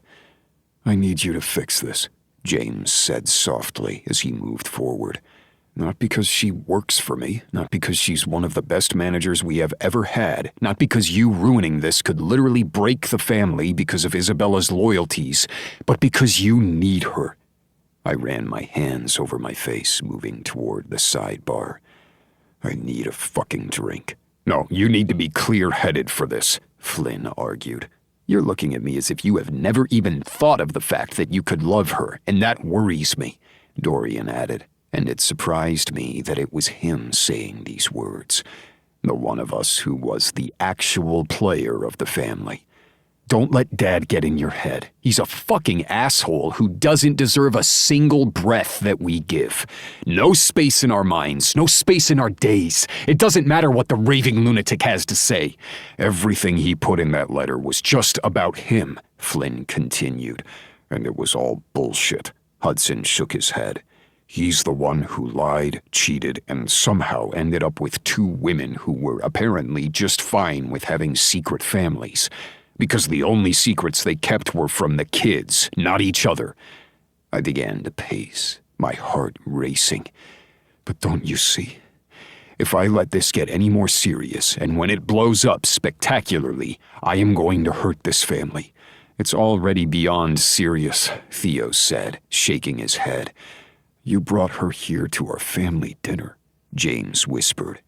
I've seen the way you 2 are with each other. You guys can work on the same floor, bump into each other, and be completely professional, where I'm pretty sure most people don't even realize you're dating. You don't keep it a secret, but you act like a rational human being. Where is that rational human being right now? James shoved at my shoulder, surprising me. I am being rational. Do you not hear yourself? Hudson asked. You're so scared of what could be. You're making it all worse. Go get her back. Fix this. She's the best thing that ever happened to you. Dad was the worst thing. I don't know what kind of sick games him and the moms were thinking of, but fuck them. Fuck what they think. When my letter shows up, I'm going to burn it. I don't really care what he thinks about me, because I was always the disappointment, the one who didn't go into business. The one who decided to serve my country instead. And I'm the one he's hated since he first looked at me. Even though he loves my twin, Dorian put in. Flynn reached out and gripped his shoulder. I'm sorry. It's not you, twin of mine, Dorian said, that familiar smile in his voice. We are all disappointments to him in one way or another, James said with a shrug. But he's dead. The only way that I really care about him is the fact that we have to deal with his will, and I would throw it all in his face and ignore it, but I don't want to give him the satisfaction of being right. But what if he is right? I whispered. He's not, Theo said. Go get her back. Go apologize, grovel, do what you did the first time you fucked up, Dorian snapped. I looked at all of them and realized that I was the idiot. It hadn't even taken me 10 minutes to realize that I made a mistake, and I needed to fix this. Go get your girl, because I really don't want to have to hire anyone else, James said as he gave me a pointed look. I mean you, replacing you, because we are keeping Blakely. Damn straight, Flynn added. Panic racing through me, I grabbed my keys and headed toward her house. I was driving so fast, I was pretty sure I was going to beat her there as I tried to figure out what I was going to say. Only there weren't going to be any words to express my regret. I had hurt her. Again. Yes, the first time had been out of my control. The second time because of a photo I hadn't even realized had been taken. It wasn't 3rd time's the charm. It was 3 strikes you're out. And I knew that beyond anything. I loved her. And it had taken me making the biggest mistake of my life to even realize that. I pulled into her driveway, and my heart squeezed ever so slightly, seeing her shadow in her front window. I needed to fix this. I needed to be the Cage, the one who was determined and knew what the hell he wanted. Or perhaps that was the problem. Because the Cage was just a facade, and my father had never known what he wanted. He had taken everything to try to find it, but he hadn't. But I had. I needed to atone for everything that I'd done. And now I stood on her doorstep, hand raised to knock, when it opened. Blakely looked at me, eyes swollen from tears, her cheeks wet, still wearing her pale pink dress. "What are you doing here?" She asked, her hands at her sides. "I'm sorry. You're getting really good at saying those words. Just go away, Aston." No, please, hear me out. "I did. When you rambled about whatever was going on in your head and when you pushed me away. It's been, 40 minutes? And you've already changed your mind. Maybe you should deal with it, because I'm worth more than your misgivings." Panicking, I swallowed down the bile in my throat before I finally cursed under my breath. "I just don't want to be my father." Her eyes widened slightly before she took a step back. "I don't want to make a scene for my neighbors, so come in. But what are you talking about?" Grateful that she even let me in, I swallowed hard and took those steps inside. My father ignored my mother and his other so-called partner. Even with that deal with them that I never understood, he ignored them. All he wanted was the power and the connections that came with it. He liked his secrets, liked lording them over everyone. I just hadn't realized that he had so many more secrets than I thought. I reached forward and brushed the tears from her cheeks with my thumb. The fact that she didn't pull away I took as a good sign, and hopefully not a goodbye.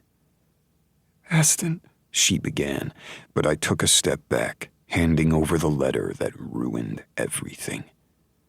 "Read this." She gave me a strange look before taking the letter in hand and began to read. Color dotted her cheeks as she continued, and I cleared my throat. "I don't want to take you for granted, and I feel like I do. I want to show you how much I care about you, how much I fucking love you. But I don't want to become my father, so I hurt people along the way." Her eyes widened even more, and I realized that I'd just blurted that I loved her. "You are not your father. Your father would never say that he loved you. You told me that. You love me, though?" Her voice broke, and I sucked in a breath. I nodded, moving my hands back to her face. "I do. I didn't fucking realize it because I didn't know what I was looking for, but I do. And I want to believe that I'm not my father. But sometimes I get so focused on making sure that this family and this legacy isn't what he made it, that I lose track. I had let my hands fall and nearly began to pace, but I didn't want to lose her gaze. "That is not what your father tried to do. I don't know what his end goal was, but you're trying to protect your family and yourself. You just have to stop pushing me away when you get scared. Because I love you too, you asshole." A smile slid over my face, even as my heart raced. "You love me?" "Of course I do. Everything wouldn't hurt this bad if it wasn't love. I've never been in love before, so I didn't realize it either, but I do love you. So don't push me away when you get angry. Whenever your father does something to annoy you, even from the grave, talk to me about it. But the next time you do anything close to what you did, I'm done. I love you, but I also love myself." I moved forward and cupped her face once more before bringing my lips down to hers. I tasted the salt of her tears and nearly fell to my knees. I had hurt her, the person that I loved, and I hadn't even realized how I was doing it until it was almost too late. And when I pressed my forehead to hers, I let out the breath I hadn't even realized I'd been holding. "I love you. I really like when you say that. But you can't use it to grovel the next time. I'm not going to need to grovel. Oh, you will. Because we're both going to make mistakes. That's part of the rules. I leaned back, tilted my head. Rules? Of being in a relationship. You're going to make mistakes, but you figure out how to fix them without hurting the other person. I've watched my parents navigate 2 careers that take up so much space in their lives that it sometimes felt that there wasn't enough space for each other, or me. But they made it through. And we can too. As long as you talk to me. I stared at her, my heart racing. Okay. I promise I'll do better. I won't be the asshole that I know I'm being. Good. And I'm really delighted that you came here because we have that gala this weekend and I really don't want to go alone again. This time, my smile widened even further. I met you the last time. You know, I think we should make sure this gala ends a little better than the last time. Her smile softened as she wrapped her arms around me. Good. Because I want to enjoy myself with you and not be worried that I'm going to ruin everything. No. And I'll do my best not to ruin it either. I slid my fingers down her bare arm, and she raised a brow. Is there something you would like? She teased, and as I gently pulled down the straps of her dress, she rolled her eyes before I took her lips with mine. Oh, I think there's something that we could both want. Why does this feel different and yet the exact same? Blakely asked as we walked inside the large ballroom. Everyone wore tuxes and ball gowns with far too many diamonds and jewels. What a pretentious way to donate money for a reputable cause. But others wanted to be in their finery, and we let them. It wasn't the same organization as before, but we cages needed to show face and donate, and Blakely was here as my date. Well, this time I get to monopolize all of your dances, and not have to worry if I'm going to scare you away. I think after meeting your entire family, I'm not going to be that scared. Well, I'm scared, Isabella said as she stood on my other side, her green dress flowing around her in waves. She had piled her hair up on the top of her head in some sort of updo and added subtle makeup. I don't think I've ever seen you in a dress, dear sister. She glared at me, but I saw the fear in her gaze. I still don't know why I'm here. Because you're a cage, I said as I squeezed her hand.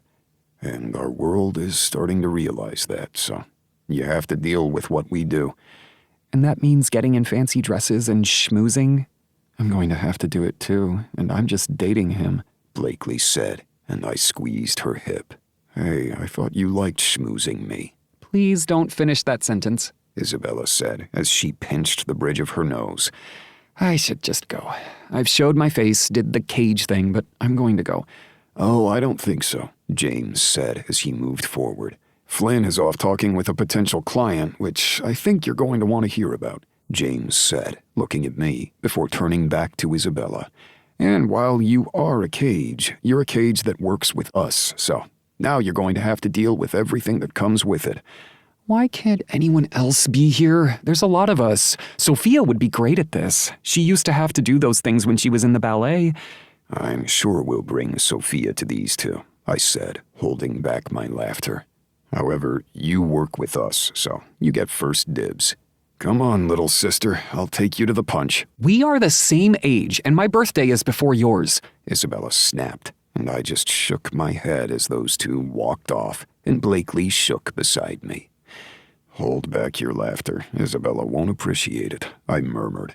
Getting her out here was like pulling teeth, but I'm sure she'll figure it out. You know, she didn't really need to be here, I said softly. Blakely's eyes twinkled. Oh, I figured. But it's a good way for her to get to know you guys in all aspects. Emily would actually love this. Is it weird that I feel like I don't even know her at all? She's so much younger. You know Phoebe, and she's even younger. I've known her longer. I rubbed the back of my neck. I mean, I really do need to get out of my head and whatever Dad said and worry about the family that we have. You are the big brother, and I think you're doing a pretty good job about it. And I can do a better one. Because once those letters start to arrive, I have a feeling Dad's going to do his best to try to hurt each and every one of us. And we're not going to let him, because you have me on your side too. I leaned down and brushed my lips against hers, my heart swelling. Out of the corner of my eye, Blakely's old boss walked by, whispering something to his wife. That glare on his face looked like it needed to be ripped off, but Blakely squeezed my hand and just smiled over at him before her attention went to someone else. She ignored him completely, and I couldn't have been prouder.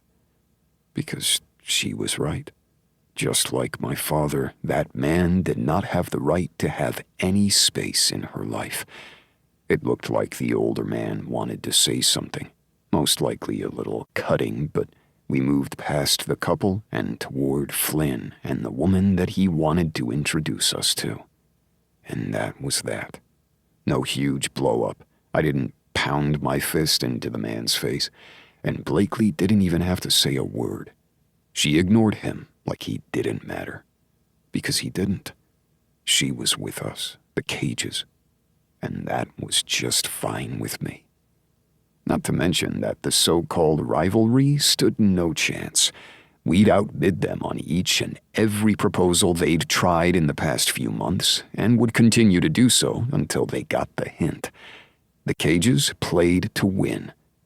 I see you're here, a cold voice said from beside me, and I realized that maybe I had thought those words too soon.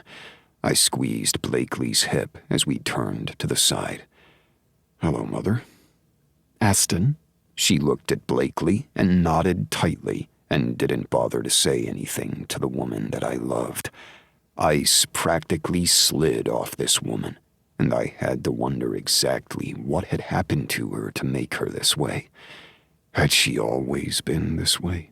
Or had Dad's constant infidelity and lies done it? It was hard to feel sorry for her when she acted like this, but I did. Because I didn't want my mother to hurt. I didn't know you would be here tonight, I said. You look lovely. I'm here with Dorian. I didn't want him to bring some floozy. I raised a brow and looked across the ballroom. I hadn't even realized Dorian would be here, but there were shadows in his eyes, and I had to wonder exactly what had happened. It's good you're here. The world needs to see the Cage. Don't embarrass us. I shook my head, wondering why she was like this. I'm not the Cage, Mom, I said pointedly, and her eyes narrowed.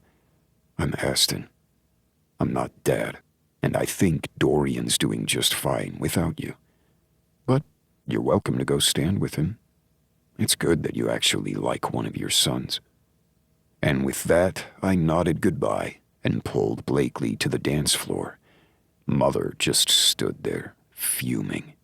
But Dorian was now talking animatedly with Isabella and James, so my mother had nowhere to go other than to speak to people she didn't want to. Well, that was fun, Blakely said with a roll of her eyes. Family, am I right? I said, and she just laughed. I love your brothers and sisters, so I'm glad you have the multitudes that you do. I don't know what's going on with her, or how she keeps getting colder, and maybe we'll figure it out, or maybe we won't. But I'm done trying to act like Dad to make her happy, which sounds far weirder than it should be. Blakely held back a laugh, her shoulders shaking. Thankfully, I know what you mean, she said with a laugh as I twirled her on the dance floor. And as the music changed, we continued to dance, doing the one thing we hadn't been able to the first time we'd been here. Just be. I had almost lost her, had almost pushed her away because of the man they had wanted me to be. And I wasn't going to be that anymore. I was going to be who Blakely needed me to be, who I needed me to be. Whatever cage that happened to be in the moment. Chapter 20. Dear Diary. It turns out, if you take a chance, sometimes it works. Sometimes, not so much. Blakely. I hummed along to the music in my head as I walked through the empty building on Avalanche Street. I knew it was named Avalanche for the hockey team and not an actual avalanche, but that still worried me some. Cage Enterprises had been looking at numerous places for their next endeavor on my project list, and we were thinking of purchasing this one. We. It was so odd that I was a we now, but I was going to lean into it for the time being. However, the building that I now stood in was a little older, but was going to be the home of a future business that one of our loan recipients was going to use. The best part, it was going to be a multiple loan partner establishment. The women had come together with a proposal, and the Cages were going to be the ones that helped fund it. I was really excited to see what they did, because it was going to help the community. However, I probably should have waited for Aston to drive me to the place, rather than meeting him here. The clouds overhead were getting dark, and while there hadn't been any rain in the forecast, it was Colorado, and that meant weather had no reason. Aston had texted saying he was on his way, so hopefully we'd be able to get back to his place before the storm. Everything just felt spectacular, which probably meant I needed more sleep. But for the past week, we hadn't been getting much sleep. Between meeting each other, the business, and countless other things, I had been too wired, and now here I was, bouncing on my feet as I waited for Aston to come. I still couldn't quite believe that things were working out. I loved him, and he loved me. And if I kept saying that, I was going to become a Disney princess and start twirling around even though I wore jeans and a top. I was pretty sure Disney princesses wore jeans these days. It was all in fashion. I rolled my eyes, knowing that I needed to focus on my checklist before Aston got here. Lightning crackled in the sky, but it was far enough away. I checked my phone, but he hadn't texted any updates. That meant he was driving. I really hoped that it didn't start raining while he was driving. If anything, we could just wait out the storm here. I bit my lip as worry slid through me, hoping he wasn't driving through the rain.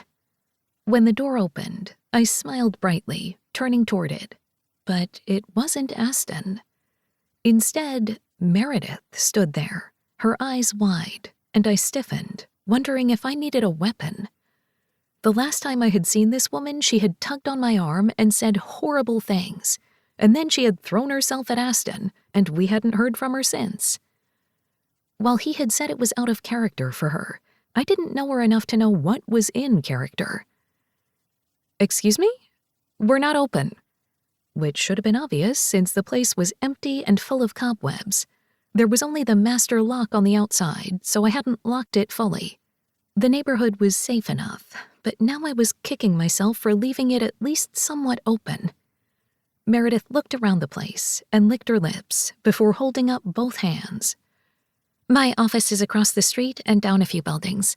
I saw you walking in. I swear I wasn't stalking you." She winced. "Although you don't have to believe me. You can look me up on my profile to see where I work so you can see the address. Or ask Aston." She paused. Not that he would want to hear from me either. "Is there something I can do for you, Meredith? Because we're not doing this. I'm not going to continue whatever this drama you think that we have." The other woman swallowed hard, her face paling. "I'll leave, I promise. I just wanted to say..." She sucked in a deep breath. "I just want to say I'm sorry." My eyes widened, and I wasn't quite sure I had heard her right. There was only a few feet between us, and yet I could practically sense the nerves rolling off her. "I've just had a really shitty year." She let out a hollow laugh that held no humor. And I realized that my shitty year shouldn't have affected you, but it did because I made it so. I tried to fix my old mistakes from before and just ended up making more. I'm not really following, I said, wondering exactly why she was here apologizing. While I appreciated it, it felt off. I thought I could step into the person that I had once been and fix things, but it turns out that I can't do that. And I'm so sorry, Blakely. I'm sorry that I hurt you in the process, because I did. Some part of me wanted to because I was hurting, but the real me wouldn't have wanted to. Everything she said sounded true. I heard the sincerity in her voice, but I was still so confused. You see, when Aston and I were engaged and we were trying to plan the wedding, my family were trying to make it this event. In the middle of things, my mom and his mom were fighting, his dad was ignoring us. She paused, which, in retrospect, makes a little sense. He was really good at ignoring things. I laughed with her, despite myself. So it seems. I never had the chance to meet him. A splash of humor filled her gaze before she blinked it away. You weren't missing anything. He never liked me. Of course, he never really liked anyone, though he might have liked his other family. She paused. But I'm off topic here. She let out a deep breath, rolling her shoulders back. As we were planning the wedding, I found out I had cancer. Of every single thing she could have said, that hadn't even crossed my mind. Meredith, I'm so sorry. That's terrible. I want to ask if you're okay now, but I don't want to pry. She wiped away a tear and rolled her eyes. I need to stop crying. I'm trying to apologize to you and explain. This is not about me. But I'm fine now. I had to deal with a few things and turned my pain inward. I pushed everyone away, not knowing what I wanted. Yes, I broke up with Aston. I didn't want him to see me like that, which makes no sense because I know he would have been great. Part of me wanted to reach out and hold her, to help pull that pain away, but I knew neither one of us would truly welcome the action in that moment. He would have stood beside you. He's a good man. The best. But he didn't love me. Just like I didn't love him. She shrugged, that sad smile on her face. And he would have stayed with me throughout all of it, and then when could he have walked away? He couldn't leave the sick woman and then the woman who bravely fought and beat cancer.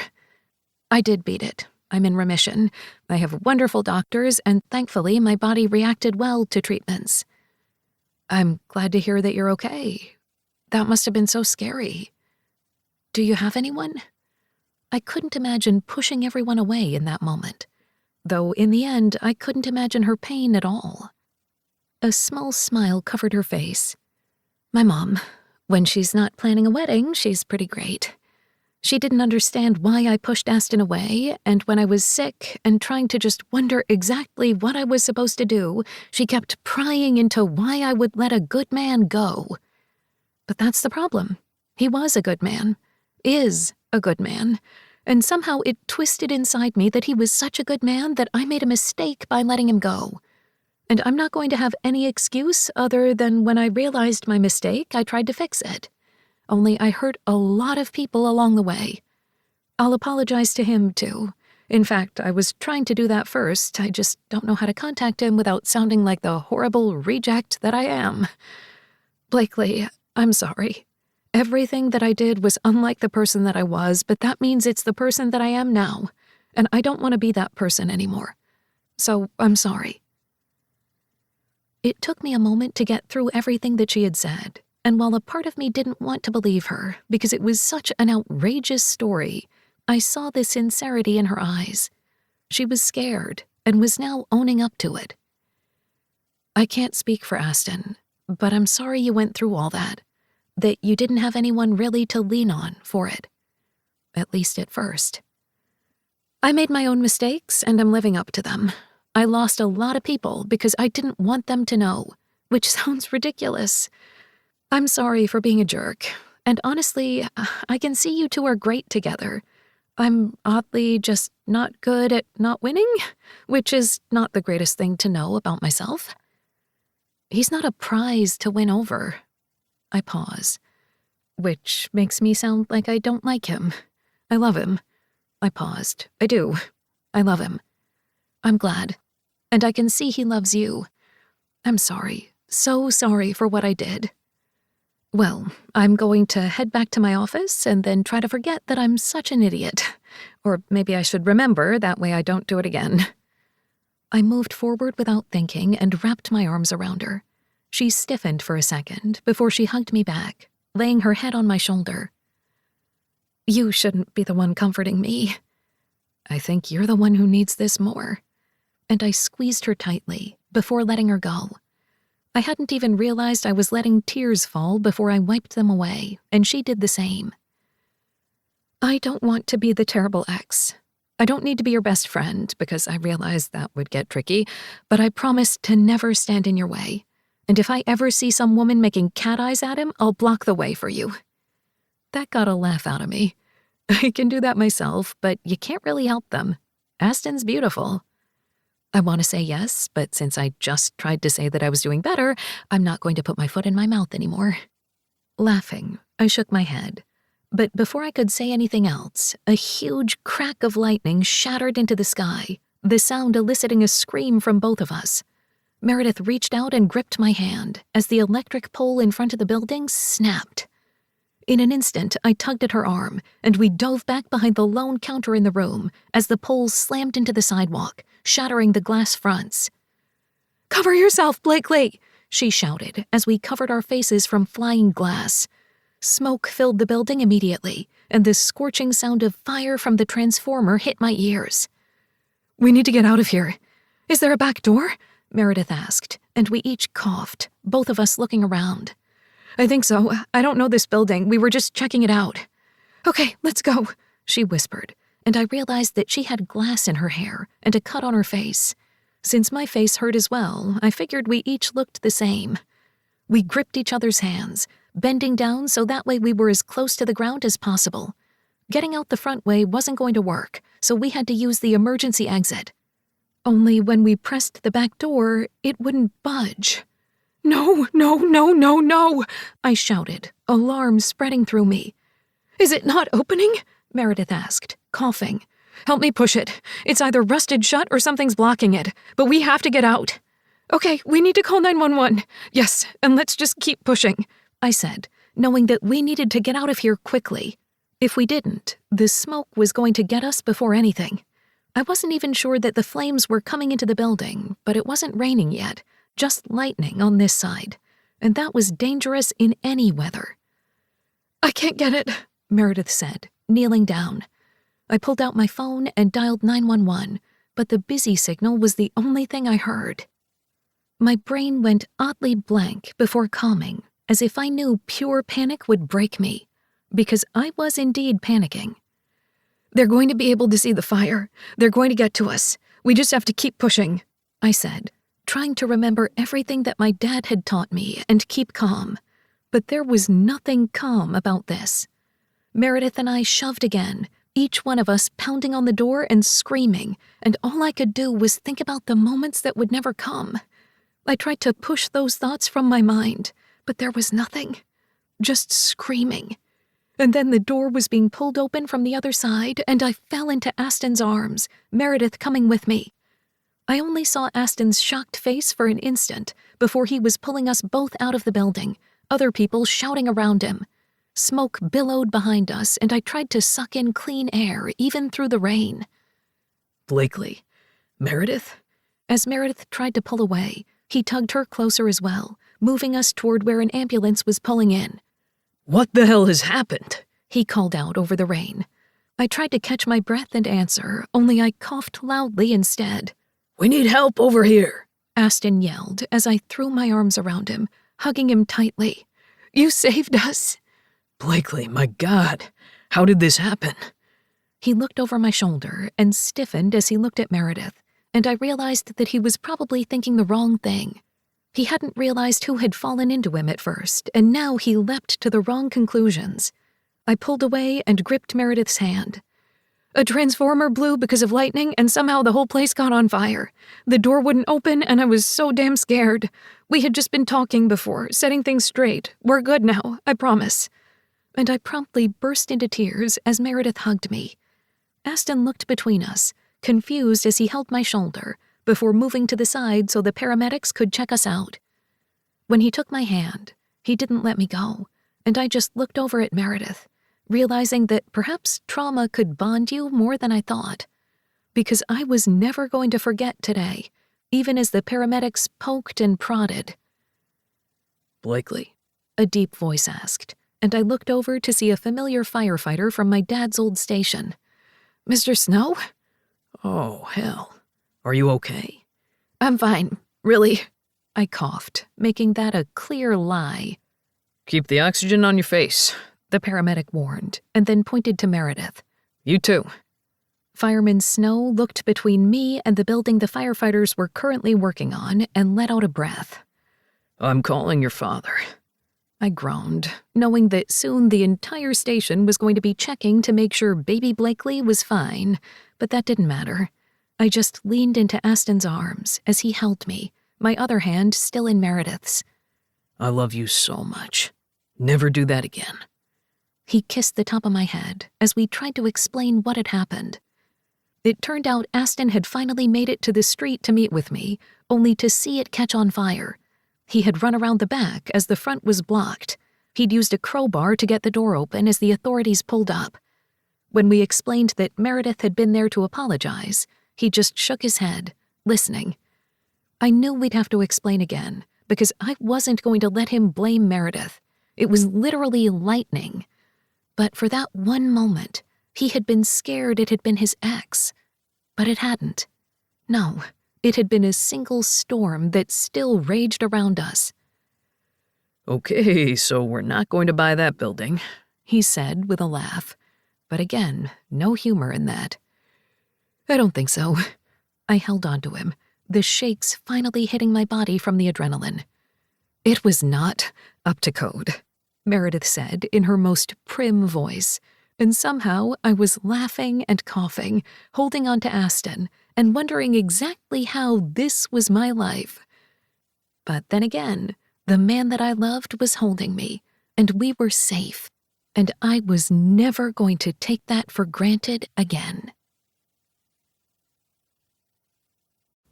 Chapter 21. The Rules According to Aston Cage. Make your own rules. Aston. The rules according to Lauren Cage. Rule number 1. There is no such thing as forever. Rule number 2. Never lie to your family. Rule number 3. Only lie to your family if number 2 is unavoidable. Rule number 4. Cage first, always. Rule number 5. Never let the world see. The rules we needed? Rule number 6, added by Aston. Remember who you are versus who you need to be. Rule number 7, added by Aston. Break the rules. Rule number 8, added by Aston. Forever might never be enough, but it's always worth trying for. The rule that matters? Make your own rules. I still cannot believe you were in an actual fire. Isabella held Blakely's hands, and from the look on Blakely's face, my sister seemed to be squeezing her hands a little too tightly. You might want to let Blakely go so she can feel her fingers later. Blakely gave me a thankful smile as Isabella released her. Sorry about that, but seriously, thank you for saving them. Even your ex, because she sounds like a really nice person once she's doing better. Since the fire the day before, Isabella seemed to have been off-kilter. Hell, everyone seemed to be. I had met with Blakely's parents at the hospital so she could get checked out, and as many of the firefighters who had once worked with or heard of Blakely's father had come to check in. Then the Cages had shown up en masse. In other words, we had taken a full waiting room and had made sure that Blakely and Meredith were never alone. The fact that Meredith's parents hadn't shown up because they were out of town worried me. However, I had a feeling that with the way that Blakely and Meredith had bonded in an incident I never wanted to think about again, my ex wasn't going to be alone for long.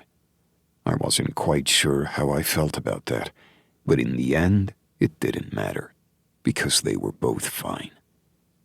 "I just opened a door," I said, though it was much more than that. I had ended up needing stitches on my hand from a cut I had hid from Blakely at first. Having to use a crowbar to pry open the door had scared the shit out of me, but I had heard them banging on it and knew that they had no other way out. So now my hand was wrapped up, and Blakely seemed in better condition than I was. Then again, I couldn't help but hold her, wanting to make sure she was actually real. I could have lost her when I had just found her, and I never wanted to have that feeling again. "I'm really okay, and I could use something to drink, since you blocked me on my way to the fridge," she said, and Isabella rolled her eyes. "I just need to make sure you're okay and relatively unharmed. Of course, the bandaged one behind you won't let me ensure he's fine as well." My sister glared at me as Emily and Sophia pushed me down on the couch. I let out a grunt and glared at them. "Really?" Emily shook her head. "You won't rest. You have stitches. You're supposed to be resting." I held up my arm. "On my hand, not on my feet. Just let them do it," Kyler said from his perch on the armchair. "It's really hard to fight against them. I just let it happen." "You should listen to him. He grew up with us," Isabella said, and I met the gazes of the others in the room. Somehow all 12 siblings, plus Blakely and Cale, had fit into my living room. We had invited Blakely's parents as well, but they had declined, saying that it might be a little too many cages all at once. I didn't blame them, and it was nice to have the siblings all in one place. We really hadn't been like this since everything had happened. "Okay, so we're not buying that building," James said suddenly. Blakely snorted. "That's what Aston said, though it was really cute, but clearly not taken care of." "We'll find another place, and make sure it's inspected before we walk into it," Flynn said dryly. "The problem is it was inspected," James growled. "They're fired, don't worry," he added as I narrowed my gaze at him.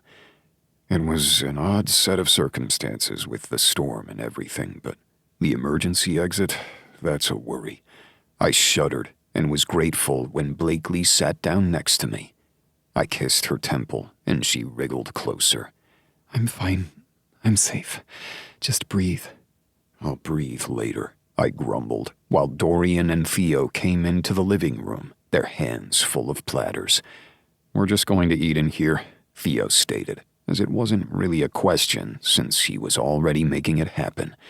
Kyler hopped off the couch, and Hudson followed him, and soon we were overflowed with 15 kinds of appetizers and finger foods. "I cook when I'm nervous. Just let it happen," Theo said pointedly, as Emily rubbed her hands together. "Having a chef in the family might be my favorite thing ever." She looked up at him and beamed. "I know you're busy, but I really would like to learn how to make a souffle." Dorian snorted as Theo just grinned. "Brother Dearest over here is laughing because he cannot make a souffle, but I can help. But can I ask why that in particular?" "I don't know. I just always wanted to make one after watching Doctor Who. And my favorite restaurant that I went to in Paris was all about the souffles." Theo rubbed his hands together. "Oh, I know exactly what you're talking about. And yes, we'll make them." "You're going to create a monster," Isabella said, but there wasn't too much humor in her tone. She kept looking over at Blakely and then off into the distance. Something was going on with her, and we would figure it out once we could all just settle. As I stared around at my family, everybody speaking to one another as if we hadn't all been forced together in an odd sense of genetics and circumstances, I realized that maybe all of us in one room wasn't that bad. Ford and Cale were in the corner laughing about something as Sophia came up to both of them and leaned into her boyfriend's hold. The two of them seemed happy, and I liked the way that he treated my sister, just like I liked the fact I could freely say sister and not feel like I was out of my element. At least too far. I was never going to understand my father, and I knew that every single person in this room could walk away from what that man had built at any moment. But in the end, it had forced us to get to know one another. I knew that no matter how many forced dinners we had, it would be on our terms, as much as we could make it happen. I wanted to get to know my family, and I did not want to be my father. Would follow the rules of the will, but those were the only ones. And in the end, we were about to make rules of our own. I knew that not everybody was happy with the situation, and there was going to be resentment bubbling up soon, and we'd deal with it. I wasn't resentful of the people in this room, not with what they represented. My mother might change her mind at some point and stop being so icy cold, but I did not care what my father thought anymore.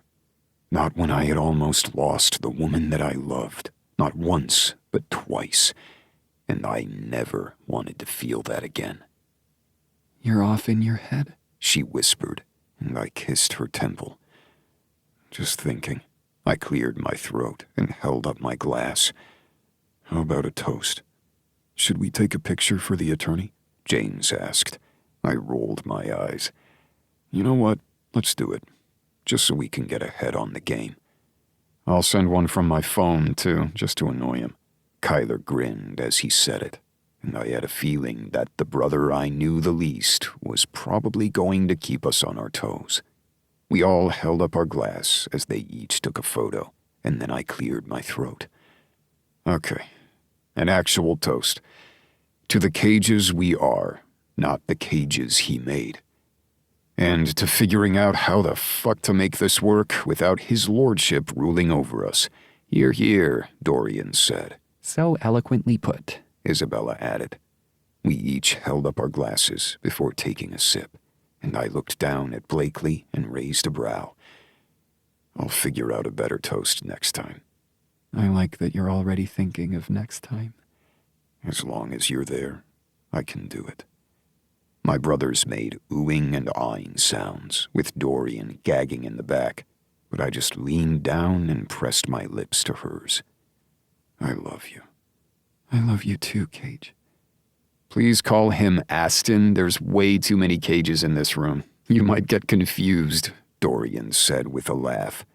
I'm pretty sure I can't confuse him for anyone. Just saying.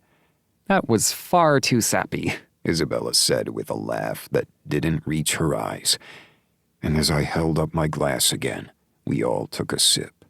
And then I kissed Blakely on the temple again and settled back as my family figured out their new routines and did the one thing that we had never been allowed to do.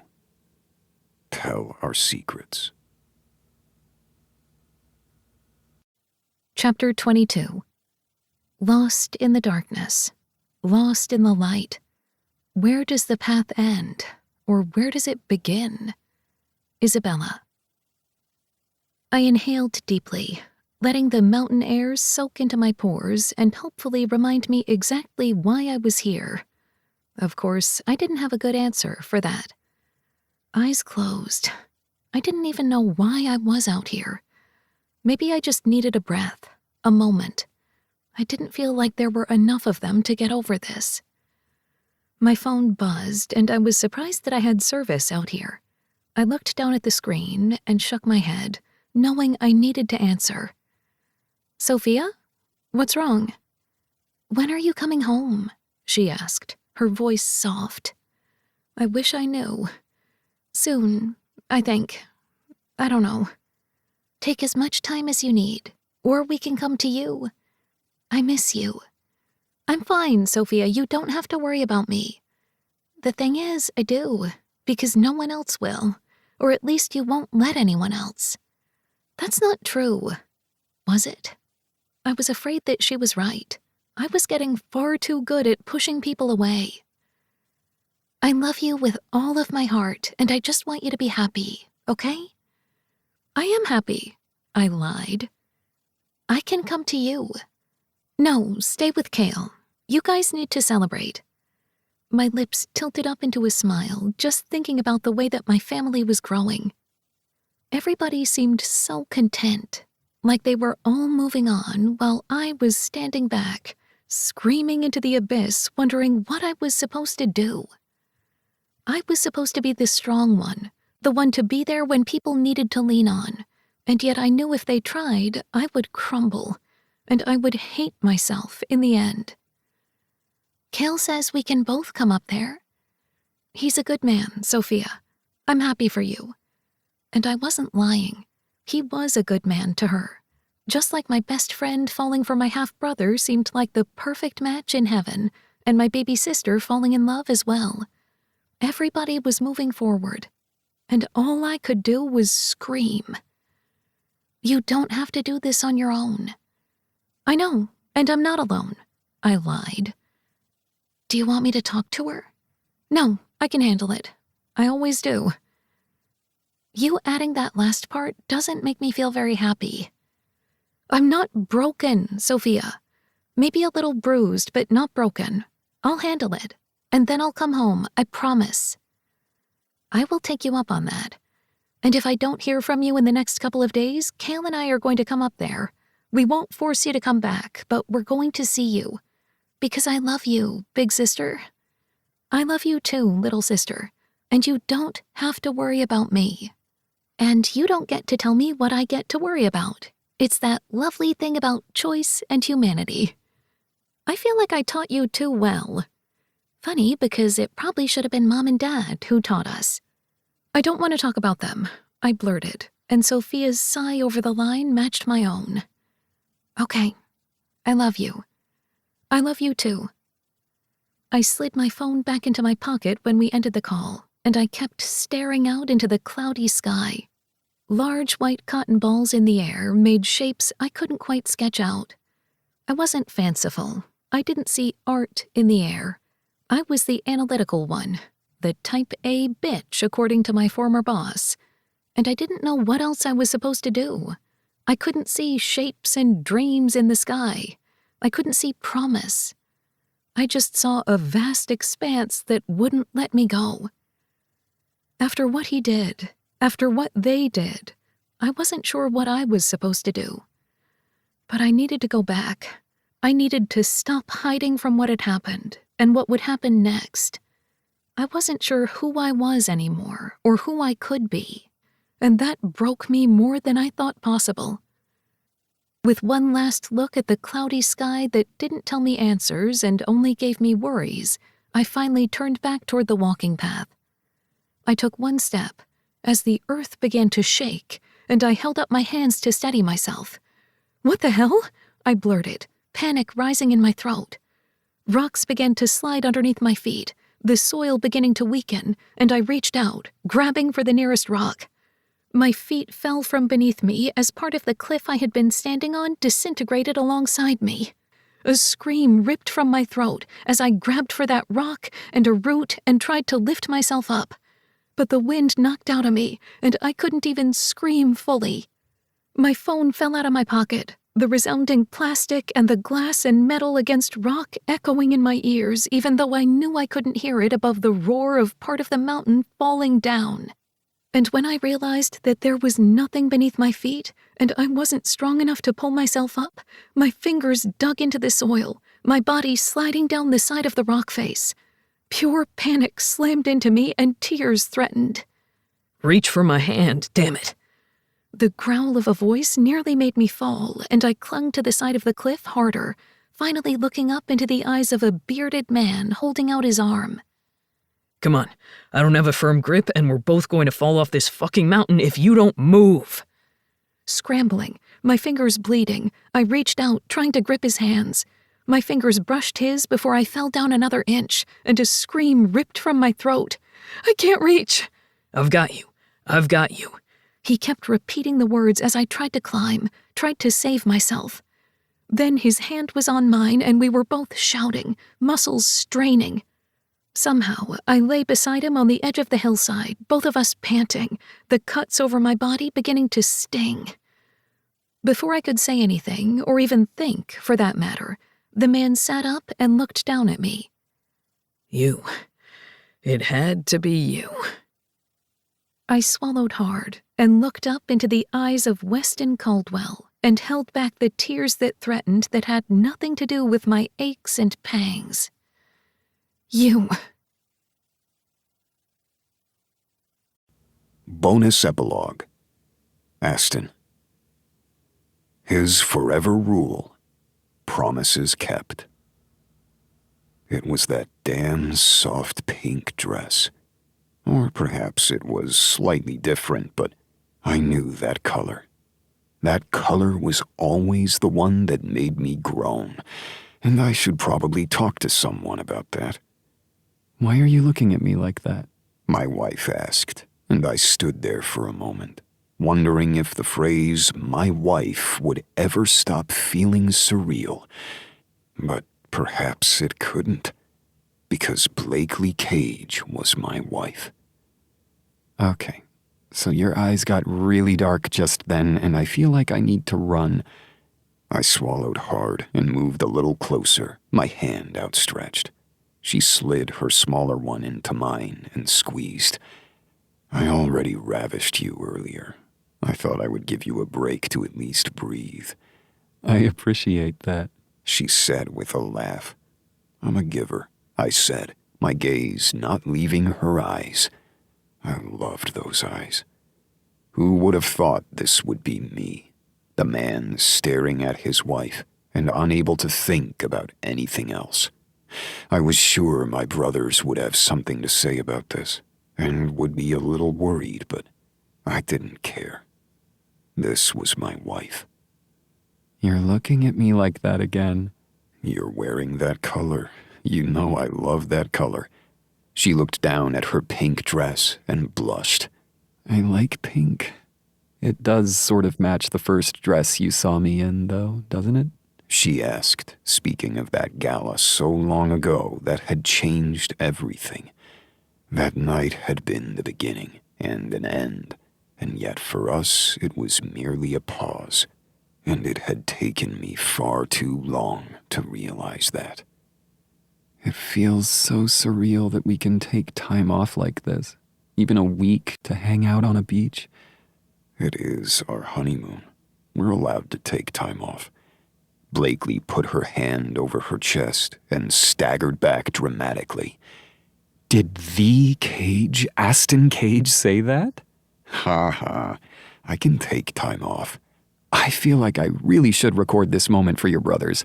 We are not recording anything of the like. They do not get to see you in that dress.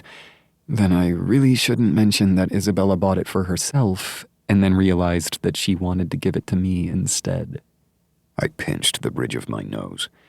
What did I say about bringing up my sister when we're on our honeymoon? I asked, making her grin. I can't help it that I tell my best friend all of our secrets. You're just going to have to deal with it. But then she knows everything, and she lords it over me. As if you don't lord it over her. You guys are so cute. Like real siblings who grew up together, bickering and yet taking over the world together. I like it. I'm pretty sure Isabella could take over the world on her own, I mumbled. You know what's funny? She said the exact same thing about you. I shook my head. Well, that's enough talking about my sister, or any of the other cages. I'm the only cage that matters here. Well, that doesn't sound nice. I thought I was a cage too. The smile that spread over my face slowly felt as if it was a whole new me. I couldn't help but grin at her, pride filling every ounce of my soul. Damn straight you are. You're my cage. Should I get all sappy and say you caged me and my heart and all that swoopy stuff? Did you just use the word swoopy? I asked, the chuckle rumbling in my chest. Yes, because I love you, you dork. I do too. Love you, that is. And you're the dork.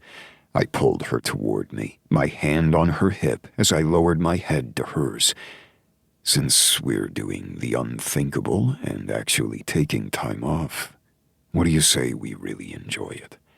I wonder what we could do. No paperwork, no computers, and no phones? Whatever is there to do? I gently slid her dress over her head, groaning when my hands touched bare skin. You aren't wearing a single thing under here, I growled. Easy access? Plus, I really like when you growl like that.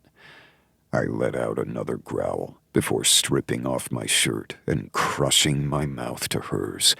Her breasts pressed against my chest, and I reached around, grabbing her ass. I want you. From the feel of you against my stomach, I figured that.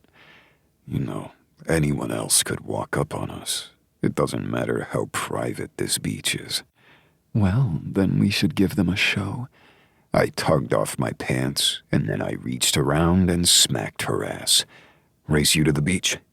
If something other than you touches me in that ocean, I'm going to scream. Oh, I can make you scream. And then she ran off down the beach, waves lapping at her skin as she dove underneath the water, hiding herself.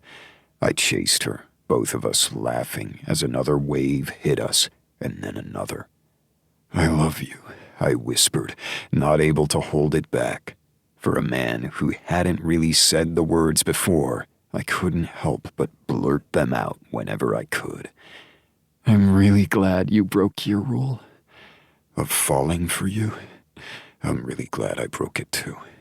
She wrapped her arms around my neck, and I lifted her up and down over my length. Both of us groaned as I continued to kiss her, needing her. Yes, I had broken the rule, the one I had imposed on myself that didn't matter in the end. Because she was my forever, my cage. And as we came together, both of us groaning, panting each other's names out, I held her close, knowing that this was only a beginning. One that might have scared me, but didn't. So, ready to see what happens next? I asked, pushing her wet hair from her face. She sighed and kissed my chin. Always. Always. And I kissed my wife again, and broke another few rules. This has been The Forever Rule, including the prequel Before I Knew, Book 1 in the Cage Brothers series, written by Carrie-Ann Ryan, narrated by Emma Wilder and Jason Clark, produced by Wilder Audiobooks, post-production by Chrissy Farrell, text and production copyright 2024 by Carrie-Ann Ryan. Thanks for listening, and keep an eye out for the next book in the Wilder Brothers series, An Unexpected Everything. Audible hopes you have enjoyed this program.